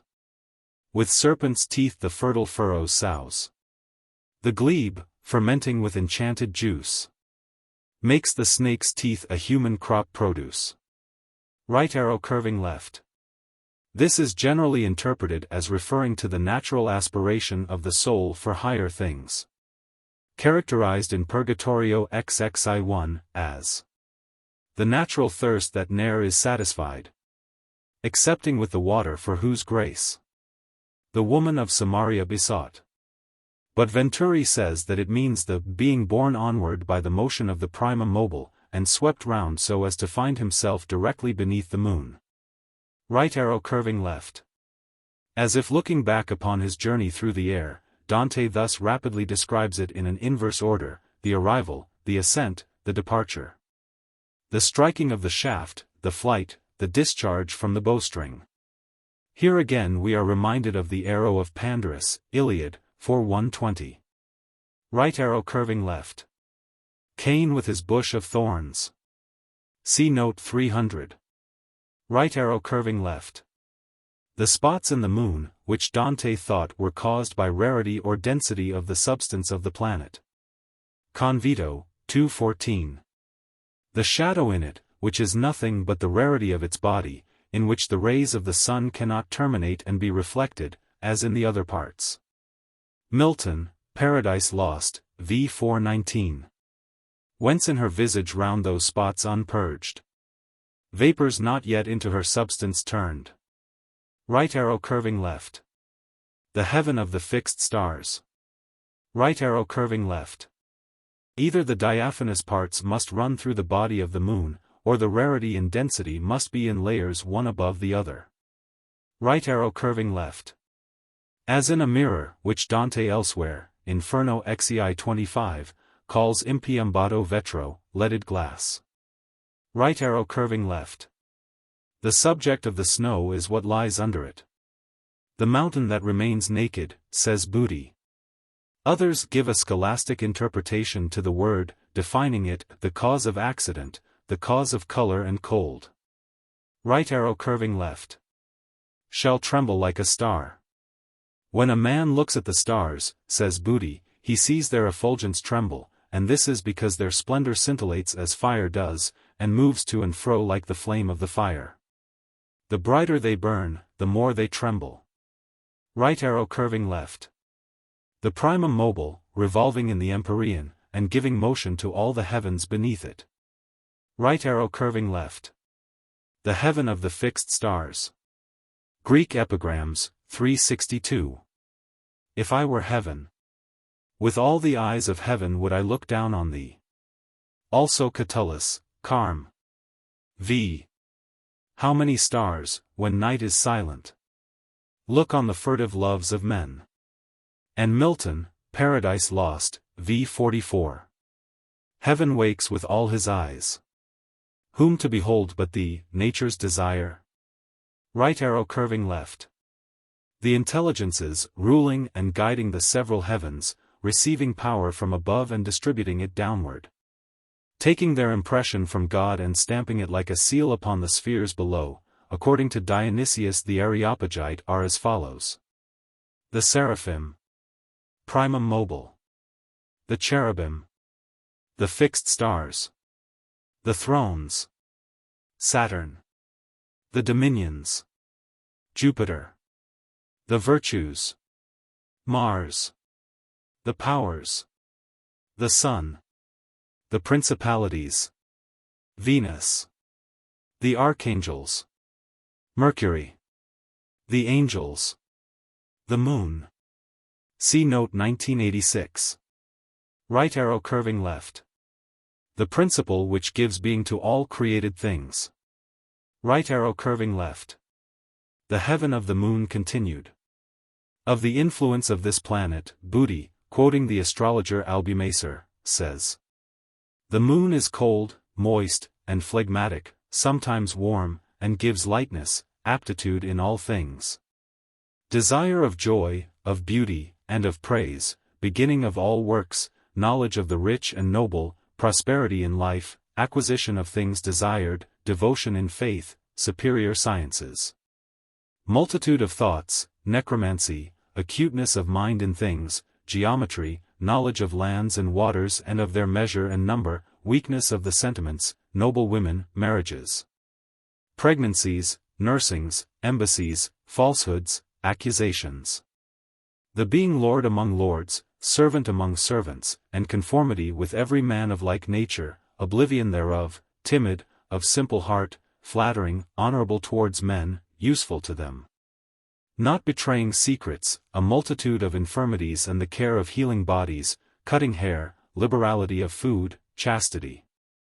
These are the significations, influences, of the moon upon the things it finds, the blame and honor of which, according to the astrologers, belong to the planet. But the wise man follows the good influences, and leaves the bad, though all are good and necessary to the life of the universe. Right arrow curving left. Narcissus mistook his shadow for a substance. Dante, falling into the opposite error, mistakes these substances for shadows. Right arrow curving left. Your destiny, that is, of yourself and the others with you. Right arrow curving left. Picarda was a sister of Foris and Corso Donati, and of Gemma, Dante's wife. In Purgatorio Ziv 13, Foris says of her. My sister, who, twixt beautiful and good, I know not which was more, triumphs rejoicing. Already in her crown on high Olympus. She was a nun of Santa Clara, and was dragged by violence from the cloister by her brother Corso Donati, who married her to Rosalind della Tosa. As she herself says, God knows what afterward my life became. It was such that she did not live long. For this crime the excellent baron, according to the Audiobook, had to do penance in his shirt. Right arrow curving left. Milton, Paradise Lost, 12:583. Add love. By name to come called charity, the soul of all the rest. Right arrow curving left. Constance, daughter of Roger of Sicily. She was a nun at Palermo, but was taken from the convent and married to the Emperor Henry V, son of Barbarossa and father of Frederick II. Of these, Winds of Swabia, or Emperors of the House of Swabia, Barbarossa was the first, Henry V the second, and Frederick II the third, and, as Dante calls him in the Convito, 4-3. The last of the Roman emperors, meaning the last of the Swabian line. Right arrow curving left. The heaven of the moon continued. Right arrow curving left. Montaigne says. If any one should place us between the bottle and the bacon, entre la bouteille et le jambon, with an equal appetite for food and drink. There would doubtless be no remedy but to die of thirst and hunger. Right arrow curving left.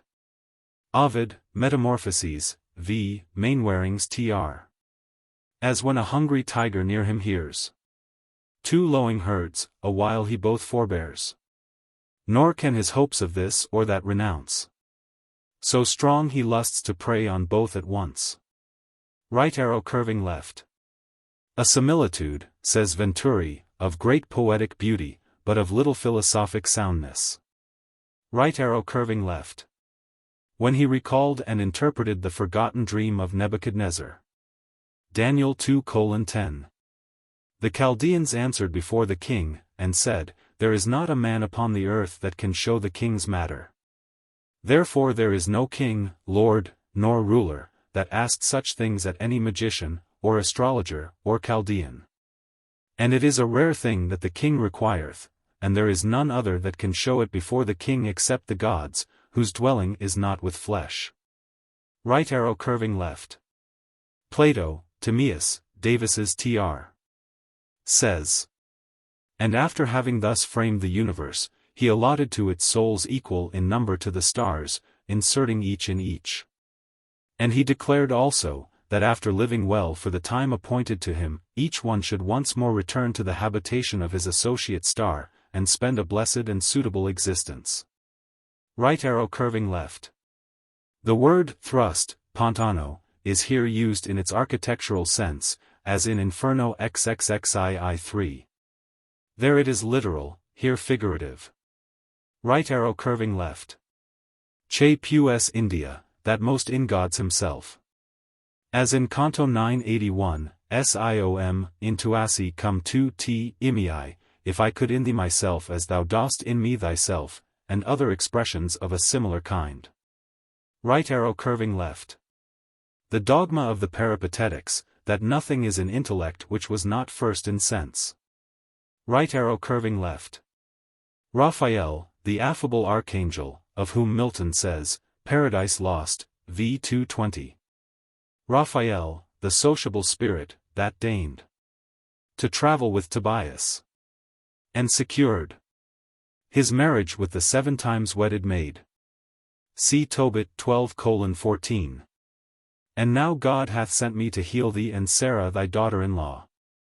I am Raphael, one of the 7 holy angels which present the prayers of the saints, and which go in and out before the glory of the Holy One.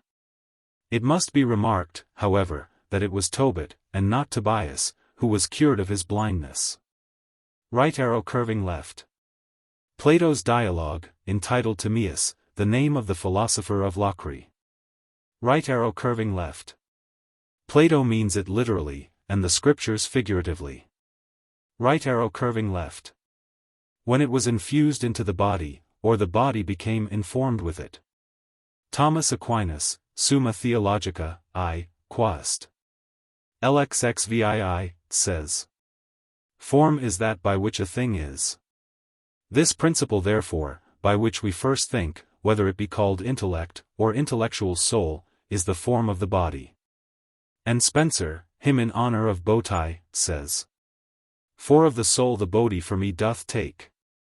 For soul is for me and doth the body make. Right arrow curving left. Joachim di Flora, Dante's Calabrian abbot Joachim, the mystic of the 12th century, says in his exposition of the Apocalypse. The deceived Gentiles believed that the planets to which they gave the names of Jupiter, Saturn, Venus, Mercury, Mars, the Moon, and the Sun were gods. Right arrow curving left. Stated in line 20. The violence of others, for what reason? Doth it decrease the measure of my merit? Right arrow curving left. St. Lawrence. In Mrs. Jameson's Sacred and Legendary Art, 2156, his martyrdom is thus described. The satellites of the tyrant, hearing that the treasures of the church had been confided to Lawrence, carried him before the tribunal, and he was questioned, but replied not one word. Therefore he was put into a dungeon, under the charge of a man named Hippolytus, whom with his whole family he converted to the faith of Christ, and baptized. And when he was called again before the prefect, and required to say where the treasures were concealed, he answered that in 3 days he would show them. The third day being come, St. Lawrence gathered together the sick and the poor, to whom he had dispensed alms, and, placing them before the prefect, said, Behold, here are the treasures of Christ's church. Upon this the prefect, thinking he was mocked, fell into a great rage, and ordered St. Lawrence to be tortured till he had made known where the treasures were concealed. But no suffering could subdue the patience and constancy of the holy martyr. Then the prefect commanded that he should be carried by night to the baths of Olympius, near the villa of Sallust the historian, and that a new kind of torture should be prepared for him, more strange and cruel than had ever entered into the heart of a tyrant to conceive. For he ordered him to be stretched on a sort of bed, formed of iron bars in the manner of a gridiron, and a fire to be lighted beneath, which should gradually consume his body to ashes, and the executioners did as they were commanded, kindling the fire and adding coals from time to time, so that the victim was in a manner roasted alive. And those who were present looked on with horror, and wondered at the cruelty of the prefect, who could condemn to such torments a youth of such fair person and courteous and gentle bearing. And all for the lust of gold. Right arrow curving left. Plutarch thus relates the story of Mutius Scaevola, Dryden's Tr.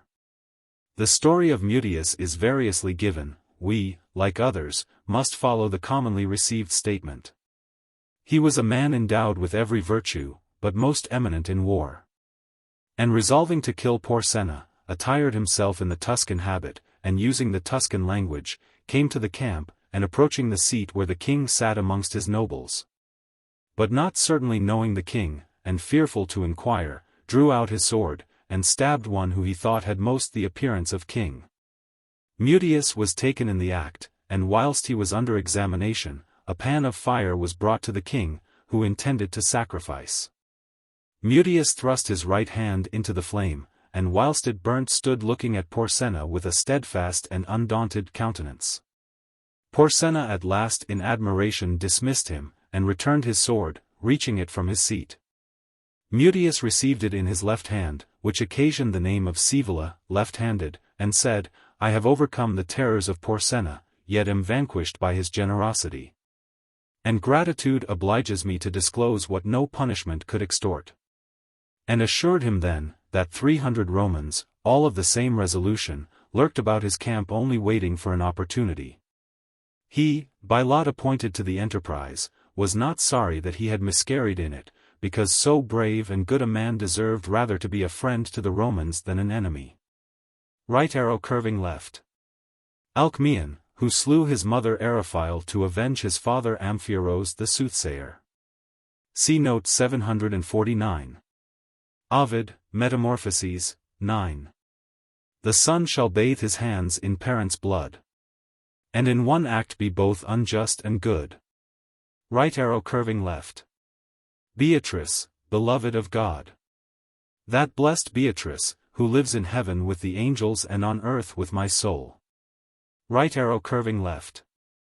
Lessing, Theol, Script. I-108. If God held all truth shut up in his right hand, and in his left only the ever-restless instinct for truth, and said to me, Choose, I should humbly fall down at his left, and say, Father, give.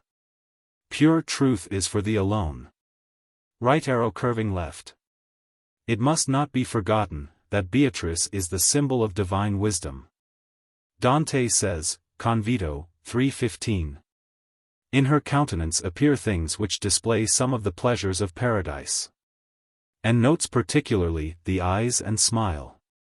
He then adds, and here it should be known that the eyes of wisdom are its demonstrations, by which the truth is most clearly seen. And its smile the persuasions, in which is displayed the interior light of wisdom under a veil.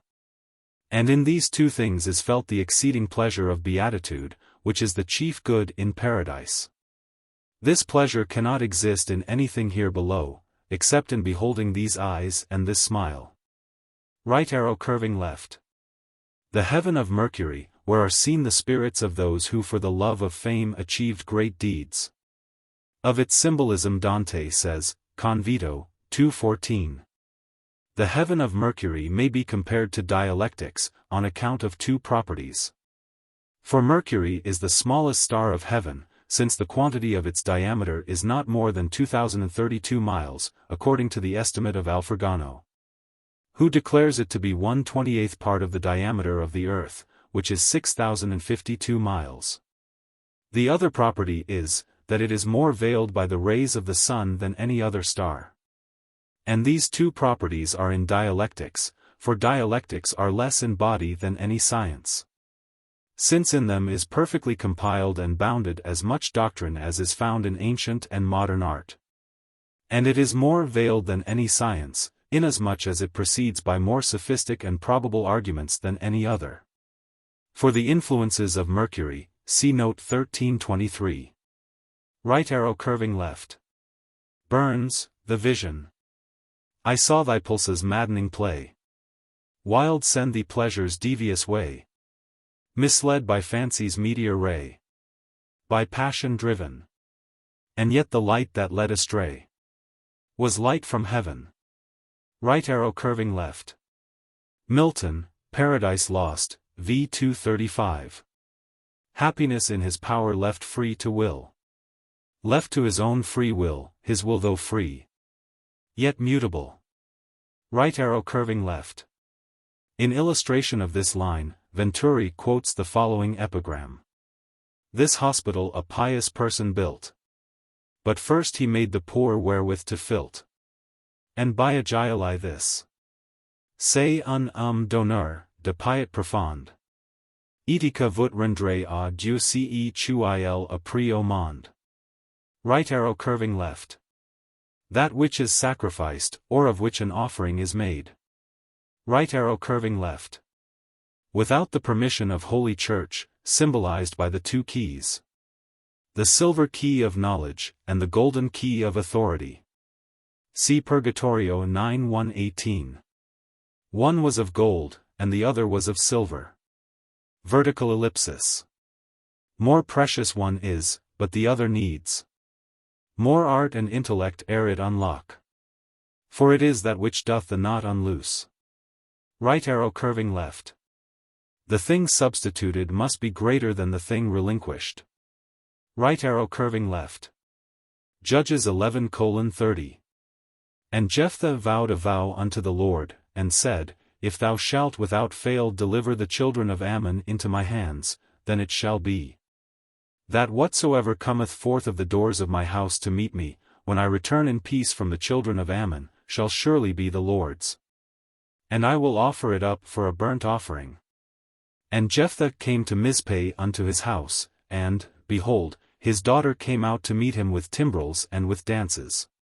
And she was his only child, besides her he had neither son nor daughter. Right arrow curving left. Agamemnon. Right arrow curving left. Euripides, Iphigenia in Taurus, I1, Buckley's tr. O thou who rulest over this Grecian expedition, Agamemnon, thou wilt not lead forth thy ships from the ports of this land, before Diana shall receive thy daughter Iphigenia as a victim. For thou didst vow to sacrifice to the light-bearing goddess whatsoever the year should bring forth most beautiful. Now your wife Clytemnestra has brought forth a daughter in your house, referring to me the title of the most beautiful, whom thou must needs sacrifice. And so, by the arts of Ulysses, they drew me from my mother under pretense of being wedded to Achilles.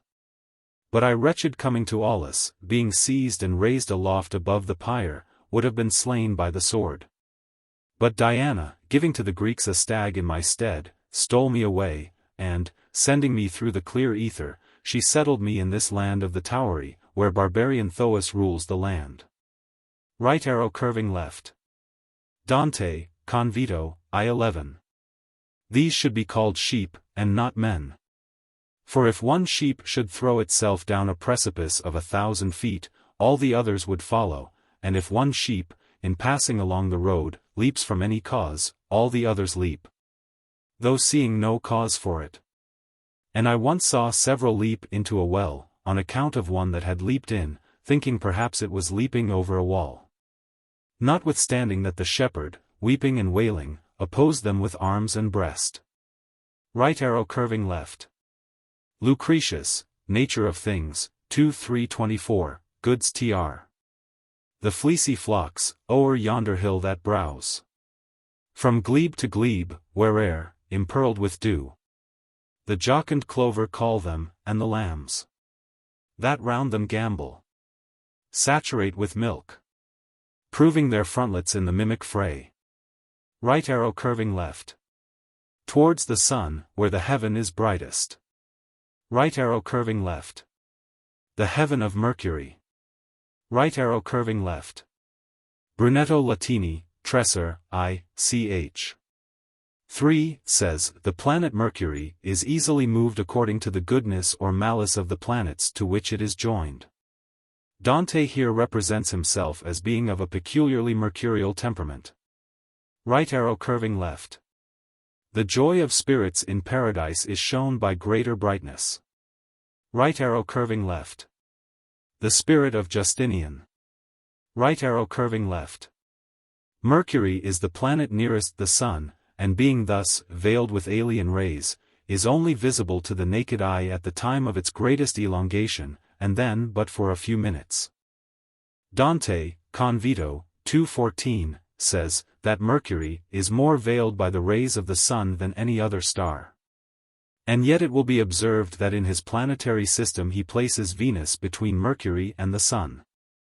Right arrow curving left. Milton, Paradise Lost, 3:380. Dark with excessive bright thy skirts appear, yet dazzle heaven. And again, v. 598. A flaming mount, whose top brightness had made invisible. Right arrow curving left. The heaven of Mercury continued. In the year 330, Constantine, after his conversion and baptism by Sylvester, note 409, removed the seat of empire from Rome to Byzantium, which received from him its more modern name of Constantinople. He called it also New Rome. And, having promised to the senators and their families that they should soon tread again on Roman soil, he had the streets of Constantinople strewn with earth which he had brought from Rome in ships. The transfer of the empire from west to east was turning the imperial eagle against the course of heaven, which it had followed in coming from Troy to Italy with Aeneas, who married Lavinia, daughter of King Latinus, and was the founder of the Roman Empire. Right arrow curving left. From 324, when the seat of empire was transferred to Constantinople by Constantine, to 527, when the reign of Justinian began. Right arrow curving left. The mountains of Asia, between Constantinople and the site of Troy. Right arrow curving left. Caesar, or Kaiser, the general title of all the Roman emperors. The character of Justinian is thus sketched by Gibbon, Decline and Fall, ch. 43. The emperor was easy of access, patient of hearing, courteous and affable in discourse, and a master of the angry passions, which rage with such destructive violence in the breast of a despot. Procopius praises his temper to reproach him with calm and deliberate cruelty. But in the conspiracies which attacked his authority in person, a more candid judge will approve the justice or admire the clemency of Justinian. He excelled in the private virtues of chastity and temperance, but the impartial love of beauty would have been less mischievous than his conjugal tenderness for Theodora. And his abstemious diet was regulated, not by the prudence of a philosopher, but the superstition of a monk. His repasts were short and frugal. On solemn fasts he contented himself with water and vegetables, and such was his strength as well as fervor, that he frequently passed 2 days, and as many nights, without tasting any food. The measure of his sleep was not less rigorous. After the repose of a single hour the body was awakened by the soul, and, to the astonishment of his chamberlain, Justinian walked or studied till the morning light. Such restless application prolonged his time for the acquisition of knowledge and the dispatch of business. And he might seriously deserve the reproach of confounding, by minute and preposterous diligence, the general order of his administration. The emperor professed himself a musician and architect, a poet and philosopher, a lawyer and theologian. And if he failed in the enterprise of reconciling the Christian sects, the review of the Roman jurisprudence is a noble monument of his spirit and industry. In the government of the empire he was less wise or less successful, the age was unfortunate, the people was oppressed and discontented, Theodora abused her power. A succession of bad ministers disgraced his judgment, and Justinian was neither beloved in his life, nor regretted at his death. The love of fame was deeply implanted in his breast, but he condescended to the poor ambition of titles, honors, and contemporary praise. And while he labored to fix the admiration, he forfeited the esteem and affection of the Romans. Right arrow curving left. Of the reform of the Roman laws, by which they were reduced from 2,000 volumes to 50, Gibbon, Decline and Fall, ch. XLIV, says. The vain titles of the victories of Justinian are crumbled into dust, but the name of the legislator is inscribed on a fair and everlasting monument. Under his reign, and by his care, the civil jurisprudence was digested in the immortal works of the Code, the Pandect, and the Institutes. The public reason of the Romans has been silently or studiously transfused into the domestic institutions of Europe. And the laws of Justinian still command the respect or obedience of independent nations. Wise or fortunate is the prince who connects his own reputation with the honor and interest of a perpetual order of men. This is what Dante alludes to, Purgatorio 689. What boots it, that for thee Justinian? The bridle mend, if empty be the saddle? Right arrow curving left. The heresy of Eutyches, who maintained that only the divine nature existed in Christ, not the human. And consequently that the Christ crucified was not the real Christ, but a phantom. Right arrow curving left. Agapetus was pope, or bishop of Rome, in the year 515, and was compelled by King Theodotus the Ostrogoth to go upon an embassy to the Emperor Justinian at Constantinople, where he refused to hold any communication with Anthimus, bishop of Trebizond, who, against the canon of the Church, had been transferred from his own see to that of Constantinople. Milman, History of Latin Christianity, I 460, says. Agapetus, in a conference, condescended, to satisfy the emperor as to his own unimpeachable orthodoxy. Justinian sternly commanded him to communicate with Anthimus. With the bishop of Trebizond, replied the unawed ecclesiastic, when he has returned to his diocese, and accepted the counsel of Chalcedon and the letters of Leo. The emperor in a louder voice commanded him to acknowledge the bishop of Constantinople on pain of immediate exile. I came hither in my old age to see, as I supposed, a religious and a Christian emperor. I find a new Diocletian. But I fear not king's menaces, I am ready to lay down my life for the truth. The feeble mind of Justinian passed at once from the height of arrogance to admiration and respect. He listened to the charges advanced by Agapetus against the orthodoxy of Anthimus. In his turn the bishop of Constantinople was summoned to render an account of his theology before the emperor, convicted of Eutychianism, and degraded from the see. Right arrow curving left. Belisarius, the famous general, to whom Justinian gave the leadership of his armies in Africa and Italy. In his old age he was suspected of conspiring against the emperor's life. But the accusation was not proved. Gibbon, Decline and Fall, ch. XLA, speaks of him thus. The Africanus of New Rome was born, and perhaps educated, among the Thracian peasants. Without any of those advantages which had formed the virtues of the elder and the younger Scipio, a noble origin, liberal studies, and the emulation of a free state. The silence of a loquacious secretary may be admitted, to prove that the youth of Belisarius could not afford any subject of praise. He served, most assuredly with valor and reputation, among the private guards of Justinian. And when his patron became emperor, the domestic was promoted to military command. And of his last years as follows, ch. 43. Capricious pardon and arbitrary punishment embittered the irksomeness and discontent of a long reign. A conspiracy was formed in the palace, and, unless we are deceived by the names of Marcellus and Sergius, The most virtuous and the most profligate of the courtiers were associated in the same designs. They had fixed the time of the execution. Their rank gave them access to the royal banquet, and their black slaves were stationed in the vestibule and porticos to announce the death of the tyrant, and to excite a sedition in the capital. But the indiscretion of an accomplice saved the poor remnant of the days of Justinian. The conspirators were detected and seized, with daggers hidden under their garments. Marcellus died by his own hand, and Sergius was dragged from the sanctuary. Pressed by remorse, or tempted by the hopes of safety, he accused 2 officers of the household of Belisarius. And torture forced them to declare that they had acted according to the secret instructions of their patron.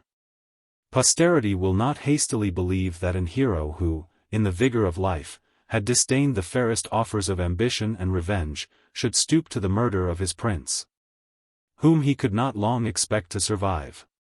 His followers were impatient to fly, but flight must have been supported by rebellion, and he had lived enough for nature and for glory. Belisarius appeared before the council with less fear than indignation.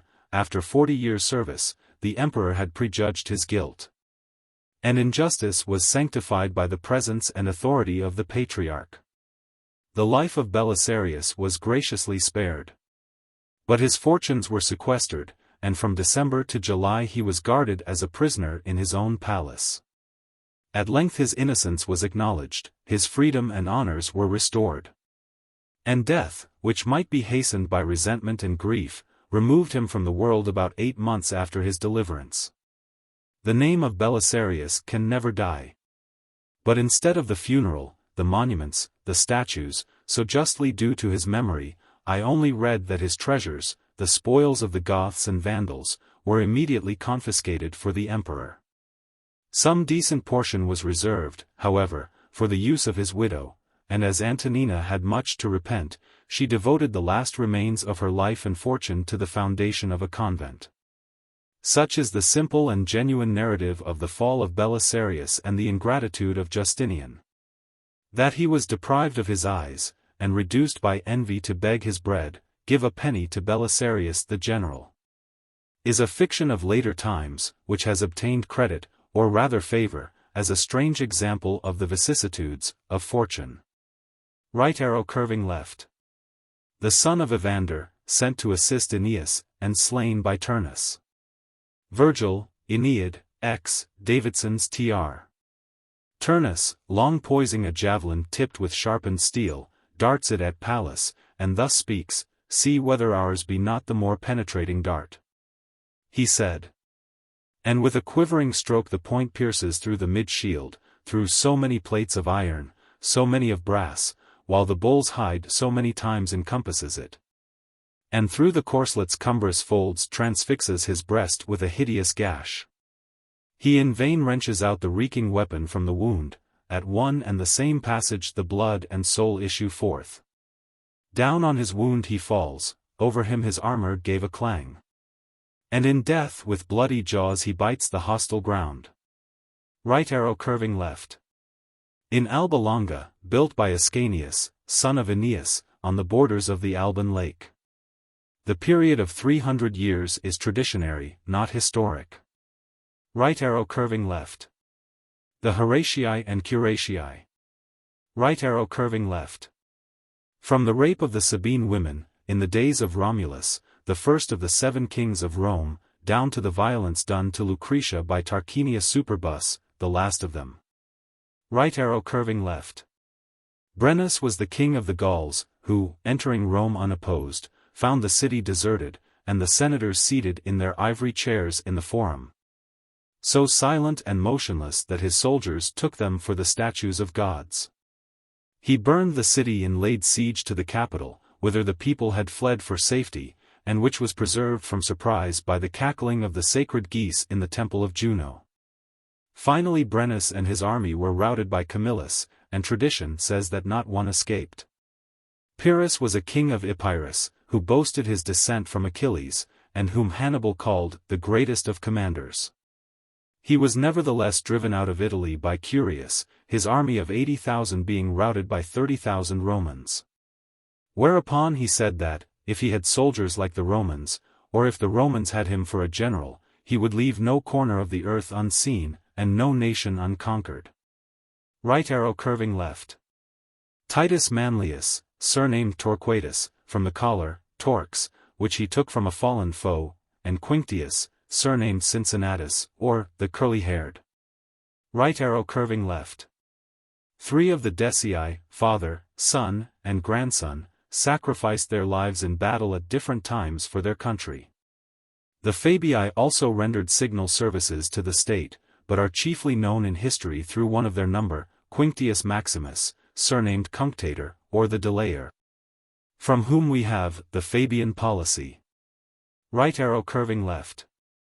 The hill of Fiesole, overlooking Florence, where Dante was born. Fiesole was destroyed by the Romans for giving refuge to Catiline and his fellow conspirators. Right arrow curving left. The birth of Christ. Milton, Hymn on the Morning of Christ's Nativity, 3:4. But he, her fears to cease, sent down the meek-eyed peace. She, crowned with olive green, came softly sliding down through the turning sphere. His ready harbinger, with turtle wing the amorous clouds dividing, and, waving wide her myrtle wand, she strikes a universal peace through sea and land. No war or battle sound was heard the world around. The idle spear and shield were high up hung. The hooked chariot stood, unstained with hostile blood. The trumpet spake not to the armed throng, and kings sat still with awful eye, as if they surely knew their sovereign lord was by. Right arrow curving left. Durazzo in Macedonia, and Pharsalia in Thessaly. Right arrow curving left. Gower, Confessio Amantis, 2. That one sleeth, and that other stirveth, but above an all his prize deserveth. This knightly Romain, where he rode, his deadly sword no man abode. Ion the which was no defense. Egypt fled in his presence. Right arrow curving left. Antandros, a city, and Simois, a river, near Troy, whence came the Roman eagle with Aeneas into Italy. Right arrow curving left. It was an evil hour for Ptolemy, when Caesar took from him the kingdom of Egypt, and gave it to Cleopatra. Right arrow curving left. Juba, king of Numidia, who protected Pompey, Cato, and Scipio after the battle of Pharsalia. Being conquered by Castor, his realm became a Roman province, of which Sallust the historian was the first governor. Milton, Sams. Agon. 1695. But as an eagle, his cloudless thunder bolted on their heads. Right arrow curving left. Toward Spain, where some remnants of Pompey's army still remained under his 2 sons. When these were subdued, the civil war was at an end. Right arrow curving left. Octavius Augustus, nephew of Julius Caesar. At the Battle of Philippi he defeated Brutus and Cassius, and established the empire. Right arrow curving left. On account of the great slaughter made by Augustus in his battles with Mark Antony and his brother Lucius, in the neighborhood of these cities. Right arrow curving left. Augustus closed the gates of the temple of Janus as a sign of universal peace, in the year of Christ's birth. Right arrow curving left. Tiberius Caesar. Right arrow curving left. The crucifixion of Christ, in which the Romans took part in the person of Pontius Pilate. Right arrow curving left. The destruction of Jerusalem under Titus, which avenged the crucifixion. Right arrow curving left. When the church was assailed by the Lombards, who were subdued by Charlemagne. Right arrow curving left. Referring back to line 31. In order that thou see with how great reason men move against the standard sacrosanct, both who appropriate and who oppose it. Right arrow curving left. The golden lily, or fleur-de-lis of France. The Guelphs, uniting with the French, opposed the Ghibellines, who had appropriated the imperial standard to their own party purposes. Right arrow curving left. Charles II of Apulia, son of Charles of Anjou. Right arrow curving left. Change the imperial eagle for the lilies of France. Right arrow curving left. Mercury is the smallest of the planets, with the exception of the asteroids, being 16 times smaller than the Earth. Right arrow curving left. Speaking of the planet Mercury, Booty says, "We are now to consider the effects which Mercury produces upon us in the world below, for which honor and blame are given to the planet. For as Albumacer says in the introduction to his 7th treatise, 9th division, where he treats of the nature of the planets and of their properties, Mercury signifies these 22 things among others, namely, desire of knowledge and of seeing secret things, interpretation of the deity, of oracles and prophecies, foreknowledge of things future, knowledge and profundity of knowledge in profound books, study of wisdom, memory of stories and tales, eloquence with polish of language, subtlety of genius, desire of lordship, appetite of praise and fame, color and subtlety of speech, subtlety of genius in everything to which man betakes himself, desire of perfection, cunning of hand in all arts, practice of trade, selling, buying, giving, receiving, stealing, cheating, concealing thoughts in the mind, change of habits, youthfulness, lust, abundance, murmurs, lies, false testimony, and many other things as being therein contained. And therefore our author feigns, that those who have been active in the world, and have lived with political and moral virtues, show themselves in the sphere of Mercury. Because Mercury exercises such influence, according to the astrologers, as has been shown. But it is in man's free will to follow the good influence and avoid the bad, and hence springs the merit and demerit. Milton, Lycidas, 70. Fame is the spur that the clear spirit doth raise. That last infirmity of noble mind. To scorn delights, and live laborious days. But the fair guerdon when we hope to find, and think to burst out into sudden blaze, comes the blind fury with the abhorred shears, and slits the thin-spun life. But not the praise. Phoebus replied, and touched my trembling ears.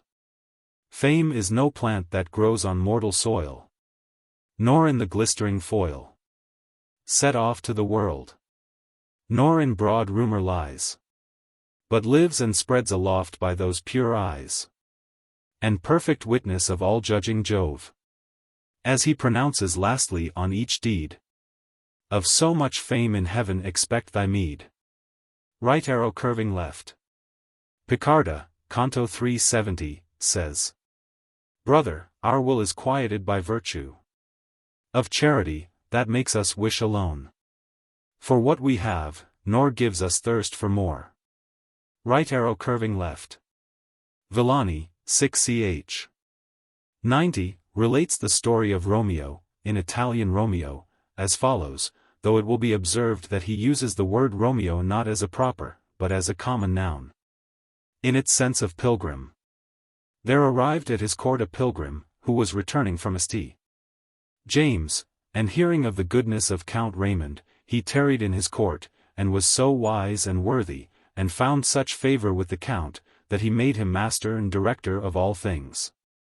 He was always clad in a decent and clerical habit, and in a short time, by his dexterity and wisdom, increased the income of his lord threefold, maintaining always a grand and honorable court. 4 daughters had the Count, and no son. By the wisdom and address of the good pilgrim, he first married the eldest to the good King Louis of France by means of money, saying to the Count, "Let me manage this, and do not be troubled at the cost. For if thou marry the first well, on account of this relationship thou wilt marry all the others better, and at less cost." And so it came to pass. For straightway the King of England, in order to be brother-in-law of the King of France, took the second for a small sum of money, then his brother, being elected King of the Romans, took the third. And the fourth still remaining to be married, the good pilgrim said, "With this one I want thee to have a brave son, who shall be thy heir," and so he did.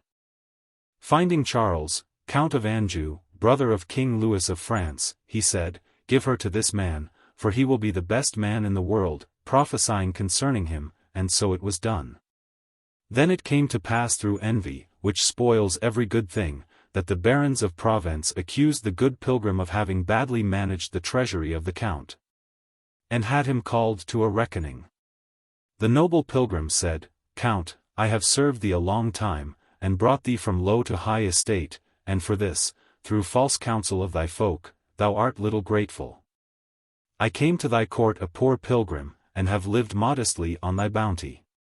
Have my mule and my staff and scrip given back to me as when I came, and I ask no further wages.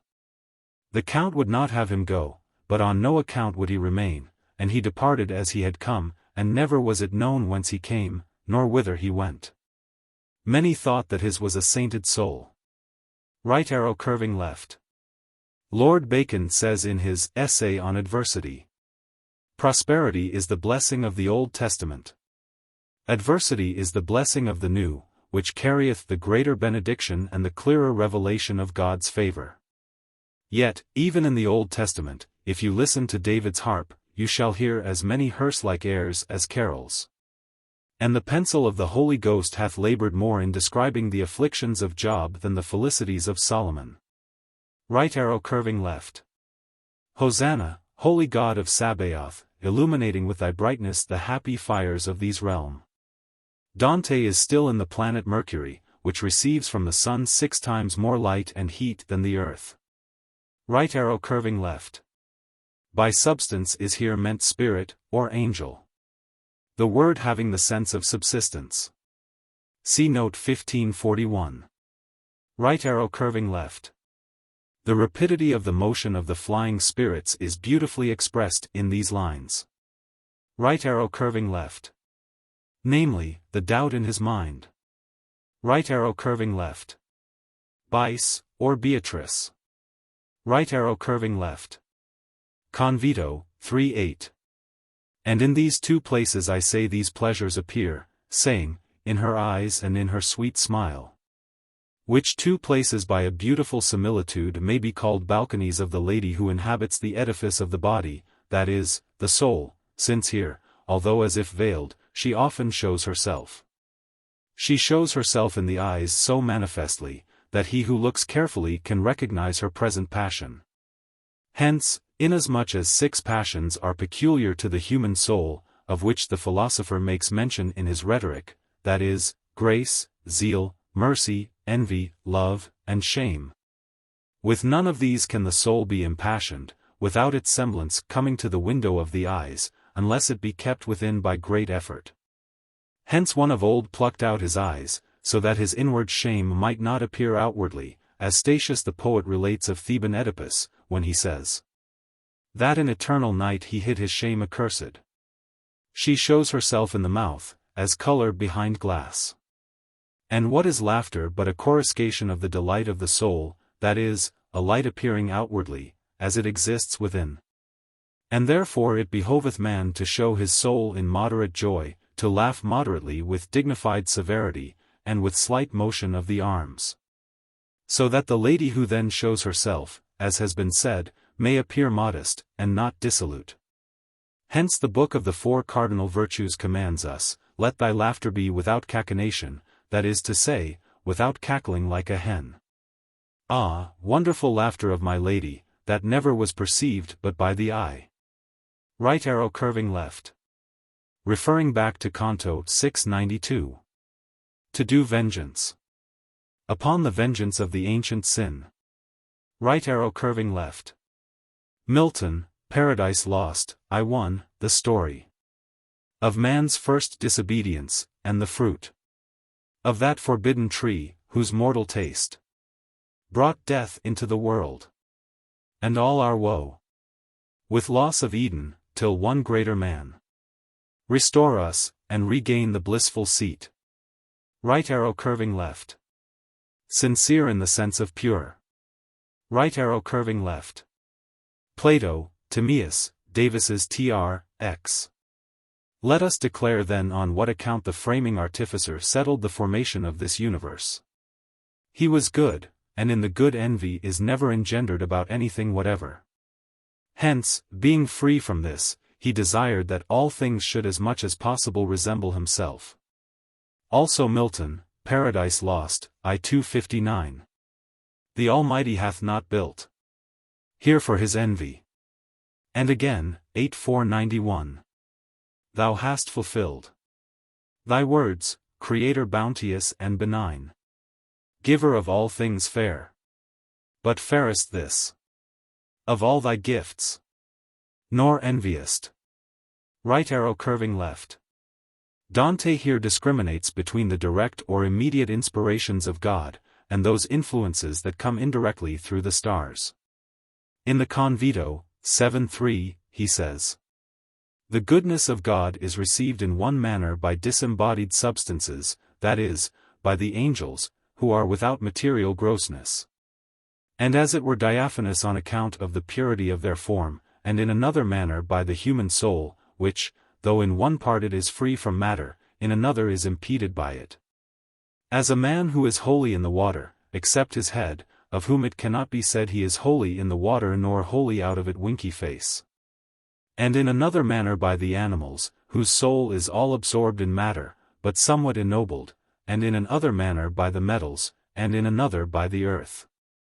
Because it is the most material, and therefore the most remote from and the most inappropriate for the first most simple and noble virtue, which is solely intellectual, that is, God. And in Canto 6 136. The primal light, that all irradiates.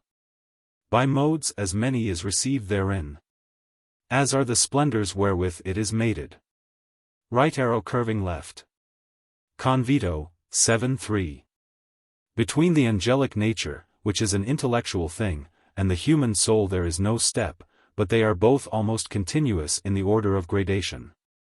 Thus we are to suppose and firmly to believe, that a man may be so noble, and of such lofty condition, that he shall be almost an angel. Right arrow curving left. The angels, and the heavens, and the human soul, being immediately inspired by God, are immutable and indestructible. But the elements and the souls of brutes and plants are controlled by the stars, and are mutable and perishable. Right arrow curving left.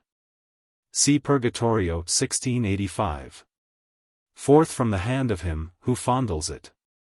Before it is, like to a little girl, weeping and laughing in her childish sport, issues the simple soul, that nothing knows, save that, proceeding from a joyous Maker, gladly it turns to that which gives it pleasure.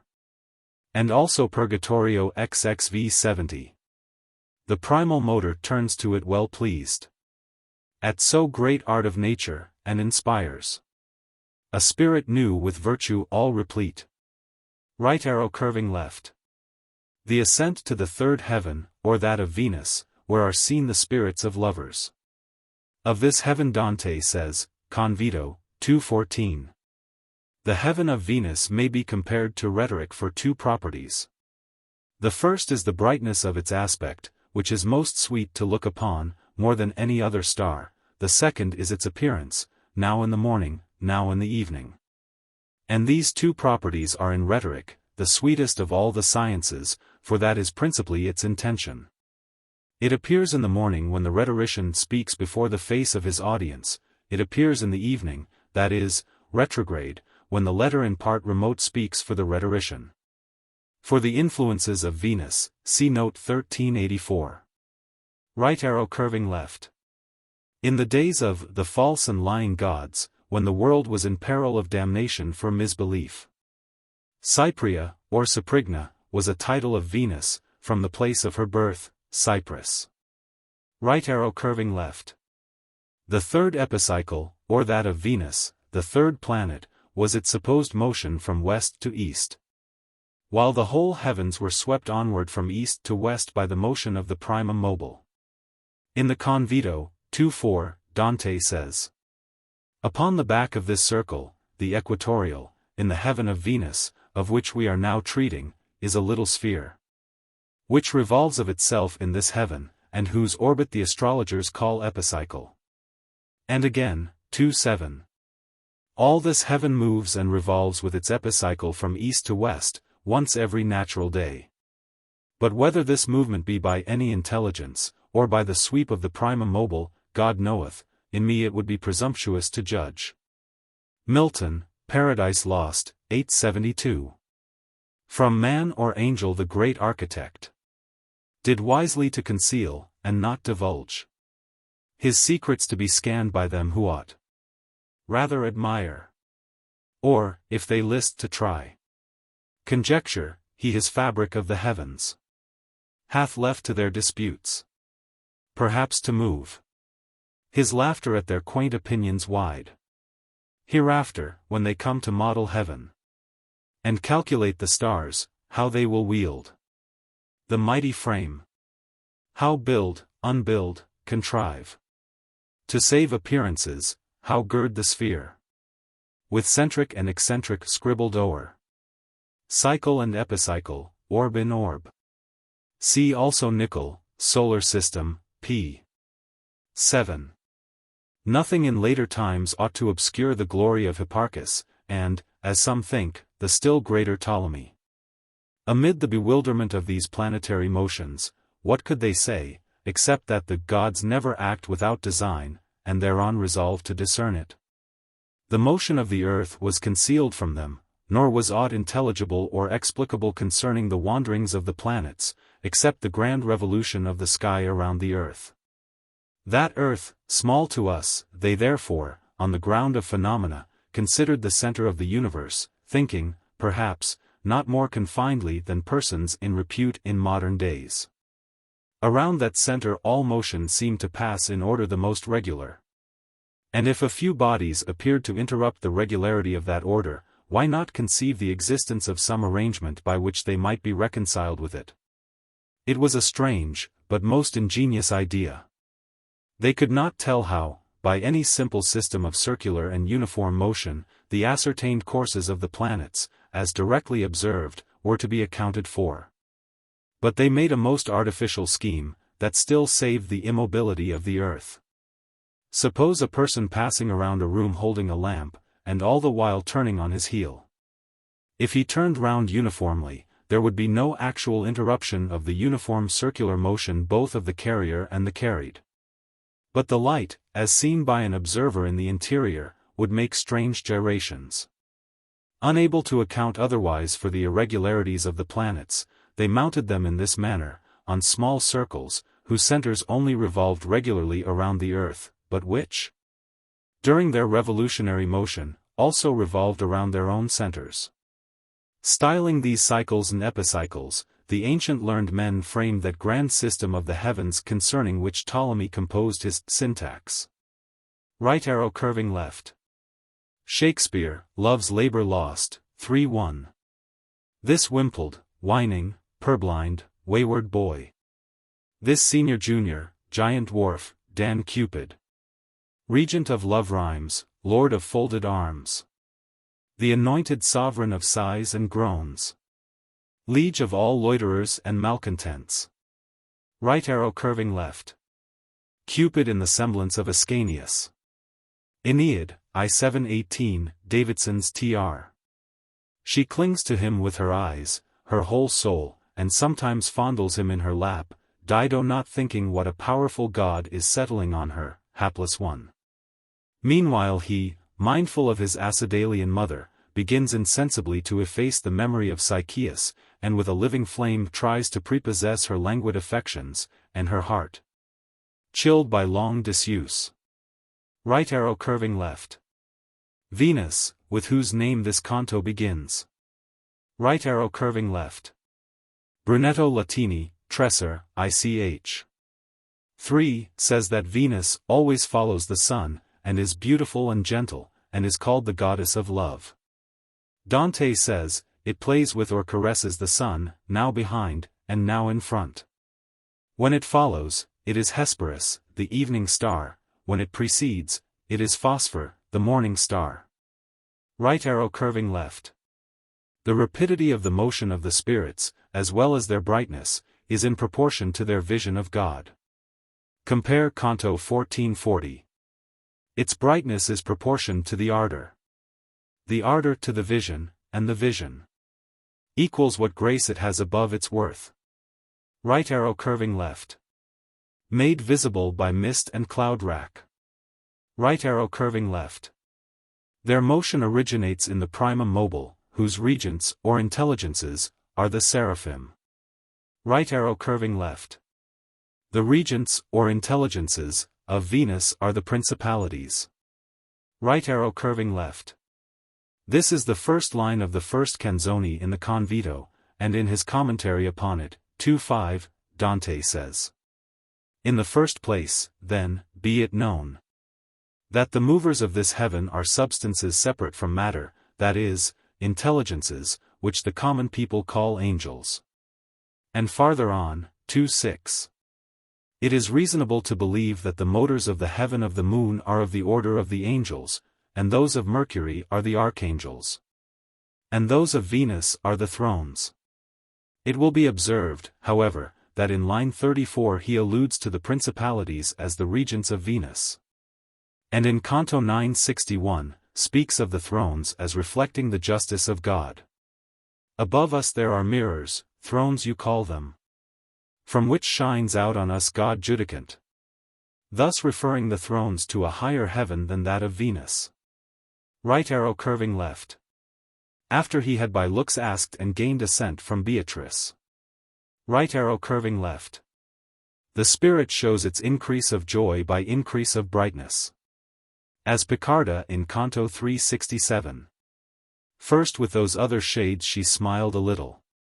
Thereafter answered me so joyously. She seemed to burn in the first fire of love. And Justinian, in Canto v 133. Even as the sun, that doth conceal himself by too much light, when heat has worn away the tempering influence of the vapors dense, by greater rapture thus concealed itself in its own radiance the figure saintly. Right arrow curving left. The spirit who speaks is Charles Martel of Hungary, the friend and benefactor of Dante. He was the eldest son of Charles the Lame, Charles II of Naples, and of Mary of Hungary. He was born in 1272, and in 1291 married the beautiful Clemence, daughter of Rudolph of Habsburg, Emperor of Germany. He died in 1295, at the age of 23, to which he alludes in the words, "The world possessed me. Short time below." Right arrow curving left. That part of Provence, embracing Avignon, Aix, Aries, and Marseilles, of which his father was lord, and which he would have inherited had he lived. This is the great dowry of Provence, which the daughter of Raymond Berenger brought to Charles of Anjou in marriage, and which is mentioned in Purgatorio XX 61. As taking the sense of shame out of the blood of the Capetes. Right arrow curving left. The kingdom of Apulia in Ausonia, or Lower Italy, embracing Bari on the Adriatic, Gaeta in the Terra di Lavoro on the Mediterranean, and Crotona in Calabria. A region bounded on the north by the Tronto emptying into the Adriatic, and the Verde, or Garigliano, emptying into the Mediterranean. Right arrow curving left. The kingdom of Hungary. Right arrow curving left. Sicily, called of old Trinacria, from its three promontories Peloro, Pacino, and Lilibio. Right arrow curving left. Pacino is the southeastern promontory of Sicily, and Peloro the northeastern. Between them lies the Gulf of Catania, receiving with open arms the east wind. Horace speaks of Eurus as riding the Sicilian seas. Right arrow curving left. Both Pindar and Ovid speak of the giant Typhoeus, as struck by Jove's thunderbolt, and lying buried under Etna. Virgil says it is Enceladus, a brother of Typhoeus. Charles Martel here gives the philosophical, not the poetical, cause of the murky atmosphere of the bay. Right arrow curving left. Through him from his grandfather Charles of Anjou, and his father-in-law the Emperor Rudolph. Right arrow curving left. The Sicilian Vespers and Revolt of Palermo, in 1282. Milman, History of Latin Christianity, 6-155. It was at a festival on Easter Tuesday that a multitude of the inhabitants of Palermo and the neighborhood had thronged to a church, about half a mile out of the town, dedicated to the Holy Ghost. The religious service was over, the merriment begun, tables were spread, the amusements of all sorts, games, dances under the trees, were going gaily on. When the harmony was suddenly interrupted and the joyousness chilled by the appearance of a body of French soldiery, under the pretext of keeping the peace. The French mingled familiarly with the people, paid court, not in the most respectful manner, to the women. The young men made sullen remonstrances, and told them to go their way. The Frenchmen began to draw together. These rebellious patrons must have arms, or they would not venture on such insolence. They began to search some of them for arms. The two parties were already glaring at each other in angry hostility. At that moment the beautiful daughter of Roger Mastrangelo, a maiden of exquisite loveliness and modesty, with her bridegroom, approached the church.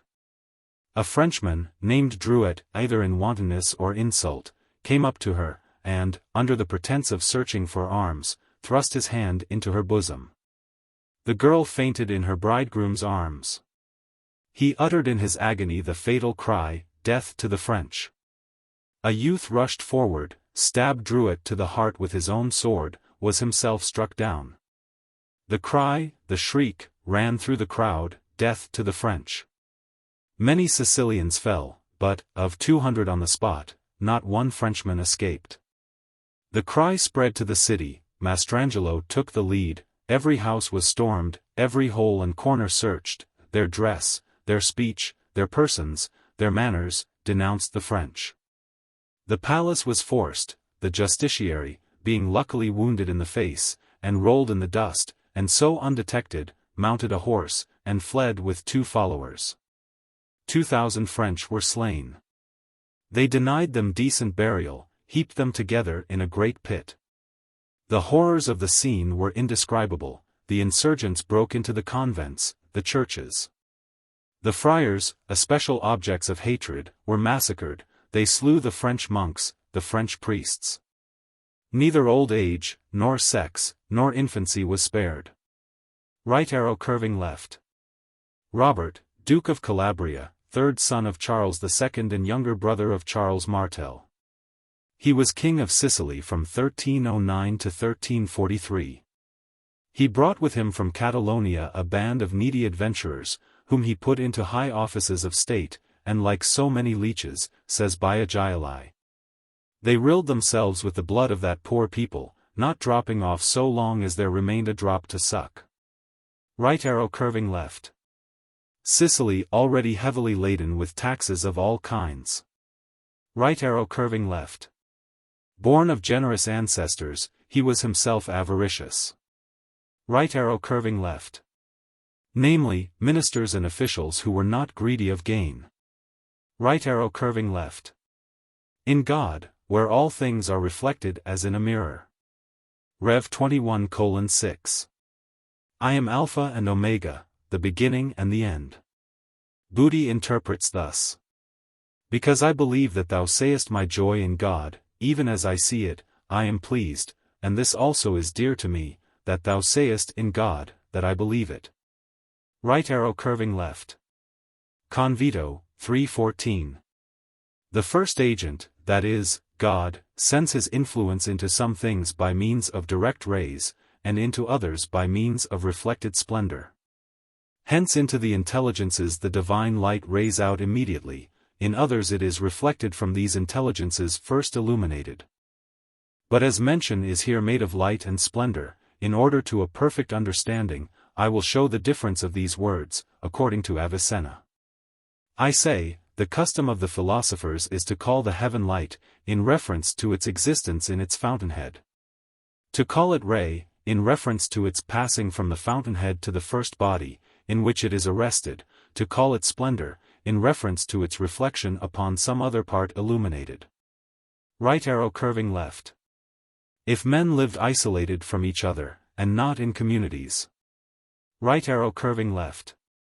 Aristotle, whom Dante in the Convito, 3:5, calls that glorious philosopher to whom nature most laid open her secrets, and in Inferno 4:131, the master of those who know. Right arrow curving left. The jurist, the warrior, the priest, and the artisan are here typified in Solon, Xerxes, Melchizedek, and Daedalus. Right arrow curving left. Nature, like death, makes no distinction between palace and hovel.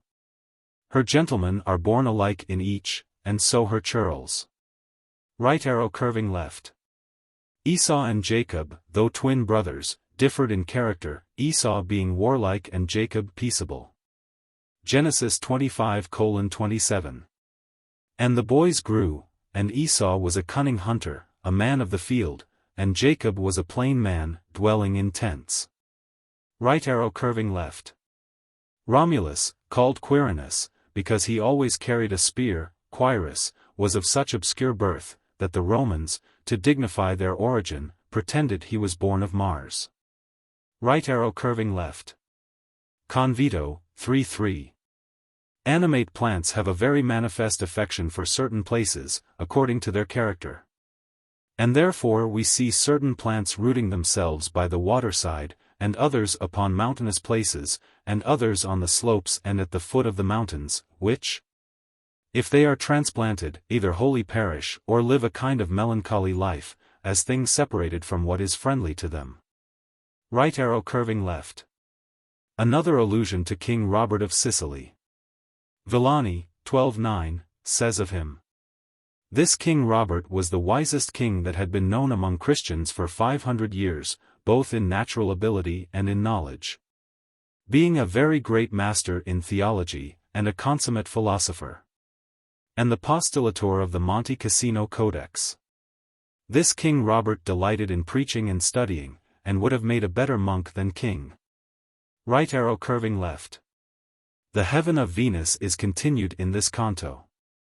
The beautiful Clemence here addressed is the daughter of the Emperor Rudolph, and wife of Charles Martel. Some commentators say it is his daughter, but for what reason is not apparent, as the form of address would rather indicate the wife than the daughter. And moreover, at the date of the poem, 1300, the daughter was only 6 or 7 years old. So great was the affection of this beautiful Clemence for her husband, that she is said to have fallen dead on hearing the news of his death. Right arrow curving left.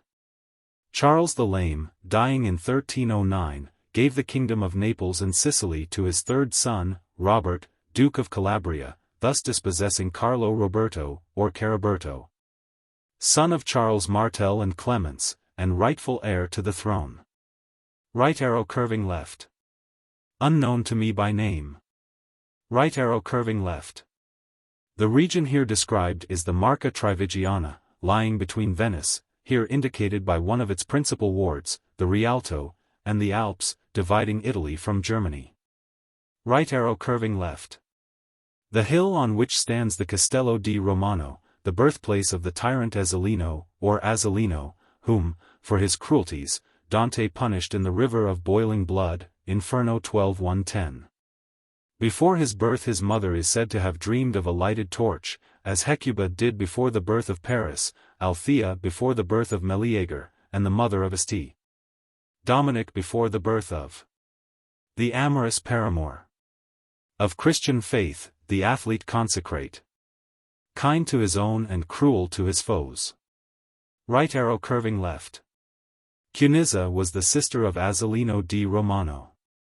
Her story is told by Rolandino, Liber Chronicorum, in Muratori, rare. Idle script, 8173.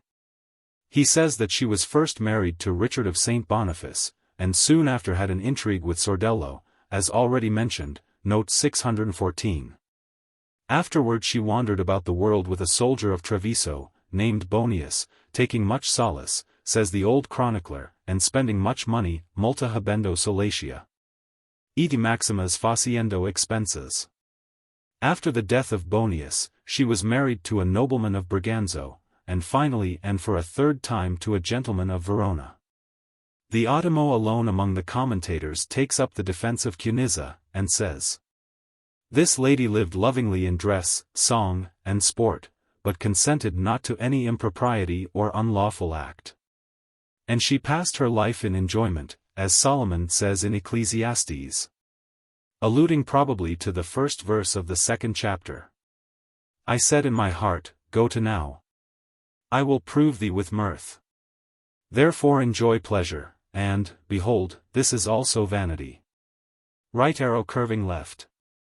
Of the influences of the planet Venus, quoting Albumacer, as before, Booty says, Venus is cold and moist, and of phlegmatic temperament, and signifies beauty, liberality, patience, sweetness, dignity of manners, love of dress and ornaments of gold and silver, humility towards friends, pride and adjunction, delectation and delight in singing and use of ornaments, joy and gladness, dancing, song with pipe and lute, bridles, ornaments and precious ointments, cunning in the composition of songs, skill in the game of chess, indolence, drunkenness, lust, adultery, gesticulations, and lasciviousness of courtesans, abundance of perjuries, of lies and all kinds of wantonness, love of children, delight in men, strength of body, weakness of mind, abundance of food and corporal delights, observance of faith and justice, traffic in odoriferous merchandise. And as was said of the moon, all are not found in one man, but a part in one, and a part in another, according to divine providence, and the wise man adheres to the good, and overcomes the others. Right arrow curving left. Since God has pardoned me, I am no longer troubled for my past errors, on account of which I attain no higher glory in paradise. She had tasted of the waters of Lethe, and all the ills and errors of the past were forgotten.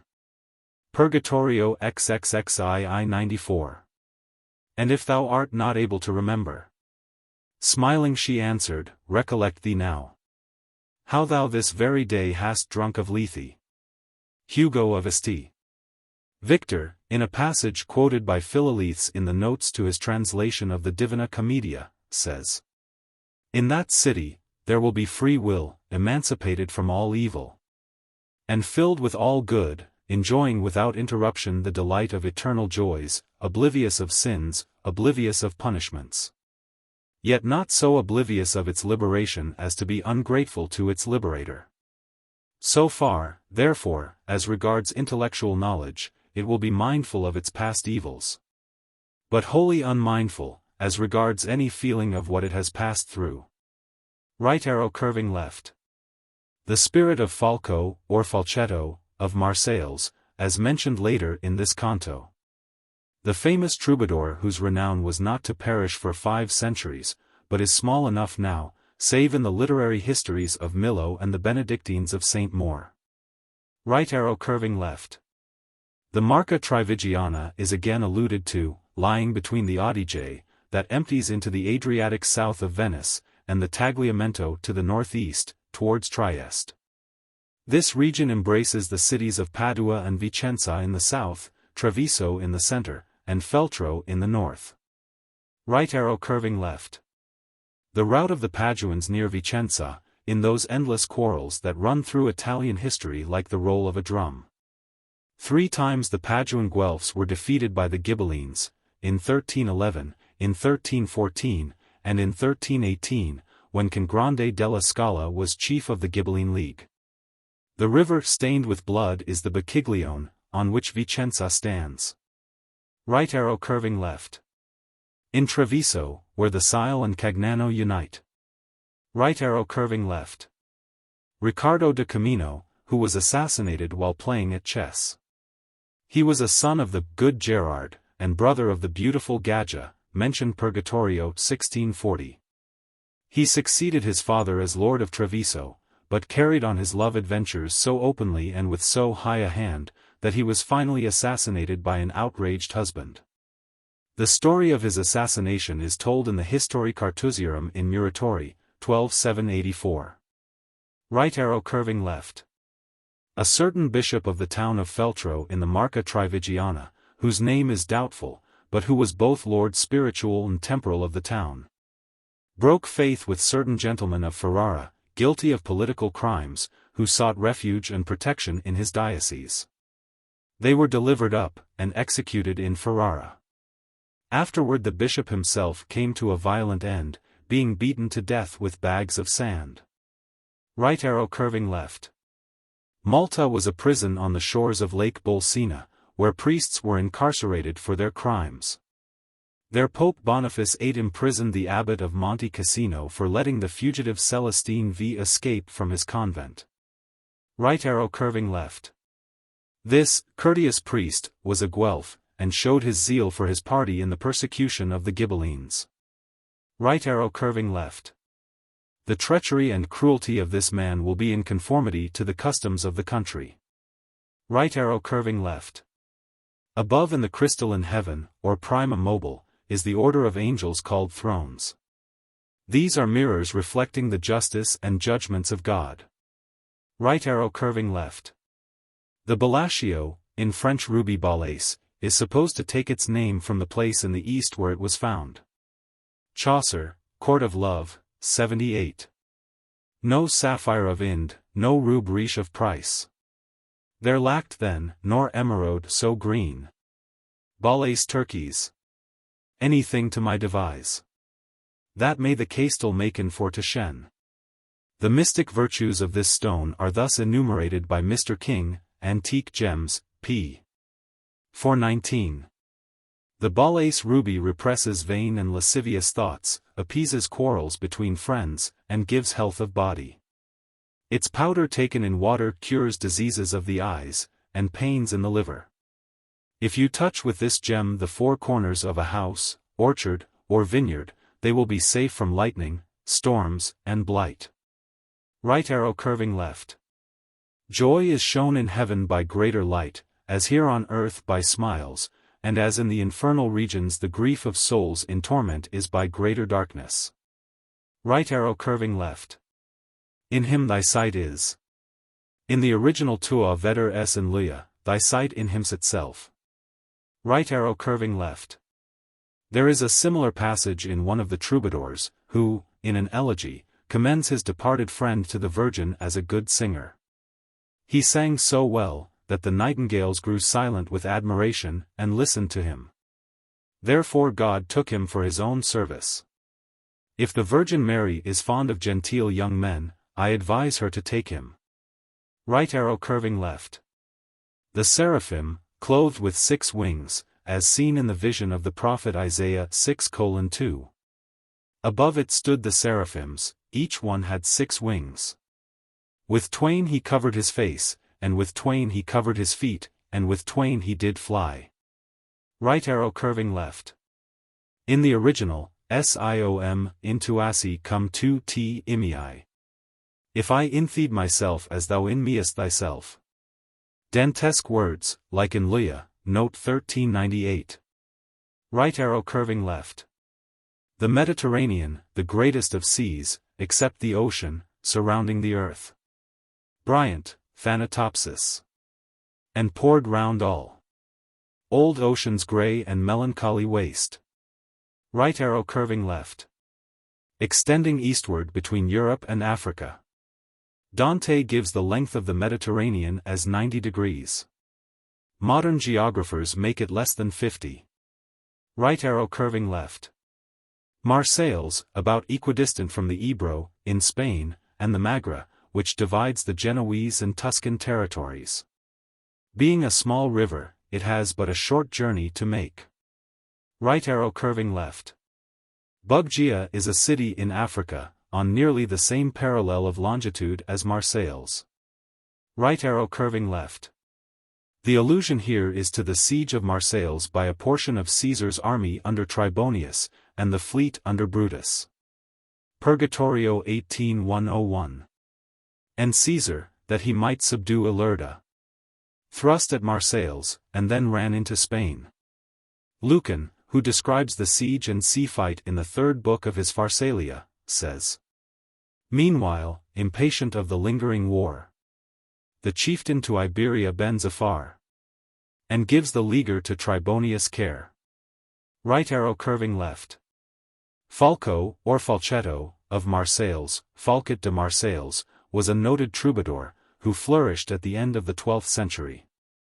He was the son of a rich merchant of Marseilles, and after his father's death, giving up business for pleasure and poetry, became a frequenter of courts and favorite of lords and princes.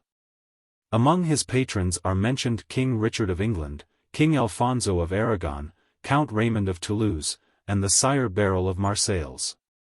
The old Provençal chronicler in Renouard, v. 150, says, "He was a good troubadour, and very attractive in person.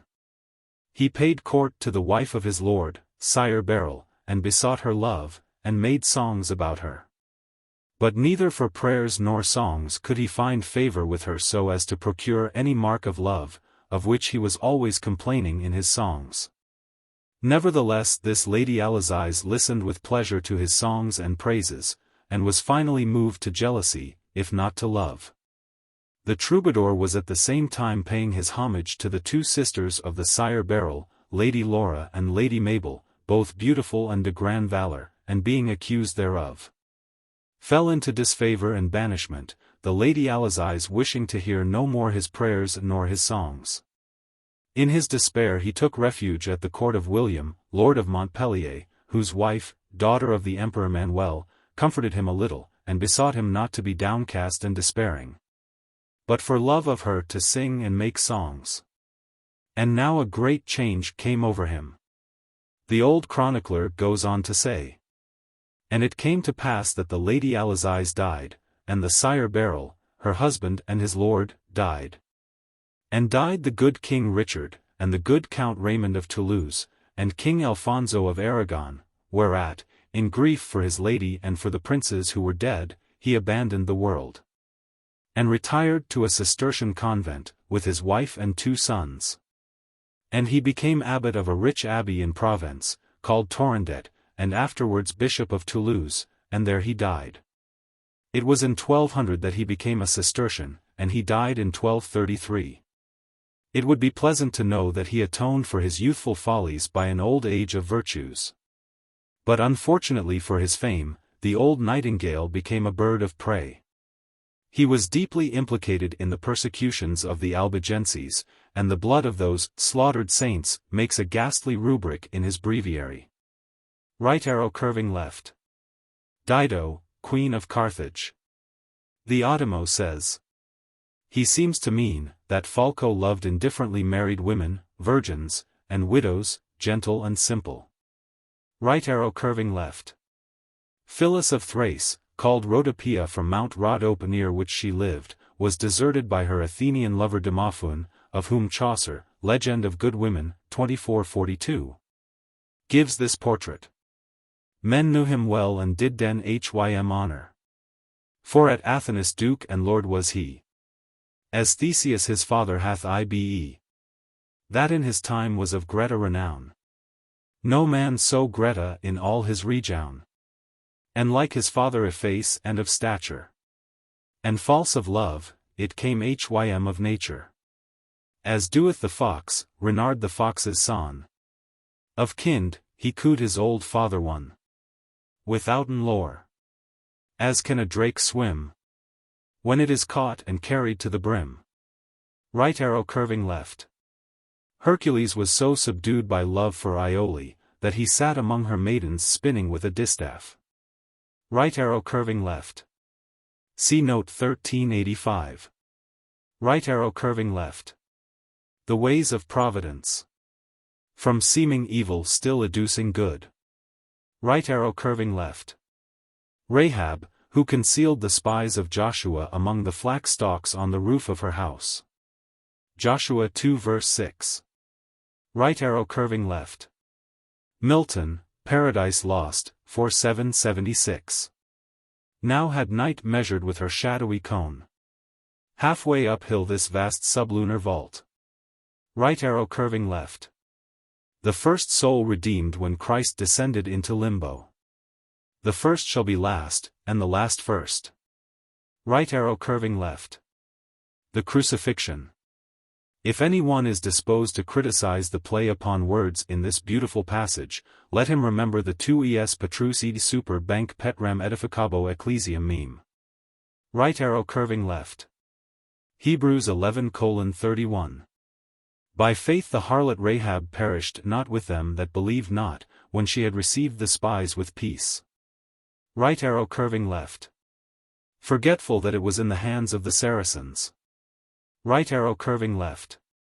The heathen gods were looked upon by the Christians as demons. Hence Florence was the city of Satan to Dante in his dark hours, when he thought of Mars. But in his better moments, when he remembered John the Baptist, it was the fairest and most renowned daughter of Rome. Right arrow curving left. The lily on the golden florin of Florence. Right arrow curving left. To gain the golden florin the study of the Gospels and the Fathers was abandoned, and the decretals, or books of ecclesiastical law, so diligently conned, that their margins were worn and soiled with thumb marks. The first 5 books of the decretals were compiled by Gregory IX, and the 6th by Boniface VIII. Right arrow curving left. A prophecy of the death of Boniface VIII in 1303, and the removal of the Holy See to Avignon in 1305. Right arrow curving left. The heaven of the sun, a good planet and imperial, says Brunetto Latini. Dante makes it the symbol of arithmetic. Convito, 2:14. The heaven of the sun may be compared to arithmetic on account of 2 properties. The first is, that with its light all the other stars are informed, the second is, that the eye cannot behold it. And these 2 properties are in arithmetic, for with its light all the sciences are illuminated, since their subjects are all considered under some number. And in the consideration thereof we always proceed with numbers. As in natural science the subject is the movable body, which movable body has in it ratio of continuity, and this has in it ratio of infinite number. And the chief consideration of natural science is to consider the principles of natural things, which are 3, namely, matter, species, and form. In which this number is visible, not only in all together, but, if we consider well, in each one separately. Therefore Pythagoras, according to Aristotle in the first book of his Physics, gives the odd and even as the principles of natural things, considering all things to be number. The other property of the sun is also seen in number, to which arithmetic belongs, for the eye of the intellect cannot behold it, for number considered in itself is infinite. And this we cannot comprehend. In this heaven of the sun are seen the spirits of theologians and fathers of the Church. And its influences, according to Albumacer, cited by Booty, are as follows. The sun signifies the vital soul, light and splendor, reason and intellect, science and the measure of life. It signifies kings, princes and leaders, nobles and magnates and congregations of men, strength and victory, voluptuousness, beauty and grandeur, subtleness of mind, pride and praise. Good desire of kingdom and of subjects, and great love of gold, and affluence of speech, and delight in neatness and beauty. It signifies faith and the worship of God, judges and wise men, fathers and brothers and mediators. It joins itself to men and mingles among them, it gives what is asked for, and is strong in vengeance, that is to say, it punishes rebels and malefactors. Right arrow curving left. Adam of St. Victor, hymn to the Holy Ghost. Veni, Creator Spiritus. Spiritus Recreator. Tu Dawn, Tu Datus Coelitus. Tu Donum, Tu Donator. Tu Lex, Tu Digitus. Allens et Alitus. Spirans et Spiritus. Spiratus et Spiritor. Right arrow curving left. Where the zodiac crosses the equator, and the motion of the planets, which is parallel to the former, comes into apparent collision with that of the fixed stars, which is parallel to the latter. Right arrow curving left. The zodiac, which cuts the equator obliquely. Right arrow curving left. Milton, Paradise Lost, X 668. Some say, he bid his angels turn askance the poles of earth, twice 10 degrees and more, from the sun's axle. They with labor pushed oblique the centric globe. Some say, the sun was bid turn reins from the equinoctial road, like distant breadth to Taurus with the 7 Atlantic sisters, and the Spartan twins, up to the tropic crab, thence down amain, by Leo, and the Virgin, and the Scales, as deep as Capricorn, to bring in change Of seasons to each clime, else had the spring. Perpetual smiled on earth with verdant flowers. Equal in days and nights, except to those beyond the polar circles. To them day had unbenighted shone, while the low sun, to recompense his distance, in their sight, had rounded still the horizon, and not known, or east or west, which had forbid the snow. From cold as Stodeland, and south as far beneath Magellan. Right arrow curving left. The sun right arrow curving left. The sun in Aries, as indicated in line 9. That being the sign in which the sun is at the vernal equinox. Right arrow curving left. Such is the apparent motion of the sun round the earth, as he rises earlier and earlier in spring. Right arrow curving left. No eye has ever seen any light greater than that of the sun, nor can we conceive of any greater. Right arrow curving left. How the Son is begotten of the Father, and how from these two is breathed forth the Holy Ghost. The heaven of the Son being the fourth heaven, the spirits seen in it are called the fourth family of the Father, and to these theologians is revealed the mystery of the Trinity. Right arrow curving left. The moon with a halo about her. Right arrow curving left. The spirit of Thomas Aquinas. Right arrow curving left. The stairway of Jacob's dream, with its angels ascending and descending. Right arrow curving left. Whoever should refuse to gratify thy desire for knowledge, would no more follow his natural inclination than water which did not flow downward. Right arrow curving left. Albertus Magnus, at whose 21 ponderous folios one gazes with awe and amazement, was born of a noble Swabian family at the beginning of the 13th century. In his youth he studied at Paris and at Padua, became a Dominican monk, and, retiring to a convent in Cologne, taught in the schools of that city. He became provincial of his order in Germany, and was afterward made Grand Master of the Palace at Rome, and then Bishop of Ratisbon. Resigning his bishopric in 1262, he returned to his convent in Cologne, where he died in 1280, leaving behind him great fame for his learning and his labor. Milman, History of Latin Christianity, 8259, says of him: Albert the Great at once awed by his immense erudition and appalled his age. His name, the Universal Doctor, was the homage to his all-embracing knowledge. He quotes, as equally familiar, Latin, Greek, Arabic, Jewish philosophers. He was the first schoolman who lectured on Aristotle himself, on Aristotle from Greco-Latin or Arabo-Latin copies. The whole range of the Stagirites' physical and metaphysical philosophy was within the scope of Albert's teaching. In later days he was called the ape of Aristotle.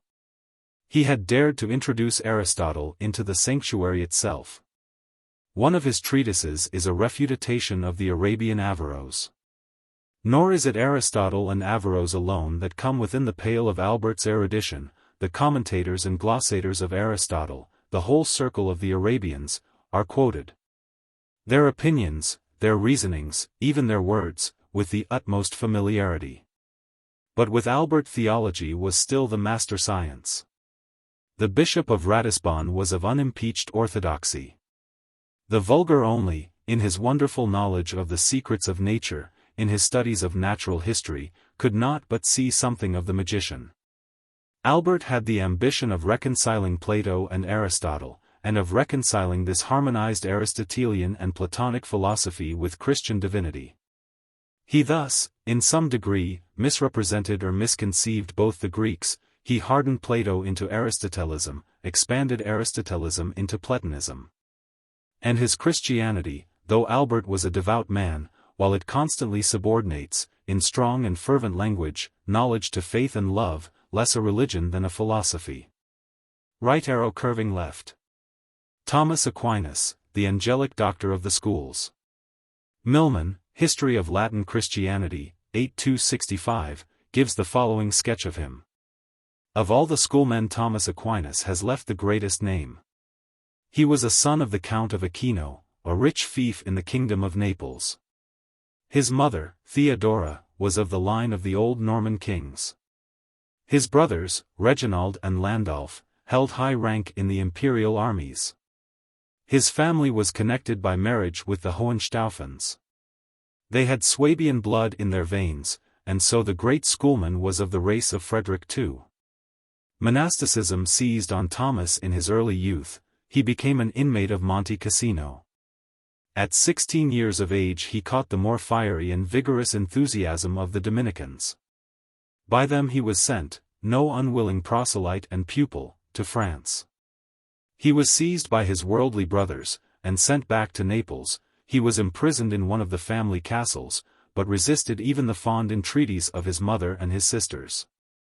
He persisted in his pious disobedience, his holy hardness of heart. He was released after 2 years' imprisonment, it might seem strange, at the command of the Emperor Frederick II. The godless emperor, as he was called, gave Thomas to the church. Aquinas took the irrevocable vow of a friar preacher. He became a scholar of Albert the Great at Cologne and at Paris. He was dark, silent, unapproachable even by his brethren, perpetually wrapped in profound meditation. He was called, in mockery, the great dumb ox of Sicily. Albert questioned the mute disciple on the most deep and knotty points of theology. He found, as he confessed, his equal, his superior. That dumb ox will make the world resound with his doctrines. With Albert the faithful disciple returned to Cologne. Again he went back to Paris, received his academic degrees, and taught with universal wonder. Under Alexander IV he stood up in Rome in defense of his order against the eloquent William de Saint-Amour. He repudiated for his order, and condemned by his authority, the prophecies of the abbot Joachim. He taught at Cologne with Albert the Great. Also at Paris, at Rome, at Orvieto, at Viterbo, at Perugia. Where he taught, the world listened in respectful silence. He was acknowledged by 2 popes, Urban IV and Clement IV, as the first theologian of the age. He refused the Archbishopric of Naples. He was expected at the Council of Lyons, as the authority before whom all Christendom might be expected to bow down. He died ere he had passed the borders of Naples, at the Abbey of Rosa Nuova, near Terracina, at the age of 48. Dark tales were told of his death. Only the wickedness of man could deprive the world so early of such a wonder. The University of Paris claimed, but in vain, the treasure of his mortal remains. He was canonized by John XXAI.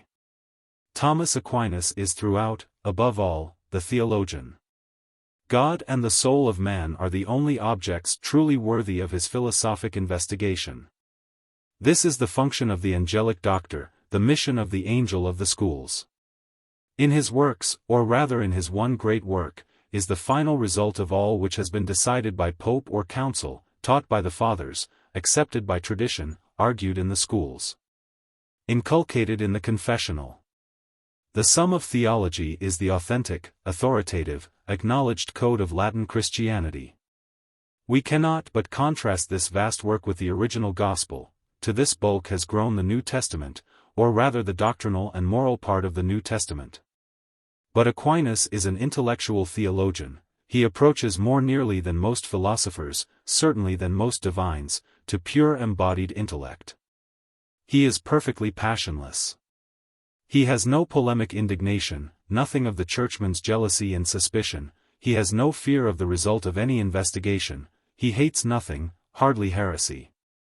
Loves nothing, unless perhaps naked, abstract truth. In his serene confidence that all must end in good, he moves the most startling and even perilous questions, as if they were the most indifferent, the very being of God. God must be revealed by syllogistic process. Himself inwardly conscious of the absolute harmony of his own intellectual and moral being, he places sin not so much in the will as in the understanding. The perfection of man is the perfection of his intelligence. He examines with the same perfect self-command, it might almost be said apathy, the converse as well as the proof of the most vital religious truths. He is nearly as consummate a skeptic, almost atheist, as he is a divine and theologian. Secure, as it should seem, in impenetrable armor, he has not only no apprehension, but seems not to suppose the possibility of danger. He has nothing of the boastfulness of self-confidence, but, in calm assurance of victory, gives every advantage to his adversary. On both sides of every question he casts the argument into one of his clear, distinct syllogisms, and calmly places himself as arbiter. And passes judgment in one or a series of still more unanswerable syllogisms. He has assigned its unassailable province to church authority, to tradition or the fathers, faith and works, but beyond, within the proper sphere of philosophy, he asserts full freedom. There is no father, even St. Augustine, who may not be examined by the fearless intellect. Right arrow curving left. Gratian was a Franciscan friar, and teacher in the school of the convent of St. Felix in Bologna. He wrote the Decretum Gratiani, or Concord of the Discordant Canons, in which he brought into agreement the laws of the court secular and ecclesiastical. Right arrow curving left. Peter Lombard, the Master of Sentences, so called from his Libri Sententiarum. In the dedication of this work to the Church he says that he wishes to contribute, like the poor widow, his mite to the treasury of the Lord. The following account of him and his doctrines is from Milman, History of Latin Christianity, 8-238. Peter the Lombard was born near Novara, the native place of Lanfranc and of Anselm. He was Bishop of Paris in 1159. His famous Book of the Sentences was intended to be, and became to a great extent, the manual of the schools. Peter knew not, or disdainfully threw aside, the philosophical cultivation of his day. He adhered rigidly to all which passed for Scripture, and was the authorized interpretation of the Scripture, to all which had become the creed in the traditions, and law in the decretals of the Church. He seems to have no apprehension of doubt in his stern dogmatism. He will not recognize any of the difficulties suggested by philosophy. He cannot, or will not, perceive the weak points of his own system. He has the great merit that, opposed as he was to the prevailing Platonism, throughout the sentences the ethical principle predominates. His excellence is perspicuity, simplicity, definiteness of moral purpose. His distinctions are endless, subtle, idle. But he wrote from conflicting authorities to reconcile writers at war with each other, at war with themselves. Their quarrels had been wrought to intentional or unintentional antagonism in the sic et non of Abelard. That philosopher, whether Pyrrhonist or more than Pyrrhonist, had left them all in the confusion of strife. He had set fathers against fathers, each father against himself, the church against the church, tradition against tradition, law against law. The Lombard announced himself and was accepted as the mediator, the final arbiter in this endless litigation. He would sternly fix the positive, proscribe the negative or skeptical view in all these questions. The litigation might still go on, but within the limits which he had rigidly established. He had determined those ultimate results against which there was no appeal. The mode of proof might be interminably contested in the schools, the conclusion was already irrefragably fixed. On the sacramental system Peter the Lombard is loftily, severely hierarchical. Yet he is moderate on the power of the keys. He holds only a declaratory power of binding and loosing, of showing how the souls of men were to be bound and loosed. Peter Lombard was born at the beginning of the 12th century, when the Novarese territory, his birthplace, was a part of Lombardy, and hence his name. He studied at the University of Paris, under Abelard, was afterwards made professor of theology in the university, and then Bishop of Paris. He died in 1164.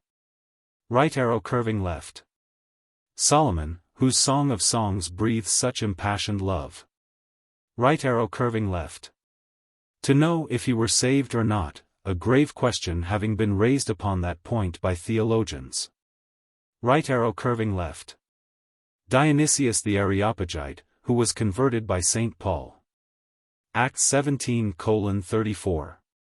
Howbeit, certain men clave unto him, and believed, among the which was Dionysius the Areopagite. A book attributed to him, on the celestial hierarchy, was translated into Latin by Johannes Erigena, and became in the Middle Ages the textbook of angelic lore.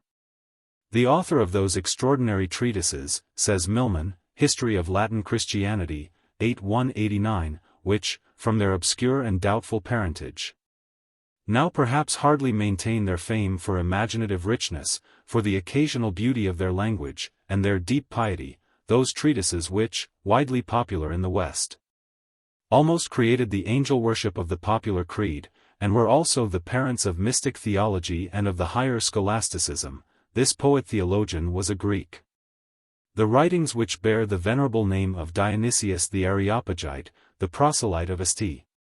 Paul, first appear under a suspicious and suspected form, as authorities cited by the heterodox Severians in a conference at Constantinople. The Orthodox stood aghast. How was it that writings of the holy convert of St. Paul had never been heard of before? That Cyril of Alexandria, that Athanasius himself, were ignorant of their existence?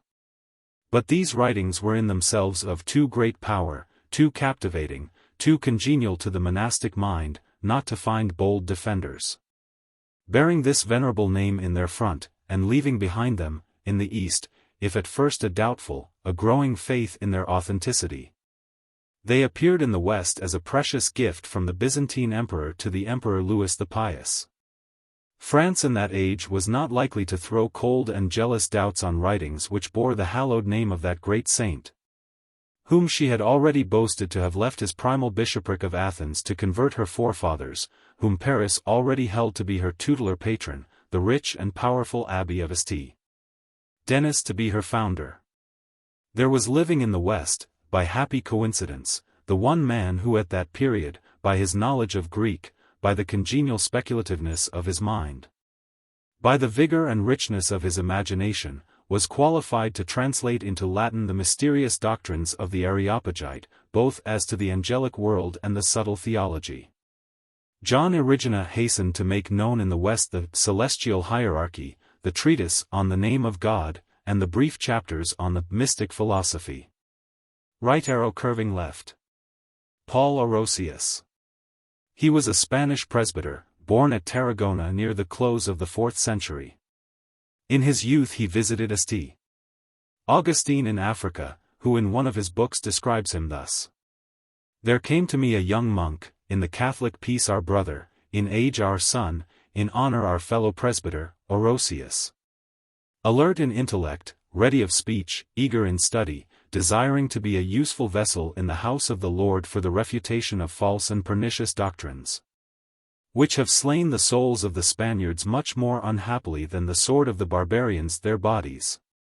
On leaving St. Augustine, he went to Palestine to complete his studies under St. Jerome at Bethlehem, and while there arraigned Pelagius for heresy before the Bishop of Jerusalem. The work by which he is chiefly known is his 7 Books of Histories, a world chronicle from the creation to his own time.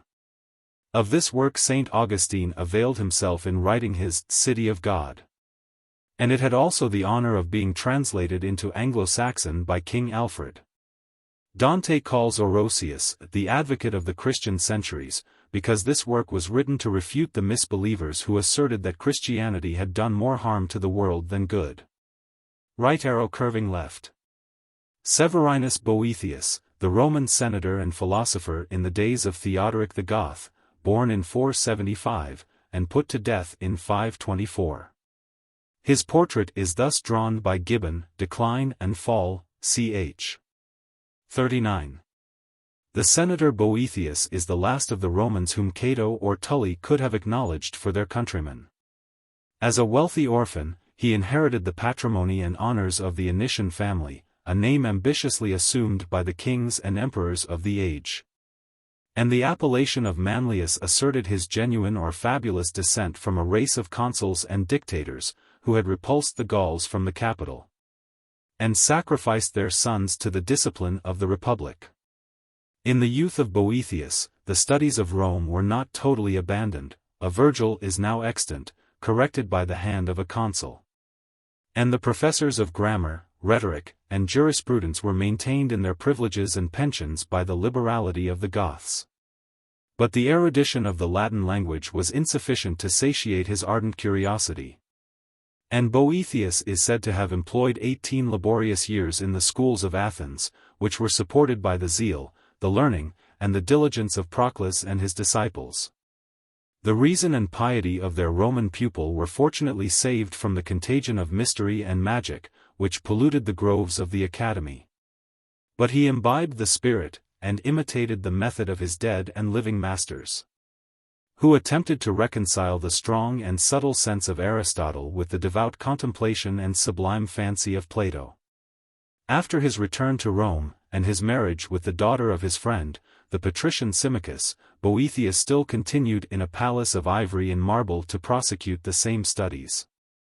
The Church was edified by his profound defense of the Orthodox creed against the Arian, the Eutychian, and the Nestorian heresies. And the Catholic unity was explained or exposed in a formal treatise by the indifference of three distinct, though consubstantial persons. For the benefit of his Latin readers, his genius submitted to teach the first elements of the arts and sciences of Greece. The geometry of Euclid, the music of Pythagoras, the arithmetic of Nicomachus, the mechanics of Archimedes, the astronomy of Ptolemy, the theology of Plato, and the logic of Aristotle, with the commentary of Porphyry, were translated and illustrated by the indefatigable pen of the Roman senator. And he alone was esteemed capable of describing the wonders of art, a sundial, a water clock, or a sphere which represented the motions of the planets. From these abstruse speculations Boethius stooped, or, to speak more truly, he rose to the social duties of public and private life. The indigent were relieved by his liberality. And his eloquence, which flattery might compare to the voice of Demosthenes or Cicero, was uniformly exerted in the cause of innocence and humanity. Such conspicuous merit was felt and rewarded by a discerning prince.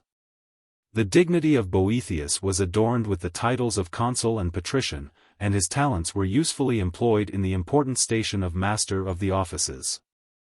Being suspected of some participation in a plot against Theodoric, he was confined in the Tower of Pavia, where he wrote the work which has immortalized his name. Of this Gibbon speaks as follows. While Boethius, oppressed with fetters, expected each moment the sentence or the stroke of death, he composed in the Tower of Pavia the Consolation of Philosophy, a golden volume not unworthy of the leisure of Plato or Tully, but which claims incomparable merit from the barbarism of the times and the situation of the author. The celestial guide whom he had so long invoked at Rome and Athens now condescended to illumine his dungeon, to revive his courage, and to pour into his wounds her salutary balm. She taught him to compare his long prosperity and his recent distress, and to conceive new hopes from the inconstancy of fortune. Reason had informed him of the precarious condition of her gifts. Experience had satisfied him of their real value, he had enjoyed them without guilt. He might resign them without a sigh, and calmly disdain the impotent malice of his enemies, who had left him happiness, since they had left him virtue. From the earth Boethius ascended to heaven in search of the supreme good, explored the metaphysical labyrinth of chance and destiny, of prescience and free will, of time and eternity, and generously attempted to reconcile the perfect attributes of the deity with the apparent disorders of his moral and physical government. Such topics of consolation, so obvious, so vague, or so abstruse, are ineffectual to subdue the feelings of human nature. Yet the sense of misfortune may be diverted by the labor of thought. And the sage who could artfully combine, in the same work, the various riches of philosophy, poetry, and eloquence, must already have possessed the intrepid calmness which he affected to seek. Suspense, the worst of evils, was at length determined by the ministers of death, who executed, and perhaps exceeded, the inhuman mandate of Theodoric. A strong cord was fastened round the head of Boethius, and forcibly tightened, till his eyes almost started from their sockets.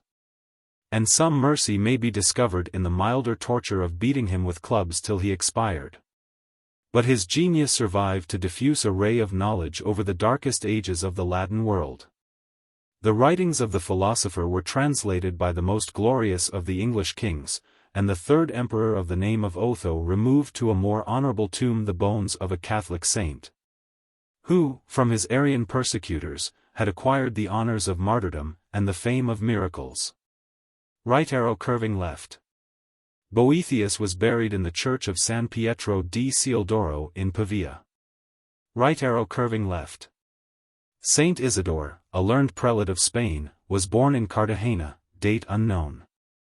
In 600 he became Bishop of Seville, and died 636. He was indefatigable in converting the Visigoths from Arianism, wrote many theological and scientific works, and finished the Mozarabic Missal and Breviary, begun by his brother and predecessor St. Leander. The Venerable Bede, or Beda, an Anglo-Saxon monk, was born at Wearmouth in 672, and in 735 died and was buried in the monastery of Yarrow, where he had been educated and had passed his life. His bones were afterward removed to the Cathedral of Durham, and placed in the same coffin with those of St. Cuthbert. He was the author of more than 40 volumes, among which his Ecclesiastical History of England is the most known and valued, and, like the histories of Orosius, had the honor of being translated by King Alfred from the Latin into Anglo-Saxon. On his deathbed he dictated the close of his translation of the Gospel of John. "Dearest master," said his scribe, "one chapter still remains, but it is difficult for thee to speak." The dying monk replied, "Take thy pen and write quickly." Later the scribe said, "Only one sentence remains," and the monk said again, "Write quickly." And writing, the scribe said, "It is done." "Thou hast said rightly," answered Bede, "it is done," and died, repeating the Gloria Patri, closing the service of his long life with the closing words of the service of the Church. The following legend of him is from Wright's Biog, Brighton. Lit. I 269. The reputation of Bede increased daily, and we find him spoken of by the title of saint very soon after his death. Boniface in his epistles describes him as the lamp of the Church. Towards the 9th century he received the appellation of the Venerable, which has ever since been attached to his name. As a specimen of the fables by which his biography was gradually obscured, we may cite the legends invented to account for the origin of this latter title. According to one, the Anglo-Saxon scholar was on a visit to Rome, and there saw a gate of iron, on which were inscribed the letters PPPSSSRRRFFF, which no one was able to interpret. Whilst Bede was attentively considering the inscription, a Roman who was passing by said to him rudely, "What sayest thou there, English ox?" To which Bede replied, "I see your confusion." And he immediately explained the characters thus: Pater Patrice Perditus, Sapientia secum sublata, Ruf regnum Romi, Ferro flamma fame. The Romans were astonished at the acuteness of their English visitor, and decreed that the title of Venerable should be thenceforth given to him. According to another story, Bede, having become blind in his old age, was walking abroad with one of his disciples for a guide. When they arrived at an open place where there was a large heap of stones, and Bede's companion persuaded his master to preach to the people who, as he pretended, were assembled there and waiting in great silence and expectation. Bede delivered a most eloquent and moving discourse, and when he had uttered the concluding phrase, per omnia secula seculorum, to the great admiration of his disciple, the stones, we are told, cried out aloud, Amen, venerabilis Beda. There is also a third legend on this subject which informs us that, soon after Bede's death, one of his disciples was appointed to compose an epitaph in Latin Leonites, and carve it on his monument. And he began thus: Hac sunt in fossa Bedi ossa, intending to introduce the word sancti or presbytery. But as neither of these words would suit the meter, whilst he was puzzling himself to find one more convenient, he fell asleep. On awaking he prepared to resume his work, when to his great astonishment he found that the line had already been completed on the stone, by an angel, as he supposed. And that it stood thus: Hac sunt in fossa Bedi venerabilis ossa. Richard of St. Victor was a monk in the monastery of that name near Paris, and wrote a book on the Trinity, says the Audiobook, and many other beautiful and sublime works. Praise which seems justified by Dante's words, if not suggested by them.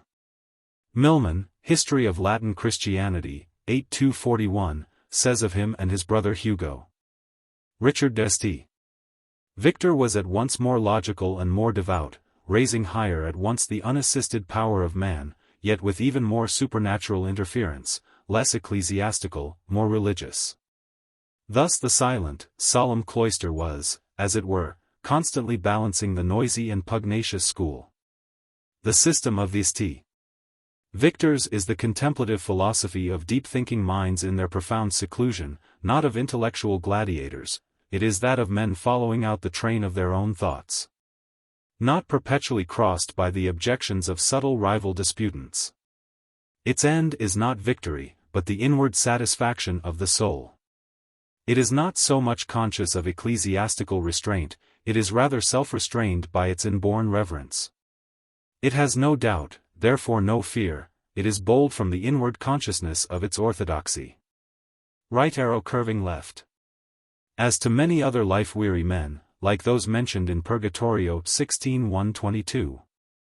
And late they deem it, that God restore them to the better life. Right arrow curving left. This is Master Sigier, says the Automo, who wrote and lectured on logic in Paris. Very little more is known of him than this, and that he was supposed to hold some odious, if not heretical opinions. Even his name has perished out of literary history, and survives only in the verse of Dante and the notes of his commentators. Right arrow curving left.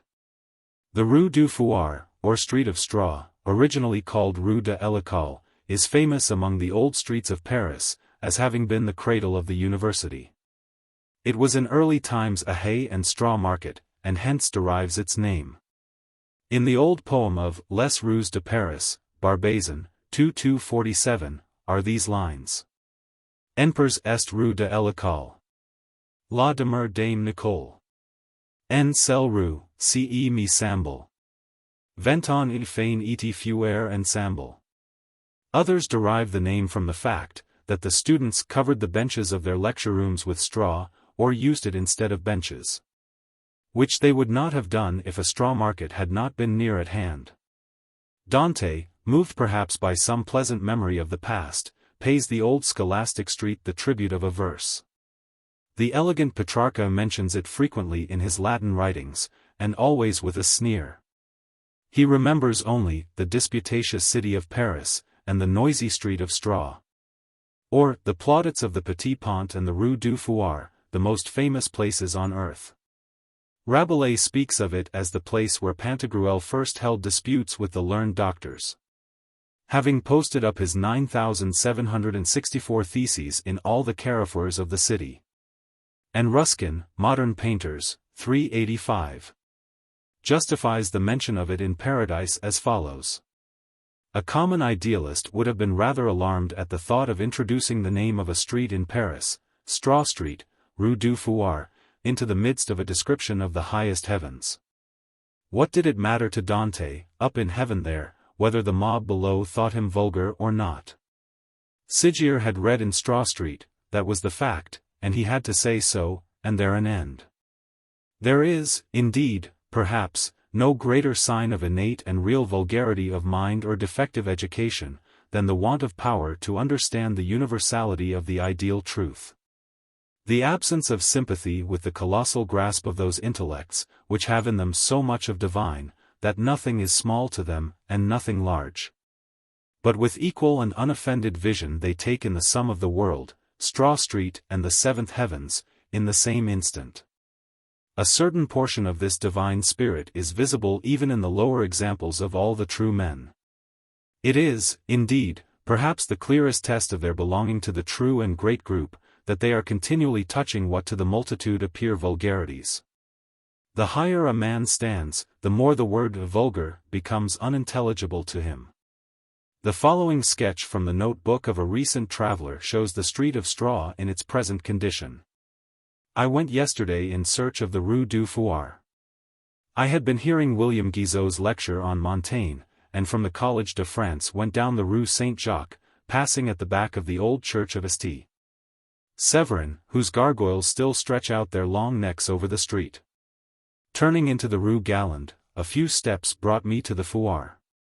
It is a short and narrow street, with a scanty footway on one side, on the other only a gutter. The opening at the farther end is filled by a picturesque vista of the transept gable and great rose window of Notre Dame, over the river, with the slender central spire. Some of the houses on either side of the street were evidently of a comparatively modern date. But others were of the oldest, and the sculptured stone wreaths over the doorways, and the remains of artistic ironwork in the balconies, showed them to have been once of some consideration. Some dirty children were playing at the door of a shop where faggots and charbon de terre de Paris were sold. A coachman in glazed hat sat asleep on his box before the shop of a blanchisseuse de fin. A woman in a bookbinder's window was folding the sheets of a French grammar. In an angle of the houses under the high wall of the hospital garden was a cobbler's stall. A stout, red-faced woman, standing before it, seeing me gazing round, asked if monsieur was seeking anything in special. I said I was only looking at the old street, it must be very old. Yes, one of the oldest in Paris. And why is it called du Fouar? Oh, that is the old French for foin, and hay used to be sold here. Then, there were famous schools here in the old days. Abelard used to lecture here. I was delighted to find the traditions of the place still surviving, though I cannot say whether she was right about Abelard, whose name may have become merely typical. It is not improbable, however, that he may have made and annihilated many a man of straw, after the fashion of the doctors of dialectics, in the Fouar. His house was not far off on the Quai Napoleon in the site, and that of the Canon Fulbert on the corner of the Rue Basse de Ursins. Passing through to the Pont au Double, I stopped to look at the books on the parapet, and found a voluminous Dictionnaire historique, but, oddly enough, it contained neither Sigier's name nor Abelard's. I asked a ruddy-cheeked boy on a doorstep if he went to school. He said he worked in the daytime, and went to an evening school in the Rue du Fouar, No. 5. That primary night school seems to be the last feeble descendant of the ancient learning. As to straw, I saw none except a kind of rude straw matting placed round the corner of a wine-shop at the entrance of the street. A sign that oysters are sold within, they being brought to Paris in this kind of matting. Right arrow curving left. Booty interprets thus. Lecturing on the Elenchi of Aristotle, to prove some truths he formed certain syllogisms so well and artfully, as to excite envy. Others interpret the word invidiosi in the Latin sense of odious, truths that were odious to somebody. Which interpretation is supported by the fact that Sigier was summoned before the primate of the Dominicans on suspicion of heresy, but not convicted. Right arrow curving left. Milton, at a solemn mustech. Blessed pair of sirens, pledges of heaven's joy. Sphere-born harmonious sisters, voice and verse. Wed your divine sounds, and mixed power employ. Dead things within breathed sense able to pierce. And to our high-raised fantasy present. That undisturbed song of pure consent. I sung before the sapphire-colored throne. To him that sits thereon. With saintly shout. And solemn jubilee. Where the bright seraphim, in burning row. Their loud uplifted angel trumpets blow. And the cherubic host, in thousand choirs. Touch their immortal harps of golden wires. With those just spirits that wear victorious palms. Hymns devout and holy psalms. Singing everlastingly. That we on earth, with undiscording voice. May rightly answer that melodious noise. As once we did, till disproportioned sin. Jared against nature's chime, and with harsh din. Broke the fair music that all creatures made. To their great Lord. Whose love their motion swayed. In perfect diapason, whilst they stood. In first obedience, and their state of good. Oh, may we soon again renew that song. And keep in tune with heaven, till God ere long. To his celestial concert us unite. To live with him, and sing in endless morn of light. Right arrow curving left. The heaven of the sun continued. The praise of Saint Francis by Thomas Aquinas, a Dominican. Right arrow curving left. Lucretius, Nature of Things, Book 2I, Goods tr. How sweet to stand, when tempests tear the main, on the firm cliff, and mark the seaman's toil. Not that another's danger soothes the soul, but from such toil how sweet to feel secure. How sweet, at distance from the strife, to view contending hosts, and hear the clash of war. But sweeter far on wisdom's heights serene, upheld by truth, to fix our firm abode. To watch the giddy crowd that, deep below, forever wander in pursuit of bliss. To mark the strife for honors and renown, for wit and wealth, insatiate, ceaseless urged, day after day, with labor unrestrained. Right arrow curving left.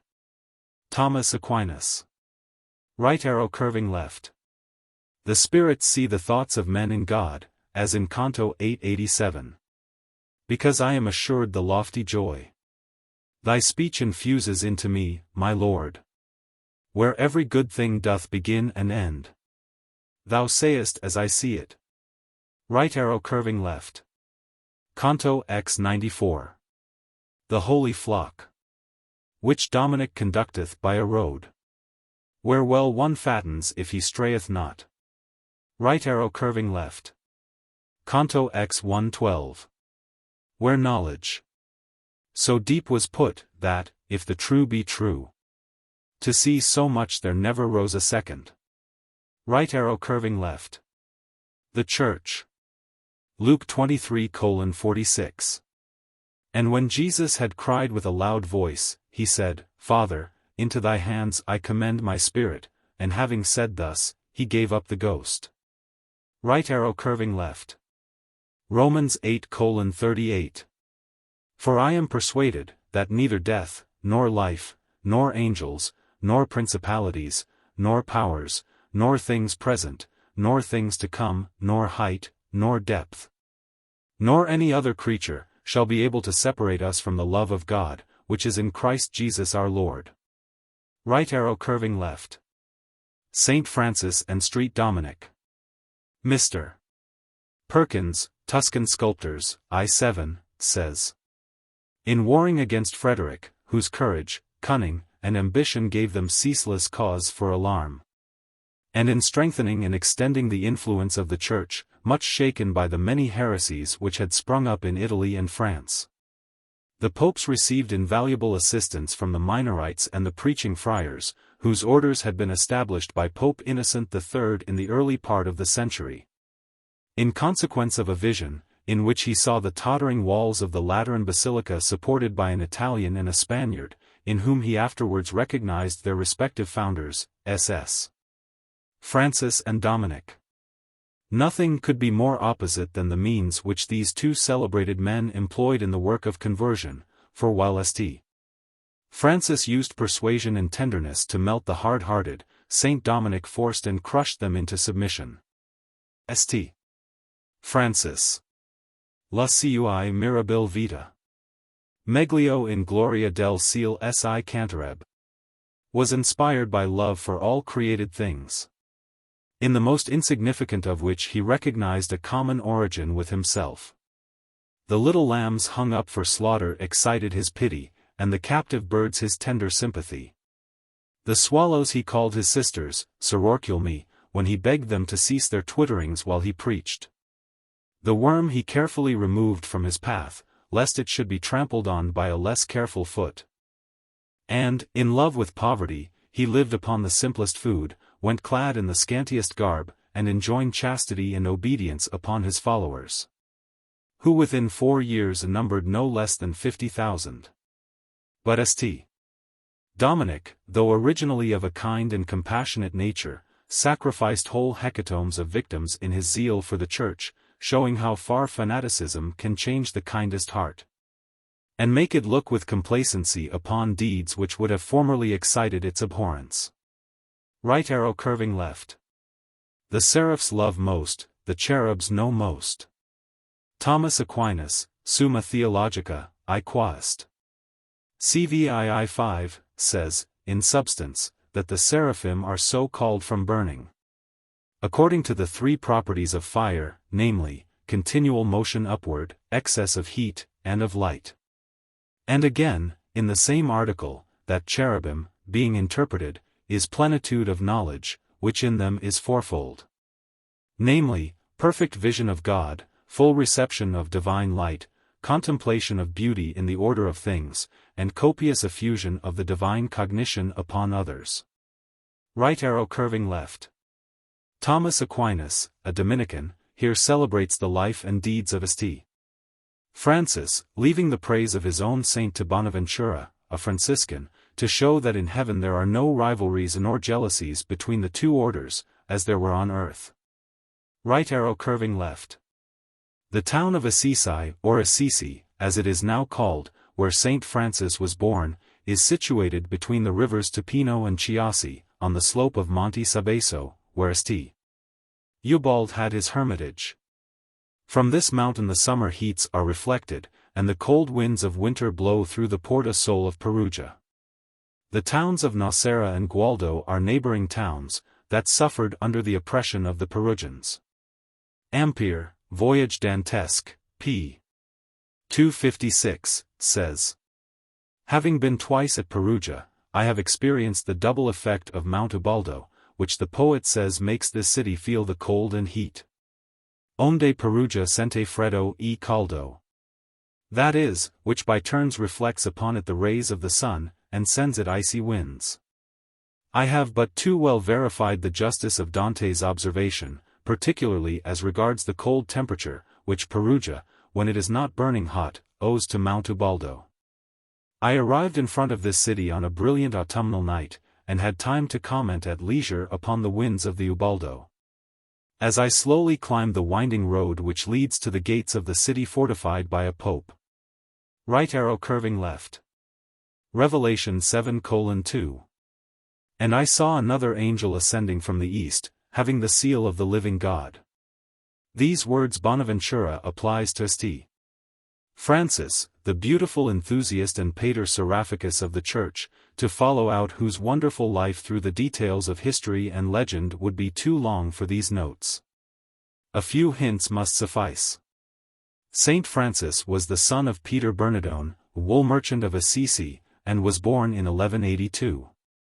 The first glimpse we catch of him is that of a joyous youth in gay apparel, given up to pleasure, and singing with his companions through the streets of his native town, like St.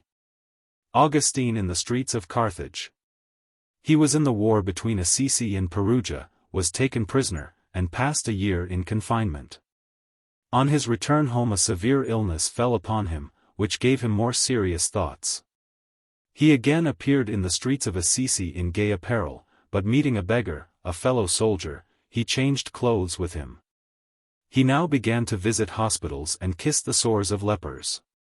He prayed in the churches, and saw visions. In the church of Saint Damiano he heard a voice say 3 times, "Francis, repair my house, which thou sayest falling." In order to do this, he sold his father's horse and some cloth at Foligno, and took the money to the priest of Saint Damiano, who to his credit refused to receive it. Through fear of his father, he hid himself, and when he reappeared in the streets was so ill-clad that the boys pelted him and called him mad. His father shut him up in his house. His mother set him free. In the presence of his father and the bishop he renounced all right to his inheritance, even giving up his clothes, and putting on those of a servant which the bishop gave him. He wandered about the country, singing the praises of the Lord aloud on the highways. He met with a band of robbers, and said to them, "I am the herald of the great king." They beat him and threw him into a ditch filled with snow. He only rejoiced and sang the louder. A friend in Gubbio gave him a suit of clothes, which he wore for 2 years, with a girdle and a staff. He washed the feet of lepers in the hospital, and kissed their sores. He begged from door to door in Assisi for the repairs of the church of Saint Damiano, and carried stones for the masons. He did the same for the church of Saint Peter. He did the same for the church of Our Lady of Angels at Portiuncula, in the neighborhood of Assisi, where he remained 2 years. Hearing one day in church the injunction of Christ to his apostles, "Provide neither gold nor silver, nor brass in your purse, nor scrip for your journey, neither 2 coats, neither shoes, nor yet staves," he left off shoes and staff and girdle, and girt himself with a cord, after the manner of the shepherds in that neighborhood. This cord became the distinguishing mark of his future order. He kissed the ulcer of a man from Spoleto, and healed him, and St. Bonaventura says, I know not which I ought most to admire, such a kiss or such a cure. Bernard of Quintavalle and others associated themselves with him, and the order of the Benedictines was founded. As his convent increased, so did his humility and his austerities. He sewed his rough habit with packthread to make it rougher, he slept on the ground with a stone for his pillow, he drank water, he ate bread, he fasted 8 Lents in the year. He called his body brother ass, and bound it with a halter, the cord of his order, but a few days before his death he begged pardon of his body for having treated it so harshly. As a penance, he rolled himself naked in the snow and among brambles. He commanded his friars to revile him, and when he said, O brother Francis, for thy sins thou hast deserved to be plunged into hell, brother Leo was to answer, It is true. Thou hast deserved to be buried in the very bottom of hell. In 1215 his convent was removed to Alvernia, among the solitudes of the Apennines. In 1219 he went to Egypt to convert the Sultan, and preached to him in his camp near Damietta, but without the desired effect. He returned to the duties of his convent with unabated zeal, and was sometimes seen by his followers lifted from the ground by the fervor of his prayers, and here he received in a vision of the crucifixion the stigmata in his hands and feet and side. Butler, Lives of the Saints, x 100, says, the marks of nails began to appear on his hands and feet, resembling those he had seen in the vision of the man crucified. His hands and feet seemed bored through in the middle with 4 wounds, and these holes appeared to be pierced with nails of hard flesh. The heads were round and black, and were seen in the palms of his hands, and in his feet in the upper part of the instep. The points were long, and appeared beyond the skin on the other side, and were turned back as if they had been clenched with a hammer. There was also in his right side a red wound, as if made by the piercing of a lance, and this often threw out blood, which stained the tunic and drawers of the saint. 2 years afterwards St. Francis died, exclaiming, Welcome, Sister Death, and multitudes came to kiss his sacred wounds. His body was buried in the church of St. George at Assisi, but 4 years afterwards removed to a church outside the walls. See note 1483. In the life of St. Francis it is sometimes difficult to distinguish between the facts of history and the myths of tradition, but through all we see the outlines of a gentle, beautiful, and noble character. All living creatures were his brothers and sisters. To him the lark was an emblem of the cherubim, and the lamb an image of the Lamb of God. He is said to have preached to the birds.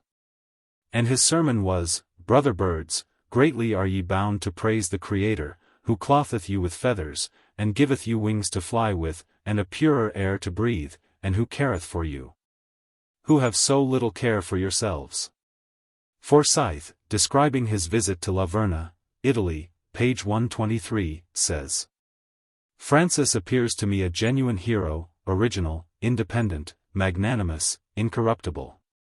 His powers seemed designed to regenerate society, but, taking a wrong direction, they sank men into beggars. Finally, the phrase he often uttered when others praised him may be here repeated, what every one is in the eyes of God, that he is and no more. Right arrow curving left. Namely, in winter, when the sun is far south, or, as Biagili prefers, glowing with unwonted splendor. Right arrow curving left. It will be noticed that there is a play of words on the name Assisi, I ascended, which Padre Venturi irreverently calls a concetto di tre quattrini. Right arrow curving left. His vow of poverty, in opposition to the wishes of his father. Right arrow curving left. In the presence of his father and of the bishop of the diocese. Right arrow curving left. After the death of Christ, she waited 1100 years and more till Saint Francis came. Right arrow curving left. The story of Caesar's waking the fisherman Amyclas to take him across the Adriatic is told by Lucan, Pharsalia, v.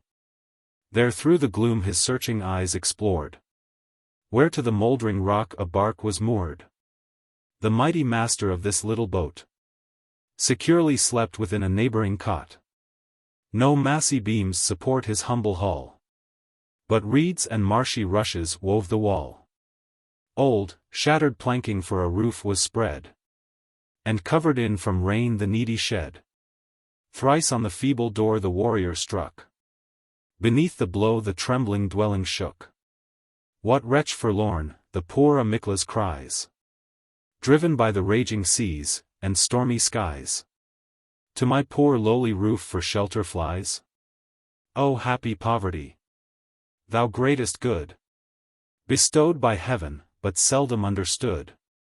Here nor the cruel spoiler seeks his prey, nor ruthless armies take their dreadful way.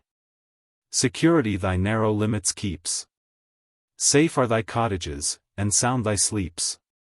Behold, ye dangerous dwellings of the great, where gods and godlike princes choose their seat. See in what peace the poor Amyclas lies, nor starts, though Caesars call commands to rise. Dante also writes, Convito, 413. And therefore the wise man says, that the traveler empty-handed on his way would sing in the very presence of robbers. And that is what Lucan refers to in his 5th book, when he commends the security of poverty, saying, O safe condition of poverty! O narrow habitations and hovels! O riches of the gods not yet understood! At what times and at what walls could it happen, the not being afraid of any noise, when the hand of Caesar was knocking? And this says Lucan, when he describes how Caesar came by night to the hut of the fisherman Amyclas, to pass the Adrian Sea. Right arrow curving left. St.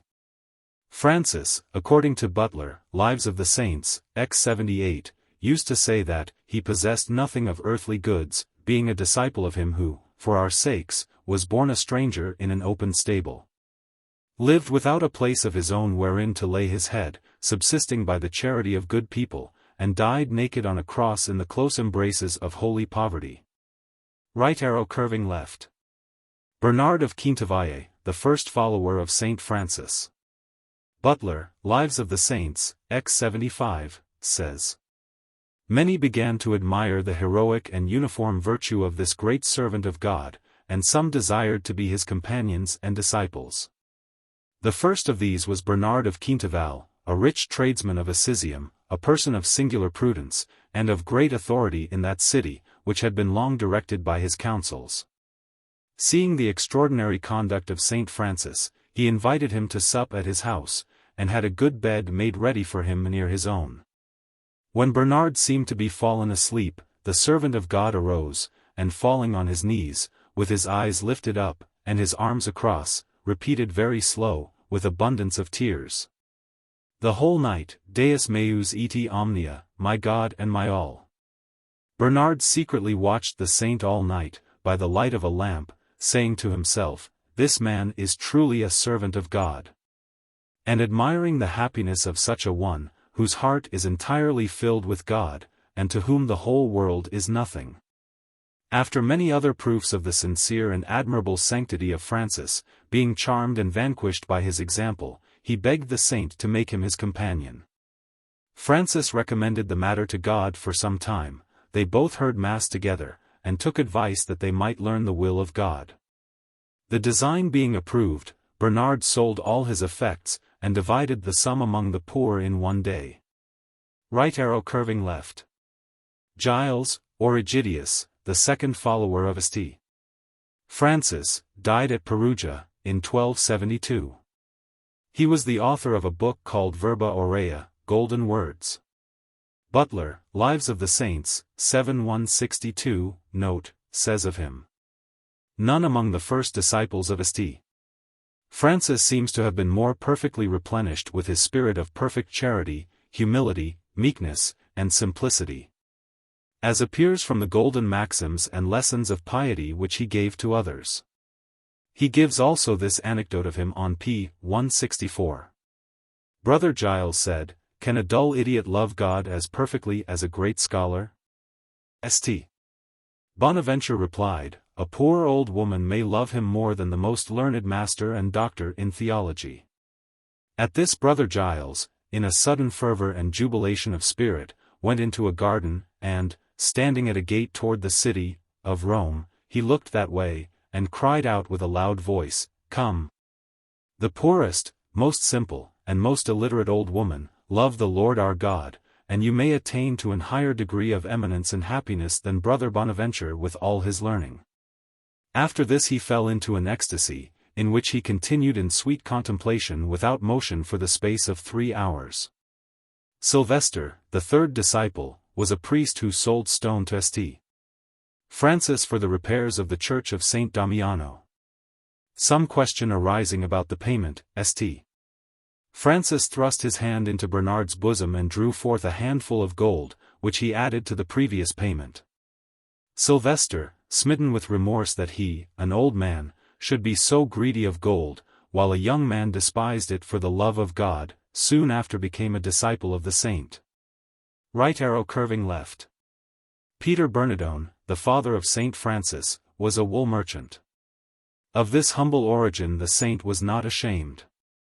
Right arrow curving left. The permission to establish his religious order, granted by Pope Innocent III, in 1214. Right arrow curving left. Better here in heaven by the angels, than on earth by Franciscan friars in their churches, as the custom was. Or perhaps, as Booty interprets it, better above in the glory of paradise, where is the college of all the saints, than here in the sun. Right arrow curving left. The permission to found the order of minor friars, or Franciscans, granted by Pope Innocent III, in 1214, was confirmed by Pope Honorius III, in 1223. Right arrow curving left. The title of archimandrite, or patriarch, was given in the Greek Church to one who had supervision over many convents. Right arrow curving left. Namely, before the Sultan of Egypt in his camp near Damietta. Right arrow curving left. In the words of Ben Jonson, potential merit stands for actual. Where only opportunity doth want.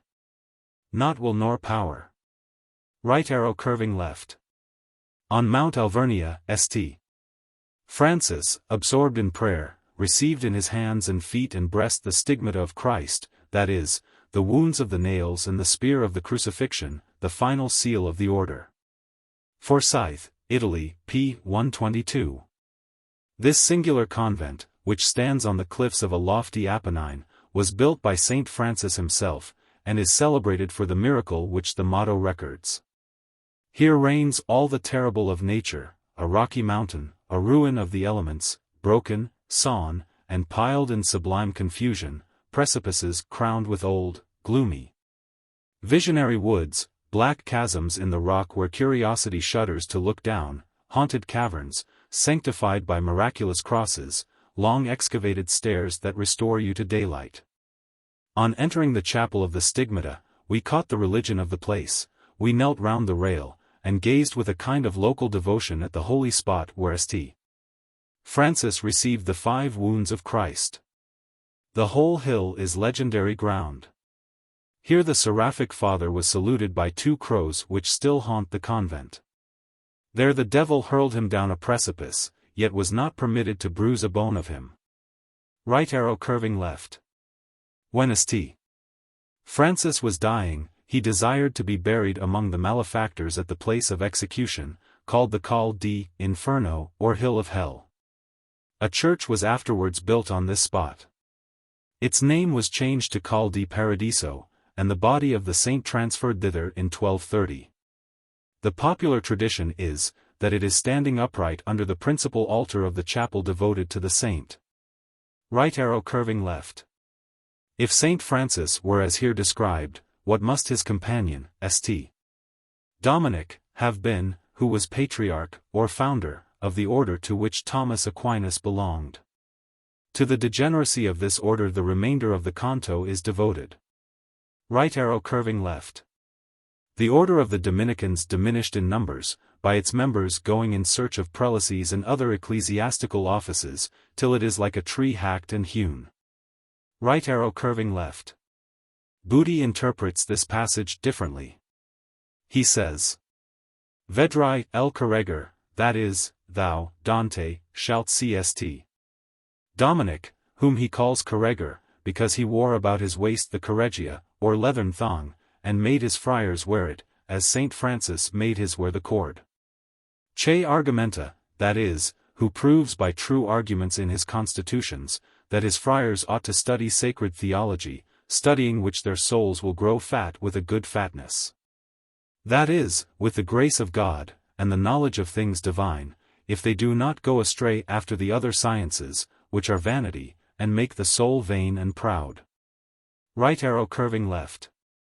The heaven of the sun continued. The praise of Saint Dominic by Saint Bonaventura, a Franciscan. Right arrow curving left.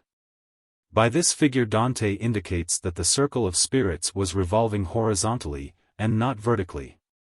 In the Convito, 3:5, he makes the same comparison in speaking of the apparent motion of the sun, non a modo di mola, ma di rota, not in fashion of a millstone, but of a wheel. Right arrow curving left. Ezekiel 1:28.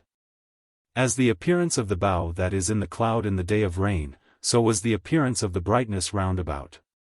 Right arrow curving left. Iris, Juno's messenger. Right arrow curving left. Echo. Ovid, Metamorphoses, 3, Addison's tr. The nymph, when nothing could Narcissus move, still dashed with blushes for her slighted love, lived in the shady covert of the woods, in solitary caves and dark abodes, where pining wandered the rejected fair, till harassed out, and worn away with care, the sounding skeleton, of blood bereft, besides her bones and voice had nothing left. Her bones are petrified, her voice is found in vaults, where still it doubles every sound. Right arrow curving left. Genesis 9:13. I do set my bow in the cloud, and it shall be for a token of a covenant between me and the earth. And Campbell, to the rainbow. When o'er the green undeluged earth heaven's covenant thou didst shine, how came the grey old fathers forth to watch thy sacred sign? Right arrow curving left. It is the spirit of Saint Bonaventura, a Franciscan, that speaks. Right arrow curving left. Saint Dominic, by whom, through the mouth of his follower, Saint Francis has been eulogized. Right arrow curving left. As in Canto 11:40. One will I speak of, for of both is spoken. In praising one, whichever may be taken, because unto one end their labors were. Right arrow curving left. The Church rallied and rearmed by the death of Christ against all evil and mischief, and the crafts and assaults of the devil. Right arrow curving left. In Canto 11:35.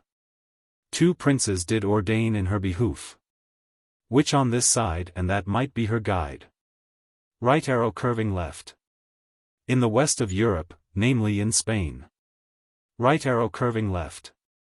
The town of Calahorra, the birthplace of Saint Dominic, is situated in the province of Old Castile. Right arrow curving left. In one of the quarterings of the arms of Spain the lion is above the castle, in another beneath it. Right arrow curving left. Saint Dominic. Right arrow curving left. Dante believed with Thomas Aquinas, that the creation and infusion of the soul were simultaneous. Right arrow curving left. Before the birth of St. Dominic, his mother dreamed that she had brought forth a dog, spotted black and white, and bearing a lighted torch in his mouth.